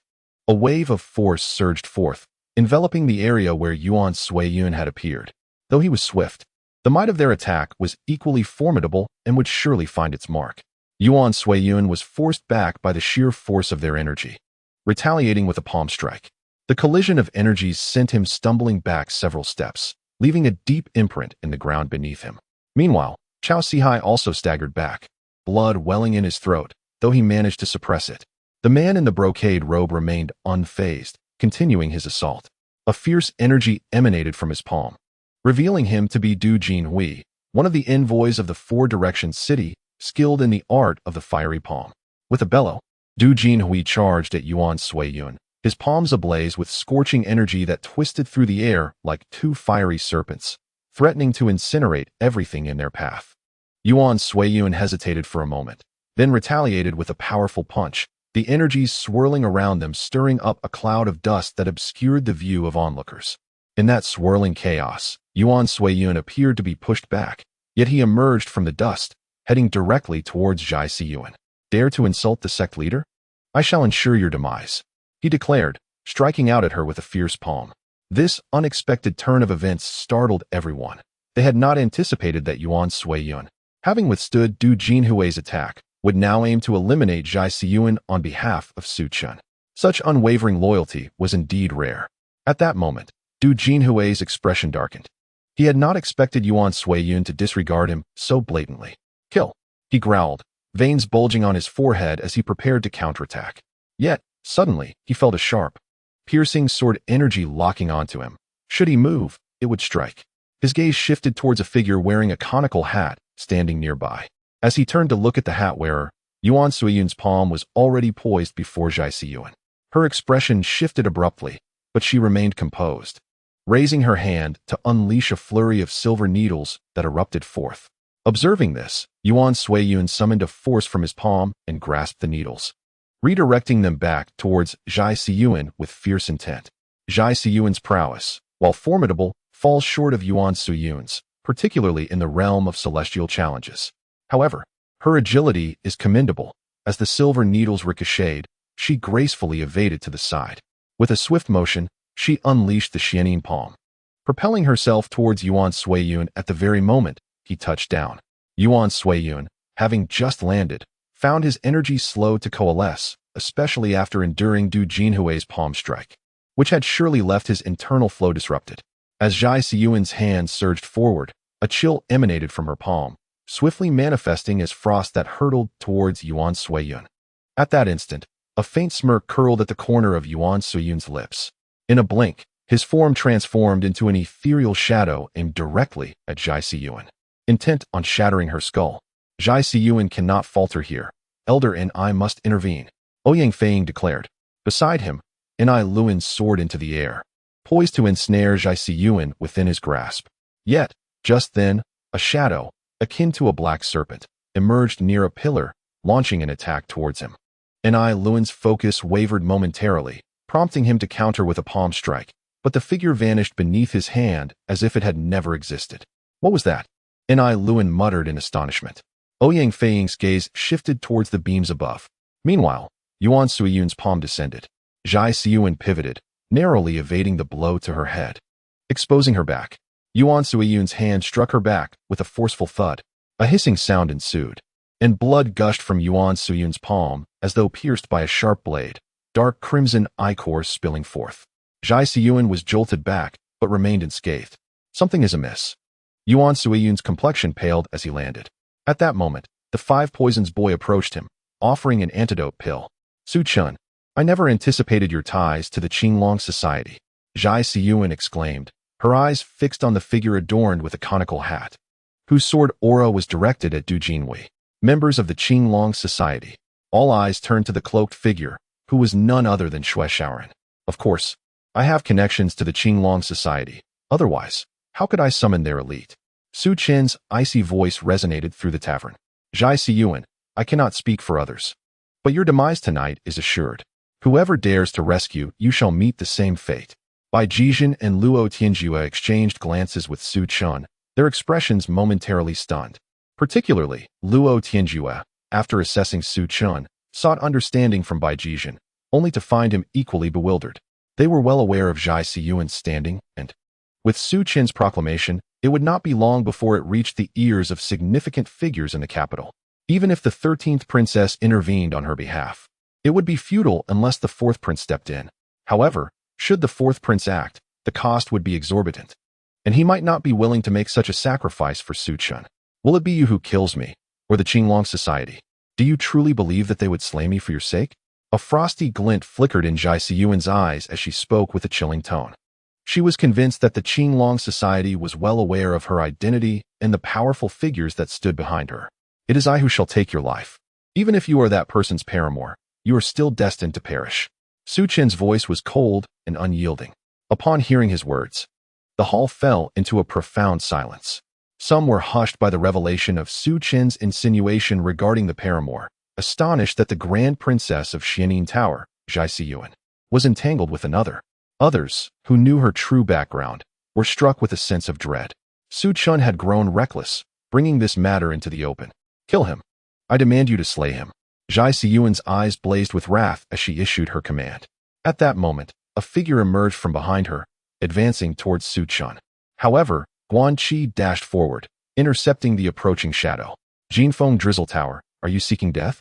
The assailant warned, thwarted by Guan Qi. Yet Guan Qi remained unfazed, his fists tightening as he pressed the attack. President, that individual stands no chance against Guan Qi, though he is at the 6th level of the celestial realm. His combat prowess is on par with that of the 7th, Chungu remarked. This situation is rather peculiar. Hold on. Ouyang Feiying sensed something amiss and halted Chungu's advance. Bang! At that moment, Guan Qi unleashed his full power, overwhelming his opponent until a surge of energy erupted, obliterating the foe. Suppress her cultivation. I intend to strike her down, Su Chen declared. Moments earlier, a figure had slithered down from the rafters, appearing beside Zhai Siyuan like a phantom. Then, a hand descended upon her, reminiscent of a previous strike from Yuan Suiyun. Zhai Siyuan's lips curled into a cold smile. Yet when the hand landed upon her, A metallic clang resonated. Immediately after, a surge of energy coursed into her adversary's body. Young Dragon Head. The assailant's strength was suppressed to the first level of the celestial realm. The attacker was Lian Qingbi. After speaking, he stood motionless nearby. Young Dragon Head. Upon hearing Lian Qingbi's words, a gasp rippled through the hall. The term Dragon Head referred to the 7 leaders of the Qinglong Society, and by addressing Su Chun as Young Dragon Head, it implied that Su Chen's mentor was one of the Dragon Heads. Why not his father? After all, Su Chen's father had already passed, leaving only his mentor. The Qinglong Society had once been graced by a Dragon Head, Yin Nantian, a figure of the 9th level of the celestial realm. Could it be that Su Chun was a disciple of Yin Nantian? Some pondered silently. Chapter 304, Dominance. Crushing throats. Luo Tianjue gazed at Bai Jizhen. Did you know all along that he is a disciple of Yin Nantian? Bai Jizhen, taken aback, shook his head. His interactions with Su Chun were primarily due to the latter's connections with Jinfeng Drizzle Tower and Murong Qingchen. He never anticipated that Su Chun would be the young dragon head of the Qinglong Society. Though astonished, a sense of inevitability settled within him. How could Bai Choufei, the leader of Jinfeng Drizzle Tower, forge an alliance with someone like Su Chun without reason? If one were to say that Su Chun is the young dragon leader of the Qinglong Society, it would be entirely reasonable. However, even if Su Chun is indeed the disciple of Yin Nantian and the young dragon leader, it does not justify the murder of Zhai Siyuan. The repercussions of killing Zhai Siyuan would be exceedingly grave. Brother Su. He stepped forward, attempting to dissuade him. No need for persuasion. Zhai Siyuan must die today, and I shall personally see to it, regardless of her affiliations. Su Chun waved his hand dismissively. Upon their initial encounter, Zhai Siyuan had left a somewhat favorable impression. Yet upon this second meeting, he found himself consumed by an insatiable urge to eliminate her. Bai Jizhen, upon hearing Su Chen's words, fell silent. His gaze fixed upon Zhai Siyuan, who was clearly a victim of her own folly. At this moment, Zhai Siyuan felt her powers constrained. As she beheld Su Chen advancing towards her, an icy dread surged within her. She sensed his murderous intent, yet simultaneously felt an overwhelming sense of humiliation. With a sudden burst of determination, she charged at Su Chun. You wish to engage me with your combined spirit and strength? Even constrained to the realm of Tianren, I can still vanquish you. Zhai Siyuan was no ordinary individual. She possessed considerable innate talent. The suppression of her abilities to the Tianren level was a profound insult.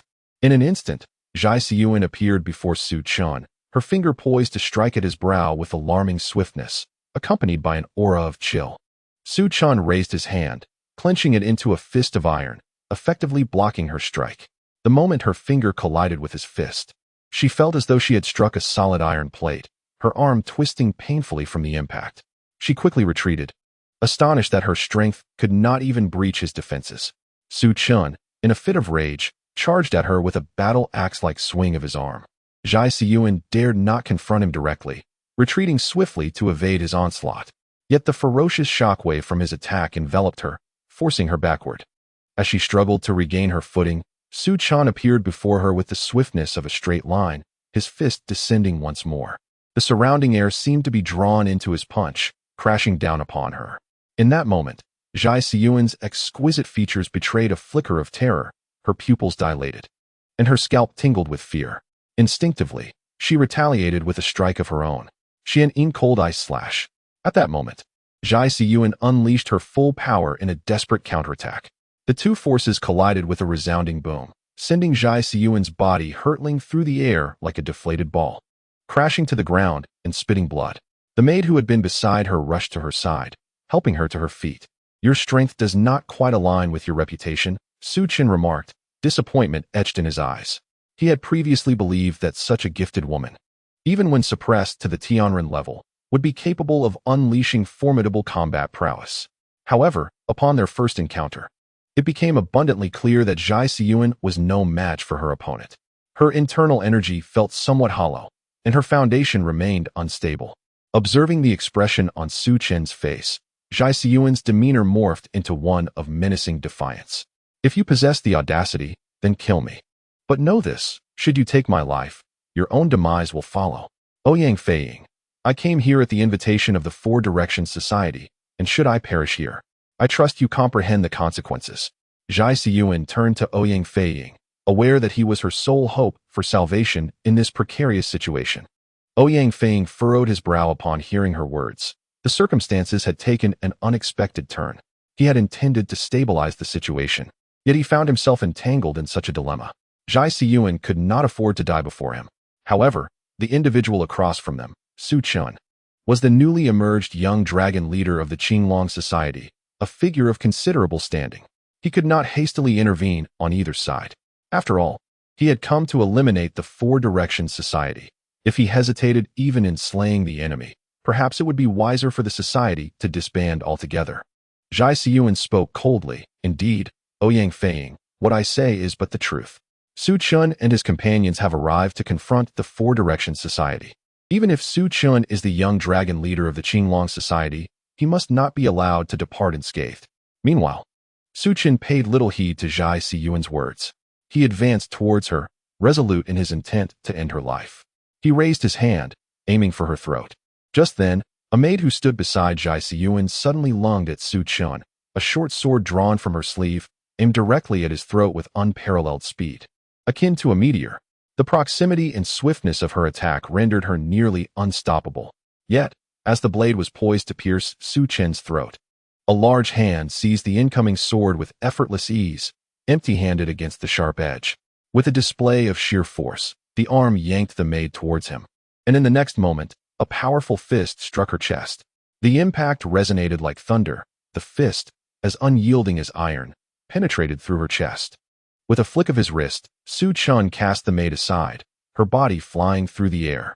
Fresh blood sprayed forth, expelled by the force of his energy, leaving no trace behind.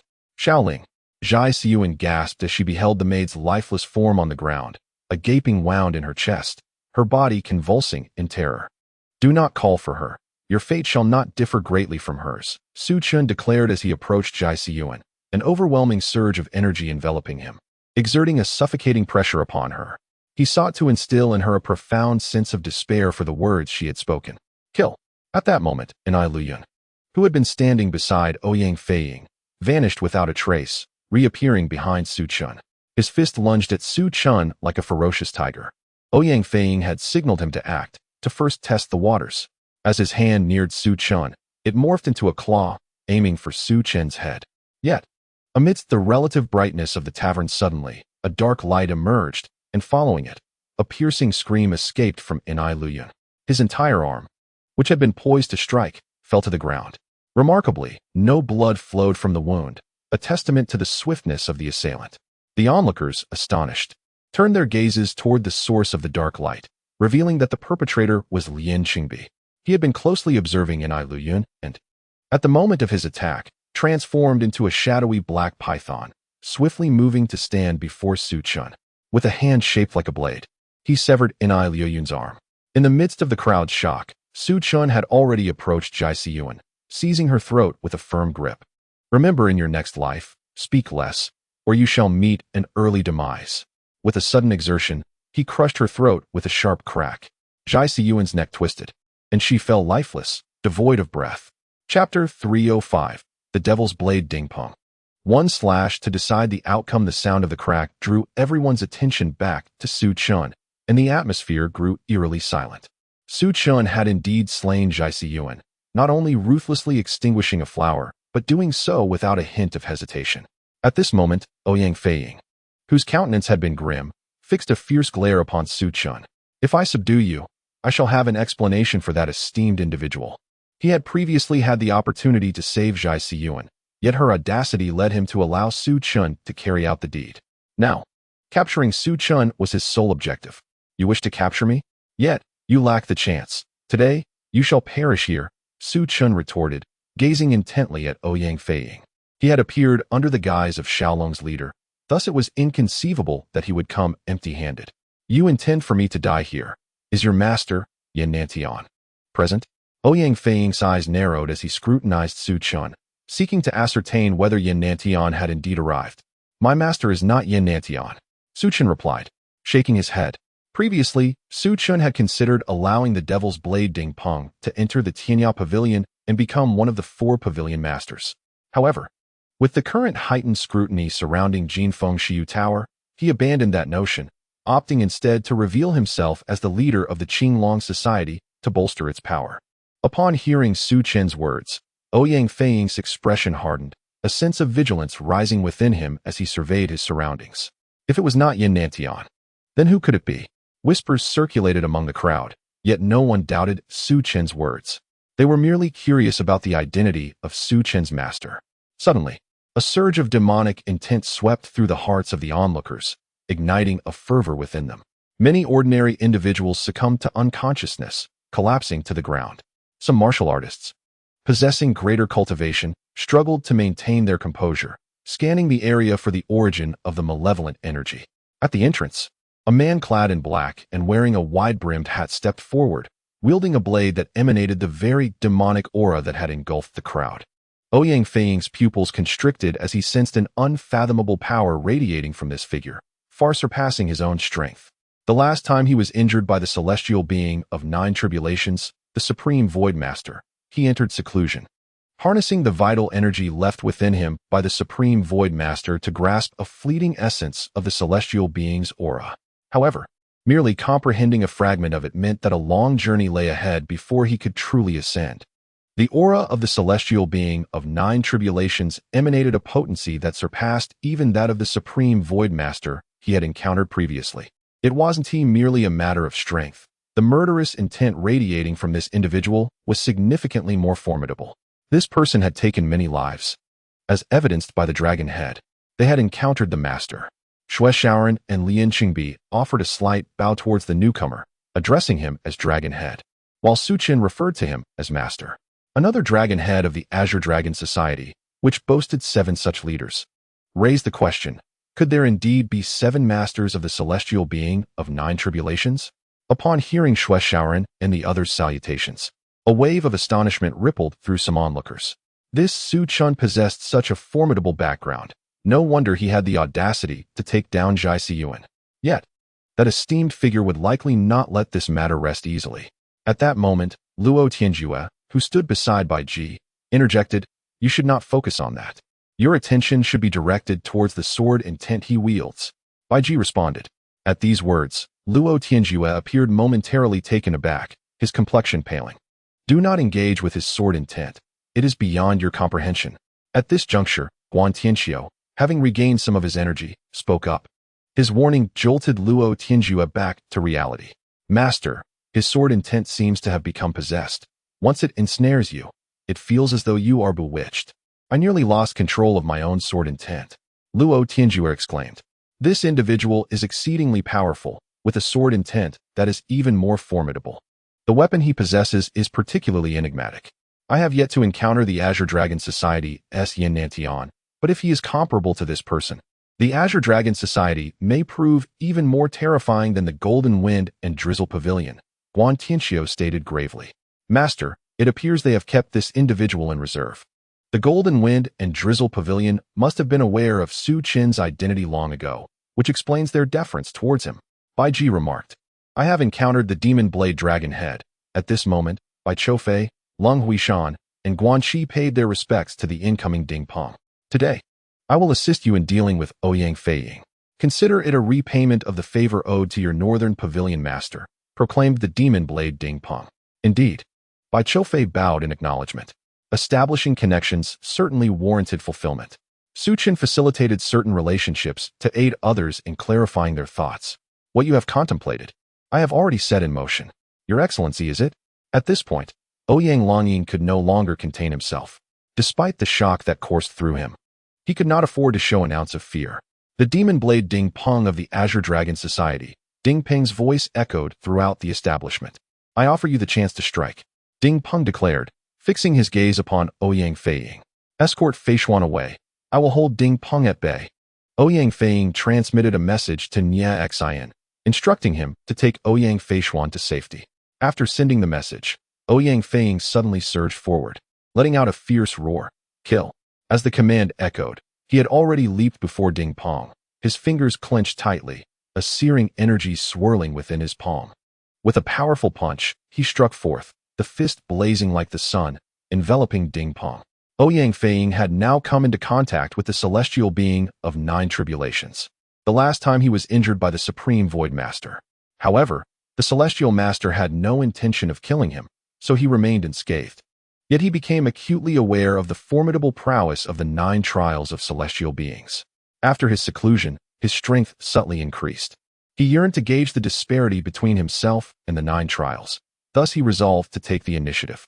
A powerful fist radiated brilliance throughout the tavern. Yet, a sudden flash of black light darted through the searing glow. The intense radiance abruptly vanished, and Ouyang Feiying was sent crashing to the ground. A knife wound marred his chest, from which a surge of demonic energy invaded his body, corrupting his very blood. When the onlookers turned to Ding Peng, they found his figure had already vanished. The others were not worthy of his blade. Remaining here was utterly unnecessary. Kill, leave no one alive. At that moment, Bai Choufei spoke up. The left and right fist masters of the Heavenly Fist sect unleashed their assault on Niaxian. Ouyang Feiying had failed to withstand even a single strike from Ding Peng, and as such, Niaxian had yet to escort Ouyang Feiyuan away, his form intercepted by the emissaries of the Heavenly Fist sect. Meanwhile, Guanxi's figure descended before Chenggu, who had previously engaged him. Let us continue our duel. If I slay you, I shall surely break through to the 7 trials of celestial beings. As Guanxi spoke, his internal energy erupted forth without reservation. Protected by the golden plum vase, he could recover from injuries in a short span. Thus he intended to utilize Chenggu as a means to break through. Brother Bai, Brother Luo, Ouyang Feiyuan, you must intervene. Su Chen addressed the two. As he spoke, Xiaoren obstructed Jin Buhui, while Lian Qingbi confronted An Luyan. Lian Qingbi's martial prowess was enigmatic. Though he appeared in front, after striking, he mysteriously materialized behind, and with An Luyan having previously lost an arm to him, his strength had waned, causing his speed to diminish, resulting in a direct blow to his back. A mouthful of blood spewed forth, and without hesitation, he turned to flee.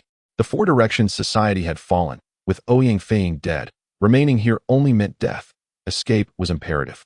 Yet, he had barely taken a step when Lian Qingbi inexplicably appeared before him, entangling him in combat. In a matter of moments, An Luyan let out a wail, meeting his demise at Lian Qingbi's hands. At this juncture, Bai Choufei and Luo Tianjue positioned themselves before Ouyang Feiyuan. My master is a disciple of the Grand Master. Should you slay me, you will be opposing him. Ouyang Feiyuan gazed at Bai Choufei and Luo Tianjue. Kill. The two exchanged a glance and charged towards Ouyang Feiyuan. Meanwhile, Su Chen observed the skirmish within the tavern alongside Bai Choufei and Lung Huishan. Chapter 306. Cultivation Breakthrough. The first trial of celestial beings. The events in the 4 Directions city swiftly reverberated throughout the entire northern 9 districts. The Heavenly Fist Sect, Blade Alliance, Golden Wind and Drizzling Rain Pavilion, and the Azure Dragon Society's experts converged upon 4 Directions city to annihilate the 4 Directions Society. Among the most astonishing revelations was that Su Chen, the leader of the Mountain River sect, was in fact a disciple of Ding Peng, the 6th dragon head of the Azure Dragon Society. In the battle against the 4 Directions Society, Ding Peng emerged, wielding a single blade that extinguished the life of the society's leader, Ouyang Feiying, thus establishing a decisive dominance. His display of power reaffirmed the might of the Azure Dragon Society's dragon head. In Ding Peng's discourse, he mentioned the Northern Master of Tianya Pavilion. The fact that Ding Peng is willing to bear a favor implies that the Northern Master of the 4 Directions Pavilion is undoubtedly a formidable expert, skilled in the 9 trials of celestial beings. This revelation sent ripples through the martial world, particularly among the factions in the 9 northern prefectures. Previously, they had regarded Su Chen's Shanhe Sect with disdain, merely viewing him as a pawn of Murong Qingchen.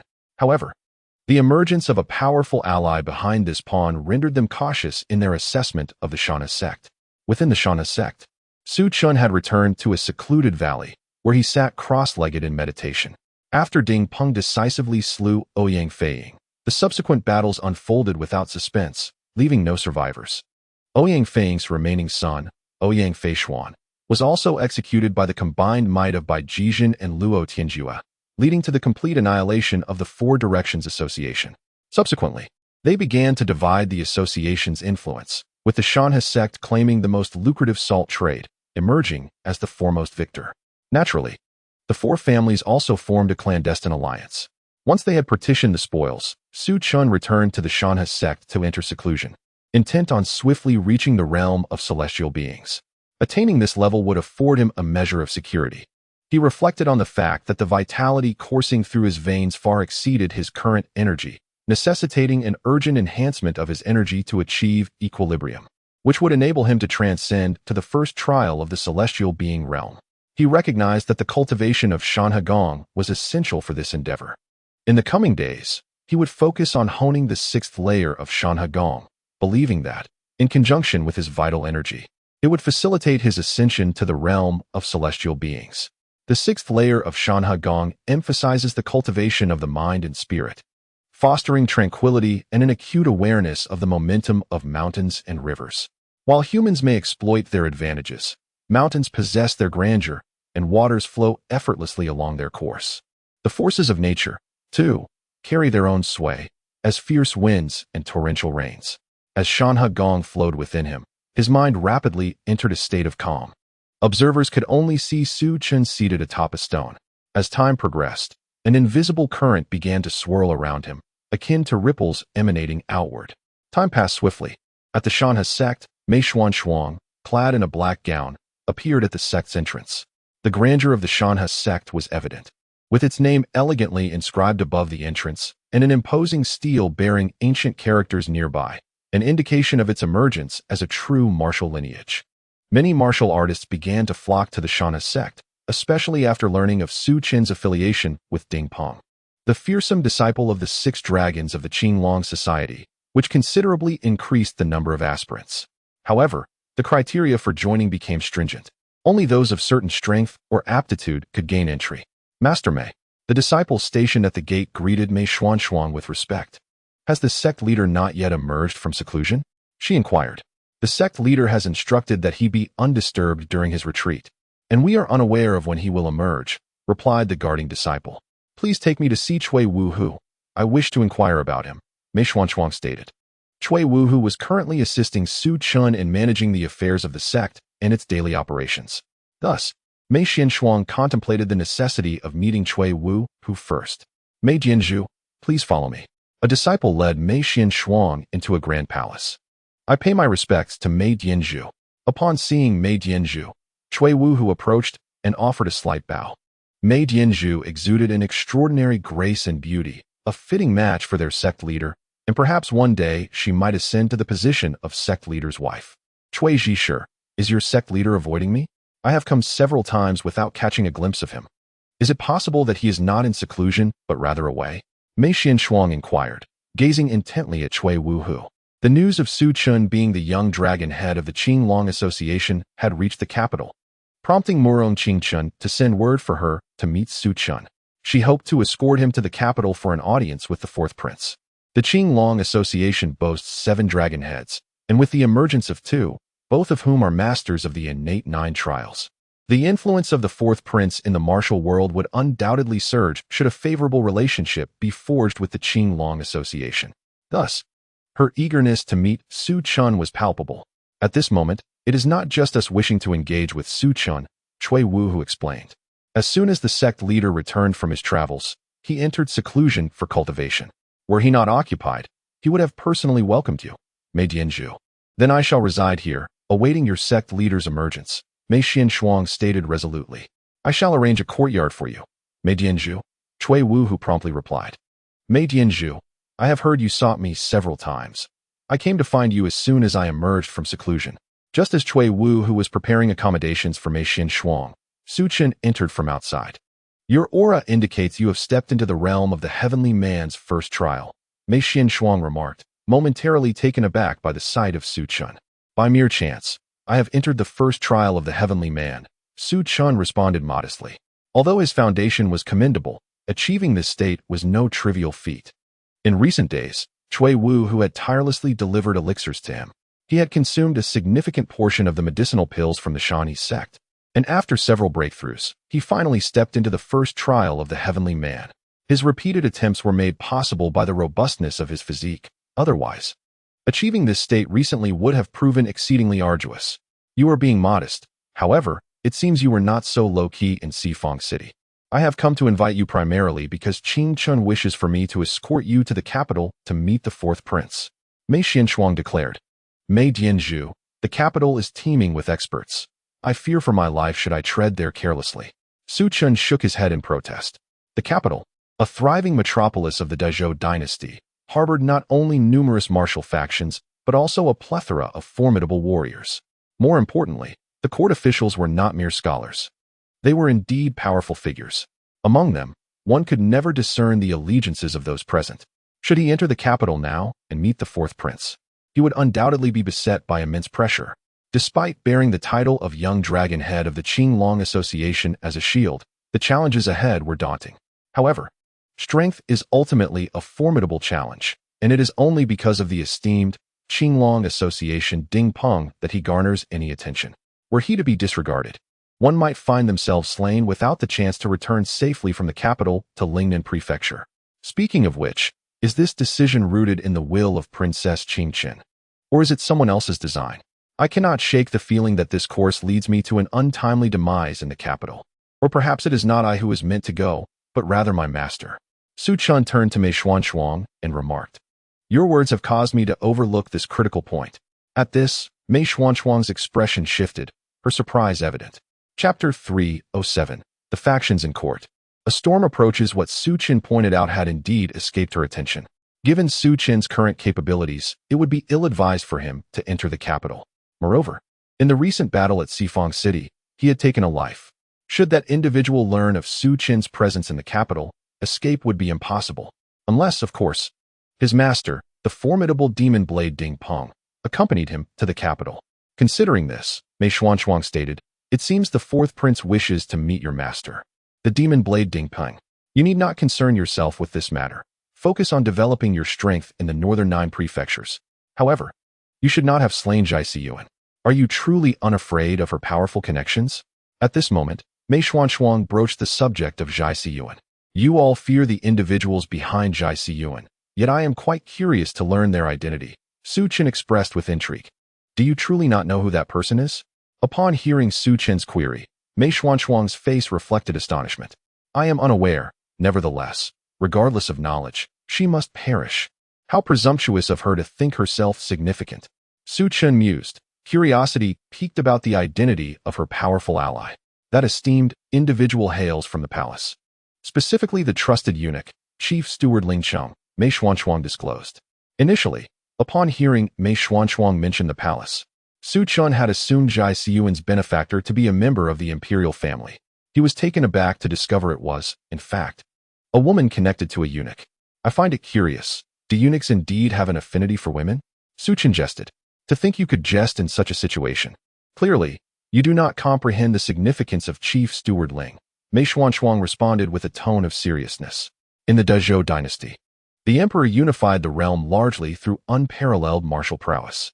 Ling Cheng, having risen to the rank of one of the 3 chief eunuchs, not only possesses formidable strength, but also enjoys the emperor's utmost trust. He wields considerable influence within the court, and even the 9 princes dare not offend him too gravely. Having slain his woman, how could he possibly let you go? Although Ling Cheng is a eunuch, he leads a faction known as the Ling Party within the court. This faction exists outside the influence of the 9 princes and is courted by various princes. It is not beyond reason that one of them might eliminate you to curry favor with the Ling Party. As for why Zhai Siyuan has caught Ling Cheng's eye, it appears to be related to the cultivation techniques he practices. I have encountered Zhai Siyuan before. Her foundation is severely damaged, and I suspect it was Ling Cheng who consumed her essence. Mei Xuanshuang concluded. "Is that so? I had no idea I had unwittingly created such a formidable adversary. By the way, Ling Cheng, which of the 9 princes are you currently closest to?" Su Qin inquired. Initially, he had intended to let Jin Feng Shiyu Lu investigate this matter after his seclusion, but now that Mei Xuanshuang might be aware, there was no need for further inquiries. "Perhaps I am somewhat closer to the second prince, as he has a godson who is the chief steward of the Wagwifi's palace," Mei Xuanshuang responded. "The second prince seems not to have engaged in the affairs of the 9 northern prefectures," Su Qin recalled, but he was at a loss for information regarding this prince. The second prince was quite low profile, yet should not be underestimated. "Well, since you cannot return to the capital for the time being, I shall head back to report," Mei Xuanshuang announced as she rose. Are you preparing to return to the capital? Does that mean you are abandoning the matters concerning Lingnan Prefecture? Xuanshuang asked. The decisions regarding Lingnan have already been made by Changhen Palace, and I shall refrain from elaborating on the reasons. Furthermore, I will withdraw our branch from Lingnan after my departure, Xuanshuang explained. Has the fourth prince truly given up on Lingnan? Xuanshuang questioned in surprise. Isn't your Shanhe Sect present? Xuanshuang replied. Currently, your Shanhe Sect is indeed a formidable force among the 9 northern prefectures. Our Shanhe Sect is not under the fourth prince's influence, and he is well aware of this. Xuanshuang shook his head. What the outside world believes is inconsequential. And once you head to the capital, I am certain the fourth prince will make every effort to win you over. Perhaps you might even become a consort. Xuanshuang remarked, gazing intently at Xuanshuang. May Palace Master, your words have me quite flattered. Xuanshuang chuckled. Here is my token. Should you venture out of the 9 northern prefectures, it may prove useful, and you can reach out to me. Although my abilities are lacking, I do hold a certain standing within Changhen Palace. Xuanshuang handed him a token inscribed with the character for Qin. She was known as the Qin demon among the 4 demons of Changhen Palace. Thank you, Palace Master Mei. Xuanshuang accepted the token, and then noticed Xuanshuang gazing at him intently. Will you not offer me something in return? Should I find myself in peril one day, I may require assistance for vengeance, she said. I see now why you so kindly bestowed the token upon me. It appears your motives lie here, Xuanshuang remarked, retrieving a token from his pocket. It was a silver token adorned with the image of a coiled dragon. This token has limited utility, he stated as he handed it to Xuanshuang. Currently, there were no bases for the Qinglong society in the capital. Xuanshuang planned to send someone to the Jiangnan region and the capital to establish some bases, led by Yan Nantian of the 5 Dragons along with Lian Qingbi, Xiaoren, a Fei, and Jing Wuming. Ding Peng and Xiao Choufei, as well as Zhuge Jinghua, would remain in the 9 northern prefectures. Xuanshuang did not inquire further and accepted the token, stowing it away. Despite Xuanshuang's words, she understood that the token was undoubtedly significant. The greatest reward I have gained from my journey to Lingnan is the opportunity to interact with you. After my departure, you may assign someone to take over the former influence of Changhen Palace, Xuanshuang stated. The 2 individuals engaged in conversation, and Xuanshuang personally escorted Xuanshuang down the mountain.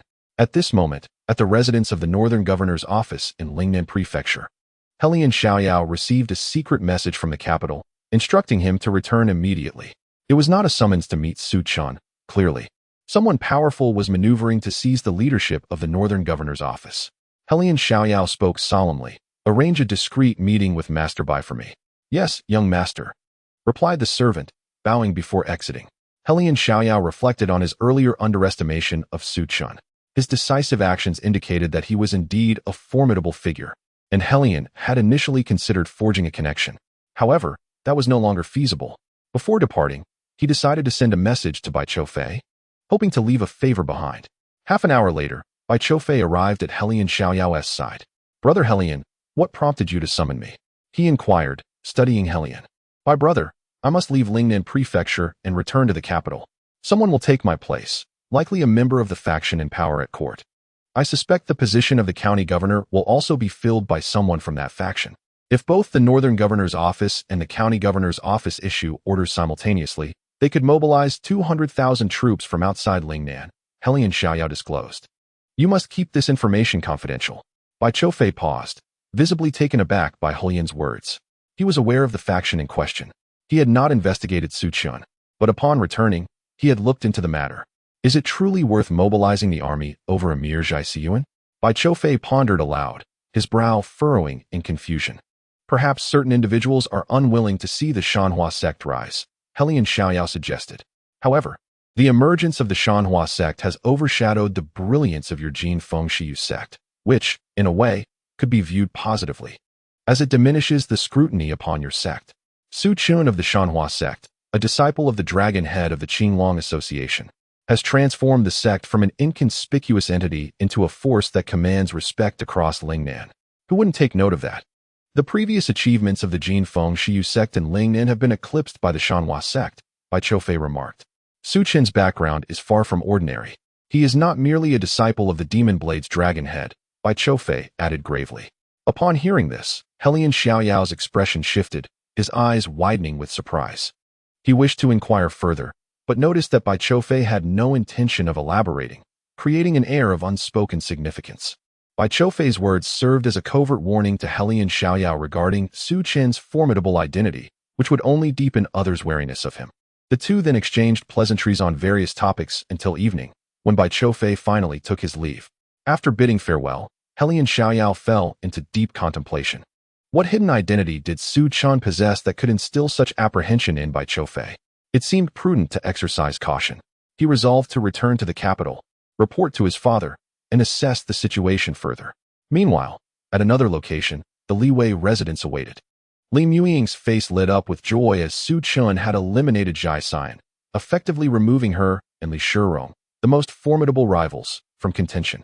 If Li Shirong were to meet a similar fate at this juncture, the Xianin Tower would be left with only her as the sole princess, making the position of the tower's master rightfully hers. Miss, a confidential letter from the master. A young man wielding a bamboo sword entered beside her, presenting a sealed missive to Li Muying. Upon opening the letter, Li Muying furrowed her brow slightly and rose to head towards Li Wei's study. At that moment, Li Wei was somewhat agitated. His ascension to the position of governor of Lingnan had seemed assured, yet complications had arisen. He had received word from the capital that when Yifan opposed his appointment, deeming the position unsuitable. Anger simmered within him over the past few days. He pressed his brush down harder, causing the ink to bleed through the paper. Li Muying strode directly into the study, observing the ink-soaked paper, and spoke, "Father, your opportunity has arrived." Startled by her words, Li Wei paused, setting down his brush, and inquired with confusion, "My opportunity? Are you implying there is a chance for my governorship in Lingnan?" Li Muying nodded, extending the letter to him. After perusing the contents, Li Wei's brow furrowed. "If we involve ourselves in this matter, we may find it difficult to extricate ourselves. Inger, neither you nor I have yet reached the celestial realm. Should the Qinglong Society send someone, we would have no hope of survival. The risks are far too great. We must consider other candidates." Although Li Wei longed for the position of governor, he could not gamble his life and legacy. "Father, you have misunderstood my intention," she replied. "While others may be unaware of the Qinglong Society's strength, I am well informed. We need not engage directly. What I propose is that someone else assume the governorship of Lingnan. Once the matter concludes, that individual will undoubtedly depart, leaving the position vacant for you." Li Muying articulated her plan. She dared not offend the Qinglong Society, in their eyes. Both she and her father were merely expendable. The Xifang Society was far more powerful than Xianin Tower, and even Ouyang Feiying, the formidable leader of the Xifang Society, had met his demise by the blade of another. Her own strength, even if she ascended to master of Xianin Tower, would remain insubstantial before the might of the Qinglong Society. How could I have overlooked this? The worry on Li Wei's face dissipated, replaced by a glimmer of hope. After such a long wait, he was willing to endure a little longer.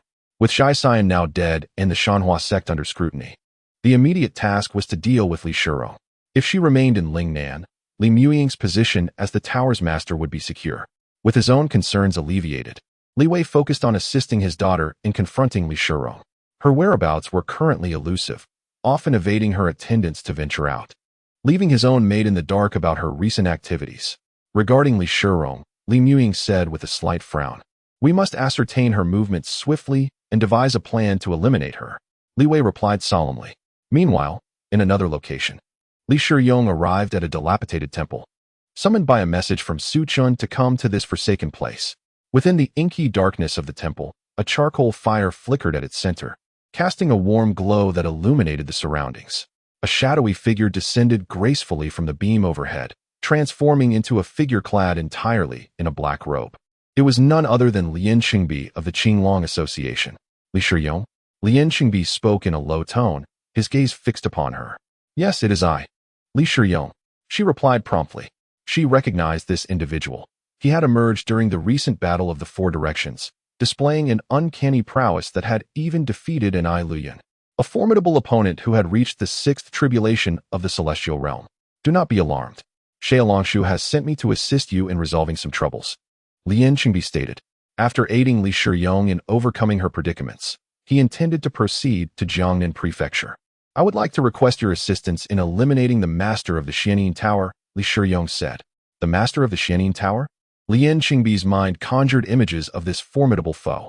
The master was a 7th tribulation celestial, skilled in the art of the chiming insha technique.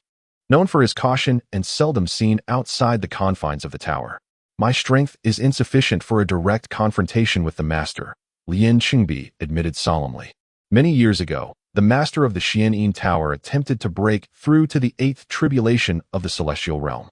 However, the chilling nature of his cultivation technique left him with a lingering cold venom within his body.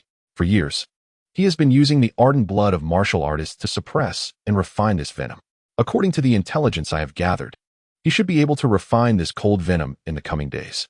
During this process, a temporary equilibrium will occur, rendering him unable to mobilize his inner strength. At that moment, you could strike decisively, Li Shiyong explained.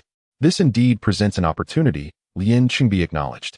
Despite the master being a 7th tribulation celestial, even at his peak, Lian Qingbi believed he could escape unscathed.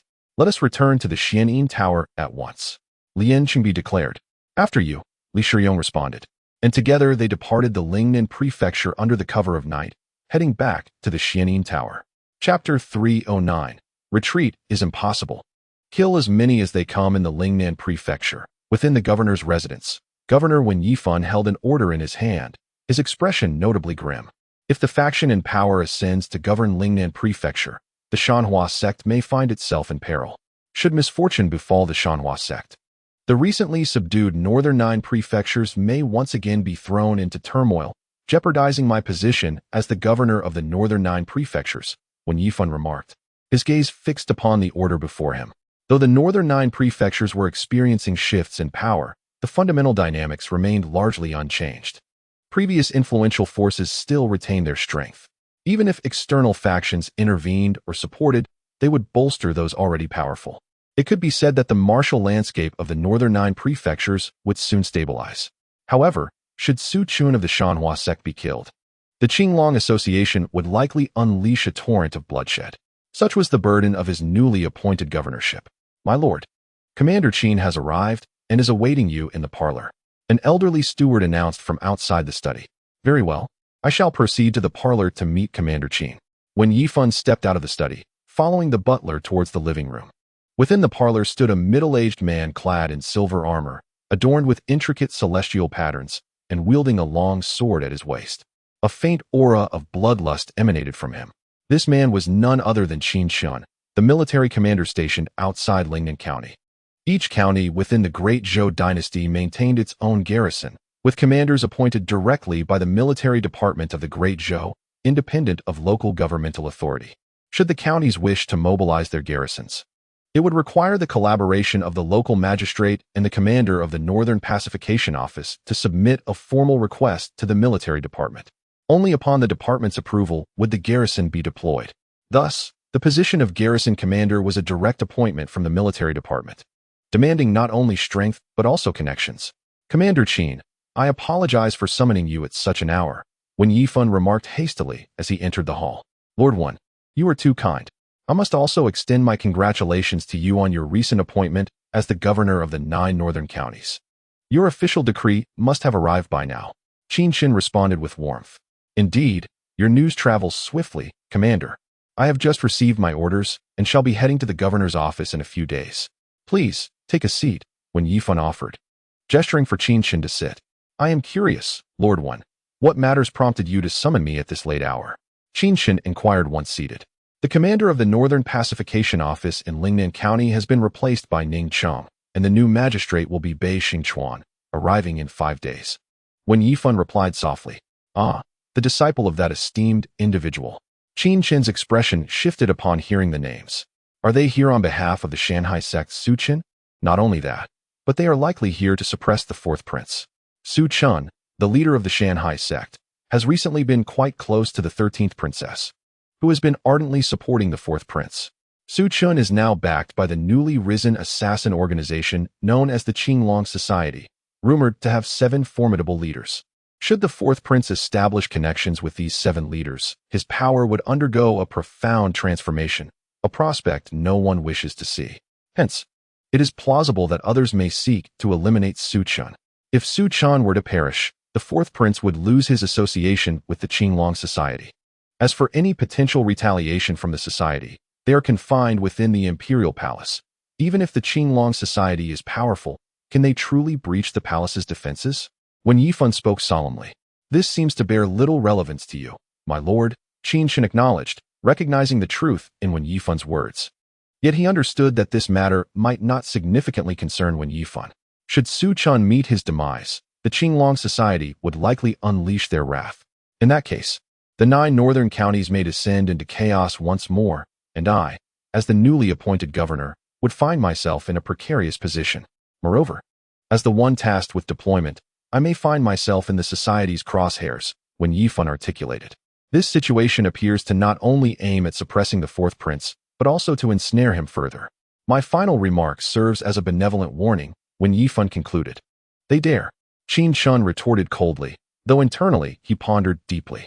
If the Qinglong society dares to assassinate the commander of the garrison in this region, it would be tantamount to opposing the military headquarters, inciting their wrath. The Qinglong society would undoubtedly face annihilation. However, by that time, I may already be dead. Even if the Qinglong society were eradicated, it would be of no consequence to me. I would not be alive to witness it. After a moment of contemplation, Qin Shan spoke. What does Lord Wen wish for me to do? Wen Yifan replied. I hope that Commander Qin can take the time to demonstrate the strength of the garrison. Upon hearing Wen Yifan's words, Commander Qin's brow slightly furrowed, revealing a look of confusion in his eyes. I will disseminate the news of Bai Xingchuan and his companion's arrival. I believe Su Chen should be aware of Zhai Xian's affiliations and the intentions behind their arrival. Once you showcase the garrison's might, I trust that Su Chen will reconsider his stay in Lingnan County. As long as Su Chen is not in Lingnan County, he will not meet his demise. If he survives, the Qinglong society will remain inactive, and all will be at peace, Wen Yifan articulated. Upon hearing this, Commander Qin's eyes sparkled with understanding. This indeed was a commendable strategy. At this moment, Su Chun of the Mountain River Sect held 2 letters in his hands. One was sent from Bai Choufei, and the other from Murong Qingchun in the capital. Bai Choufei had relayed news received from Helian Xiaoyao overnight. Murong Qingchun informed him that the commander of the Northern Pacification Office and the governor of Lingnan County had departed from the capital 10 days prior and advised him to temporarily avoid their prominence and vacate Lingnan County. Additionally, there were introductions regarding the 2 individuals. Bai Xingchuan, a guest accepted by Ling Cheng in his early years, and Ning Cheng, one of Ling Cheng's 18 adopted sons, who practiced Ling Cheng's ultimate technique, the heart devouring of heaven's dominance, and excelled in staff techniques, possessing strength at the 5th level of the celestial trials. To take such drastic measures for a woman truly exceeded my expectations, Su Chun mused, setting down the confidential letter. If they left the capital 10 days ago, where might they be now? Su Chun retrieved a map of the great Zhou dynasty from beneath the table, tracing their path. Given their speed, they should reach Lingnan County in another 5 days. It would be easy for me to conceal myself during this time, but once I do, those 2 will undoubtedly unleash their fury upon the Mountain River Sect, which may face encirclement. I cannot sacrifice so many lives. A glint of determination shone in Su Chen's eyes. Since I cannot abandon the Mountain River Sect, then let those who come perish. An aura of fierce killing intent emanated from Su Chen. He then sent a letter to Bai Choufei, instructing him to track the movements of the 2 approaching individuals. Once their whereabouts were confirmed, Su Chen would personally lead a team to eliminate them outside Lingnan County. No matter how many came, they would be slain. Let us see if Ling Cheng dares to send anyone else. Chapter 310. Ambush the Grand Commander, Poison, Master of the Xianin Tower. The Xianin Tower is situated on Xianin Mountain, outside the capital of the northern 9 counties, in the Tianfeng County. Xianin Mountain is perpetually shrouded in a chilling aura, making it an ideal place for martial artists who cultivate the art of coldness. The Xianin Tower is built atop a precipice. Beyond the precipice lies an immense iron chain bridge, a formidable barrier that isolates Xianin Tower from the outside world. This natural fortress renders infiltration exceedingly difficult. Li Shiyong traverses the chain bridge with remarkable speed. I have seen the second princess, the guards exclaim, bowing as they witness her swift return. Li Shiyong does not acknowledge them. She strides directly into Xianin Tower, passing through the tower perched upon the cliff. Within the palace, a man clad in a black robe, his complexion pale and serene, is engrossed in reviewing documents. Upon seeing Li Shiyong's return, a flicker of surprise crosses his face. I have seen the second princess. What has compelled you to return in such haste? Has something transpired? He inquires. This man is Yuan Tie, the chief steward of Xianin Tower, who typically manages the affairs of the tower during the Lord's retreat. Steward Yuan, my senior sister has been slain by Su Chun of the Mountain River Sect. I fear that Su Chun may turn his attention towards me, which is why I have discreetly returned to Xianin Tower, Li Shiyong explains. If Su Chun could kill my senior sister, we stand no chance of escaping the Mountain River Sect. Upon hearing this, Yuan Tie remains silent, continuing to peruse the manuscript in his hands. By the way, Chief Steward, have you informed our master about my senior sister's demise? What plans does our master have? Should we still consider expanding our influence in Lingnan Prefecture? Li Shiyong presses on, noticing Yuan Tie's silence. I have already relayed the matter concerning the eldest princess to our lord. He stated that we need not concern ourselves with it. Someone will take care of Su Chun from the Mountain River Sect. However, the second princess has returned rather prematurely. There are individuals who will deal with Su Chun, and once he meets his end, the Mountain River Sect should cease to exist. This would have been the opportune moment to seize control of Lingnan Prefecture. Yet the second princess has missed a splendid opportunity. I recall sending you a message. Did you not receive it? Yuan Tie remarks. Perhaps I did not receive it on my journey back. They should have received the message there, Li Shiyong responds. Chief Steward, might I meet with our master? There are certain matters I wish to discuss with him face to face. Our lord is in seclusion, as you well know, and does not meet with anyone during this time. Yuan Tie directly declines. Is that so? Then it must be as such. Chief Steward, during my recent expedition to Lingnan Prefecture, I acquired a peculiar treasure. Though I am uncertain of its nature, I would like to request your assistance in examining it, Li Shiyong states, producing an ornate box from her robe and approaching Yuan Tie. At the mention of a treasure, Yuan Tie's expression brightens. He sets aside the manuscript and accepts the box, opening it. As he does so, a cloud of mesmerizing smoke billows forth. Unbeknownst to him, he inhales the vapor, and his mind quickly becomes clouded. Realizing the danger, Yuan Tie bites his tongue to regain clarity and immediately holds his breath, retreating swiftly. He attempts to shout a warning, but at that moment, a shadowy figure descends from the beam above, transforming into a human form that appears behind him. A hand, sharp as a blade, plunges into the nape of his neck, emerging through the front, rendering Yuan Tie voiceless and unable to utter a sound. Outside the grand hall, the two attendants of the guard seem to sense the commotion within and burst in from outside, with a swift flash of white light at their throats. They collapse to the ground, clutching their necks. The assailant was Li Shiyong, who quickly dragged the two lifeless bodies aside and clapped her hands. At that moment, several figures entered from outside to dispose of the corpses. Li Shiyong addressed them, revealing that she had secretly recruited numerous individuals within the Xianin Tower. Her presence here was no mere coincidence. She was well aware that Yuan Tie was present.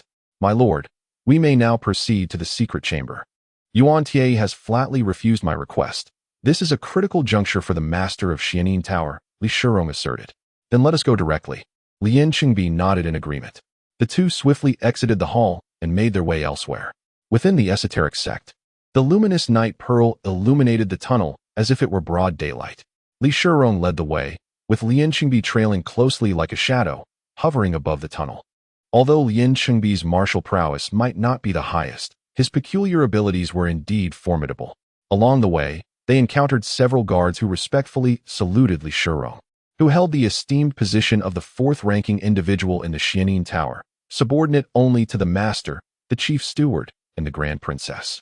Before long, Li Shiyong arrived at a hidden cave, or rather, the entrance to a stone grotto. She paused at the threshold, her expression tinged with anxiety. The master of Xianin Tower instilled a certain fear within her. Had it not been for her loyalty to Su Chun, she would not have dared to confront him.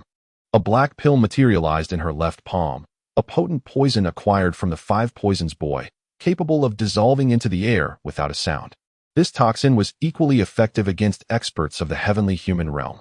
Her right hand grasped the mechanism of the stone door, which began to creak open.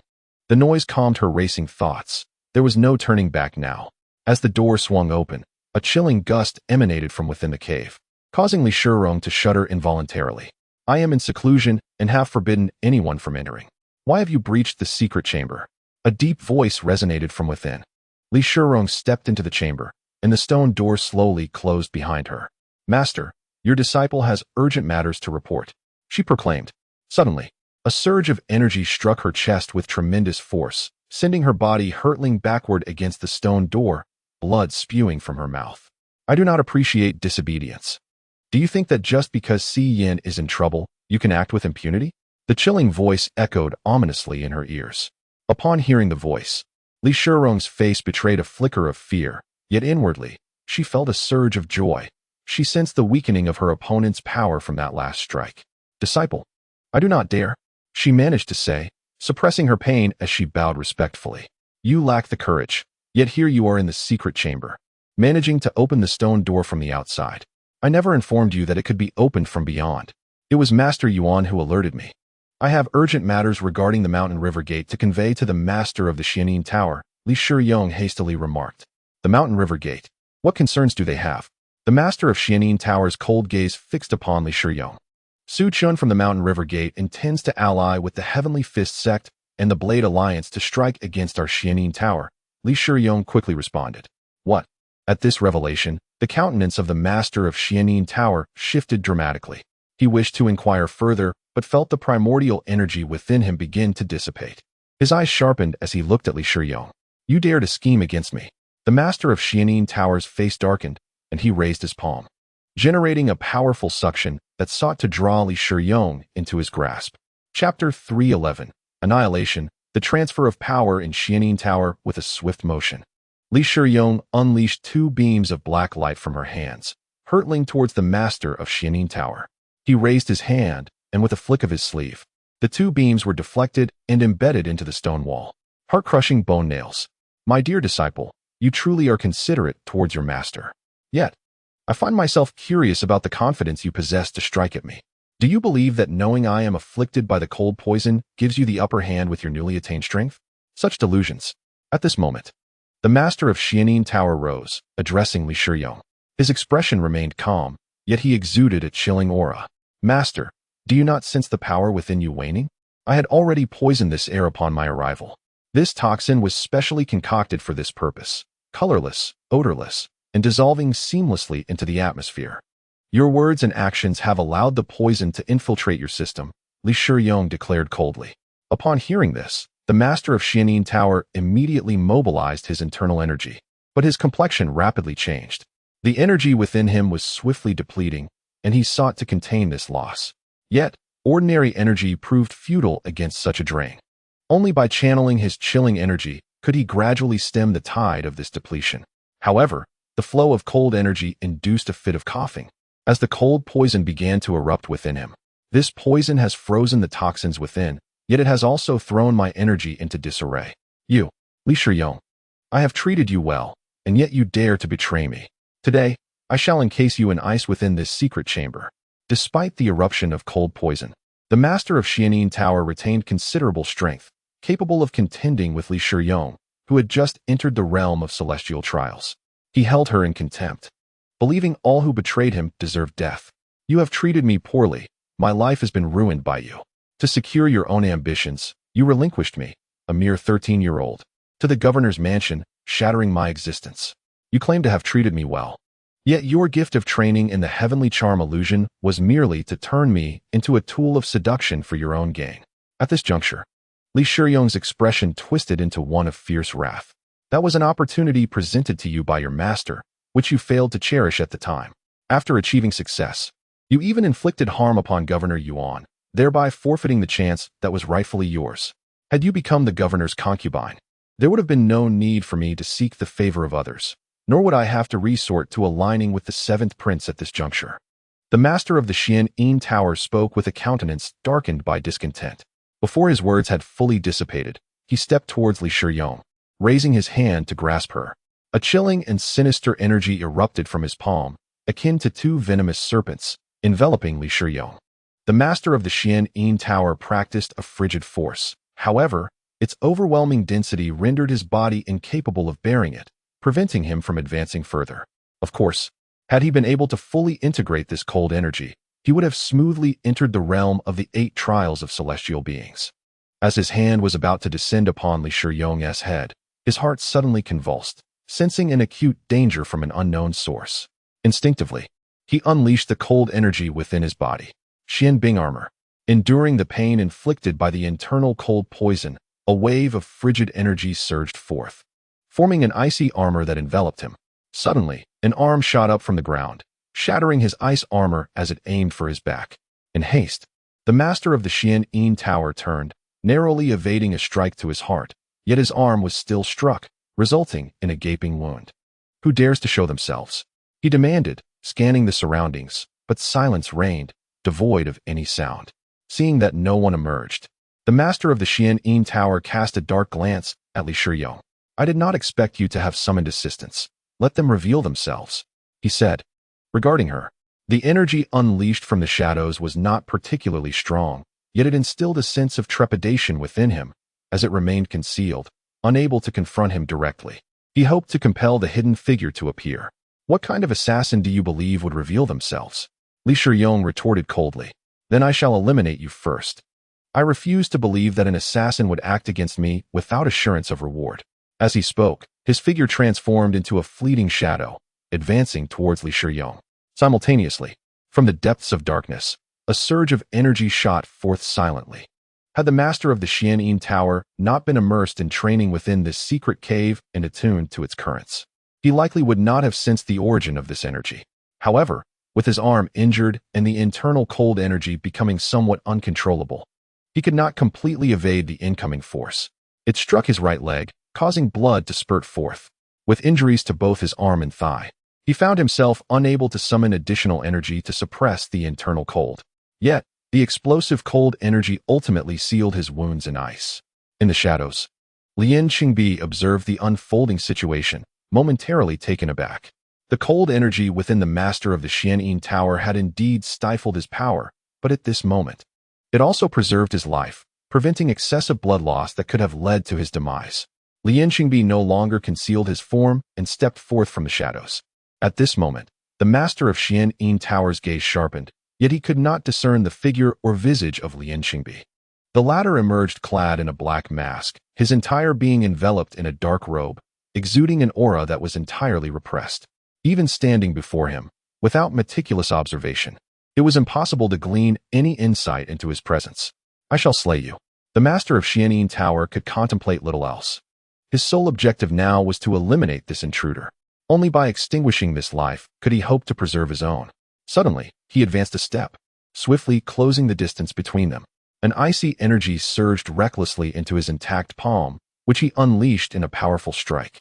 The chilling essence coiled within transformed into a venomous dragon, hurtling towards Lian Qingbi. The force of his palm generated a wave of energy, carrying with it the frigid air from within the secret chamber. A futile struggle, Lian Qingbi scoffed coldly.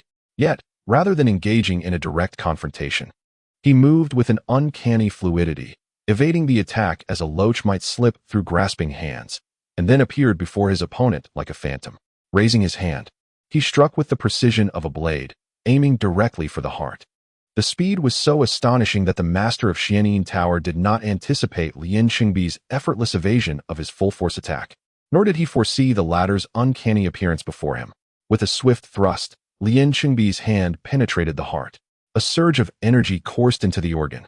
With a violent explosion, the heart ruptured, and the master of Xian'an Tower fell to the ground, his demise begrudgingly accepted. At that moment, Li Shiyong stepped forward, raising her palm, and with a surge of energy, severed the master's neck, claiming his head. She then bowed deeply to Lian Qingbi. "Thank you, my lord, for your assistance. Now, regarding the subsequent matters, if there are any individuals that require elimination, inform me, and I shall handle them all for you. You must swiftly take control of Xian'an Tower and ensure that some of its secret texts and records are sent to Shanhe Sect for Xiaolong." Lian Qingbi spoke. Chapter 312. Su Chun, Ding Peng depart for Yanshan Prefecture. Within the secret chamber, Lian Qingbi sensed the chilling aura surrounding him. Perhaps he could utilize this icy essence for cultivation, advancing into the realm of celestial beings. He pondered deeply. Unlike Xiaoxi, whose martial arts embodied an essence of absolute rigidity and brightness, Lian Qingbi's techniques bore a certain softness. The chilling energy within the secret chamber would aid in his enhancement. Of course, he could not yet begin his training. He needed to assist Li Shiyong in stabilizing Xian'an Tower. Li Shiyong, bearing the head wrapped in black cloth, departed. Soon, Upon witnessing the head of their master in Li Shiyong's possession alongside the corpse of Chief Steward Yuan Tie on the ground, the elders of Xianin Tower ceased their resistance. The path of defiance led but to death. By the orders of Chief Steward Yuan, a message was dispatched to the third princess, Li Muing, commanding her immediate return to Xianin Tower. Li Shiyong declared. Now that she had assumed control of Xianin Tower, the existence of the third princess was rendered unnecessary. A recall was issued. Upon her return, Li Muing would not leave Xianin Tower alive. Understood. An elderly man immediately spoke up, seizing the opportunity to pledge loyalty to the newly appointed master of Xianin Tower, an opportunity that some were unwilling to let slip away. It would be prudent to send Elder Li to Lingnan County. Be sure to bring back the third princess. If you cannot return with her, then bring back her head. Li Shiyong declared. Rest assured, Master. Elder Li understood Li Shiyong's intentions in an instant. The initial statement may have been of minor import, but the latter was of utmost significance. Before you depart, Elder Li, you must first consume this, Li Shiyong said, producing a pill from her hand. To facilitate her control over Xianin Tower, she had specially requested the poison child to concoct some venomous substances. The antidote needed to be taken at regular intervals, akin to the poison within her own body, albeit with a more sinister potency. Upon witnessing this, Elder Li's expression shifted. He hesitated, wishing to voice his concerns, but then steeled his resolve and stepped forward to swallow the pill. The situation was abundantly clear. Without consuming this elixir, his survival beyond this place was highly questionable. Li Shiyong, you slaughter the master and still seek to control us. I shall not yield. At this moment, a man clad in a black robe spoke up. He was willing to submit to Li Shiyong, yet he refused to be controlled, thus voicing his dissent. Hearing the man's words, several others nearby exchanged glances, contemplating joining him in protest. Elder Li, who had already ingested the pill, sighed. The master and the elder have both been slain, yet you still wish to resist. Truly, you do not grasp the gravity of your situation. As these thoughts crossed his mind, a dark flash appeared behind him. A mysterious figure in black robes emerged, their hand descending. Bang! Before the man could react, his head was crushed like a watermelon. Master, we pledge our undying loyalty to you. The three individuals who had been poised to speak, now splattered with warm blood, immediately knelt before Li Shiyong, seeking her favor. Seeing this, the others had no choice but to obediently consume the pills provided by Li Shiyong. Esteemed elders, this individual is the protector of Xianin Tower. His commands are my commands. Li Shiyong was a shrewd individual. She contemplated drawing Lian Qingbi into Xianin Tower as a safeguard for herself. Lian Qingbi glanced at Li Shiyong, but remained silent. The cultivation of martial arts required resources, and they could not solely rely on what was dispensed from the master. They needed to procure their own as well. Before long, all the power holders within Xianin Tower were brought under control. Li Shiyong entered a small building alongside Lian Qingbi. My lord, please do not take offense. My actions are solely to solidify my position within Xianin Tower, to better assist Xiaolong in managing it, Li Shiyong hastily explained upon entering, adopting a humble demeanor. Do not worry. I can serve as your protector, but after you duly submit the resources to the master, you must also prepare an additional allocation for my cultivation. Lian Qingbi replied. That is only proper. May I inquire how to address you, my lord? My name cannot yet be divulged to you. In due course, you shall come to know it. Strive to serve both Xiaolong and myself diligently, and I shall petition Xiaolong for your antidote, Lian Qingbi responded. And thus, they departed from Lingnan County. He would assume a different identity, and regarding the matter of requesting the antidote from Li Shiyong, it merely served as a flicker of hope for her. At that time, Li Shiyong would also come to realize the terror of the Qinglong society, and her treacherous thoughts would not dare to bloom. The reason Li Shiyong had the audacity to betray the Xianin Tower was twofold. First, she bore a grudge against the tower's master, and second, the master was not particularly formidable. Thank you, my lord. Li Shiyong's face glowed with joy. You may handle matters concerning Li Muing as you see fit. I intend to utilize that secret cave to enhance my strength, unless there are extraordinary circumstances. Please refrain from disturbing me, Lian Qingbi stated. Understood, replied Li Shiyong. A day later, Su Qin received a message from the Xianin Tower. To his surprise, matters concerning the tower had been resolved with such ease. Lian Qingbi intended to leverage the secret cave for a breakthrough. If Lian Qingbi were to enter the Jiangnan region as if stepping into the realm of celestial beings, the process would be even smoother, Su Qin mused. The transcription of texts and manuals would require some time, and by then, he should also be able to trigger some lottery cards, he contemplated. As for the mention of Li Muying in the letter, Li Shiyong's intention was to eliminate her. Su Chun did not intervene. After all, they were merely acquaintances. However, he pondered the whereabouts of the two individuals who had come from the capital. Crushing the letter in his hand, he spoke in a low voice. At that moment, a bird darted into the room and perched on Su Chen's shoulder. He opened the small bamboo tube clutched in the bird's claws and examined its contents. His expression subtly shifting. We are nearing Yinshan Prefecture, close to Lingnan County. It seems I should set out as well. Su Chan gazed at a map laid out on the table, his gaze falling upon a particular gorge. He stepped out of the room and discreetly left the Shanhe gate, emerging in a dilapidated temple at the foot of the gate. Dressed in black and cloaked, Ding Peng sat within the crumbling temple. When Su Chun, also cloaked, entered the temple, Ding Peng rose to his feet. I have seen the master. Ding Peng bowed respectfully. Although Su Chun claimed to be his mentor in public, Ding Peng did not dare to overstep this boundary. Ding Peng, there is no need for excessive formality. Your comprehension of the sword path is such that you could very well be my teacher. From this day forth, you shall be one of my mentors. I bow to you, my master, Su Chin declared, paying his respects. Ding Peng was indeed a master in the way of the sword, fully capable of guiding Su Chun in his current journey. Your kindness overwhelms me, my lord. I shall impart all my insights into the sword path to you. Ding Peng assisted Su Chin to his feet. Thank you, master. Let us set forth. It would be opportune to exchange sword techniques along the way, Su Chin suggested. Despite having summoned individuals, he had never relinquished his pursuit of personal strength, lest he fall victim to an ambush when alone, a most egregious misfortune. The two emerged from the dilapidated temple, making their way toward Yinshan Prefecture. Naturally, as they departed the temple, Su Chin also informed Yin Nantian, who was within the Lingnan County government, to make his move discreetly. Given the possibility of adversarial arrangements, it was prudent for both of them to advance together. Chapter 313. Night Emperor in the Golden Wind Drizzle Pavilion. Bai Choufei scrutinized the intelligence he held in his hands. Do you think our acquisition of news regarding those two individuals was somewhat overly simplistic? I can't shake the feeling that someone is deliberately guiding us towards this information, he expressed to Nalan Rongyan. Nalan Rongyan possessed an acute intuition regarding intelligence matters, prompting Bai Choufei to voice his doubts. Is the Pavilion Master concerned for the safety of the young Pavilion Master? She inquired. Having encountered Su Chen's identity, Nalan Rongyan was astonished upon learning that he was the young dragon head of the Azure Dragon Society.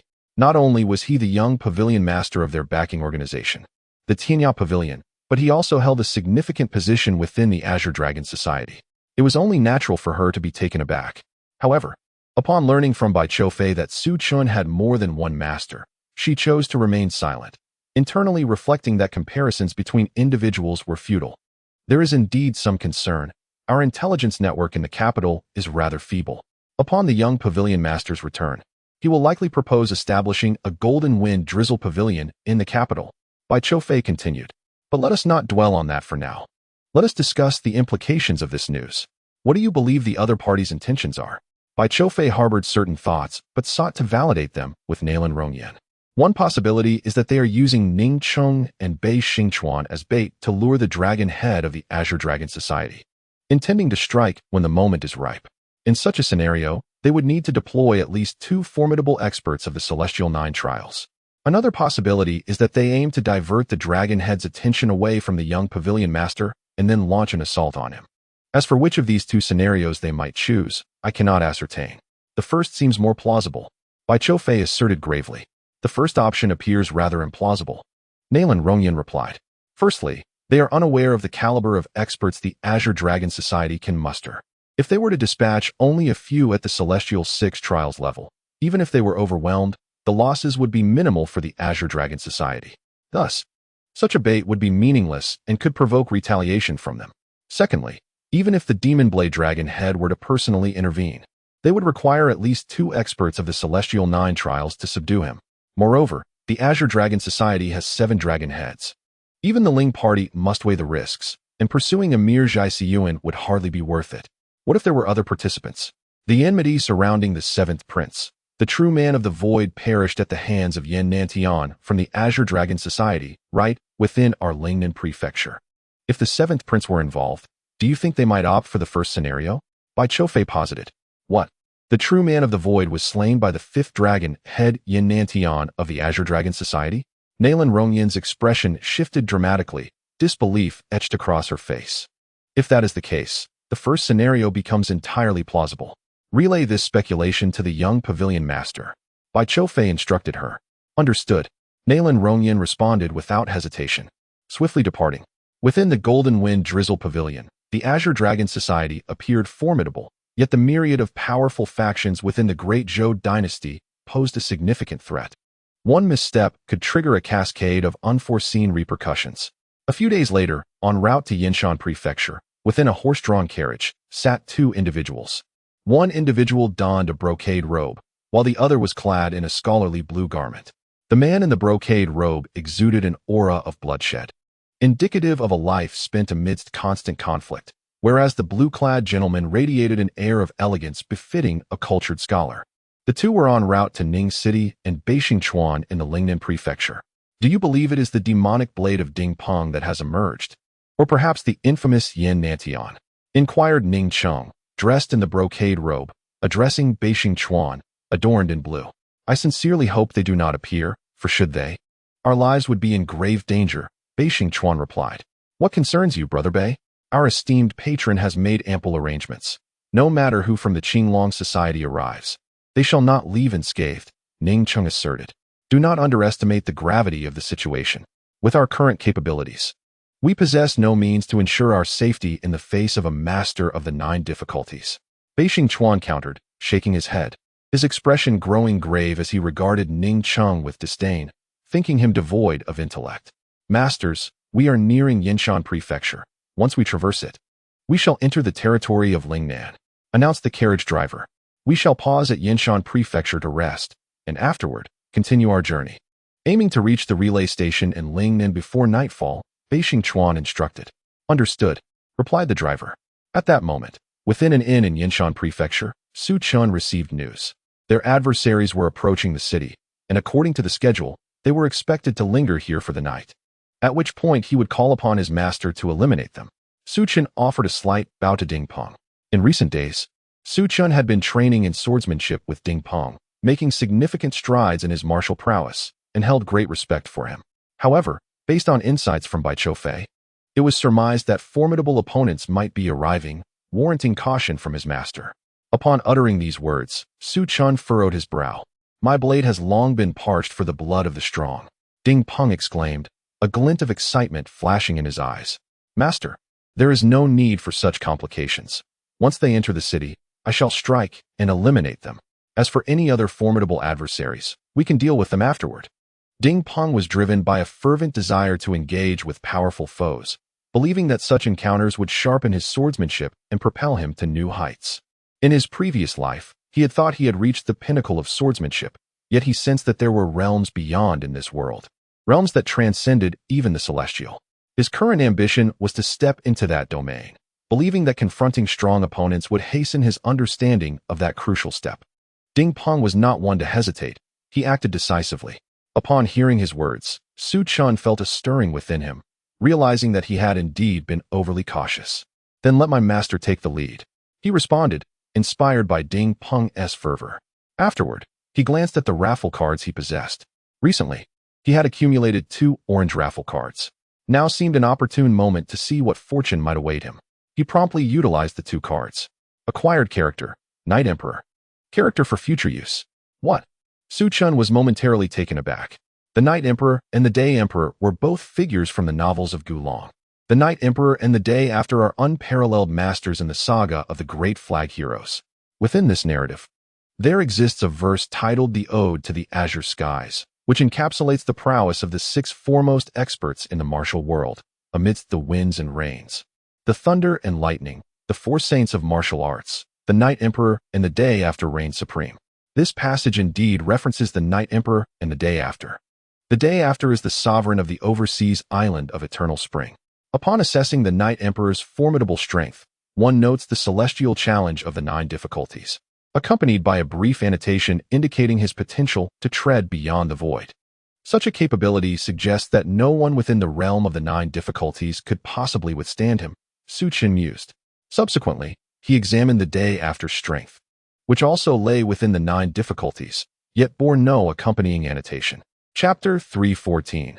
The eunuch Ling Cheng and the 7th prince of the Great Zhou dynasty. In the imperial capital of the Great Zhou dynasty, there stood a grand crimson estate. Sprawling over 30 acres, heavily guarded at its periphery, towering, well-built sentinels, armed and vigilant, stood watch outside the estate. Within, melodies and dances resonated through the halls.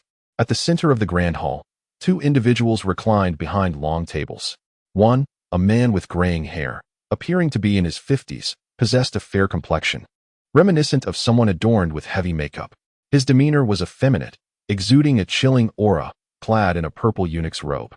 He was none other than Ling Cheng, one of the 3 chief eunuchs of the Great Zhou dynasty, his gaze fixated on a barefoot woman gracefully dancing before him. Beside him sat a sallow, slender youth, whose cold demeanor belied an air of authority, a regal presence. Your Highness, 7th Prince, who do you believe will strike from the Azure Dragon Society? The eunuch Ling Cheng inquired. From his words, it became apparent that the gaunt figure beside him was indeed the 7th prince among the 9 ruling princes. In response to Ling Cheng's inquiry, the 7th prince articulated, based on our connections, it is likely that the demon blade, Ding Peng, will make his move, though there is a possibility it could be someone else. However, I would rather not have the demon blade involved. I would prefer Yin Nantian to be the one to act. As he mentioned Yin Nantian, a glimmer of cold murderous intent flickered in his eyes. According to the intelligence relayed from Lingnan County, it was believed that the true man of the void had perished at the hands of Yin Nantian, who had previously engaged in combat with him within the Golden Wind and Drizzling Rain Pavilion. The 7th prince speculated that the true man did not meet his end in a straightforward confrontation with Yin Nantian, but rather succumbed to a stealthy ambush. Given their prior meeting and the collaboration they had established, Yin Nantian had the opportunity to strike unexpectedly. Yin Nantian's fists are formidable. I wonder how they would compare to my own staff techniques, Ling Cheng mused. Despite his effeminate appearance, he was renowned for his powerful staff mastery, which was unparalleled in the Great Zhou dynasty. Yin Nantian would surely stand no chance against you, remarked the 7th prince. Although Yin Nantian was responsible for the demise of the true man of the void, the 7th prince felt a sense of gratitude towards him. The death of the true man had fortified his connections with the Qingshu temple, and now, due to Su Chen, he found himself in contact with Ling Cheng, thereby enhancing his own power significantly. The 7th prince praised Miao, asserting that strength and weakness could only be discerned through battle. Based on their journey, Ning Cheng and his companion should have already arrived at Yinshan Prefecture, and he hoped that the members of the Qinglong Society would act today. Once they did, the 7th prince believed that the deep-seated animosity in your heart would significantly diminish. A glimmer of light flickered in Ling Cheng's eyes. Let us hope, for the Qinglong Society, which boasts 7 dragon heads, has only revealed 2 thus far, and caution is warranted. The 7th prince spoke with gravity. A killer organization so ostentatious is indeed audacious. This time, I shall quell their arrogance. Ling Cheng replied solemnly. Xiaoren was markedly different from ordinary women, while others exuded a feminine essence. Within her lay a unique blend of both yin and yang energies. Such a woman could aid him in enhancing his own vigorous qi, making her an indispensable asset in his cultivation. Yet, she had been slain by the Qinglong Society. While it was possible to find another, none would possess the same innate ability to assist him as Xiaoren had. Thus, he felt compelled to take action against the Qinglong Society, which had grown increasingly insolent. After this encounter, we shall see if they retain any right to such pride. The 7th prince lifted his goblet and took a sip before clapping his hands. The women who had been entertaining them ceased their performances, bowed to the 2 men, and gracefully exited, leaving the hall in a serene stillness. At this moment, the 7th prince clapped again, summoning a servant who entered carrying a brocade box, placing it upon Ling Cheng's table before withdrawing. Close the door, commanded the 7th prince. The servant bowed and retreated, shutting the door behind him. Master Ling, here lies a mixed yang pill that I inadvertently acquired. Today, I present it to you. The 7th prince had invited Ling Cheng for a reason. His intentions extended beyond mere collaboration. He sought to draw Ling Cheng into his fold. As he spoke, The seventh prince raised his hand, revealing the brocade box before Ling Chang, which opened to unveil a crystal vial containing the pill. Upon hearing the seventh prince's words, Ling Chang's brows furrowed slightly. The mixed yang pill, infused with yang energy amidst the coldness of Yin, would greatly aid his cultivation of the Hanyue Qi technique, propelling him to new heights. However, acquiring the seventh prince's gift would irrevocably bind him to the prince's faction, altering the nature of their current cooperative relationship. Among the three chief eunuchs of the palace, only one publicly supported the first prince, while the other two remained neutral, poised for opportunity. Gazing at the vial before him, a hint of contemplation crossed Ling Chang's face. The hall grew quiet, and the seventh prince did not intrude upon his thoughts, maintaining a calm demeanor. The mixed yang pill had been prepared long in advance, awaiting the right moment for presentation. The Qinglong Society's assassination of Zhai Siyuan had inadvertently provided him with this opportunity. With Ling Chang lacking a proper furnace for cultivation, the mixed yang pill was a necessity, thus prompting the prince to offer it during this banquet. Hoping to invite Ling Chang to join his ranks, he believed that Ling Chang, despite his reluctance to join, lacked the audacity to refuse. As a prince, he held power over Ling Chang. A mere eunuch. Should Ling Chang dare to defy him, his existence as a chief eunuch would be rendered null. Even possessing the strength of a transcendent being would not spare him from death within the palace walls. Ling Chang's refusal would not cost him anything. So he expressed his gratitude to the seventh prince.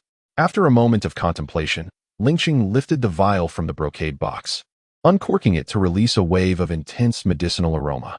Sensing this potent essence, he promptly sealed the vial again.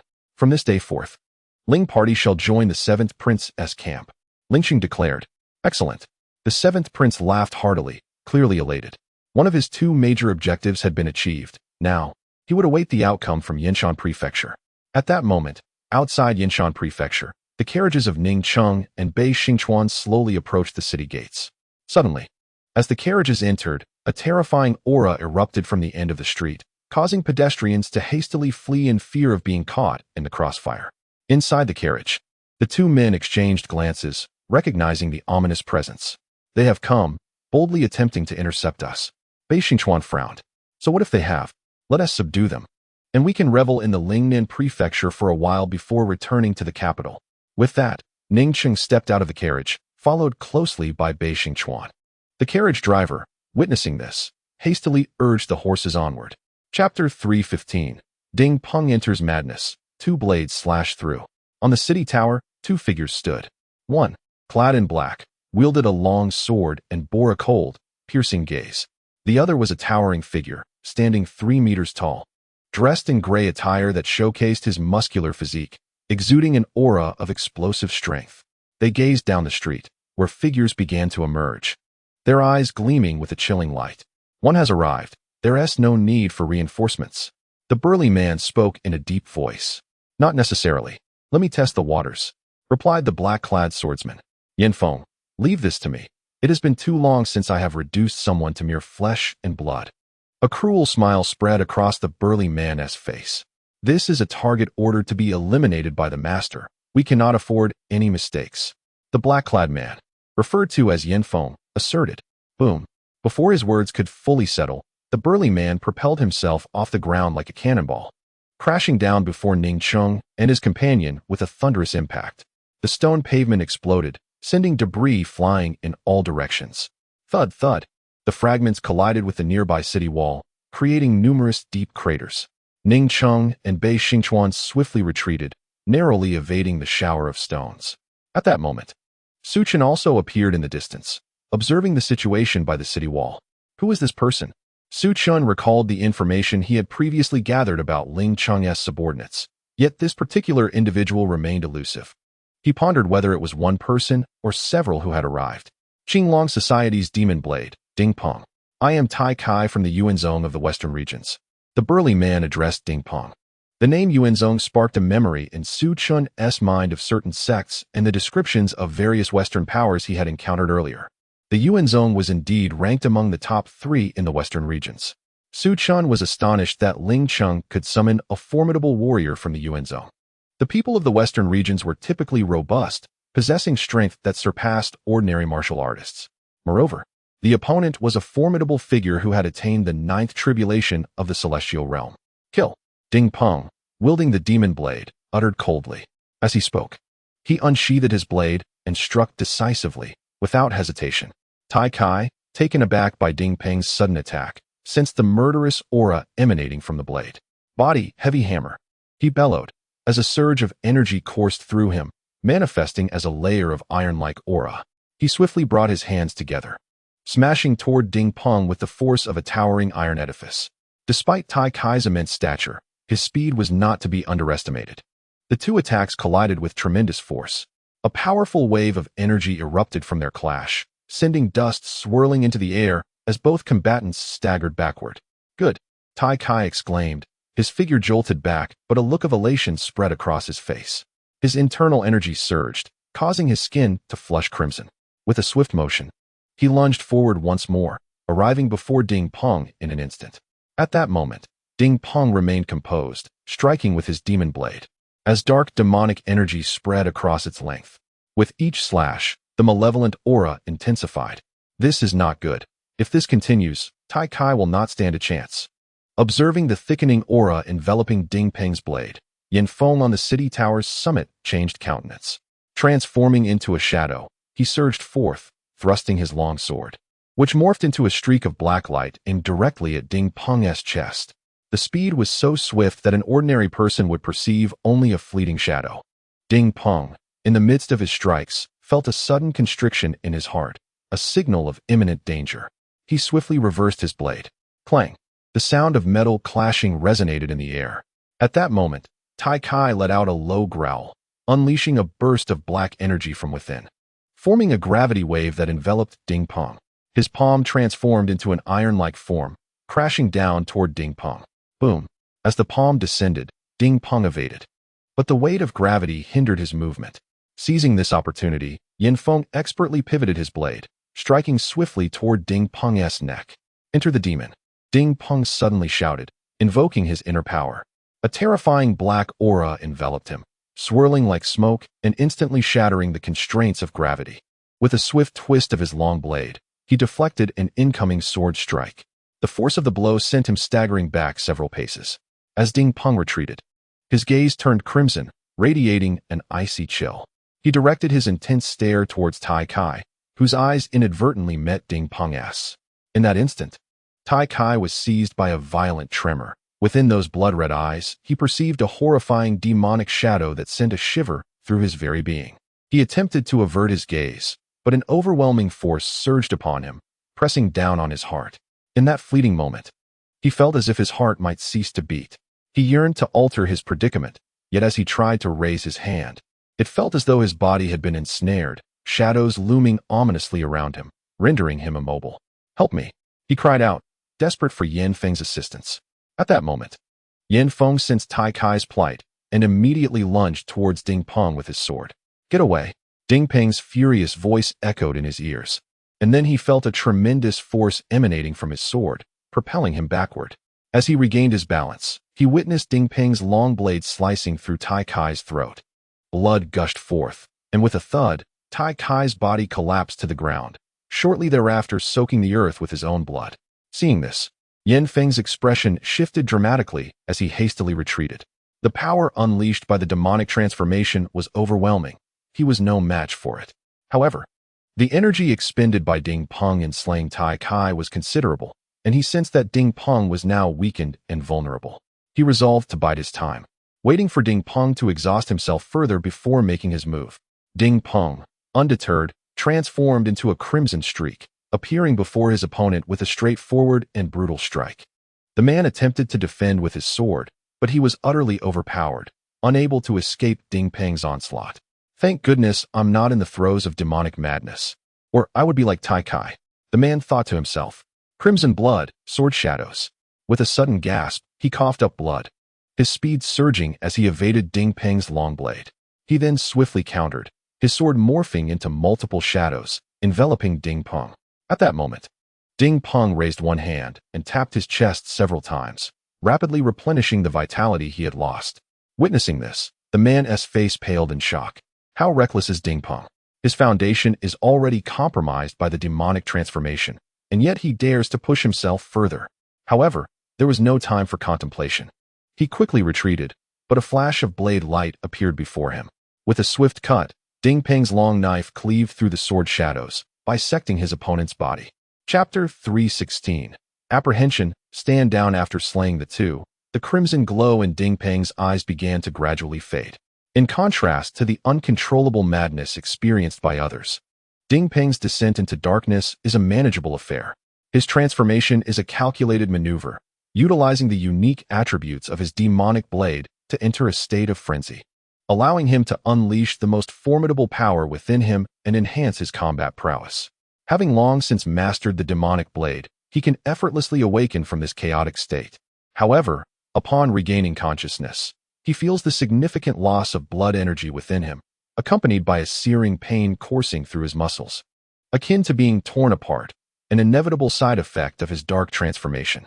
Casting a glance at Ning Cheng and Bai Choufei, who tremble beside the carriage, he sends his crescent moon blade soaring through the air, precisely slicing through their throats before returning to his grasp. He then approaches a nearby stone platform, sitting cross-legged. The bloodied blade rests upon his knees as he retrieves a pill from his pocket and swallows it, initiating the process of healing his wounds. From atop a towering building, a figure observes the scene at the city gate, astonishment etched across his face. The madness of Ding Peng is unparalleled, sacrificing himself to slay Tai Kai and Yin Feng.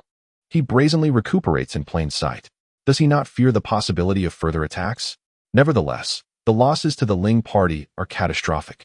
2 experts from the Celestial 9 trials have fallen, leaving only Ling Cheng and one other, their strength diminished significantly.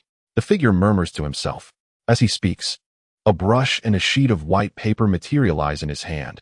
He moistens the tip of the brush with his lips, imbuing it with black ink, and swiftly records the recent battle scene. He serves merely as an observer, tasked with documenting the events of the fight. Many like him are also diligently recording.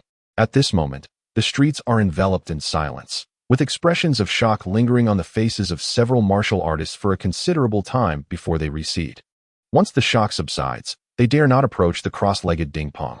This man, known as the demonic blade of the 6 dragons of the Qinglong Society, is indeed formidable.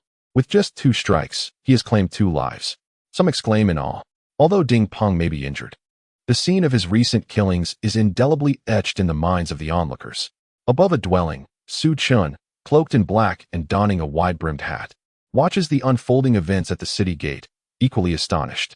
He had not anticipated Ding Peng's immediate descent into madness, utilizing the demonic blade to dispatch his 2 foes. Judging by their earlier display of might, they must belong to the Celestial 9 trials.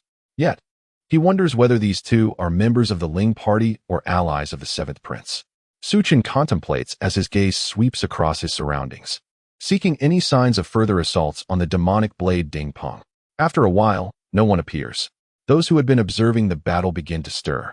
An ordinary citizen, driving a cart, slowly enters through the city gate. For common folk, entering the city is a necessity. They cannot remain outside indefinitely. As one person emerges, others begin to move as well. Ordinary individuals preoccupied with their daily lives, devoid of martial prowess. At this moment, commoners are relatively safer. The stronger one becomes, the less likely they are to target the innocent. After a brief interval, a figure cloaked in black appears atop the city wall. As Ding Peng sat cross-legged on the ground, he furrowed his brow upon witnessing the 4 lifeless bodies sprawled before him. What on earth transpired here? Just as his voice echoed, a diminutive man appeared beside him, recounting the recent events. The demonic transformation had claimed Yin Feng and his companions. No wonder their presence felt so unstable. Ding Peng was indeed a formidable character. My lord, should you choose to act now, you could easily eliminate Ding Peng, the small man suggested to the figure cloaked in black. Though the black-robed man exhibited a weakened aura and his internal energies were somewhat chaotic, his spirit remained intact. If I were to intervene, the adversary might also succumb to madness, leading us both to destruction. Thus, I shall refrain from engaging. Relay the situation back home. He responded in a low tone. Casting one last glance at Ding Peng, he turned and departed. Without certainty, he would not risk his life. Once the man left, Ding Peng opened his eyes and regarded the direction of his exit before slowly rising to his feet. He merged into the crowd, exiting the city of Yinshan. His objectives had been accomplished, and there was no longer a need to linger in Yanshan. Initially, he had anticipated the involvement of Yan Nantian and Night Emperor, but unexpectedly, Ding Peng had single-handedly dealt with the two intruders. It seemed there would be a period of tranquility ahead. Numerous carrier pigeons soared from within Yanshan, delivering messages far and wide. At the Jin Feng Shiyu building, Nalan Rongyan's face displayed astonishment upon receiving a confidential letter, prompting her to hasten to Bai Choufei's side. Master, the esteemed Demon Blade has single-handedly dispatched two formidable beings from the Celestial Nine difficulties, eliminating Ning Cheng and Bai Xingchuan. Nalan Rongyan presented the letter to Bai Choufei, whose expression mirrored her surprise. While he was aware of the prowess possessed by the Demon Blade, he had not anticipated that Ding Peng could vanquish two experts of such caliber. Ding Peng has succumbed to madness, Nalan Rongyan declared. At this moment, Bai Choufei had finished reading the contents of the letter and understood the circumstances surrounding Ding Peng's confrontation. Investigate the details of Yan Feng and Tai Kai, Bai Choufei instructed. The Jin Feng Shiyu building had been established for quite some time, yet information from outside Lingnan County was scarce. However, in the northern 9 counties, the Jin Feng Shiyu building had emerged, significantly enhancing its intelligence capabilities. Yet beyond the northern 9 counties, they had yet to establish a presence, which needed to be rectified. Bai Choufei pondered when his superiors would be able to bolster Tianya Pavilion with experts from the Celestial 9 difficulties. The Qinglong Society now boasted 2 masters from the Celestial 9 difficulties, Yan Nantian and Ding Peng, while Jin Feng Shiyu building had none, rendering their disparity stark. What are you contemplating? Nalan Rongyan inquired, noticing Bai Choufei's contemplative silence. Just some thoughts. Attend to your tasks for now. When the young Pavilion master returns, ensure that all information regarding Tai Kai and Yin Feng is communicated to him, Bai Choufei instructed. Understood, Nalan Rongyan replied, confident that gathering information on the two would not pose a challenge, as she was already familiar with their names. Thus, her research would proceed swiftly in comparison to the Jin Feng Shiyu building's efforts. In the governor's office, when Yifun's hand trembled slightly as he clutched the secret letter, he had been anxiously awaiting the arrival of Bai Xingchuan and his companions. However, he was taken aback by the news concerning Ding Peng of the Qinglong Society, who had single-handedly slain the formidable experts, Tai Kai and Yin Feng, associated with the Foreign Sect. This revelation was utterly unexpected. After a moment of silence, his expression grew solemn. The Qinglong Society was proving to be more formidable and terrifying than he had anticipated. Although the letter mentioned Ding Peng's descent into madness and the damage to his internal foundation, it was evident that the Qinglong Society possessed potent elixirs capable of aiding his recovery. It seemed that, with a period of recuperation, he could regain his former strength. The act of killing outside the northern 9 counties, in the Lingnan Prefecture, was a clear indication of their intent to prevent the Ling faction from entering. When Yifan murmured to himself, contemplating the necessity of sending a swift letter to the third prince to discuss the Qinglong Society and the Jin Feng Shiyu building, and to strategize on how to address these two factions, which might significantly influence the future trajectory of the northern 9 counties. At that moment, the steward arrived with Helian Xiaoyao in tow. Uncle Wen, you must have received the news by now. What should I do? Should I return to the capital, or remain here? Helian Xiaoyao inquired. Upon hearing the news of the magic blade that had slain Yin Feng and Tai Kai, he had hastened to meet Wen Yifan. Ordinarily, he would wait for the handover and subsequently depart from Lingnan County. However, given the current situation, it seemed unlikely that the opposing faction would allow the Ling faction to enter Lingnan. This matter was significant. Bai Xingchuan and Ning Cheng were formally appointed officials from the Great Zhou dynasty, yet before they could even assume their posts, they were killed by Ding Peng of the Qinglong Society. If the high-ranking officials in the capital took this seriously, they could deem Ding Peng's actions as a provocation against the Great Zhou dynasty, resulting in a warrant for his arrest. This could escalate into a broader manhunt involving the entire Qinglong Society. Given its mysterious nature, the Qinglong Society might retaliate against Su Chen's Shanmen, potentially dispatching troops to annihilate them.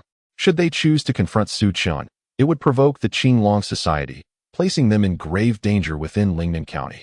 Helian Xiaoyao feared he might not survive to leave Lingnan. Previously, he had informed Bai Choufei of the situation, all the while hoping that Su Chen would vacate Lingnan County to evade the turmoil. Once the storm passed, he could return. However, Ding Peng's actions had resulted in the deaths of 2 formidable experts from the Ling faction. Underestimating the fourth prince would be a grave mistake. He was unlikely to permit any harm to befall Su Chun and Shanmen. Furthermore, it was improbable that the capital would issue a warrant for the Qinglong Society, as their emergence could disrupt the already stabilized situation in the northern 9 counties. The first prince had suffered some losses in that region. How could he allow the third and seventh princes to firmly establish their dominance over the northern 9 counties? Thus, the Qinglong Society, or the Jinfeng Shiyu Tower, would be employed to suppress other factions, preventing the northern 9 prefectures from falling under the control of the third and seventh princes, inciting conflict between the two, all while awaiting the emergence of Qinglong Temple. When Yifan spoke, upon hearing his words, Helian Xiaoyao grasped the crux of the matter, alleviating her concerns. However, the Lingnan Prefecture still posed risks. You should promptly send a letter to your father, and if possible, depart as soon as you can. When Yifan continued, "Thank you, Uncle Wen. I will immediately write to the capital." Helian Xiaoyao nodded. With so many powerful figures emerging in Lingnan, she felt it was more perilous here than in the capital. It is not to say that the capital lacks strong individuals. Rather, they tend to adhere to rules and seldom resort to brute force. For no one's strength can surpass that of Emperor Zhou. Those who recklessly wield force in the court have long since been dealt with by the emperor. Meanwhile, Su Chun returned to the Shanhuman. Upon his return, he received a letter from the capital, a correspondence from Murong Qingchen. The letter mentioned that the third and seventh princes intended to issue a warrant for the Qinglong Society and the infamous Ding Peng under the pretext of eliminating court members. However, the first prince swiftly vetoed this motion, and the other princes followed suit, resulting in the matter being left unresolved. He advised Su Chun to exercise utmost caution, for Ling Cheng of the Ling faction was known for his vindictiveness. As Su Chun perused Murong Qingchun's letter, he felt a pang of realization. He had been so preoccupied with violence that he had overlooked this crucial aspect. Should the Qinglong Society be wanted, any aspirations for its development within the great Zhou dynasty would be utterly futile. The moment it sought to establish itself, it would likely face a siege from the Northern Pacification Bureau or the station troops. The great Zhou's warrants are not issued lightly. It seems I owe the first prince my gratitude, Su Chun mused. Master, the ancient texts and manuals from the Xianin Tower have arrived at Shanhuman and have been placed in your library. You may review them at your convenience. Cui Wuhu approached Su Chun, announcing, "They arrived quite promptly. Li Shurong's efficiency is commendable," Su Chun acknowledged. With the matters now settled, he felt no need to wander outside, and thus prepared to visit the library to explore these texts and manuals, hoping to trigger some reward cards. As Su Chun delved into the tomes, elsewhere in the capital, a carriage approached the estate of the seventh prince, devoid of any insignia that might reveal the identity of its occupants. Halt! This is the residence of His Highness the seventh prince. All unauthorized personnel, step aside. A burly warrior stationed outside the estate furrowed his brow as he stepped forward to confront the approaching carriage, his voice booming with authority. How audacious, daring to impede my passage. Just as his words fell, a chilling voice emanated from within the carriage. At the sound, the armed warrior was caught off guard, immediately sensing an invisible pressure emanating from the carriage, enveloping him. The speaker's presence felt as though 2 mountains bore down upon his shoulders. His once upright and sturdy form crumpled, collapsing to his knees, drenched in cold sweat. At the moment he knelt, a beam of black light shot forth from within the carriage, piercing the forehead of the kneeling giant. He collapsed to the ground. Who goes there? The guards stationed outside the mansion, enraged, drew their long swords. How audacious! Stand down. This is the carriage of Princess Danyang. A stern voice rang out from within the gates, and a heavily armored man emerged, swiftly approaching the carriage and bowing respectfully. This subordinate, Pei 1, greets the princess. It has been a while since your last visit, and these soldiers are new and do not recognize you. Please forgive them. Humph. Today, for your sake, Pei 1, I shall spare their lives, came a cold snort from the carriage. The curtain was drawn back, revealing a young woman clad in a flowing azure gown. Descending from the carriage, she appeared to be around 18, yet her demeanor was icy and resolute, exuding an air of decisiveness. This woman was Nie Qinger, daughter of the Liawu king, one of the 8 noble lords of the great Zhou dynasty, and granted the title of Princess Danyang by the emperor. Take me to see 7th brother, the azure-clad woman commanded, addressing Pei 1, who was still bowing. Your Highness, the 7th prince is currently in a rather foul mood. Pei Wen replied. Is it regarding the matters of the Qinglong society in Lingnan? Princess Danyang inquired. Indeed, Pei Wen confirmed. Did not the deceased belong to the Ling party? What connection does it have to seventh brother? Princess Danyang questioned, puzzled. Just days ago, the Ling party joined seventh prince's faction, Pei Wen explained. As they conversed, they entered the mansion's gates, passing through a garden adorned with pools of water before reaching the inner hall. Inside, the floor was littered with shattered cups, as a maid was busy cleaning up. The seventh prince's countenance was dark and foreboding. However, upon the appearance of Princess Danyang, the gloom dissipated from his face. Danyang, what brings you from Huayuan to the capital? You did not inform me of your arrival, the seventh prince Lu Yu remarked. Seventh brother, father mentioned that you have been under pressure lately, so I came from Huayuan without notifying you, hoping to surprise you. Do you not appreciate my visit? The icy demeanor of Princess Danyang vanished upon seeing Lu Yu, revealing a radiant smile. She affectionately wrapped her arm around Lu Yu's, her warmth starkly contrasting her earlier coldness. How could I not appreciate your presence? Matters on my end have not been progressing smoothly, and I feared your visit might affect your spirits, Lu Yu replied. Seeing you, I am filled with joy, she insisted, not relinquishing her hold on his arm. When Princess Danyang was bestowed her title, she was also promised in marriage to the seventh prince, making her effectively his betrothed, though the wedding had yet to take place. Does your esteemed father have any messages for me upon your arrival in the capital? Lu Yu inquired. The Liawu king, as one of the 8 noble lords of the great Zhou dynasty, held considerable influence.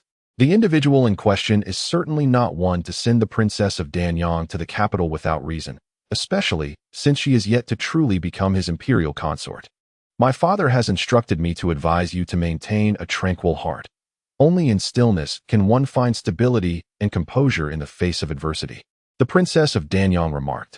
However, dear seventh brother, who has recently incited your ire? She inquired. Is it not the Qinglong society? They not only murdered Master Taishu, but also caused the loss of 2 formidable experts from our newly allied faction. At the mention of the Qinglong society, Lu Yu's expression darkened. I have received some news on my way here. Since the Qinglong society has angered you, might I personally venture to Lingnan County to aid you in annihilating them? Changhen from Lingnan is one of my own, and I believe my intervention could compel him to mobilize his forces against the Qinglong society, the Princess of Danyang stated, her eyes glinting with cold resolve.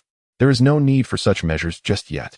It is merely regrettable that we have recently recruited Ling and have now lost 2 experts of the Heavenly 9 tribulations. However, Ding Peng of the Qinglong society has also fallen into a state of demonic corruption, which has weakened his own abilities. It will likely take him a considerable amount of time to recover, the seventh prince Lu Yu replied. For now, he did not wish to affect the station troops in that manner. As they continued their idle conversation, the two engaged in discourse for about the duration of a stick of incense. Danyang, you must be weary. Allow me to arrange accommodations for you, so that you may rest. Later, I shall accompany you in exploring the capital. It is fortuitous that you have come. I could use a respite, Lu Yu said. Thank you, dear seventh brother. The princess of Danyang expressed her gratitude. Lu Yu clapped his hands, and an elderly steward entered from the hall, guiding the princess and her accompanying maidservants to the rear garden. Once the princess of Danyang had departed, the gentle expression on Lu Yu's face vanished, replaced by a stern countenance. Your Highness, the king of Liawu sending the princess of Danyang to the capital likely conveys more than mere communication. At that moment, a middle-aged man emerged from the rear of the hall. This man was slender, with piercing eyes, and his footsteps made no sound, indicating his remarkable agility. What is your perspective on this matter, Mr. Ku? The seventh prince inquired. I sense that the king of Liawu is expressing his dissatisfaction with your recent conduct. The man known as Mr. Ku replied. Presumptuous. Are you attempting to sow discord between me and the king of Liawu?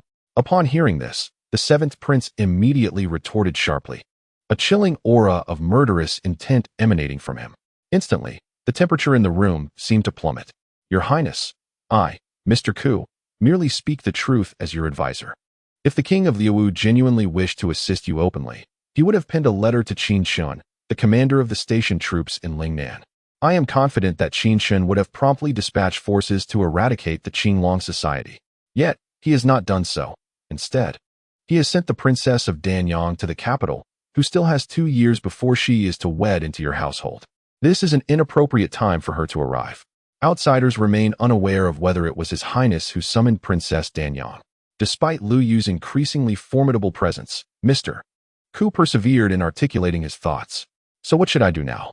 inquired the 7th prince, gazing at Mr. Ku. "Your Highness would indeed benefit from a respite. Accompanying Princess Danyang on a leisurely excursion is a splendid idea. As for this incident, we have incurred no substantial losses. It is the Ling faction that will not relent. Allowing them to confront the Qinglong society is advisable. With Princess Danyang residing at your Highness's estate in the capital, it is likely that Ling Cheng will become aware of this. I suspect he will inform Qin Shun, who will probably extend his assistance to Ling Cheng. Furthermore, we can wholeheartedly support the Tianxiao alliance, thereby accelerating its expansion into the 9 northern prefectures. I am willing to personally journey to the headquarters of the Tianxiao alliance to meet with its leader, urging them to intensify their encroachment on the 9 northern prefectures." Mr. Ku replied, "What does it matter if the Tianxiao alliance and Ling Cheng's Qinglong society possess 7 dragon heads?" responded the 7th prince, Lu Yu, in a hushed tone. "Very well, I shall trouble you with this matter, Mr. Ku." The aura surrounding Lu Yu dissipated swiftly.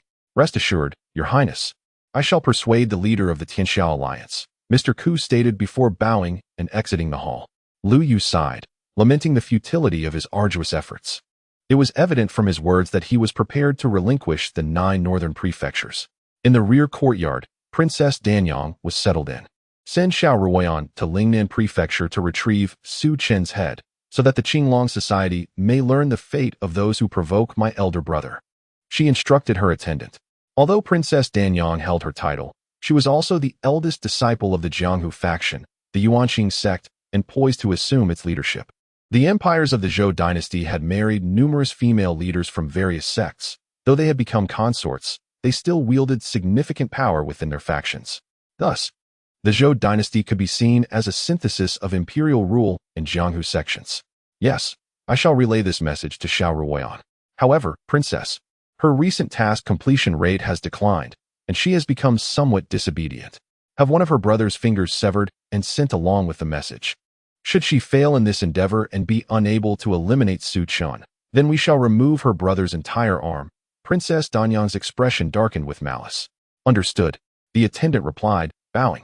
Subsequently, Princess Danyang sat before a mirror, beginning to arrange her hair, for she intended to accompany the 7th prince on a tour of the capital soon. Chapter 319. Outside the Pass. Changes. Tianshan Sect in the mountains of Lingnan. Su Chen had recently immersed himself in the tomes and manuals within the study, dedicating his time to reading and cultivating to solidify his own power. Unbeknownst to him, there were those in the capital intent on bringing his head back. Emerging from the library, he encountered a flurry of snowflakes, as soft as goose feathers, cascading from the heavens, cloaking the rooftops of the Shanhe Sect in silvery frost. A chilling air began to creep upon him, but it was swiftly absorbed by the Qilin arm of his left hand. "The headmaster, Bai Choufei of the Jinfeng Shiyu Tower, has come to pay his respects and is currently in your courtyard." A disciple from the Shanhe Sect approached Su Chen and bowed.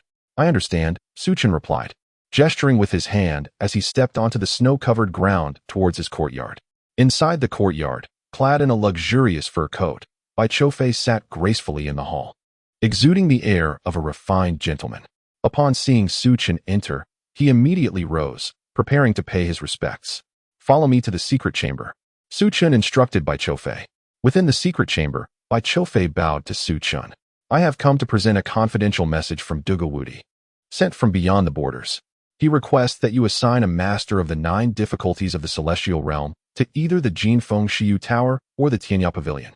You have stationed both Elder Ding Peng and Elder Yin Nantian within the Qinglong Association, leaving our Jinfeng Shiyu Tower with no such support, which places us under considerable pressure." Bai Choufei lamented. "I am stationed in the northern 9 prefectures. Your safety here is assured. What pressure do you face?" Su Chen inquired, somewhat perplexed. "Master, the Jinfeng Shiyu Tower has already established a solid footing in the northern 9 prefectures," Bai Choufei reported. Recently, Su Chen had not been attentive to the changes in the outside world and was unaware of this development. "Currently, we have acquired a wealth of intelligence sources in the northern 9 prefectures. However, we have yet to establish a presence in the most prosperous regions of the Great Zhou dynasty, particularly the capital and Jiangnan. These two locations are the central hubs of the Great Zhou dynasty. Mastering them would provide us access to all intelligence sources within the dynasty, Bai Choufei continued. My subordinates are secretly training spies, who can be dispatched at your command to assist others in establishing the Jinfeng Shiyu Tower. Hearing Bai Choufei's remarks, Su Chen could not help but admire his thoroughness. These two regions are not to be underestimated. The capital is the heart of the Great Zhou dynasty, while Jiangnan is its most affluent urban area, home to numerous powerful factions.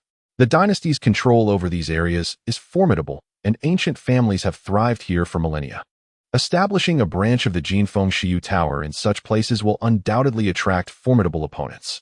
Although we possess skilled individuals, they may not suffice to deter these forces, risking our retreat back to the northern 9 prefectures, an outcome I wish to avoid. During this period, although Su Chen had immersed himself in ancient texts and rigorous practice, he had come to realize the limitations of his previous understanding. He once believed that possessing a master of the 9 difficulties of the celestial realm would grant him unchallenged dominance. But he now recognized that the situation was far more complex. The vast expanse of the Great Zhou dynasty and the multitude of martial factions within it illustrated the dynasty's immense power. A mere chief eunuch could mobilize 2 masters of the 9 difficulties of the celestial realm, a reality that warranted caution. Upon hearing Su Chen's words, Bai Choufei fell into contemplation. After a moment, he responded, "Master, I have been overly hasty. Regardless, we must find a way to penetrate the capital and Jiangnan. In recent days, I have engaged in deep contemplation and resolved to establish the Golden Wind and Drizzle Building as the most formidable power in the northern 9 prefectures, compelling others to seek our alliance. With this support, we shall venture into the Jiangnan and Imperial regions," remarked Su Chen. Upon hearing this, Bai Choufei furrowed his brow and replied, "My lord, would it not be more advantageous to allow the Mountain River Sect to ascend as the hegemon of the northern 9 prefectures? The Azure Dragon Society has already crossed paths with the formidable experts of the Ling Party and the 7th Prince, as well as eliminated the envoys sent by the imperial court, namely Ning Cheng and his cohort. They have inadvertently breached the threshold of the Great Zhou dynasty's authority. Should we venture into the imperial city now, we may face encirclement. Thus, we must refrain from considering that for the time being and direct our efforts towards Jiangnan. As for our Mountain River Sect, our foundation is still too shallow to take audacious strides. Moreover, I have become a focal point of attention. So I shall adopt a low profile for a while, diligently cultivate, and once the storm has passed and the spotlight has dimmed, we can reassess our course." Su Chen continued, "Is that so? When will the experts assigned to us by my lord arrive?" Bai Choufei inquired eagerly, his expression filled with anticipation. 2 masters at the 9th level of the celestial realm will be coming. They are the head and deputy of the northern pavilion of Tianya Pavilion," Su Chen replied. Upon hearing this, Bai Choufei's face lit up with joy. "My lord, you truly are formidable. You've arranged for 2 9th-level celestial masters to support the Golden Wind and Drizzle Building in one fell swoop. I shall return to make the necessary arrangements and await the arrival of the 2 pavilion masters," Bai Choufei declared. "Excellent." Su Chen nodded, escorting Bai Choufei out of the secret chamber before returning to his solitude to unseal the confidential letter sent by Dugu Wudi. As he perused its contents, a look of astonishment crossed Su Chen's face. Dugu Wudi had established the invincible sect beyond the borders and merged it with the ghost domain, now governing a substantial territory. A strong individual remains formidable, even if their power is somewhat diminished. Their prowess and tactics are still remarkable. Dugu Wudi, albeit at the 1st level of the celestial realm, has managed to secure a foothold in the ghost domain, illustrating his exceptional capabilities. Continuing to read, Su Chen's brow furrowed slightly. Dugu Wudi's letter mentioned a new sect emerging atop the Tianshan Mountains deep within the borders, named the Tianshan Sect, which is in the process of assimilating various sects from the outer territories. It is rumored that the Zitan Palace has been subtly incorporated into the Tianshan Sect. The Tianshan Sect, Zitan Palace. Why has there been no word from Mu Qingxue regarding such developments? Has something occurred? Su Chen pondered. The last time Mu Qingxue visited Lingnan Prefecture, he had been preoccupied and unable to meet with her. By the time he had settled his affairs, she had already returned to the Zitan Palace beyond the borders. It seems imperative to ascertain her situation. Exiting the secret chamber, Su Chen summoned Cui Wuhu to arrange for an investigation into Mu Qingxue's circumstances. Meanwhile, In the Zitan Palace beyond the borders, within a secluded courtyard, stood a middle-aged woman clad in purple, gazing coldly at Mu Qingxue. "Tell me, how was your virginity lost? And who violated your purity?" The woman demanded. "Aunt, this is my personal affair. It is not for you to inquire," Mu Qingxue replied, shaking her head. "I do not wish to inquire, yet it has come to my attention that the elder has betrothed you to Bai Choufei, disciple of the Nanshan Lord, Mu Fengyun, from the Tianshan sect. I have encountered Bai Choufei. Despite his youth, he has already transcended to the first stage of the celestial realm, ranking foremost among the Nanshan lineage of the Tianshan sect. His demeanor is haughty, and he possesses a ruthless disposition. Should he discover that you are not a maiden, he may very well resort to taking your life to cleanse his own shame, and neither the Zitan Palace nor your family will come to your aid." The previously cold expression on the middle-aged woman's face vanished, replaced by a look of concern. Chapter 320. Tianshan Snow Lotus, Dugu Invincible Beyond the Borders. Within a palace nestled among the 10 peaks of the Ghost Domain, Dugu Invincible sat in the company of Lei Xingchuan, one of the 10 leaders of the Ghost Domain, both indulging in wine and meat. Although Lei Xingchuan's strength merely lies at the spirit unification stage, he is the younger brother of a major figure in the Ghost Domain, thus holding a significant status.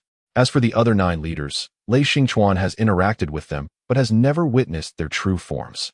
Most external affairs of the Ghost Domain are managed by Lei Xingchuan, while the other 9 rarely make an appearance. Dugu Invincible's establishment of the Invincible Sect owes much to Lei Xingchuan's considerable assistance. Recently, the Jin Feng Shiyu building has demonstrated formidable prowess in Lingnan County, prompting the Ghost Domain to regard Dugu Invincible with greater importance, which is why Lei Xingchuan has provided such support. "Shall we not seize the secret silver mine of the Zitan Palace?" Dugu Invincible inquired, taking a sip of his drink. "At present, that is unfeasible.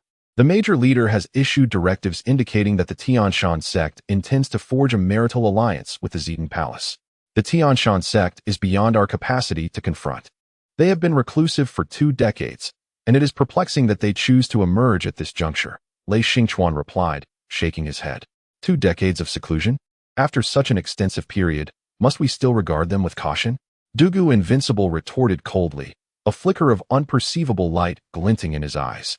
The emergence of the Tianshan sect has unveiled the complexity of the outer regions. This thought ignited a thrill within him. A powerful force indicates abundant resources beyond the borders. If his invincible sect were to establish dominance in this realm, it would surely earn him the favor of his lord. However, the foundation of all this lies in strength. His power must ascend. Despite being beyond the borders, he continues to receive news from Bai Tianyu. In the northern 9 counties, there are experts who have reached the 9th stage of the celestial realm.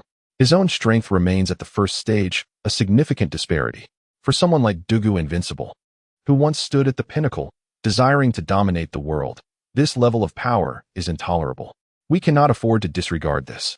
The Tianshan sect is divided into southern and northern mountains, with the lords of both being experts at the 9th stage of the celestial realm. As for the sect leader, Hua Tianxing, he once battled the emperor of the Great Zhou dynasty and managed to escape alive, making him an absolute powerhouse among the 9th stage celestials. We, in the Ghost Domain, cannot compare. Thus, when the time comes, Dugu, you must yield, Lei Xingchuan advised. Indeed, my dear brother Lei speaks wisely. However, with the Tianshan sect's emergence, our current strengths appear somewhat inadequate, Dugu Invincible acknowledged.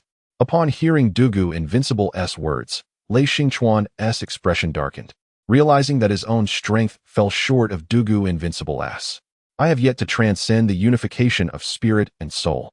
Brother Dugu, I have consumed a considerable amount of elixirs, yet I remain perplexed as to why I am unable to break through. Currently, among the 10 prominent figures, I am the sole one still trapped in this state of unification. Recently, the Ghost Domain has flourished, acquiring numerous resources, and their 8 leaders have all obtained some elixirs. The other 7 have already ascended to the realm of celestial beings, while I still languish in stagnation." Upon hearing Lei Xingchuan's lamentation, Dugu Wudi spoke. With so many experts in the Tianshan sect, could it be that there exists a treasure nearby, capable of aiding one in transcending their own limits? Relying solely on personal effort seems implausible. I lack not in techniques, but rather in resources to elevate my power. The Tianshan sect, with its multitude of experts, must surely possess such resources. What say you, Brother Dugu? Lei Xingchuan regarded Dugu Wudi, sensing the thoughts that swirled within him. Brother Lei, to speak candidly, my ascension to the position of envoy of the 10 directions in the Tianya Pavilion is due to some connections I have there. Otherwise, with my current strength, I could never hope to attain such a title. I had initially envisioned achieving some accomplishments in the frontier, thus enabling me to return to the Tianya Pavilion in exchange for treasures to break through. However, Brother Lei, do you think the emergence of the Shanhe Sect will alter the dynamics of the powers in the frontier? It seems attaining any accomplishments will be quite arduous. Hence the necessity to bolster my strength. Dugu Wudi sighed. Hearing his words, Lei Xingchuan felt a sense of shared fate. He then spoke softly, Brother Dugu, I have recently gathered some information regarding the Shanhe Sect. It is said that within their heavenly pool lies the essence of Tianshan and the Tianshan snow lotus, which can be used to concoct the heavenly snow pill. Rumor has it that the heavenly snow pill can significantly enhance one's internal energy. The mention of the Tianshan snow lotus brought a glimmer of joy to Dugu Wudi's face. However, Brother Dugu, do not rejoice too soon. Such a precious treasure would undoubtedly be well guarded by the experts of the Shanhe Sect. With our current strength, we would likely be discovered long before we reached the heavenly pool, and at that point, escape would be impossible. Lei Xingchuan shook his head. Since we cannot obtain the Tianshan snow lotus, surely we should be able to acquire the heavenly snow pill? Dugu Wudi inquired. The heavenly snow pill is even more precious than the Tianshan snow lotus. It is beyond our reach. Lei Xingchuan replied, shaking his head. Are there truly no other treasures we could pursue? Dugu Wudi pressed on. There are treasures, but acquiring them will be challenging. It is rumored that in the snowy mountains to our west, there exists a millennium-old snow ginseng. However, the mountains are perpetually shrouded in ice and snow, making the quest for the snow ginseng akin to chasing a mirage. Lei Xingchuan took a sip of wine. Suddenly, he paused, the wine bowl in hand. Perhaps we could indeed procure the Tianshan snow lotus. A spark of excitement flickered in his eyes. Dugu Wudi, taken aback, responded, Pray tell? Today, while conversing with the leading figures, I learned of a significant development. The Zitan Palace is to be wed to the disciple of the Nanshan Lord, Bai Choufei. Shall we focus our efforts on Bai Choufei? Might this lead us to the Tianshan snow lotus or the Tian snow pill? A gleam of excitement illuminated Lei Xingchuan's face as he spoke. What is Bai Choufei's strength? Asked Dugu Wudi, intrigued. It is said he is formidable during the celestial tribulation. Yet my intention is not to confront Bai Choufei directly, but rather to target his betrothed. We can seize her and compel him to exchange for the Tianshan snow lotus or the Tian snow pill. Lei Xingchuan had already devised a method to procure the coveted treasures. His betrothed? Dugu Wudi inquired. It is Mu Qingxue of the Mu family from the Zitan Palace. Her abilities are mediocre. With our combined efforts, capturing her should be effortless. Lei Xingchuan replied. Mu Qingxue? Dugu Wudi's expression remained unchanged, yet a flicker of surprise crossed his features. She is under the protection of our lord. How could she be considered a pawn in another's alliance? The Zitan Palace is audacious indeed. A surge of murderous intent surged within Dugu Wudi's heart. Where is Mu Qingxue currently? He asked, his voice low and firm. She is imprisoned within the Zitan Palace. We could devise a plan to infiltrate and rescue her. Lei Xingchuan responded. Upon hearing Lei Xingchuan's words, Dugu Wudi cast a discerning glance at him. Lei, I can't shake the feeling that you've had your sights set on Mu Qingxue for some time now. Dugu. Mu Qingxue is renowned as the most beautiful woman of the Zitan Palace. I have coveted her for quite a while. Lei Xingchuan's expression conveyed a familiar understanding. Observing the look on Lei Xingchuan's face, a hint of malice flickered in Dugu Wudi's mind. To show disrespect to Mu Qingxue is tantamount to disrespecting our lord. Such an affront must be punished. Chapter 321. The Heist of Bai Choufei. Arrival of the female assassin. Consider this. If we capture Mu Qingxue, not only can we indulge ourselves, but we can also acquire the Tianshan snow lotus and the medicinal pill. What a bargain. Lei Xingchuan continued, noticing Dugu Wudi's contemplative silence. I am tempted to strike you down right now. A flash of murderous intent momentarily illuminated Dugu Wudi's eyes, though his demeanor grew grave. If we proceed this way, we may find ourselves besieged by the Shanhe Sect. Once we have Mu Qingxue in our grasp, I harbor no intention of allowing her to leave alive. If she perishes, who would know it was us? Lei Xingchuan asserted. I am not in favor of taking such actions against Mu Qingxue, Dugu Wudi replied, shaking his head. Dugu, you exhibit too much compassion. This is an opportunity not to be missed. Such chances are rare, and we may not encounter another like it soon. I suggest we depart immediately and stealthily approach the Zitan Palace. With our combined strength, we can surely take Mu Qingxue without a sound, Lei Xingchuan urged excitedly, displaying no trace of his earlier trepidation regarding the Shanhe Sect. Indeed, sometimes, a drink serves as the best tonic for the spirit, emboldening one's courage. Just then, Dugu Wudi placed a hand firmly on Lei Xingchuan's shoulder, channeling a surge of energy into him, which swiftly quelled the effects of the alcohol. Instantly, Lei Xingchuan's clarity returned. I acted impulsively after a few drinks. He remarked, recovering himself. It is through audacity that one's strength is amplified. While I do not endorse taking action against Mu Qingxue, I am open to confronting Bai Qingtian. Bai Qingshan is a disciple of the Nanshan master from the Shanhe Sect, holding a position of considerable significance. If we manage to capture him, it is likely that we could procure more Tianxue Dan from the Shanhe Sect. To be candid, although my strength is merely at the celestial realm first stage, I possess a secret technique that allows me to unleash power beyond that threshold. Capturing Bai Qingshan should not pose a challenge. Dugu Wudi spoke. Is that so? After spending some time with Dugu Wudi, Lei Xingchuan had come to understand him somewhat. A figure of great ambition, his words could be trusted. In that case, I shall personally investigate Bai Qingshan's whereabouts. Brother Dugu, await my news, Lei Xingchuan declared. Very well. Dugu Wudi nodded, and the two engaged in casual conversation for a while. Before long, Dugu Wudi returned to his residence. Contemplating the need to inform their leader about this matter, he promptly dispatched a bird to convey the newly acquired intelligence to Su Chun. As night deepened at the Shanhe Gate, Su Chun surveyed the information brought by Cui Wuhu, his expression clouded with concern. Mu Qingxue is confined within the Zitan Palace. No wonder she could not send me any word. It appears that Bai Qingshan from the Shanhe Sect is after Mu Qingxue's Jiuhanmai. I must find an opportunity to eliminate him, Su Chun murmured to himself. At that moment, a bird flew in through the window, landing upon his shoulder. Su Chun retrieved a sealed letter from the bird's talon. A message from Dugu Wudi. Su Chun's expression shifted subtly. Why does he send me a secret letter so soon after his initial correspondence? Upon opening the letter and reading its contents, a glimmer of murderous intent flickered in Su Chun's eyes. He had been contemplating how to deal with Bai Qingshan, and unexpectedly, Lei Xingchuan had stepped forward. Yet both Lei Xingchuan and Bai Qingshan must perish. Their demise would likely incite a rift between the Shanhe Sect and the Ghost Domain, providing a clearer glimpse into the Shanhe Sect's true power. Su Chun mused quietly. He then approached his writing desk, inscribing a single character. He rolled the letter, placed it within a bamboo tube, and secured it to the bird's leg. Meanwhile, in the deep of night outside the Shanhe Gate, a shadowy figure gracefully alighted upon a tree branch, gazing intently at the gate. That is the Shanhe Gate. I wonder if, after killing Su Chun, the Danyang princess will release my brother, the figure whispered, her voice tinged with a chill.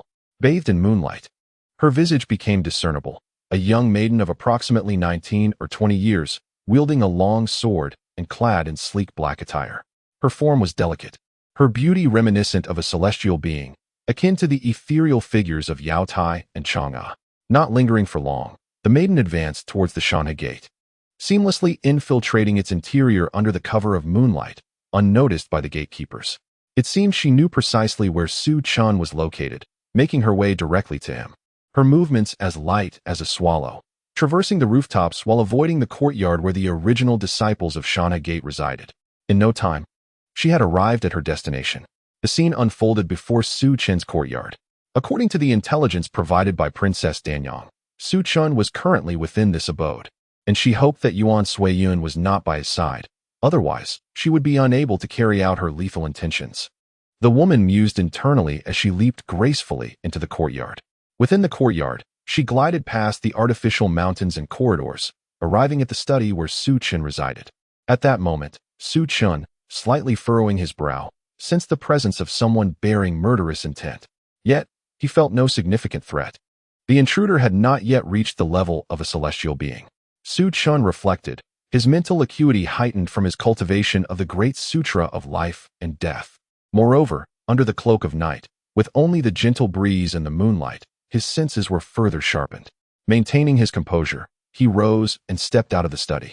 Just as the woman landed, Yet to find an opportunity to strike, she saw Su Chen emerge from the study. Startled, she quickly followed. Su Chen moved at a steady pace towards his secluded meditation chamber. She had originally contemplated how to escape after eliminating him. But now he had come to this very place, she thought to herself. At that moment, a deep voice resonated beside her ear. After following me for so long, it's time to reveal yourself. Upon hearing this voice, the woman's pupils constricted suddenly, her expression shifting to one of tension. She had been discovered. With this realization, she ceased her attempts at concealment and stepped out from the shadows. Upon seeing her face, Su Chen was momentarily taken aback, but his expression swiftly hardened as he demanded, "Tell me who sent you, and I shall grant you a complete corpse."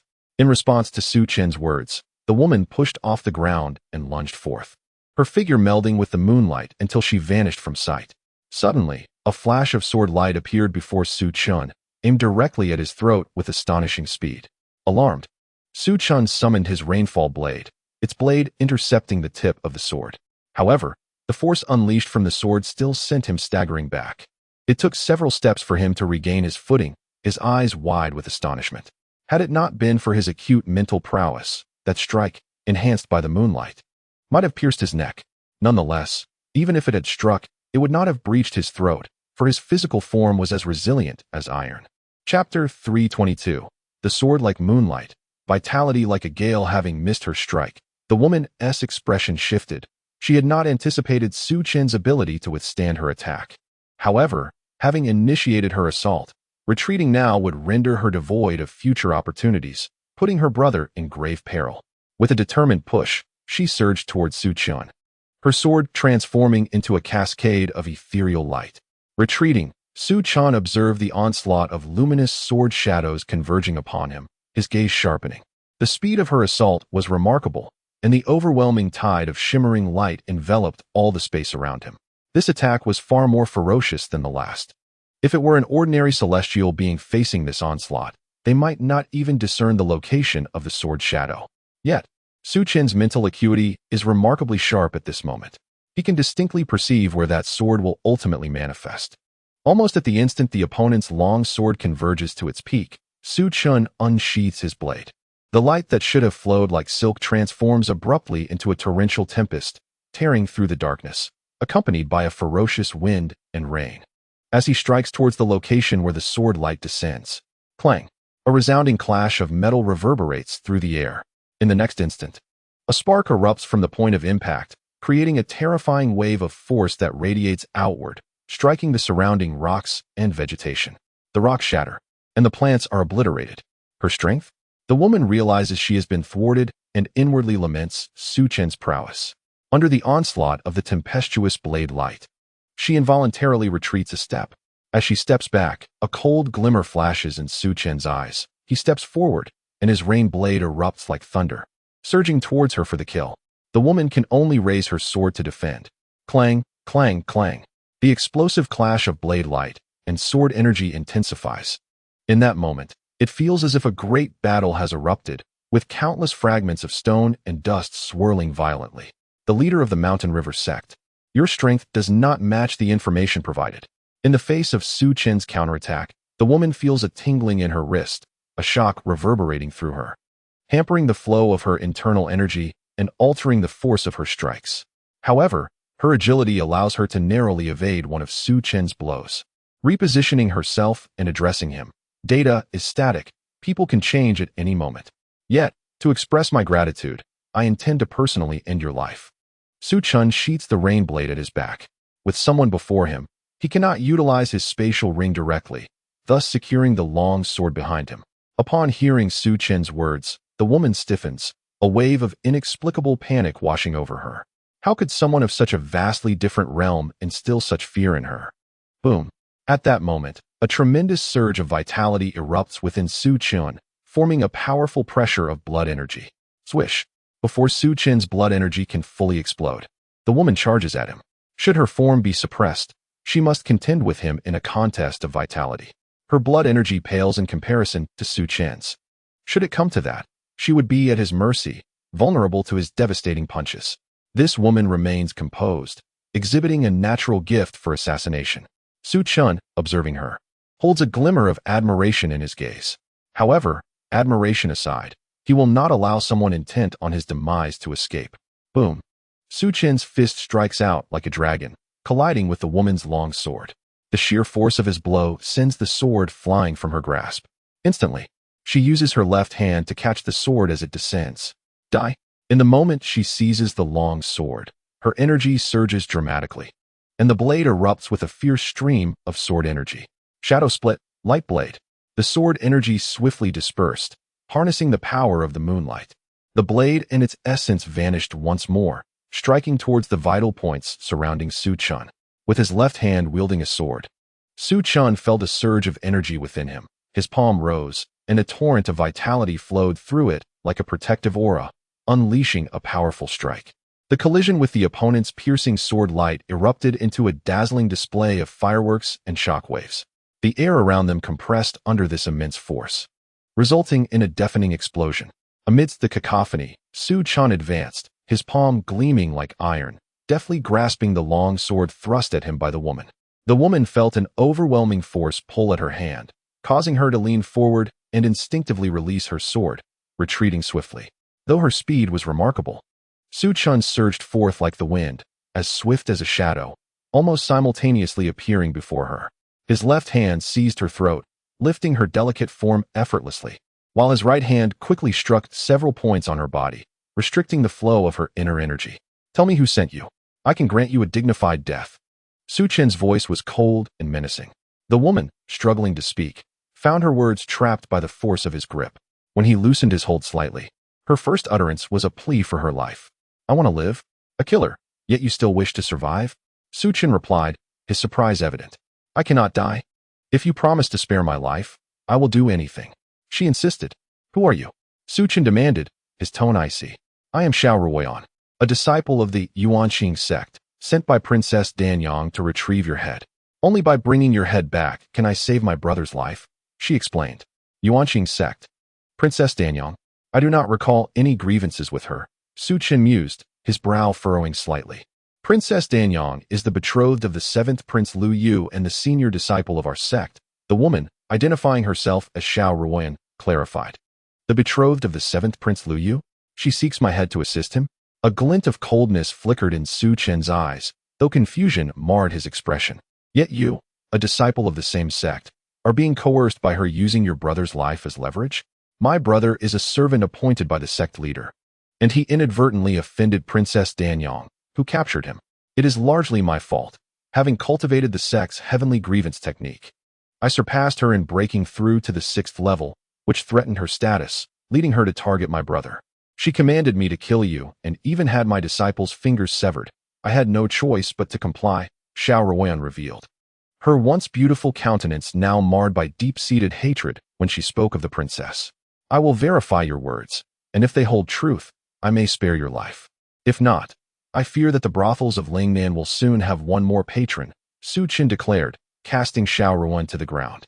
Chapter 323. The Tianshan Sect and the Kunlun Sect within the confines of the cave dwelling. Chui Wuhu hurriedly appeared before Su Chen. Master, entrust this individual to me.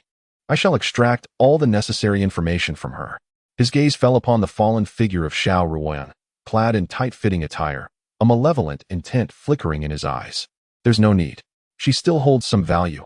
I summoned you for a specific task, Su Chen replied. Understood. Upon hearing Su Chen's words regarding Xiaoren's usefulness, Chui Wuhu tempered his murderous intent, though it still lingered. This woman, Xiaoren, is a disciple of the Shanhe Sect. She has a brother who has been captured by Princess Danyang. You are to investigate this matter personally, Su Chen commanded. Master, are you suggesting that this assassin was sent by Princess Danyang to eliminate you? That wretched princess. If you give the order, I shall eliminate her. Chui Wuhu's voice was tinged with a frenzied fervor. At his words, Xiaoren, abandoned in the cave, involuntarily trembled. Who was Princess Danyang? She was the daughter of the formidable Liwu King, one of the 8 noble houses of the great Zhou dynasty, and the betrothed of the 7th prince. The audacity to speak of killing her was staggering. Princess Danyang must be dealt with. At times, women can be far more ruthless than men. Her attempt on my life has failed, yet she will undoubtedly send more assassins after me. However, her status is not to be trifled with. Her death would create significant turmoil. You are to proceed to Huayuan and investigate Xiaoren's circumstances. Take the Chao brothers with you. There's no rush regarding Princess Danyang. Su Chen instructed. I shall set out for Huayuan tonight. Cui Wuhu bowed and exited the cave, accompanied by the twin swordsmen of the Chao family. Su Chen's decision to send Cui Wuhu away from the Shanhe Sect was also a means of cultivating his loyalty. For those who are devoted to him must be nurtured and entrusted with greater responsibilities. Is it permissible for me to send a letter to Princess Danyang? If I do not respond in a timely manner, she will certainly harm my brother. Xiaoren interjected. Very well, you may write to Princess Danyang, claiming that you have severely injured me. In any case, I shall remain within the Shanhe Sect for the time being. Su Chen consented, casting a glance at her as he released her acupoint, yet refrained from dissipating the energy within her. Thank you. Xiaoren expressed her gratitude hastily. In the outer regions, at the Indomitable Sect, Dugu Wudi was practicing in the courtyard, his hand movements causing the accumulated snow on the ground to fly. At that moment, a bird descended, delivering a secret message. The master supports my actions. It seems I can now proceed with my plans. With a swift motion, Dugu Wudi shook his arm, sending the bird away, while the message in his hand was reduced to powder. Come forth. Dugu Wudi commanded sharply. A man clad in a short leather jacket emerged from outside the courtyard. What does the leader require? Please summon Lei Dangtu. Dugu Wudi instructed. Yes. The man promptly exited the courtyard. Dugu Wudi then concluded his practice and made his way outside, arriving in the main hall of the Indomitable Sect. At this moment, 3 individuals stood in the hall. Among them was a diminutive figure, somewhat aged, clutching a smoking pipe. Another was a tall woman clad in a flowing red gown, her skin a warm shade of wheat. The third was a robust giant, his skin as dark as coal, with a massive axe sheathed at his waist. These 3 were the guardians of the Invincible Sect. How have your inquiries fared? Inquired the leader, Dugu Wudi, as he settled into the main seat. Master, I have discovered that beneath the 9th peak of the Ghost Domain lies a blood pool that absorbs its power, enhancing one's own strength. However, this blood pool is controlled by the 9th division of the Ghost Domain, making entry rather difficult, the elderly man responded. The diminutive elder, known as Gongsun So, had been personally invited to the Invincible Sect by Dugu Wudi. He had joined before knowing of Dugu Wudi's true identity, possessing a strength that united spirit and soul. The woman in the red gown was referred to as the thousand-faced fox in the outer territories. As for the burly man, he was an outsider from the Kunlun Mountains, unnamed until Dugu Wudi bestowed upon him the title of Kunwu. We have found no valuable information on our end, the other 2 lamented, shaking their heads. You should be familiar with the Heavenly Mountain Sect, Gongsun So, Dugu Wudi continued. Master, the Heavenly Mountain Sect was once immensely powerful, surpassing even the Qinglong Temple of the Northern 9 prefectures 20 years ago. However, it mysteriously vanished from the world at that time. My own strength was modest back then, so my knowledge is limited, Gongsun So replied, shaking his head. Are there any other forces in the outer territories akin to the Heavenly Mountain Sect? Dugu Wudi queried. Indeed. There was once the Kunlun Sect located in the Kunlun Mountains where Kunwu is from, which held a stature comparable to the Heavenly Mountain Sect. Yet, the Kunlun Sect withdrew from the world even earlier, Gongsun So elaborated. Kunlun Sect. Dugu Wudi's gaze sharpened. He chose not to delve further into the Kunlun Sect, for their continued seclusion meant they were a concern for another day. The reason I summoned you here is to embark on a specific mission with me. This task must remain confidential. Should it leak, our lives will be at stake, Dugu Wudi stated. Upon hearing this, the expressions of the others shifted in surprise. Yet they remained silent, having pledged their allegiance to Dugu Wudi.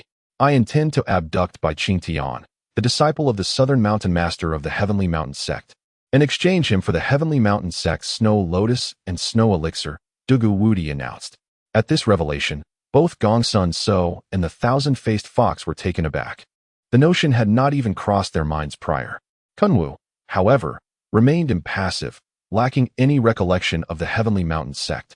Master, Bai Choufei is one of the figures emerging from the Heavenly Mountain Sect this time. He is likely under their watchful eye, making our endeavor perilous, Gongsun So cautioned. The opportunity arises for us as Bai Choufei is to be wed to Mu Qingxue of the Zitan Palace, Dugu Wudi declared. A marriage alliance with the Mu family of the Zitan Palace? This indicates that Bai Choufei will descend from the Heavenly Mountain, indeed presenting us with a chance. Gongsun So mused. Master, what level of strength does Bai Qingtian possess? In a moment of celestial difficulty, I can suppress them in a one-on-one confrontation. Your current task is to investigate the route taken by Bai Qingtian to Tianxia Mountain and ascertain whether there are other formidable experts accompanying him, declared Dugu Wudi. Should this mission be accomplished and the Tianshan Snow Lotus be obtained, I believe your strength will ascend to a higher echelon. Dugu Wudi not only sought to enhance his own power, but also aimed to bolster that of his subordinates. Upon hearing his words, Gongsun So and the others displayed expressions of delight. They had gained renown beyond the frontier for many years, yet had not managed to break through to the celestial realm. Now that an opportunity to enter the celestial domain presented itself, how could they not strive for it? Ascending to the celestial realm would not only amplify their strength, but also extend their lifespan. They would not let such an opportunity slip away. With the Tianshan sect emerging, I trust that the Kunlun sect will not be far behind. The dynamics beyond the frontier will shift, and our strength must be augmented. Of course, we at the Invincible sect need not overly concern ourselves with the Tianshan sect. After all, I am still one of the 4 envoys of the Tianya Pavilion. Supported by powerful allies, Dugu Wudi reassured them, offering a sense of security. Chapter 324. Intent to Strike, the Great Head of the Ghost Domain. The second head inside the hall, both Qiamianhu and Gongsun So wore expressions of joy. To be frank, had Dugu Wudi not possessed the identity of a 4 envoy of the Tianya Pavilion, they would have advised him against taking action. The Tianshan sect's strength was formidable, and a newly established Invincible sect could hardly contend with such an entity. Now, with the Tianya Pavilion backing them, their hearts were indeed at ease.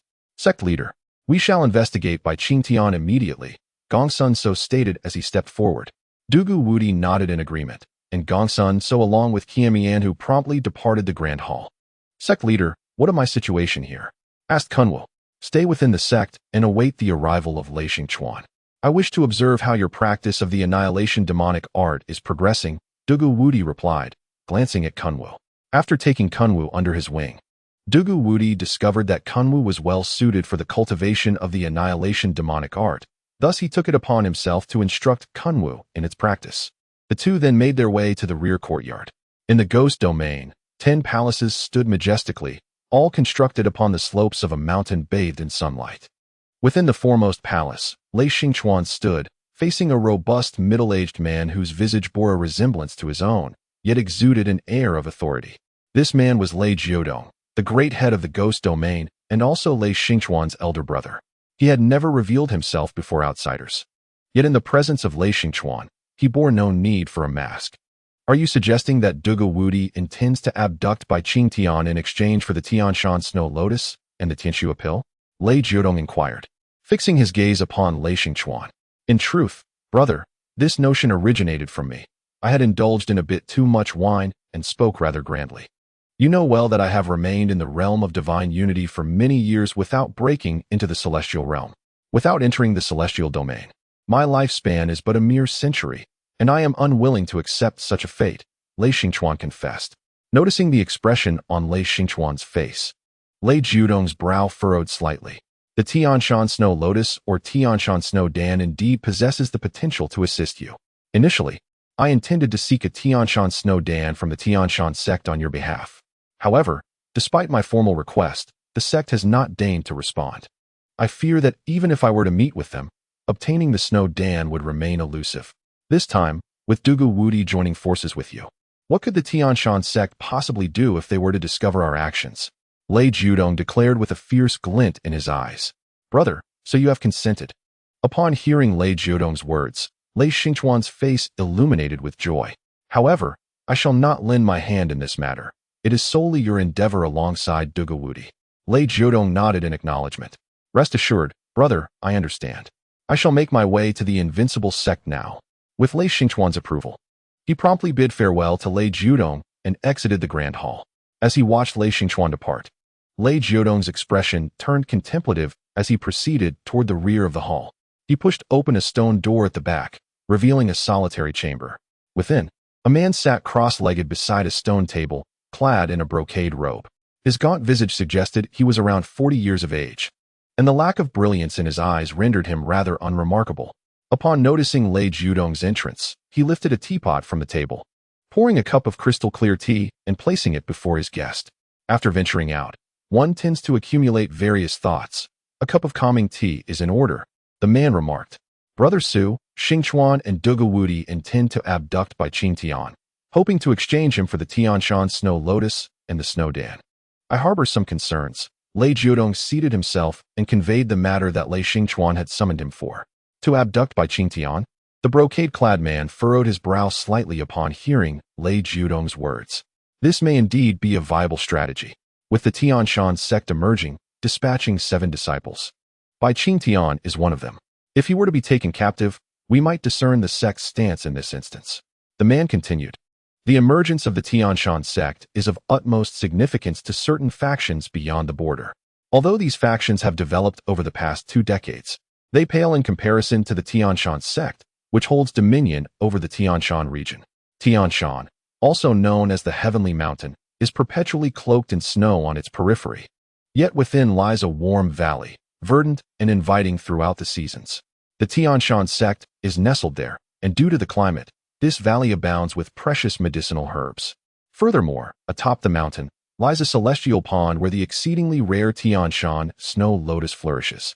It can be said that the Tianshan sect is replete with resources and boasts formidable martial prowess, far surpassing the capabilities of their rivals. Otherwise, the Ghost Domain would not have allied with Bai Qingtian and the Zitan Palace, relinquishing their conflict with the latter. Brother Su, your foresight is commendable, Lei Jiudong remarked as he lifted the cup of tea before him and took a gentle sip. However, we must not underestimate this situation.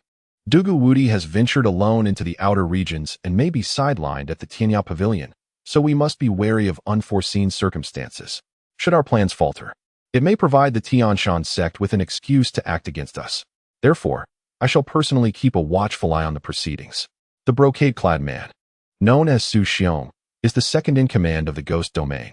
Then I must trouble you, Brother Su. Lei Jiudong expressed his gratitude. Next time I seek you out for tea, I hope it will not afford me the opportunity for physical exertion. Su Xiong rose from his seat, making his way towards another stone door. Once opened, the door swiftly closed behind him. Within the solitary chamber, only Lei Jiudong remained, setting down his teacup and sitting in silence. After a time, Lei Xingchuan arrived at the unrivaled sect, where he was promptly invited into the private chamber by the enigmatic Dugawudi. Brother Lei, shall we proceed with this matter? Dugawudi gestured for Lei Xingchuan to take a seat and spoke. Indeed, this is our opportunity. How could we not seize it? Lei Xingchuan replied with a grave tone. Before my arrival, I arranged for someone to investigate Bai Qingtian's whereabouts. The moment we ascertain their location, we must act swiftly to avoid prolonged uncertainties and unforeseen complications. His concern lay in delaying the pursuit, for even with his elder brother's support, he feared it would become increasingly difficult to confront Bai Qingtian. As Lei Xingchuan concluded his statement, a bird alighted upon Dugawudi's arm. Bai Qingtian has descended from the Tianshan Mountains and is en route to the Zitan Palace. Dugawudi announced, releasing the bird. Already on his way to Zitan Palace at such speed, Lei Xingchuan remarked, astonished at Bai Qingtian's promptness. With Bai Qingtian in motion, it stands to reason the Zitan Palace will also dispatch individuals to greet him. Therefore, we must apprehend Bai Qingtian before they converge, Dugawudi asserted. The strength of the Zitan Palace surpasses that of the Ghost Realm. Their leader is a martial artist who ascended to the 8 trials of the Celestial Realm a decade ago, accompanied by a number of celestial warriors. Should they unite, our adversaries may detect our presence before we can strike. I wonder, Brother Lei, do you have a plan? Dugawudi inquired, gazing intently at Lei Xingchuan. I do have a notion. We could disguise ourselves as a wedding entourage and meet Bai Qingtian. I am confident that in close proximity, even the most vigilant Bai Qingtian would not evade my 9 turns heart-crushing palm, Lei Xingchuan proposed. Chapter 325, The Keeper of the City. The lost soul morning dawned with snow blanketing the mountains, the sun emerging amidst a clear sky, yet still casting a chilling aura. Following yesterday's heavy snowfall in the capital, today's sun shone brightly, yet the air remained frigid. Within the estate of Murong Qingchen, she sat gracefully in a white garment upon a stone chair in the tranquil pavilion, a soft white fox mat laid upon it. The surrounding coldness seemed to have no effect on her serene demeanor. Sister Qingchen, your heart is remarkably composed. A figure approached, seating herself across from Murong Qingchen. It was the enchanting Xuanshuang, recently returned from Lingnan County. These pastries have been sent from Qingxin Temple. They far surpass those crafted by my estate's chefs. You have just returned from the north. Do indulge in them, Murong Qingshan invited. The pastries from Qingxin Temple are delightful. Yet my purpose here is not solely for such treats, Mei Xuanshuang replied, though her hands picked up a piece of pastry, savoring it nonetheless. At this moment, I find myself quite powerless. I never anticipated that Su Chan would be a disciple of the Azure Dragon Society's leader, Murong Qingshan remarked. However, her gaze soon shifted, filled with surprise as she turned towards Mei Xuanshuang. Logically, you should not return to the capital, but rather proceed to the Changhen Palace in Su City. For the Changhen Palace in the capital is merely a branch of yours. There are matters I wish to verify with you, so that when I return, I can elucidate this situation clearly. Currently, there are numerous dissenting voices within the Changhen Palace. Mei Xuanshuang spoke solemnly. With the means of the palace master, suppressing these voices would be quite simple. We need not worry, right? Murong Qingshan remarked. The Changhen Palace was established by Mei Xuanshuang's mother, Bai Feng. As for why the Changhen Palace supports the fourth prince, it is because Bai Feng is the junior sister of her mother, and they share a bond akin to that of siblings. With Bai Feng in the Changhen Palace, there is no chance of allegiance to others. You know, my mother has been in seclusion for over 2 years and has yet to emerge. Some elders within the palace have begun to show signs of unrest. Meng Shintong has schemed against me this time in Lingnan County. He is my mother's right-hand man, hence my concern. Mei Xuanshuang continued, you sought me out. So you must have something in mind. Are you perhaps hoping to enlist the aid of Su Qian or the Qinglong Society behind him? Murong Qingshan seemed to grasp Mei Xuanshuang's intentions. Indeed, that is why I wish to ascertain the fourth prince's stance towards the Qinglong Society. Mei Xuanshuang responded. Her hasty arrival in the capital was driven by this desire for knowledge. If the fourth prince is wary of becoming too close to the Qinglong Society due to potential repercussions, then she cannot collaborate with Su Qian. I am also unaware of my elder brother's decisions. It has been over half a month since I last saw the fourth prince. Murong Qingshan replied.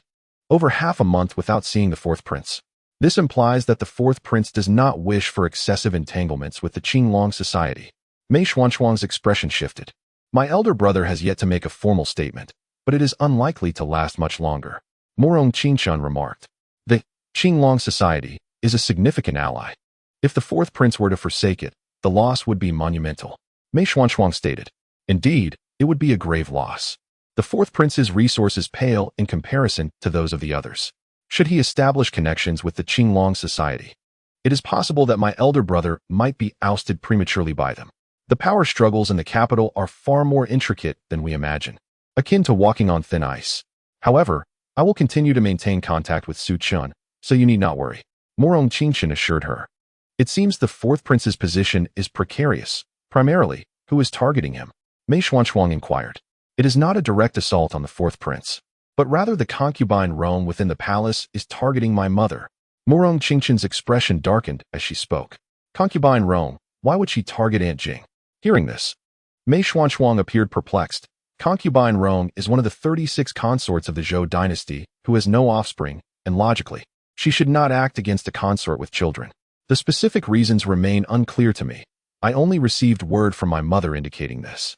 You know, ever since the emperor entered seclusion, we, the children of age, are prohibited from entering the palace unless during designated times. Although the fourth brother is one of the 9 royal princes, he finds himself devoid of resources within the palace, leaving him temporarily oblivious to the circumstances therein. He speculates that this predicament may stem from the Qinglong Society, which boasts 7 formidable dragon heads. Given the current situation, it is evident that there are experts among the 7 celestial beings, and none would welcome such assistance for the fourth brother.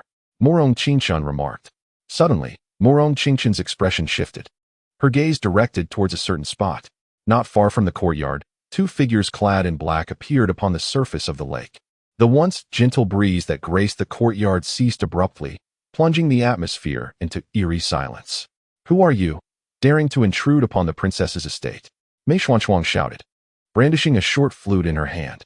She had come unarmed with a guqin, thus resorting to the only weapon she had on hand to confront the intruders. As she prepared to strike, a soft, sinister voice echoed from nearby. Mei Xuanshuang, I shall not allow you the opportunity to act. A woman dressed in black, adorned with a butterfly mask, emerged. Her figure, accentuated by her tight-fitting attire, exuded an alluring charm. Who are you to lay hands on Changhen in the capital? This is a grave transgression. If the city guards were to learn of this, you would surely face a fate most dreadful. Xuanshuang remained vigilant, her eyes fixed on the approaching assailants. In a world of song and dance, who remembers the lost souls? Do you truly believe we fear the city guards? The black-clad figure retorted, unfazed by Xuanshuang's warning. Lost souls? Were you not annihilated? Xuanshuang's expression darkened, and she bellowed, kill. As her countenance shifted, she lunged towards her foe. Do you think your cries can escape this place? This courtyard has been ensnared in the 5 elements sound-seeking array, rendering your voice utterly inaudible. The black-clad woman surged forward, spinning her hand to reveal a long blade, unleashing a torrent of sword energy that cascaded like rain, enveloping Xuanshuang. Meanwhile, 2 other black-clad figures charged towards Murong Changchen, their blades drawn as well, wielding a fearsome aura. With a sense of urgency, Murong Changchen retreated, her inner energy surging forth like a river, coalescing into a protective barrier before her. She aimed to position herself near the courtyard's edge to perceive the array, seeking a means to escape its confines. Bang! Bang! 2 strikes of blade energy collided with her protective barrier, causing it to tremble and ripple, teetering on the brink of collapse. It was evident that it would not endure for long. Murong Changchen's true strength was that of a celestial being facing tribulations, while her assailants were likewise of formidable prowess. Aware that her barrier would soon falter, she withdrew to the courtyard's periphery, only to find herself confronted not by the courtyard walls, but by a shroud of mist. At that moment, a flash of sword light cut through the fog. Sensing imminent danger, Murong Changchen shifted her form, but the opponent's speed was blindingly swift. A sharp pain pierced her chest as the sword light struck, and then it vanished. Chapter 326, The Supreme Induction Scripture, Inducing the Heavenly Gate, Lingnan Prefecture. Su Chan gazed at the letter delivered by Bai Choufei, his eyes filled with profound shock. Murong Changchen had been assassinated, and Xuanshuang was suspected to be the perpetrator, imprisoned in the capital's dungeons. This was merely the opening of the news. The subsequent details revealed the nature of Murong Changchen's injuries, fatal sword wounds. Based on the traces of the struggle at the scene, it appeared that 4 assailants were involved. If Xuanshuang had indeed been framed, why had Changhen Palace not intervened? As he read on, Su Chun understood that the one who struck was certainly not Xuanshuang. Yet she was still confined within the dungeons of the capital. This was a blatant act of treachery. There were 2 potential scenarios, the first being that the murderer of Murong Changchen had deliberately slandered Xuanshuang. However, Su Chun dismissed this notion, reasoning that if the assailants were capable of killing Murong Changchen, they could easily eliminate Xuanshuang without the need for such elaborate schemes. The second possibility was that someone sought to exploit this opportunity to undermine Xuanshuang or to exert pressure on the 4th prince. It seemed the 4th prince faced considerable strain in the capital. But who could have slain Murong Changchen? Su Chen pondered. Regardless of their relationship, Murong Changchen had shown him kindness. However, he recognized that venturing into the capital was not a viable option for him now. The princess of the Great Zhou dynasty had been murdered within her own residence, which illustrated the perilous circumstances prevailing in the capital. His own factions required stability and could not afford to become embroiled in this chaos. He then instructed Bai Choufei to keep a vigilant eye on the developments in the capital. The assassination of a princess was a monumental event. If mishandled, it could incite violent strife among the 9 royal princes. Previously, their conflicts had merely involved the subordinates, sparing the royal offspring from harm. This shift, however, could lead to more royal bloodshed. When I possess the strength to seize control of the capital, I shall avenge you. Su Chen sighed. Beauty is often fated to suffer. A life fraught with tribulations ultimately finds its end. Murong Changchen merely departed this world a step ahead of others. As for Xuanshuang, her fate now rested in the hands of future developments while confined in the dungeons. It seemed for the time being, only the royal scions could intercede. He wondered if the 4th prince could safeguard Xuanshuang. Su Chun decided to cease dwelling on this matter. The capital was too distant, and he felt powerless from afar. It was not a matter of coldness, but rather the whirlpool of conflict was too immense. To become entangled in it would lead to unwarranted sacrifices. The individuals he summoned were not invincible. They could fall to formidable foes, hence he must act with caution. Calming his thoughts, Su Chen approached a nearby bookshelf and retrieved 2 volumes, perusing their contents. His days were now consumed with either cultivation or poring over texts in this treasure tower. He triggered a lottery card, opening the 2 books in hand. The first was a geographical account of the Great Zhou dynasty, titled Commentaries on the Waterways of the Great Zhou. Discovered Geographical Atlas, awarded 3 orange lottery cards. The Geographical Atlas had yielded a substantial reward, granting him 3 orange lottery cards at once. The second volume was a compendium of various subjects, and as Su Chen skimmed through it, he initially received no indication of rewards.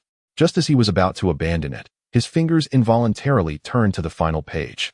Within the pages of a tome lies a profound technique, the upper half of the Taishan Gaining Jing, accompanied by 2 orange lottery cards.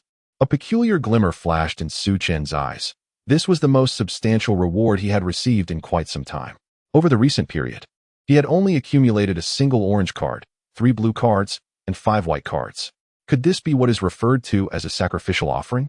Su Chen inhaled deeply. Just after receiving the news of Murong Qingchen's demise, he was bestowed such generous rewards. He then began to peruse the book, ultimately discovering a hidden compartment in the back pages. From it, he withdrew a sheet of paper as delicate as silk, inscribed with the words upper half of the Taishan Gaining Jing. Gazing downward, he found 5 lines of text: martial cultivation, the 9 tribulations of heaven. After the 9 tribulations, perceive the heavenly gate. Breaking through the heavenly gate allows one to ascend to the 9 heavens. Upon reading these 5 lines, Su Chen's brow furrowed slightly. The Taishan Gaining Jing was not merely a cultivation mantra. It possessed an overarching quality. He contemplated the meaning of these phrases. Martial cultivation pertains to the practice of warriors. The 9 tribulations of heaven likely refer to the pinnacle of martial arts, the tribulations faced by celestial beings. After overcoming these tribulations, one perceives the heavenly gate, and breaking through it allows one to ascend to the 9 heavens. Was the 9 heavens a different realm altogether? Pondering this, Su Chen chose not to dwell further and placed the Taishan Gaining Jing into his spatial ring. This fragment was incomprehensible for now, but perhaps in time, he could share it with Yin Nantian and the others to gauge their reactions. With so many lottery cards in hand, he decided to draw some rewards. He first utilized all the blue and white cards, hoping to uncover something worthwhile. Congratulations!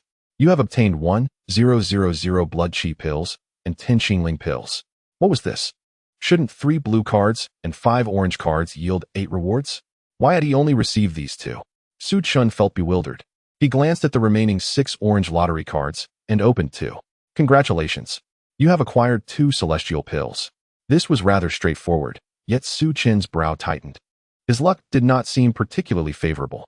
He had failed to draw a character. Resolutely, he decided to use all 4 remaining cards. Congratulations! You have obtained the technique Flick of Thunder, the servant Wandu Xianwang of the invincible Dugu, 1,000-year-old ginseng, and a pair of blue and white luminous pearls from the western regions. Alas, Su Chen sighed. He had initially believed that sacrifice would yield greater fortune, yet the outcome was merely this. He had drawn Dugu's servant and a finger technique. Although he had no interest in the finger technique for himself, it could be gifted to Bai Choufei. Wandu Xianwang, upon investigation, was one of Dugu's 4 great guardians, possessing strength at the level of the first tribulation of heaven, indeed, slightly more formidable than Dugu himself at his emergence. In the realm of the Invincible Sect, Dugu had already summoned 3 guardians and now had completed the quartet.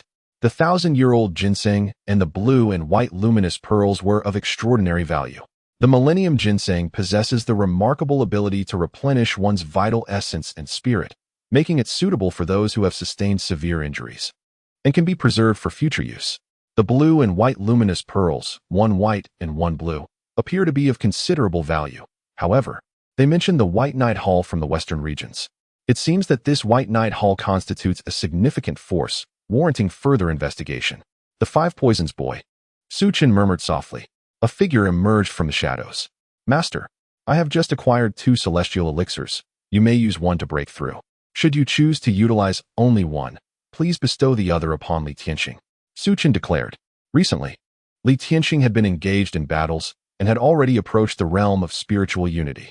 Although he may not exhibit the same fealty as Cui Wuhu, he has nonetheless contributed to the Mountain River Sect, thus meriting a celestial elixir as a reward. Naturally, This also depends on whether the 5 poisons boy can enter the celestial realm with but a single elixir. Thank you, Master.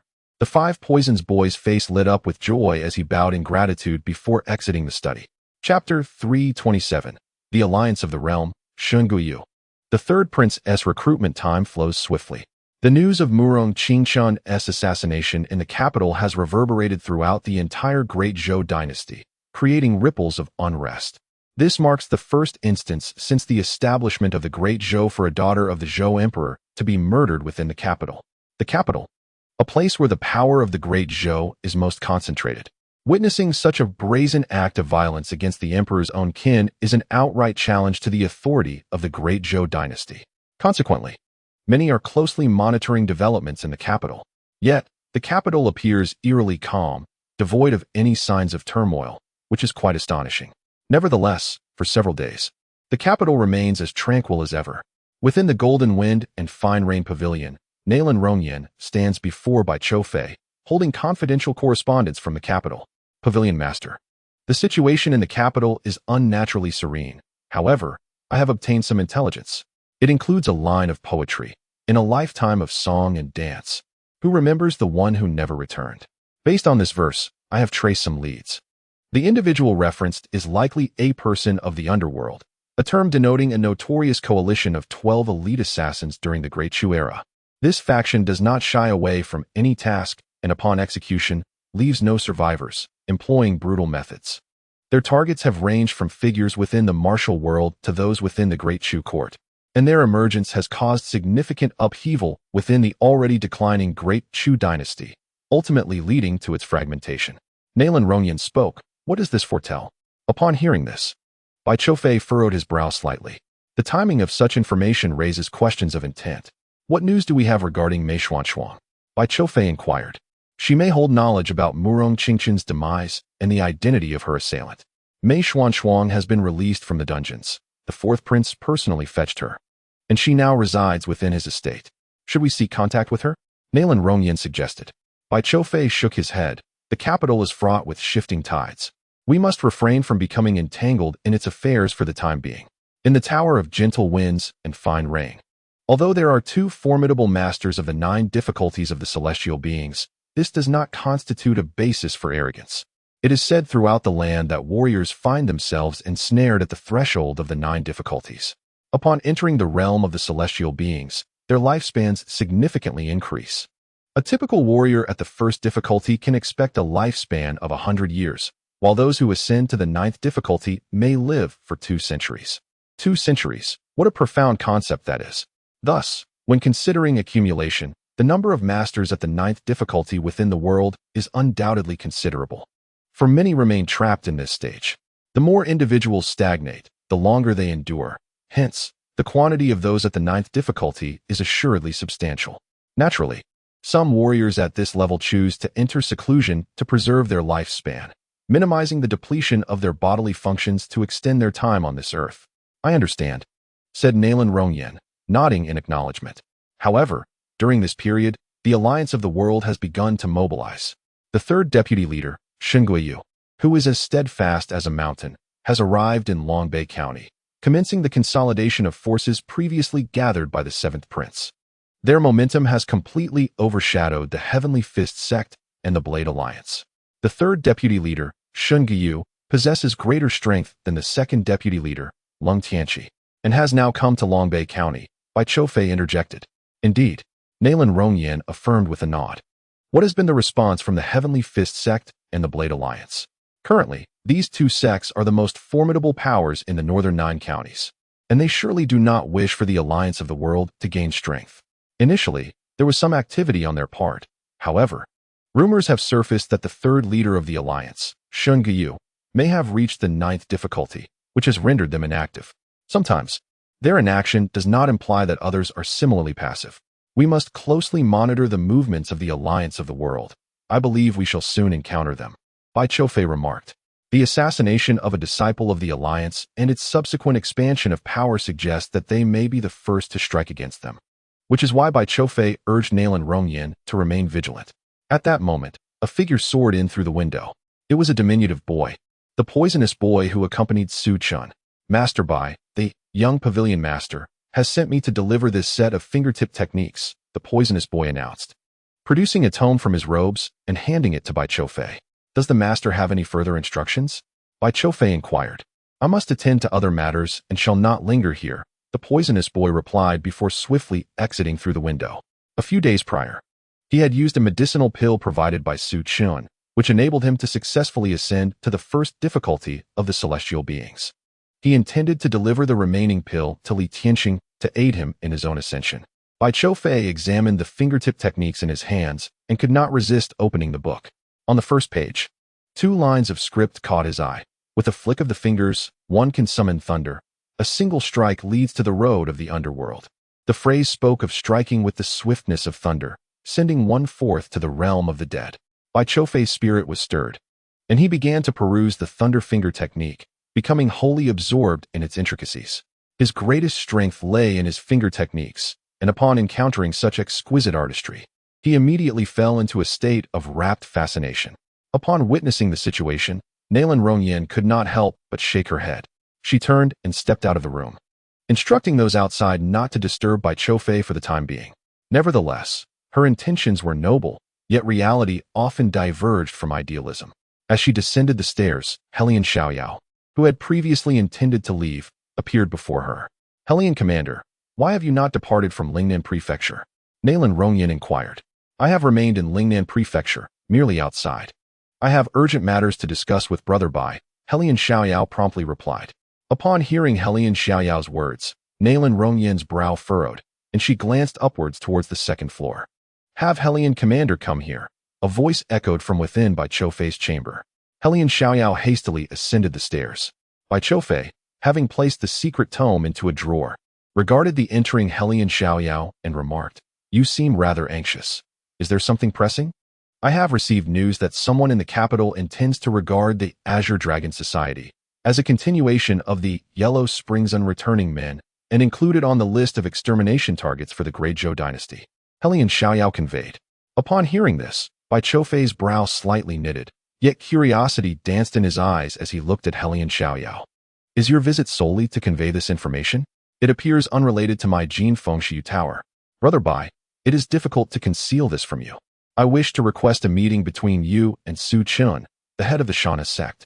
Those behind me desire to collaborate with the Azure Dragon Society. Helian Xiaoyao explained. Those behind you? The third prince? Bai Choufei responded. Brother Bai, there is no need to voice it aloud. But I wonder if you would be willing to assist in this matter? Shouldn't you be able to meet Su Chun directly? Bai Choufei queried, somewhat perplexed. I attempted to visit Su Chun, but was informed that he had been injured and is currently recuperating, refusing to see anyone. Thus, I sought you out. Helian Xiaoyao replied with a hint of exasperation. Chapter 328. Bai Choufei's ambitions. Is the headmaster of the Shanhe Sect injured? Bai Choufei exclaimed, a look of astonishment crossing his face. Yet, he was aware that Su Chun was merely feigning injury. Have you not been in contact with Su Chun recently? Helian Xiaoyao asked, surprised by Bai Choufei's astonishment. Matters concerning the Shanhe Sect are few. If there are any issues, I would contact Elder Yuan Suiyun, Bai Choufei responded. Yuan Suiyun? I almost forgot about him, Helian Xiaoyao remarked, smacking his forehead. Realizing he had been overly focused on Su Chun and overlooked this pivotal figure in the Shanhe Sect. Since Su Chun is a disciple of the Azure Dragon Society's 6th dragon, the Demon Blade Ding Pong, it follows that Yuan Suiyun is also affiliated with the Azure Dragon Society as a protector assigned to Su Chun. Helian, you arrived at an opportune moment. I have a matter I wish to inquire about, Bai Choufei stated. Brother Bai, feel free to ask whatever you wish, Helian Xiaoyao replied. What is your perspective on the situation in the capital? I assume you possess insights that far exceed those of our Jin Fengshui Tower, Bai Choufei inquired. The changes in the capital have been quite significant, which is precisely why I have refrained from returning. The instigators must be the souls of the underworld.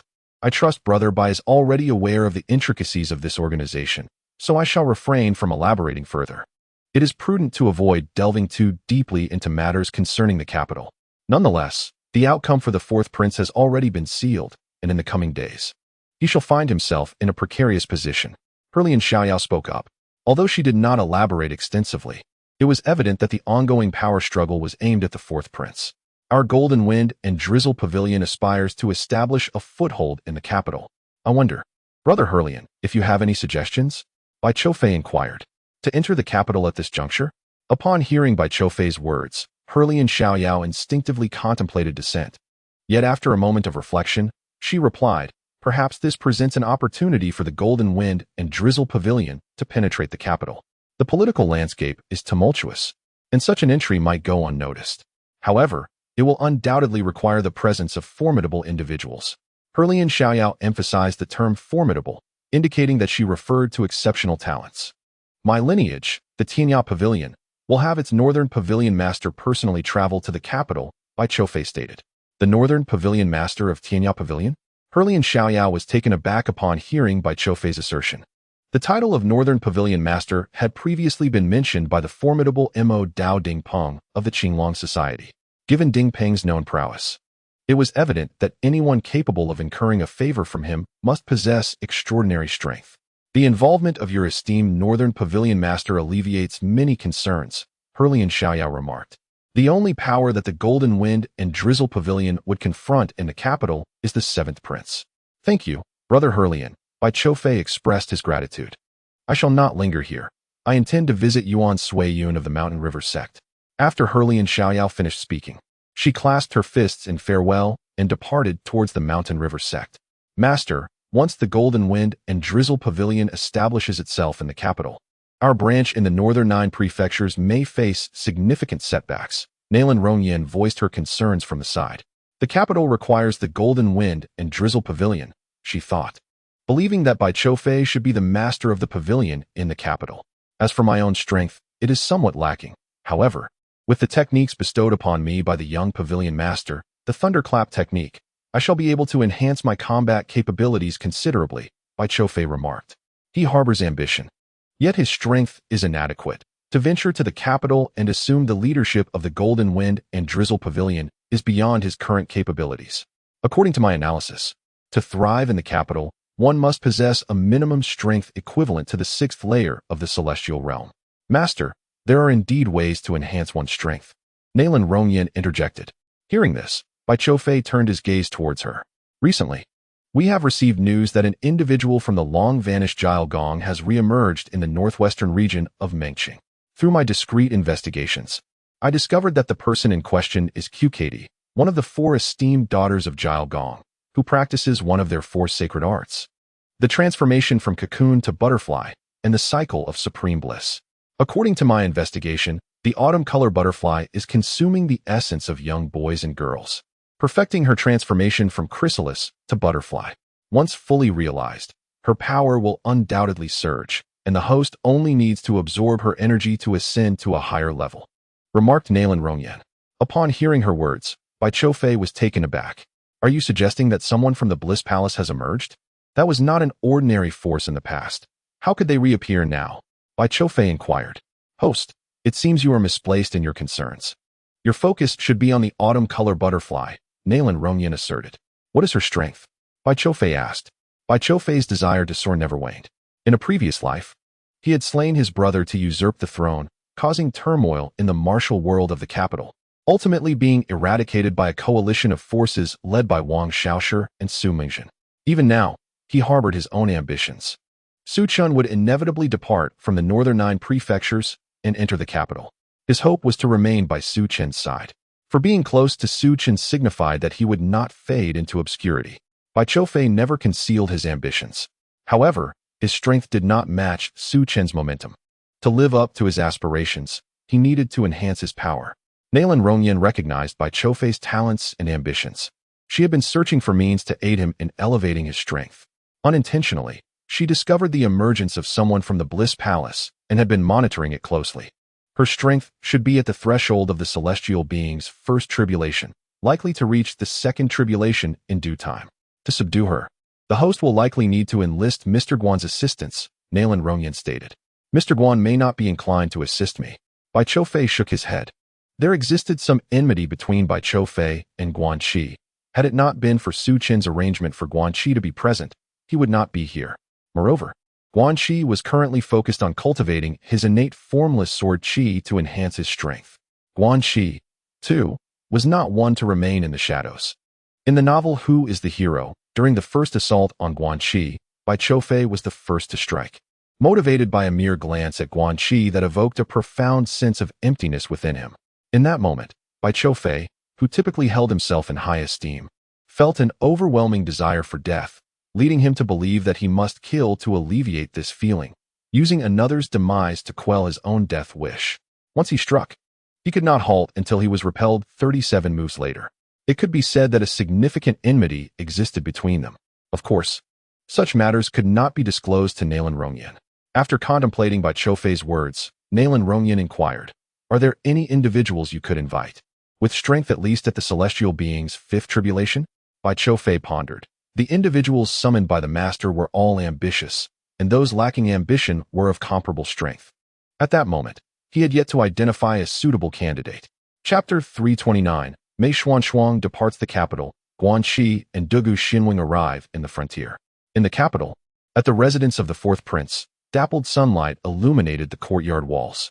Compared to its former splendor, the residence of the fourth prince appears somewhat desolate these days.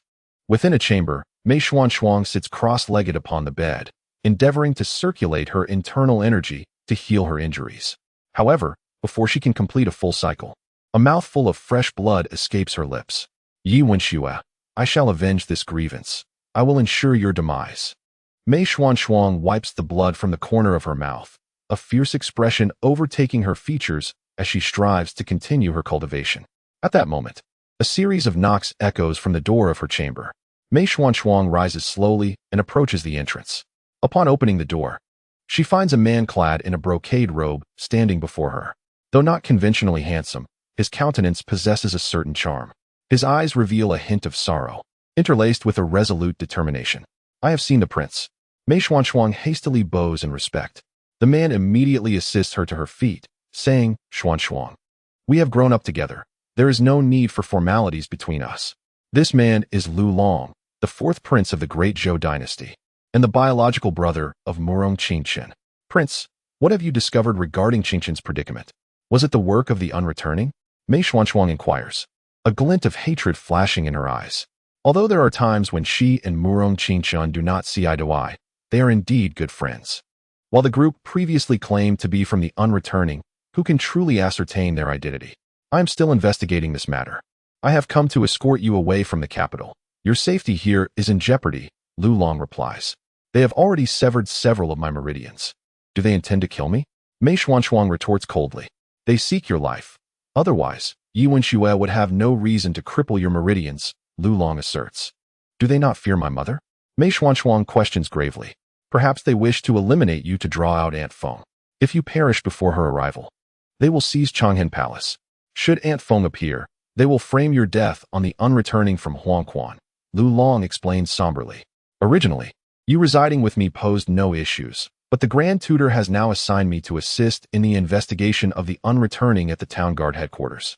Once I leave the royal residence, they are likely to act against you. However, accompanying me to the Town Guard headquarters carries its own risks. Hence I plan to send you to the Sanyuan Palace, Lu Long continues, a look of reluctance in his eyes. He had never anticipated being driven to such a predicament, nor did he wish for Murong Qingchen to meet her demise. The Sanyuan Palace is one of the strongholds of the fourth prince's supporters in the capital, housing numerous formidable individuals. It is the most suitable place for Mei Xuanshuang to recuperate. Grand Tutor, how could he dare to act? Mei Xuanshuang queries with a hint of confusion. Su Chun killed members of the Grand Tutor's household during the extermination of the Sifang society. The Grand Tutor is seizing this opportunity to suppress me, Lu Long responds with a grave tone. Su Chun, at the mention of his name, Mei Xuanshuang's eyes suddenly brighten. Your Highness, although my injuries are severe, I can walk without difficulty as long as I refrain from using my internal energy. Tomorrow, I shall disguise myself and make my way to the Sanyuan Palace.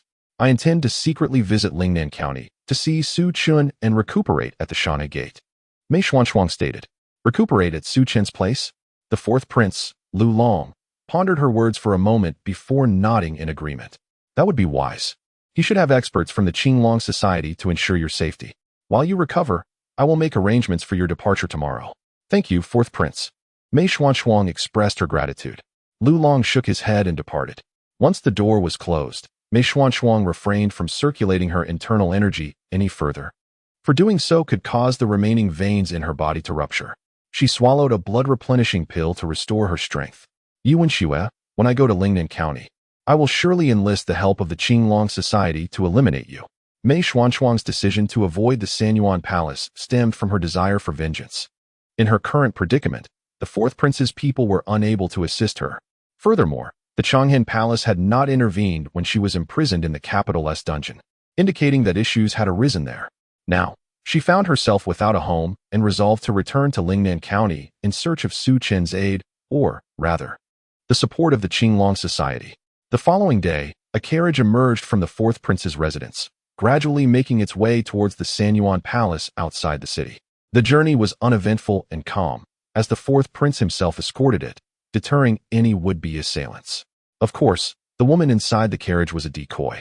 The real Mei Xuanshuang had already disguised herself and left the secret chamber of the fourth prince's residence, exiting the capital through another city gate and heading towards Lingnan County.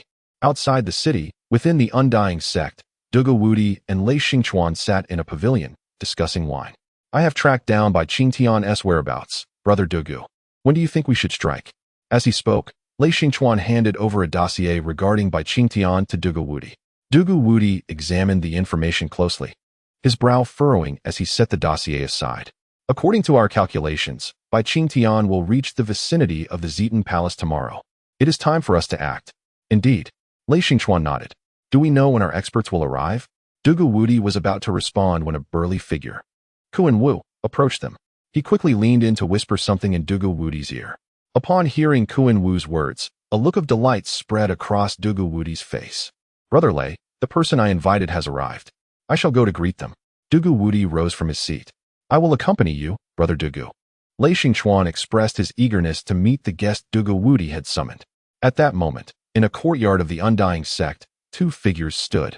Though one was not as robust as Kuan Wu, he exuded an aura of terrifying energy. The newcomer was none other than Guanqi from the Jinfeng Shiyu building in Lingnan County. Beside him stood an elderly man, his hair as white as snow, yet his visage youthful, none other than the Wan Duxianwang, one of the four guardians under the mighty Dugu Wudi in a past life.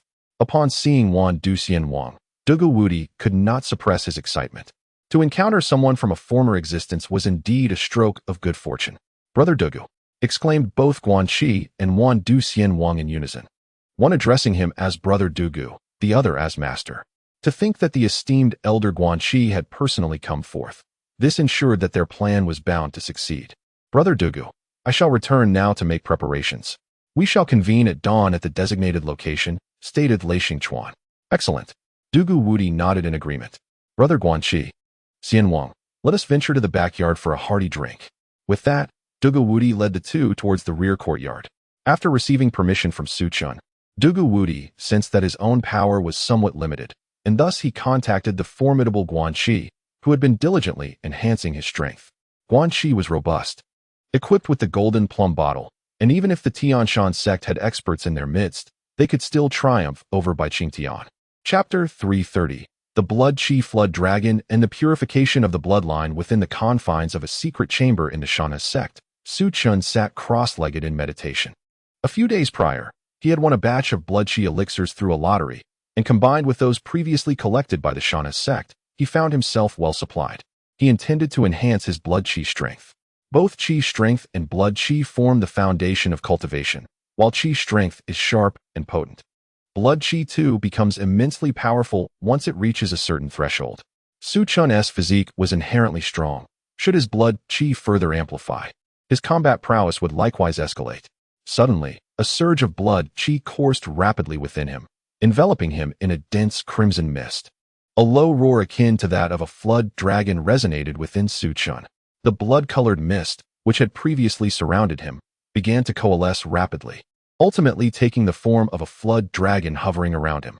As he breathed, Su Chun's respiration synchronized with that of the ethereal crimson dragon. With each inhalation, Blood Qi flowed from the dragon, cycling through Su Chun's own Blood Qi. With every cycle, the total amount of Blood Qi within him incrementally increased. This was a technique he had gleaned from the blood-devouring flood dragon diagram, designed to bolster the Blood Qi within. However, the consumption of Blood Qi elixirs for this practice was exorbitant. To initially manifest the blood qi into the form of a dragon required a substantial quantity of elixirs. For an average martial artist, such a feat would be utterly unattainable. Not only was his blood qi increasing, but he also sensed subtle changes occurring within his very blood. As Su Chen circulated the blood qi, he vaguely perceived that his blood was transforming. Could it be that his blood qi was evolving to resemble that of a flood dragon? A flicker of astonishment crossed Su Chen's eyes. The evolution of bloodlines could exponentially enhance one's power. If the method he derived from the blood-devouring flood dragon diagram could indeed elevate his bloodline, then this diagram was a treasure of immeasurable worth. Setting aside these contemplations, Su Chen continued to summon blood qi elixirs into his grasp, inhaling deeply as several pills were consumed and began their refinement within him. As time gradually passed, the power within Su Chen continuously ascended. Meanwhile, within the estate of Yuan Suiyun at the Shanhe Sect, Helian Xiaoyao encountered Yuan Suiyun. The day prior, he had visited Yuan Suiyun, who was engrossed in meditation. A disciple of the Shanhe Sect informed him of his arrival today. Uncertain of the purpose behind Helian's visit, Yuan Suiyun invited him to take a seat.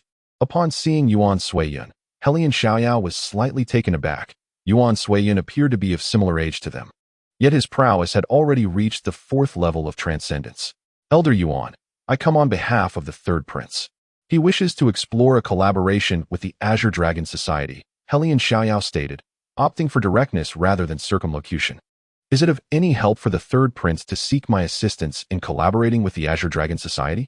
Yuan Suiyun shook his head, clarifying that he was not part of Su Chen's faction within the Azure Dragon Society and thus could not be of assistance. However, he understood that Helian Xiaoyao was likely seeking Su Chen's aid. Elder Yuan, might I inquire if Master Su could assist in this matter? Helian Xiaoyao inquired softly. Upon hearing this, Yuan Suiyun's brow furrowed slightly as he replied, the Master-S mentor is currently injured and in seclusion to recuperate. Given the Master-S standing, it would be impossible for him to take the lead on this matter. Such a collaboration would likely require the consent of 3 to 4 dragon heads, or perhaps even the direct approval of the Grand Dragon Head.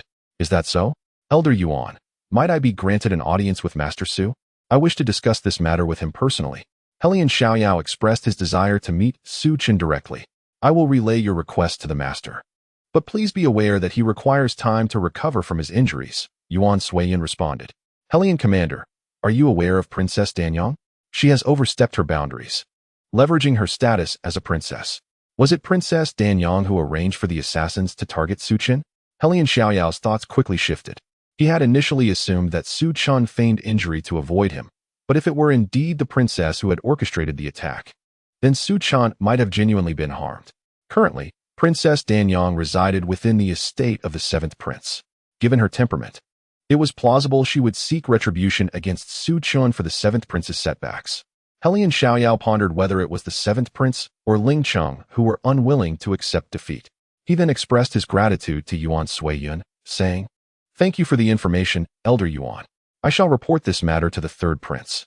Yuan Suiyun had subtly alluded to Princess Danyang, indicating that if the 3rd prince could manage her, perhaps Su Chen would be inclined to facilitate the collaboration with the Azure Dragon Society. I hope that when you return, Commander Helian, you will bring good news, Yuan Suiyun remarked. Indeed, I shall take my leave for today. I will visit again another day, Helian Xiaoyao said, clasping his fists in farewell. After Helian Xiaoyao departed, Yuan Suiyun also rose and proceeded to the secret chamber where Su Chen resided. Upon Yuan Suiyun's arrival at the chamber, Su Chen had completed his training. My lord, Helian Xiaoyao has come to seek your assistance in facilitating a collaboration between the 3rd prince and the Qinglong Society, Yuan Suiyun announced. At this moment, the 3rd prince's intentions regarding the partnership with the Qinglong Society piqued Su Chen's curiosity, causing him to furrow his brows slightly. Bai Choufei had yet to deduce the situation, yet his subordinates hinted that your assassination was orchestrated by someone appointed by Princess Danyang. Judging by his demeanor, he likely intends to report back to the 3rd prince, aiding you in resolving this matter, Yuan Suiyun continued. Had it not been for the recent upheaval in the capital, he would have planned to utilize Xiaoren to counterattack Princess Danyang. The decision not to eliminate her was, in fact, a means to alleviate the pressure on the 4th prince. What is the current situation in the capital? Su Chen inquired. News from the Feng, Hanyue building indicated that Xuanshuang had been delivered to the Sanyuan Palace by the fourth prince. Meanwhile, the fourth prince himself had been assigned by the Grand Preceptor to oversee the investigation into the assassination of Murong Qinchuan at the Zhenfu Department's headquarters.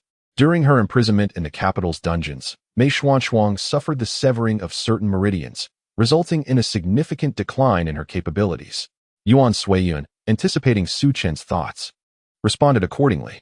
Upon hearing Yuan Suiyun's words, Su Chen's expression tightened. Xuanshuang, affiliated with the Changhen Palace and a supporter of the fourth prince, had inexplicably been harmed in the dungeons. This development was unexpected, suggesting that the fourth prince was indeed facing grave challenges in the capital. Who could have inflicted such damage upon Xuanshuang? Su Chen pondered, as he held a certain rapport with her and was eager to uncover the identity of her assailant. To sever a warrior's meridians is to undermine their very foundation, rendering their path to cultivation nearly impossible, a fate more harrowing than mere death. It was one of the three chief leaders of the capital's dungeons, Yi Wenxue, who executed this deed. Yi Wenxue harbors animosity towards Xuanshuang. Years ago, upon her arrival in the capital with her mentor Bai Feng, Yi Wuming, one of Yi Wenshue's sons, publicly humiliated her, resulting in her retaliatory strike that left him injured and falling into a lake. Upon rescue, his meridians shattered for reasons unknown, rendering him unable to cultivate. Hearing Yuan Suiyun's account, Su Chen shook his head in disbelief. I had no inkling of such a grudge. However, with the fourth prince placing Xuanshuang in the Sanyuan Palace, her safety should be secured.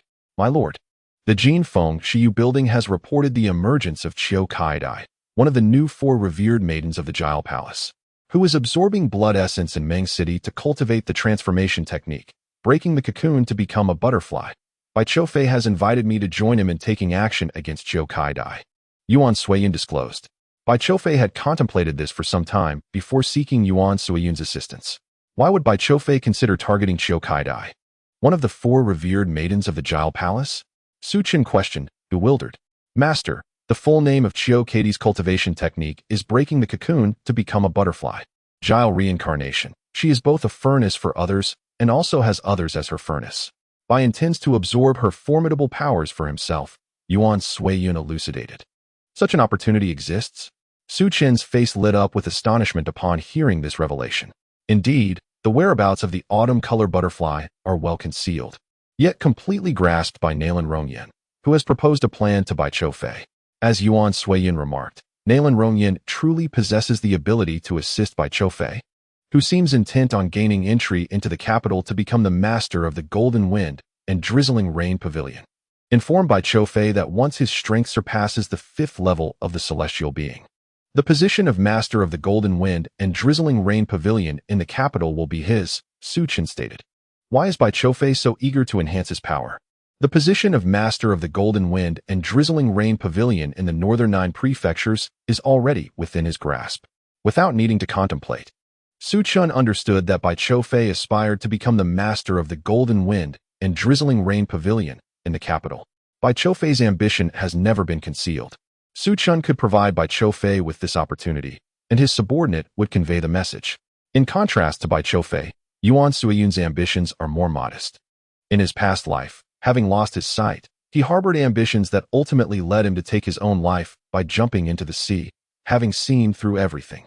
In this life, he seeks to cultivate and support Su Chen. What is the situation with Duga Wudi? Su Chen inquired next. Gu Qian and Wan Duxian have already arrived at the Invincible Sect, Yuan Suiyun replied. Duga Wudi has invited Gu Qian to assist him. The two share some similarities as both are formidable figures.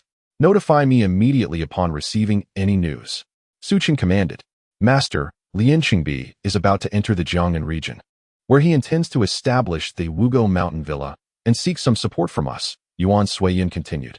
The finances of the Qinglong Society, Shanhe Sect, and Golden Wind and Drizzling Rain Pavilion ultimately converge to Su Chen's side, currently managed by Yuan Suiyun, who is aligned with Su Chen. Discuss this matter with Lian Qingbi. Su Chen nodded. At present, he cannot provide personnel support, yet he is not lacking in financial resources and can offer assistance.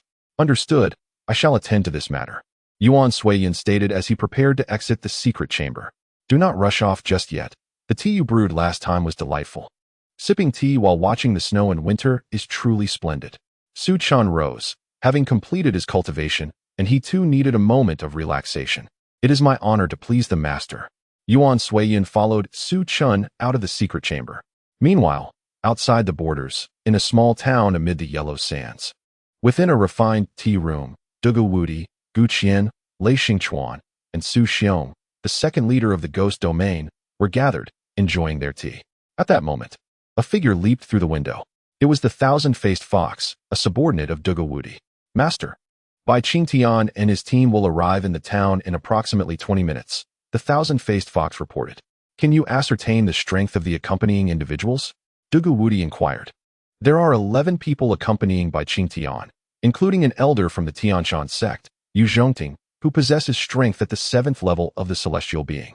The other members have yet to reach the celestial realm, the thousand-faced fox replied.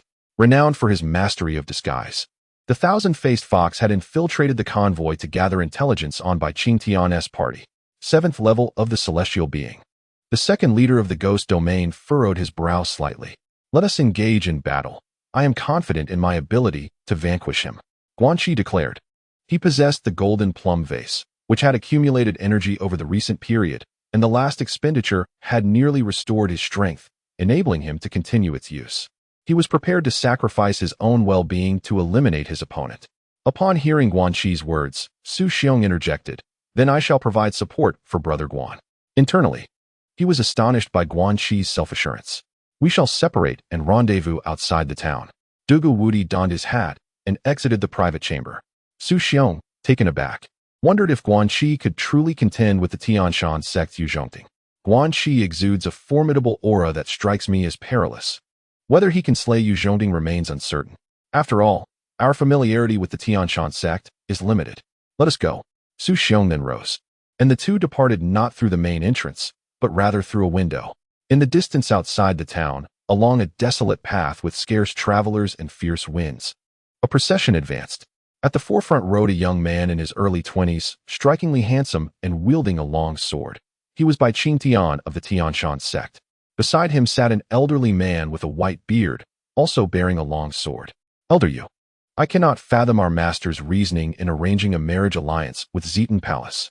With our Shanhe Sect strength, we could easily seize Zetan Palace without such measures, Bai Choufei remarked. Though we possess the capability to conquer Zetan Palace, we have been secluded for 20 years and are woefully uninformed about the current circumstances beyond the mountains. The sect leader wishes for you to forge this alliance not only to prepare for the acquisition of Zetan Palace, but also to alleviate the suspicions of the sects beyond the mountains. However, do not underestimate Zetan Palace. They were once not a sect beyond the mountains, but were suppressed by the Qinglong Temple, forced to reside in exile. They have long sought to return to the interior, and thus have placed numerous agents within. Should you gain control of Zetan Palace, you will command these individuals, facilitating our Shanhe Sect's entrance into the heart of the Dazhou dynasty, the elder explained.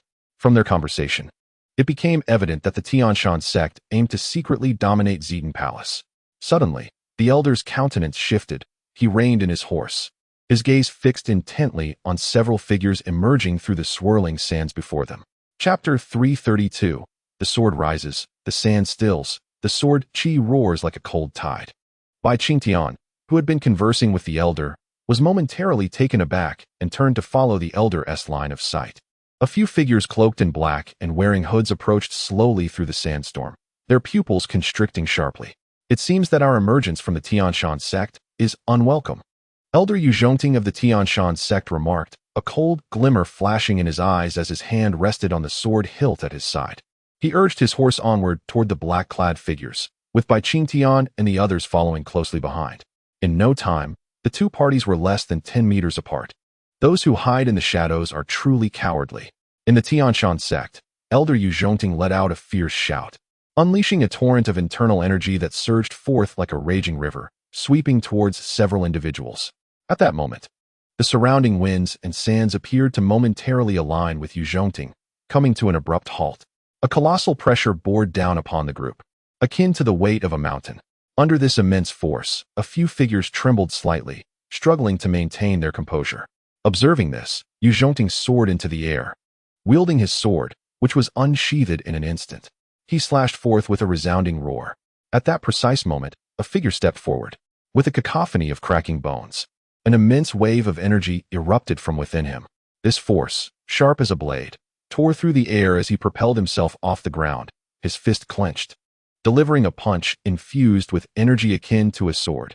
The impact collided with Yu Zhongting's sword strike, sending violent sword energy swirling around them, causing both combatants to stagger back.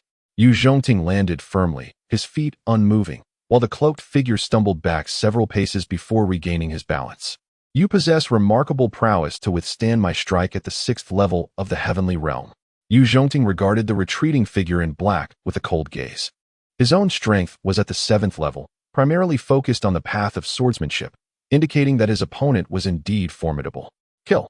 At that juncture, a voice among the group called out, charging towards Bai Choufei. The assailant moved with astonishing speed, a swirling mass of black energy coiling within his palm, fierce and domineering. Bai Choufei, upon sensing the imminent threat while atop his steed, changed countenance. However, upon discerning the adversary's level of cultivation, his eyes narrowed, and he swiftly drew his sword, slicing through the air to intercept the attack. Trouble is brewing.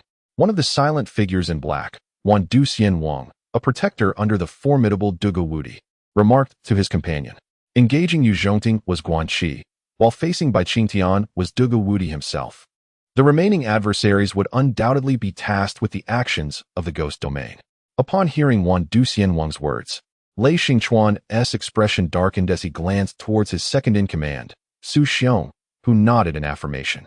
Lei Xingchuan leaped forth, his form resembling a wraith, with hands outstretched like claws of a specter. Accompanying Bai Choufei were merely ordinary disciples of the Shanhe Sect, their powers insufficient to achieve the unity of spirit and soul. Flee.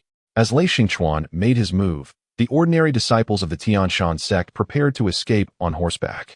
However, their mounts suddenly neighed in distress, frothing at the mouth before collapsing to the ground. Many were unseated, letting out cries of agony. By the time Lei Xingchuan reached them, he swiftly decimated the accompanying group of disciples in mere moments, retracting his form with incredible speed. As the slaughter of the Tianshan disciples became apparent, Yu Zhongting's expression darkened ominously. He cast a frigid glance at Guanqi, his eyes filled with chilling resolve. Boom.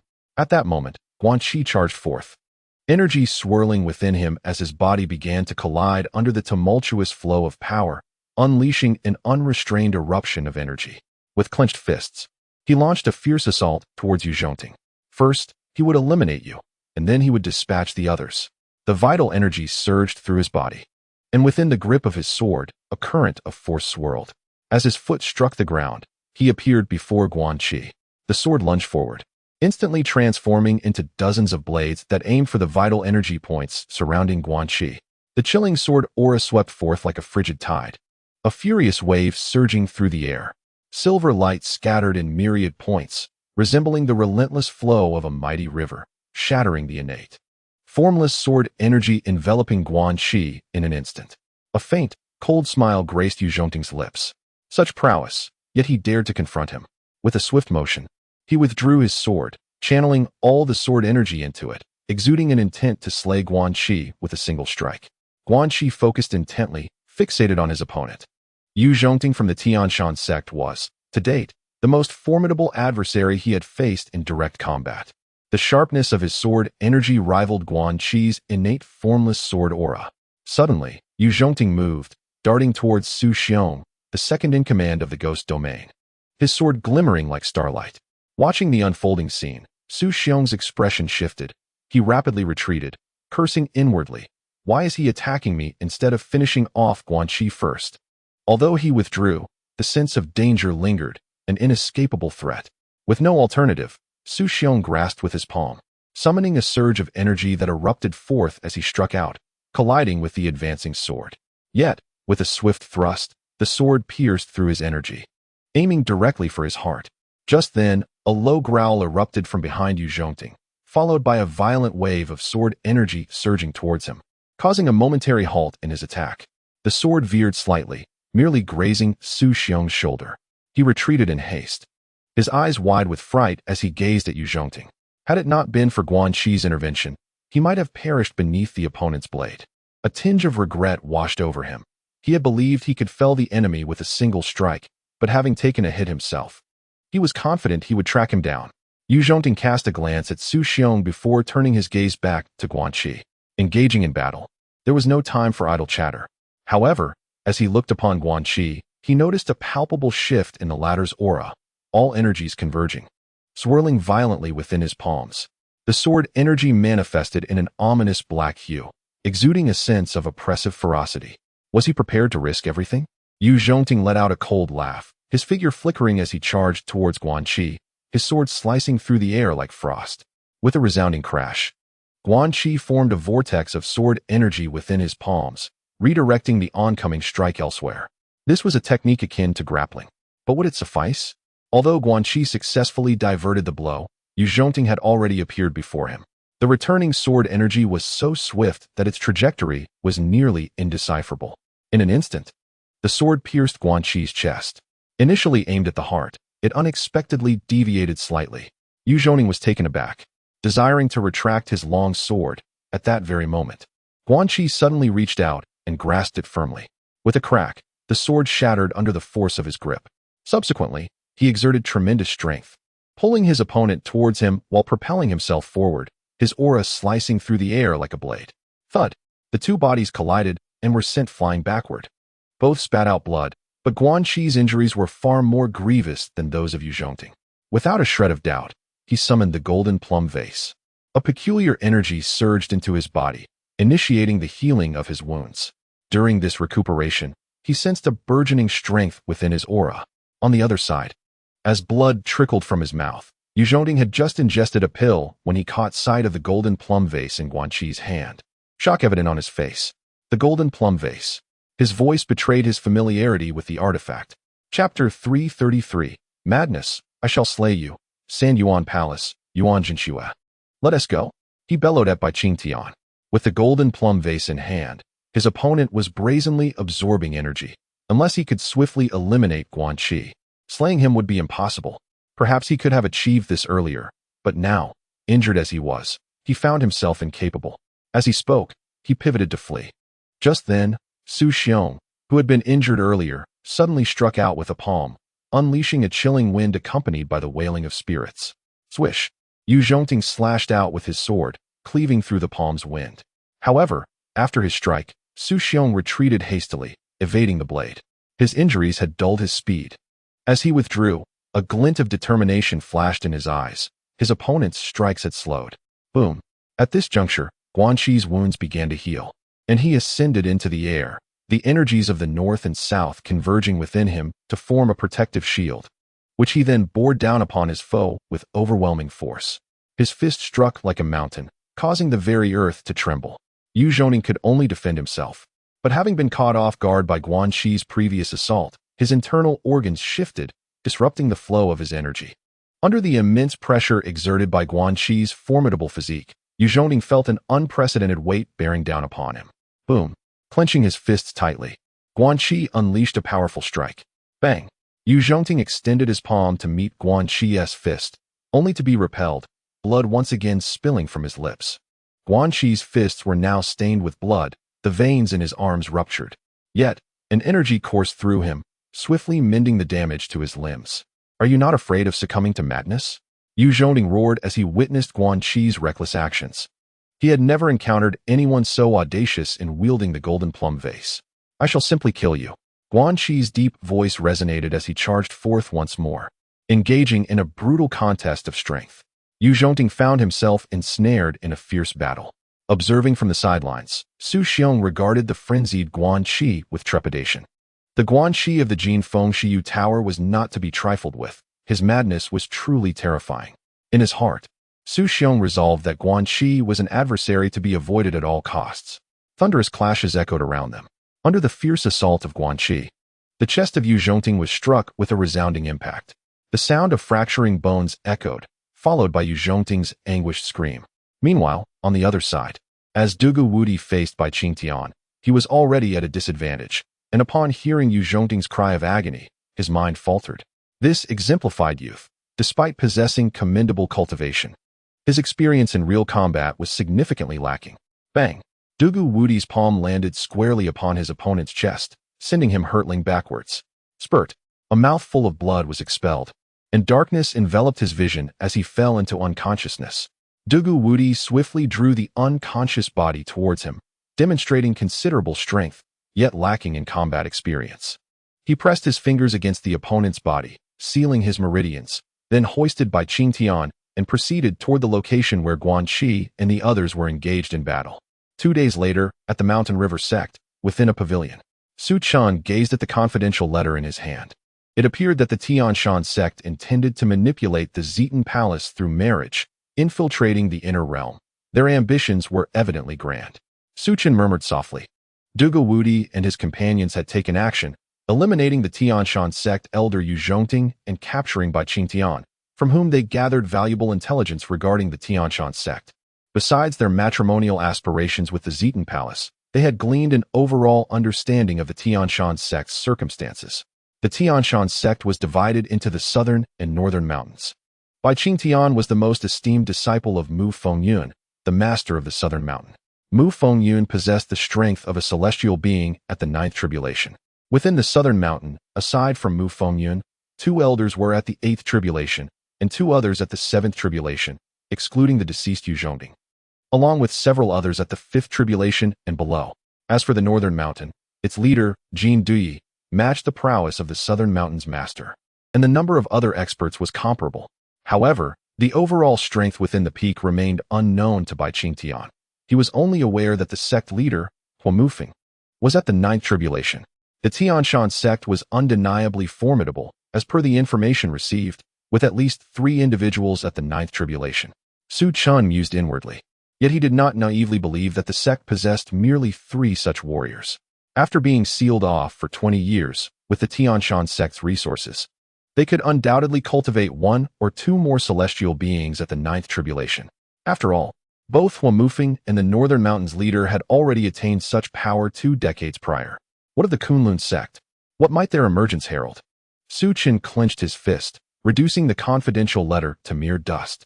Additionally, attention was required regarding the strength of Bai Tianyu beyond the borders. It needed augmentation. Su Qin contemplated.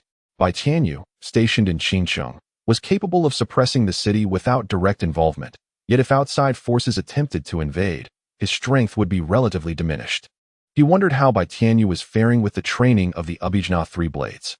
If Bai Tianyu could master the final blade of the Abijna 3 blades, he could likely traverse several realms in his quest for vengeance. The last blade of the Abijna 3 blades was not merely a technique, but a manifestation of sinister power, transcending the realm of swordsmanship. Tap, tap. At that moment, the 5 Poisons boy entered from outside. My lord, Li Tianxing has successfully broken through to the heavenly human tribulation. His foundation is quite commendable. Su Qin nodded in acknowledgement. My lord, when I met with Li Tianxing, someone in the capital claimed to be associated with the 9th prince. It appears that Li Tianxing remains loyal and has not dared to betray you. The 5 Poisons boy reported. The 9th prince's people. It seems that the 7th prince has suffered a setback, and the other princes are beginning to move. Su Qin murmured. However, the fact that they approached Li Tianxing suggests that they may have contacted others as well. Investigate this matter. Those who betray us should be directly controlled by the ecstasy worms. Su Qin said coldly. Understood. The 5 Poisons boy complied and departed. Meanwhile, on the road to Lingnan County, a carriage was slowly making its way. Inside, Mei Xuanshuang was channeling her internal energy to heal her injuries, but could not help but spit out a mouthful of fresh blood. Without precious medicine, my meridians cannot be restored. Even nurturing them with energy is a challenge. Mei Xuanshuang sighed. Suddenly, the carriage came to a halt. A sharp glint flashed, and a flying dagger pierced the throat of the coachman. Fortunately, the carriage was moving slowly, preventing a sudden stop. Mei Xuanshuang's expression changed. Mei Xuanshuang, it would be prudent for you to exit the carriage. A deep voice resonated from outside. Startled, Mei Xuanshuang's pupils contracted, and she drew back the curtain before stepping out. Before the carriage stood a figure clad in black robes, a conical hat obscuring their features, wielding a long sword emanating a chilling aura. Mei Xuanshuang, I offer you a dignified death. Take your own life. The figure spoke coldly. You are somewhat late. It has been many days. And only now do you seek me out. Mei Xuanshuang maintained her composure, speaking in a calm tone. However, Upon hearing her words, the figure's expression shifted, their gaze scanning the surroundings before they abruptly turned to flee. A friend has arrived. How can you leave so easily? A figure appeared before them, clad in flowing white robes, holding a fan adorned with white peach blossoms. The newcomer exuded an air of elegance, a smile gracing their face that brought a sense of springtime warmth to all who beheld it. The leader of the Qingmai from the 3 Yuan Palace, Yuan Jinxue. The black-clad figure looked at the newcomer in shock. Since you know me, then reveal your true identity, the youth known as Yuan Jinxue stated, observing the black-clad figure. The latter fell silent, gripping the hilt of his sword tightly, clearly wary of Yuan Jinxue. It seems you would rather reveal your identity in death than now, Yuan Jinxue remarked, as a cold glimmer erupted in his originally tranquil eyes, sensing the murderous intent emanating from Yuan Jinxue. The aura surrounding the figure in black began to shift. It was rumored that Yuan Jinxue, the leader of the Qingmai sect of the Sanyuan Palace, had mastered one of the 5 ultimate skills of the palace known as the Heavenly Fiend de Jura. I am eager to witness this prowess. To perish at the hands of Sanyuan Palace's ultimate technique would leave me without regret. At this moment, the tone of the figure in black turned calm. A murderous intent surged forth from him like a tidal wave, converging towards Yuan Jinxue. Yuan Jinxue remained composed and unruffled, yet he had elevated his own energy to its pinnacle. The figure in black was preparing to strike with full force. Such an attack, once initiated, would undoubtedly be immensely powerful. However, Yuan Jinxue would not allow his opponent to gather strength unopposed. As he channeled his energy to its utmost potential, Yuan Jinshua's aura erupted, causing the figure in black to shift slightly. Yet, the grip on his sword remained steady, and in the blink of an eye, he unleashed a strike aimed directly at Yuan Jinshua's forehead, seeking mutual destruction. Perhaps only through such a desperate act could he hope for survival, a victory born from death. With his sword thrusting forward, he advanced at a speed imperceptible to the naked eye. Observing the figure in black, Yuan Jinxue acted without hesitation. He gently closed his folding fan and pointed it directly. This was no ordinary fan, but one forged from celestial dark iron, capable of becoming a weapon of formidable caliber if nurtured with his energy. Upon impact, the fan clashed with the opponent's sword, and energy surged forth where they met. The figure in black staggered slightly, a trickle of blood emerging from his wrist, yet he did not retreat. Instead, he pressed forward, his sword slicing through the air, unleashing a dense wave of sword light that enveloped Yuan Jinxue. In response, Yuan Jinshue's folding fan danced like a dragonfly skimming water, striking precisely where the sword energy erupted, shattering it completely. The advancing figure in black faltered, his wrist nearly losing grip of the sword. In response, the figure in black suddenly struck a few vital points on his own chest, unleashing a surge of potent blood energy. His grip on the sword tightened once more. This time, his swordplay transformed. The blade sliced through the air with a fierce intensity, distorting the surrounding atmosphere. Merging with sunlight, the sword light vanished in an instant. Yet the sound of the blade's strike echoed ominously, imbued with a sense of ghostly wails. Yuan Jinshue's gaze sharpened. Although the sword had yet to reach him, he sensed the ferocity emanating from its energy. As he became aware, the sword light erupted forth like a torrential storm, assailing him from all directions. The speed was astonishing, and the attacks were somewhat unpredictable. Yuan Jinxue quickly raised his folding fan to defend himself. Clang! Clang! The fan collided with the figure's sword, sparks flying in the air. However, Yuan Jinxue soon felt a powerful force resonate through his wrist. This strength made his grip tremble, as though he might loosen his hold on the fan. Yuan Jinxue found himself at a disadvantage. In the blink of an eye, the adversary transformed into a fierce and ruthless master of swordsmanship. An opportunity. The cloaked figure sensed this shift and recognized it as a chance, stepping forward with a long sword that ominously aimed for Yuan Jinshue's throat. At that moment, Yuan Jinxue felt the chilling aura emanating from the opponent's blade. A sense of imminent danger washed over him, and with no hesitation, he twirled his folding fan, causing it to vanish, and then revealed a darkened palm. With a swift motion, he struck out, unleashing a wave of bloodlust that surged towards his foe. Yet, the opponent paid no heed to Yuan Jinshue's palm strike, continuing forward. Yuan Jinxue furrowed his brow, swiftly altering his stance to evade the advancing sword. However, as he dodged, the sword's energy enveloped him like a torrential rain. Witnessing this, Yuan Jinshue's expression turned cold, and a thick aura of bloodlust erupted from him, coalescing into a fearsome azura. Boom! This force successfully thwarted the sword's assault, and then, raising his palm, he pierced through the sword light, delivering a direct strike to the opponent's chest. Thud! The adversary was violently propelled backwards, crashing to the ground and spitting out a mouthful of blood. Casting a glance at Yuan Jinxue, the black-clad figure acknowledged, "Even with my full force, I could not harm you. You are indeed formidable." With that, his presence faded. Yuan Jinxue surveyed the fallen foe and once more summoned his fan, removing the black garb to reveal an utterly ordinary face. No recognition. There were no markings of any assassin organization. It seemed they were merely a secretive cadre of trained killers. At that moment, Mei Xuanshuang approached. "They are indeed cautious, sending assassins after me." "Thank you, young Master Yuan," she expressed gratefully. "It is but my duty." However, this incident indicates that there is a mole within the fourth prince's residence, and a thorough investigation is imperative, Yuan Jinxue replied. Mei Xuanshuang had ventured out alone, with no one but the fourth prince aware of her departure. Yet, the fact that an assailant attempted to intercept her suggested that those surveilling her were indeed within the fourth prince's estate. "The coachman has been slain. I shall take on the role of your driver, Miss Xuanshuang," Yuan Jinxue offered. "That would be unnecessary. Having you as a driver would attract too much attention. The nearest town is not far. I can manage on my own," Mei Xuanshuang replied. Though wounded, she was still stronger than the average person. "In that case, I shall discreetly escort you for a while," Yuan Jinxue declared. As Mei Xuanshuang departed in her carriage, Yuan Jinxue followed in the shadows. After they had traveled some distance, a figure appeared at the site where Yuan Jinxue had clashed with the black-clad assassin. This figure approached the fallen foe, examining the wounds. A palm strike to the chest, infused with malevolent energy. This could only be the heavenly killing Azura technique of the Sanyuan Palace. The force was formidable. Who from the Sanyuan Palace was tasked with escorting Mei Xuanshuang? It appeared they were laying a trap. This matter must be reported to the master post haste. After inspecting the black-clad assassin's injuries, the figure seized him and made their way towards the nearby woods.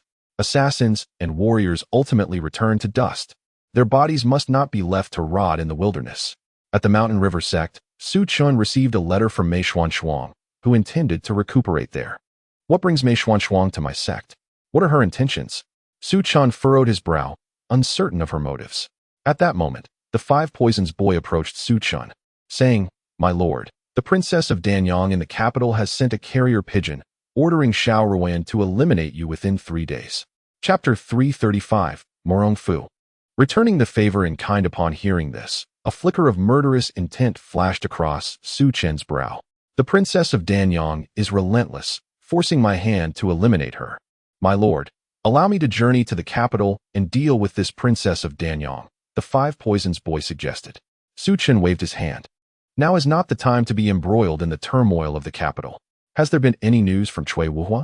"My lord, Cui Wuhua has arrived at Huayuan and has gathered some intelligence.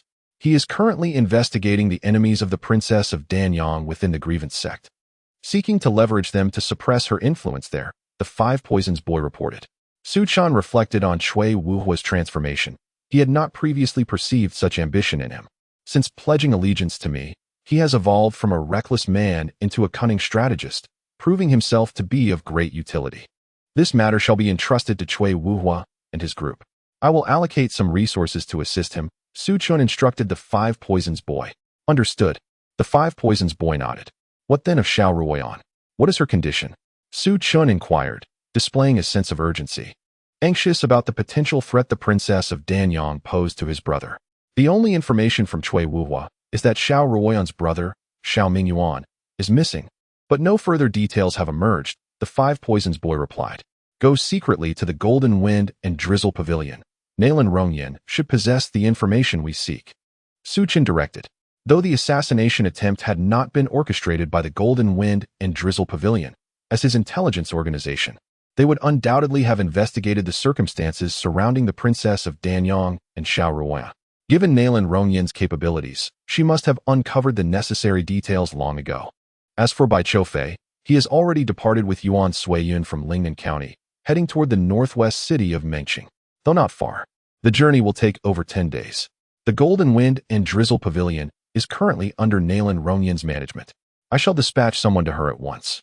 The Five Poisons boy said, bowing as he exited the room. Inside, Su Chun turned his gaze towards a collection of miscellaneous books. During this period, he had nearly finished perusing the tomes and manuals he had previously gathered. His reading was more akin to skimming rather than thorough study. A meticulous examination of these texts could occupy him for an entire year. A piece of parchment appeared in his hand, bearing the inscription, "Destroying Sects." A medicinal text from the 10,000 Herb Hall rewards 2 blue lottery cards. The information was succinct. To his surprise, it turned out to be a tome on medicine. Su Chun relocated this book to another place, considering it a means of organizing various esoteric texts. However, the rewards had been dwindling. It was quite a feat to gather an orange lottery card after so many days. It seemed he needed to venture outside, Su Chun mused. During this period, he had maintained a low profile, and the Qinglong society had also adopted a more subdued approach. This discretion, however, had adversely affected their recent business, particularly in the territories managed by the Tianxiao Alliance. Shen Geyu of the Tianxiao Alliance had come to the northern 9 prefectures with an overwhelming presence. On the very first day, he visited the Blade Alliance, where the injured leader, Guan Tianxiao, was swiftly subdued by Shen's formidable blade aura, willingly submitting to the Tianxiao Alliance. The fact that Guan Tianxiao, renowned as the Blade God, chose to yield was due to Shen Guiyu's suppression of his own power and mastery over the blade, compelling Guan Tianxiao to capitulate. Shen Guiyu was known in the martial world as the dual master of blade and sword, highlighting the exceptional prowess of his techniques. Su Chun harbored some doubts about this situation, yet he acknowledged Shen Guiyu's true strength, which was evident from the intelligence he had gathered, placing the latter at the 9 difficulties of transcendence. After subduing the Blade Alliance, Shen Guiyu refrained from further aggression, leading Su Chun to initially believe he might target the Tianquan sect. However, instead, he turned his attention to other regional powers, rapidly expanding his influence. "Once you reach your zenith, I shall strike decisively," Su Chun remarked coldly. He then glanced at the lottery wheel and combined the 2 newly acquired blue lottery cards with the previous 8 to exchange for an orange card. Upon activation, the message appeared, "Host has obtained the character card Murong Fu." Su Chun's expression shifted upon hearing this news. Murong Fu, a character from the demigods and semi-devils, was initially introduced as a formidable figure, alongside the likes of Feng, renowned in the south. However, he later became a tragic character, unable to engage in combat against anyone. Despite this, Murong Fu possessed 2 commendable techniques, star shifting and return the favor with their own methods. The latter was particularly practical, allowing one to emulate the martial arts of others and potentially frame them for their shortcomings. Su Chun then reviewed the strength of Murong Fu, rated at the 3 difficulties of transcendence. While not overly weak, he was also not particularly strong. In truth, Murong Fu had great martial potential, yet his dreams of emperorship had become a mental barrier, preventing him from becoming a true master. In this world, should he focus on martial cultivation, his progress might be remarkable. With Murong Fu in his possession, perhaps he could expedite the departure of Princess Danyang. Su Chun contemplated. The technique of return the favor with their own methods could incite greater turmoil. "Let me cast some metaphorical bombs in the capital," Su Chun thought to himself. Previously, he had lacked the means to execute such plans. After all, being suppressed was not Su Chun's intention. As long as he muddied the waters of the capital, it would be a simple matter to deal with the forces of the Alliance in the 9 northern prefectures. A mere celestial being at the 9th difficulty would not pose a significant challenge here. However, attention must be paid to the Qinglong Temple, as the capital undergoes changes. So too do the 9 northern prefectures, and the Qinglong Temple will undoubtedly remain active. Su Chun murmured to himself. He then continued to peruse various writings, but triggered no rewards, and subsequently left the library. Stealthily, he arrived at a cave outside the Shanhua Gate, and summoned Murong Fu. Hailing from the esteemed Murong family of Gusu, Murong Fu possessed the grace and demeanor befitting a scion of nobility. "I have seen the master." He greeted Su Chun with a bow. "Here is my token. You may head to the Jinfeng Shiyu Tower in the county town to gather information about this world. You may also reflect on your own. We shall reconvene here in a week. I have important tasks for you. During this time, it is best that you do not reveal your unique skills, as I have use for them." Su Chun instructed. "Understood." Murong Fu nodded promptly. "This world is vast, far surpassing the realm of your previous life. As long as you possess strength, you can dominate a territory. I believe that once you comprehend this, your past obsessions will transform. Remember, in this world, strength reigns supreme. With that, Xuanshuang turned and departed the cave. His words to Murong Fu were, in essence, a form of guidance. After all, being renowned alongside Xiao Feng, Murong Fu had the foundation to become a formidable figure. Chapter 336. The Death of Princess Danyang. Blackmail letters in the county town. At the Jin Feng Shiyu Tower, Nalan Rongyan was organizing some confidential letters. A diminutive figure leapt through the window, revealing himself to be the Five Poisons boy.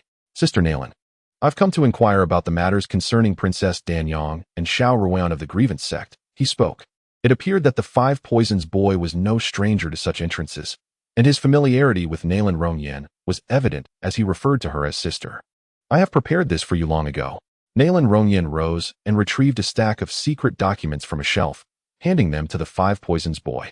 He accepted the documents and, after a brief perusal, exclaimed, Xiaoren's brother was killed 3 days ago. This Princess Danyang truly is ruthless. Upon reading the information, the Five Poisons boy was taken aback. He himself was known for his fierce methods against enemies, but showed no such cruelty to his own. Xiaoren was aiding her in murder, and yet she directly killed her brother. This Princess Danyang has been merciless since childhood. It is only that outsiders remain unaware. Nalan Rongyan remarked. Thank you, Sister Nalan. I shall inform Xiaoren at once. The Five Poisons boy declared. Do not linger here too long. Tonight I can take you to a newly opened tavern in the county town. It is said that the establishment's ancestors were imperial chefs, Nalan Rongyan suggested. I cannot go now. The young master has no one by his side. I must remain with him until Elder Yuan returns, and then you can take me, he replied. Upon the conclusion of the Five Poisons boy's words, he swiftly exited the pavilion. Nalan Rongyan resumed her examination of the secret missive. However, it wasn't long before a disciple entered the room. Vice Master, there is someone outside holding a golden token, requesting to see you. A golden token? To see me. Nalan Rongyan hastily rose and followed the disciple downstairs. There, she encountered a man clad in a black robe and a wide-brimmed hat, standing within the pavilion. It was Murong Fu, recently summoned by Xuanshuang. I have met the envoy. Nalan Rongyan approached and, together with Murong Fu, ascended back into the pavilion. May I inquire about the purpose of your visit, envoy? Nalan Rongyan asked. I seek access to the archives of your Golden Wind and Drizzle Pavilion to peruse certain materials. I shall depart in a week's time, Murong Fu replied, his voice steady beneath the brim of his hat. Hearing his request, Nalan Rongyan responded, Please follow me. Understanding the necessity of complying unconditionally with anyone bearing such a token. In no time, they arrived at a secure chamber. This is the repository of the Golden Wind and Drizzle Pavilion. You may conduct your research here. Should you require anything, do not hesitate to seek my assistance. Nalan Rongyan assured him. Thank you. Murong Fu expressed his gratitude and stepped into the repository, beginning his search for knowledge about this world. 3 days later, Murong Fu emerged from the repository and made his way directly to Nalan Rongyan's pavilion. Miss Nalan, please contact the young master and inform him that I wish to meet him in the cave this evening, he stated. I shall dispatch a carrier pigeon to the young master immediately, Nalan Rongyan replied, her mind filled with curiosity about why the young master had sent this individual. Though she dared not inquire further, the more she interacted with him, the more she sensed the extraordinary nature of Su Chen's identity. The Mountain River Sect. After 3 days, Murong Fu must have perused a considerable amount of texts. Su Chen reflected upon the missive sent by the carrier pigeon. Let us go meet Xiaoren. He instructed the Five Poisons boy beside him. Xiaoren had already learned of her brother's demise at the hands of Princess Danyang and was now consumed by despair. Although Murong Fu had gained a general understanding of the situation within the Great Zhou dynasty, the capital was an entirely different realm. If he had assistance, he could swiftly accomplish his mission. He believed that Xiaoren would be inclined to aid Murong Fu in seeking retribution against Princess Danyang. Within a stone cave, Xiaoren's eyes were devoid of spirit. She yearned for vengeance but found her powers sealed, rendering her imprisoned within the cave, unable to escape. Suddenly, the cave entrance swung open, and a figure stepped inside. Upon seeing this figure, a flicker of light ignited in Xiaoren's dull gaze, and she rushed to stand before Xuanshuang. Master Su, I am willing to sacrifice everything for the chance to leave this place. I must kill Princess Danyang, she implored, bowing deeply before him. Her forehead struck the ground, drawing blood, yet she remained oblivious to the pain. I can offer you an opportunity. Su Chen regarded Xiaoren with a steady gaze. Hearing his words, she immediately lifted her head to look at him, a glimmer of hope sparking within her. Master Su, if you are willing to release me, I shall seek my vengeance. Xiaoren implored.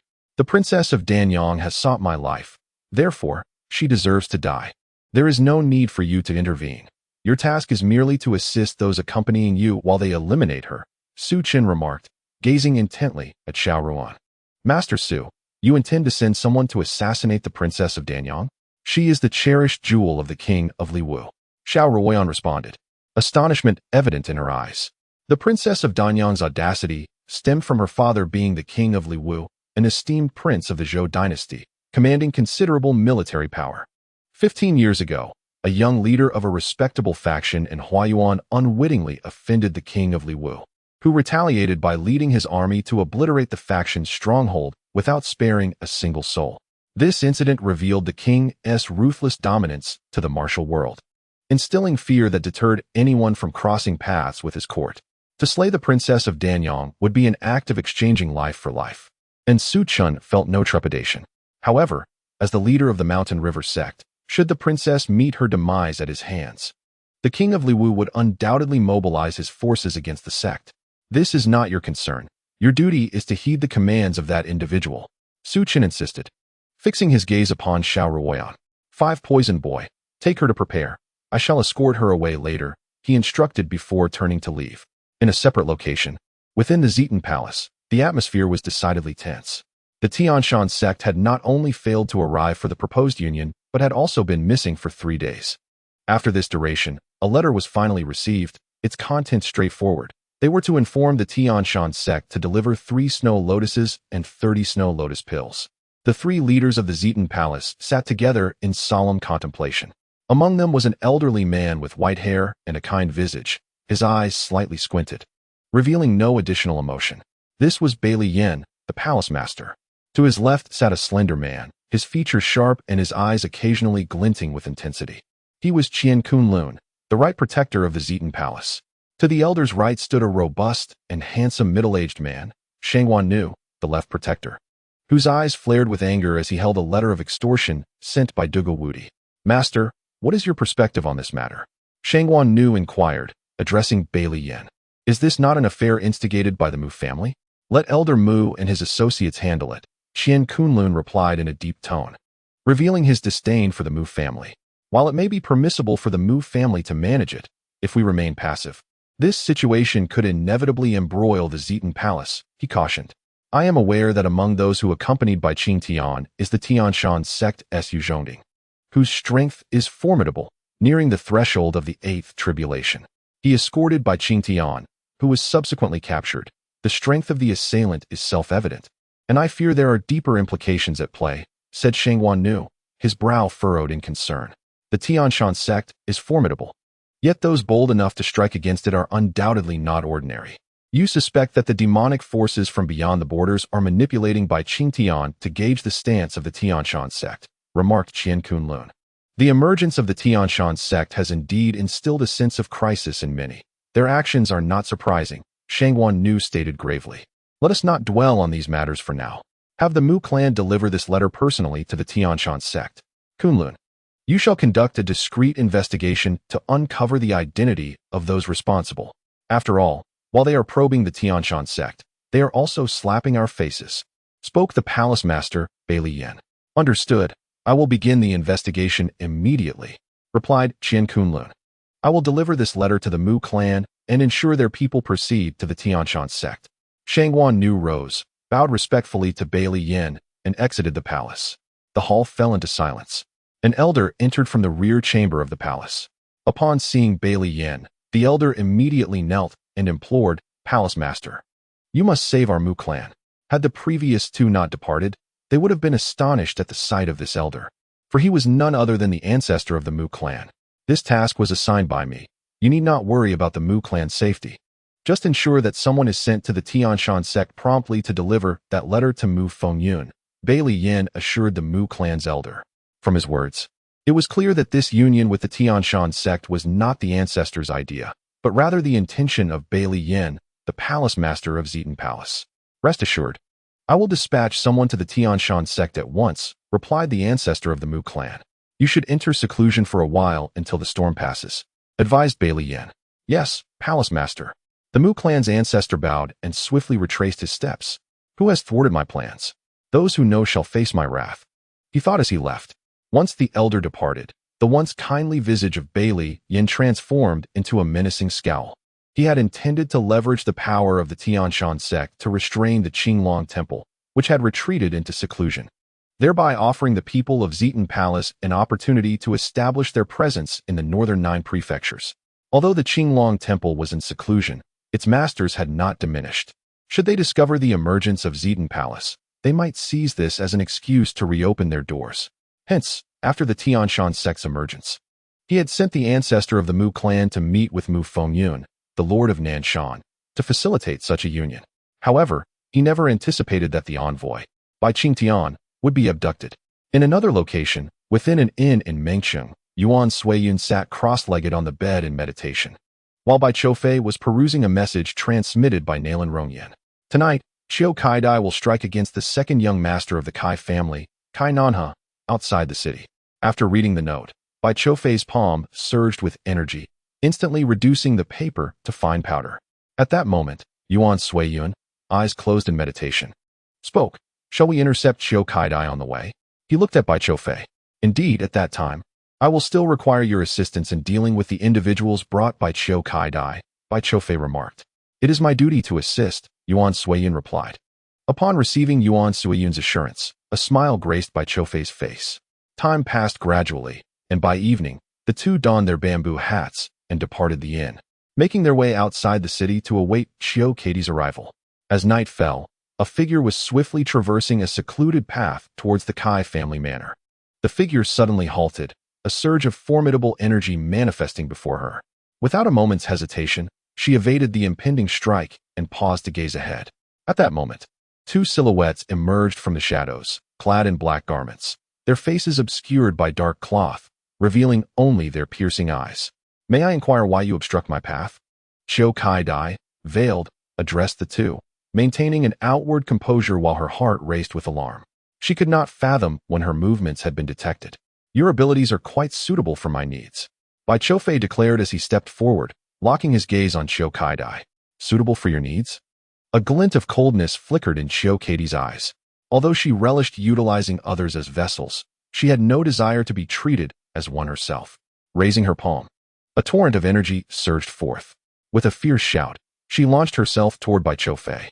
Before her form could reach him, the sound of wind and thunder resonated from her palm. Bai Choufei remained unfazed as he observed the impending strike. Just as her hand was about to descend, he transformed into a fleeting shadow, evading the attack. As her strike missed, Qiu Kaidai's expression shifted. Suddenly, a chill enveloped her from behind. She turned to find Bai Choufei gazing at her, his finger directing a slender stream of energy towards her. The swiftness of his movement sent a shiver down her spine. In a swift motion, she countered with a palm strike. Swish! Bai Choufei's finger pierced through her energy, landing at the center of her palm. Instantly, a surge of force erupted forth like a tidal wave, propelling Qiu Kaidai backward. A gaping wound opened in the center of her palm, the surrounding area imbued with a sinister energy that rendered her unable to staunch the flow of blood. Seeing this, Bai Choufei rushed towards her, extending his hand to capture her and absorb her power. However, as he reached out, he suddenly halted, a chill coursing through him as he felt a blade-like energy locking onto him. The sharpness of this energy instilled fear. He realized he was not facing an ordinary adversary, and if they were to strike, he would be unable to defend himself. At that moment, Yuan Suiyun, who had been observing the confrontation, suddenly raised his hand. In an instant, several silver beams shot forth from his palm, racing towards a designated target. Yuan Suiyun not only possessed extensive martial knowledge, but was also adept in the use of Tang Sect's concealed weapons. The unseen assailants were compelled to draw their swords to fend off the incoming projectiles. In an instant, Bai Choufei, who had just made his move, sensed the vanishing sword aura that had been aimed at him. He swiftly approached Qiu Kaidai, extending his fingers. In a heartbeat, countless fingers enveloped various parts of Qiu Kaidai's body.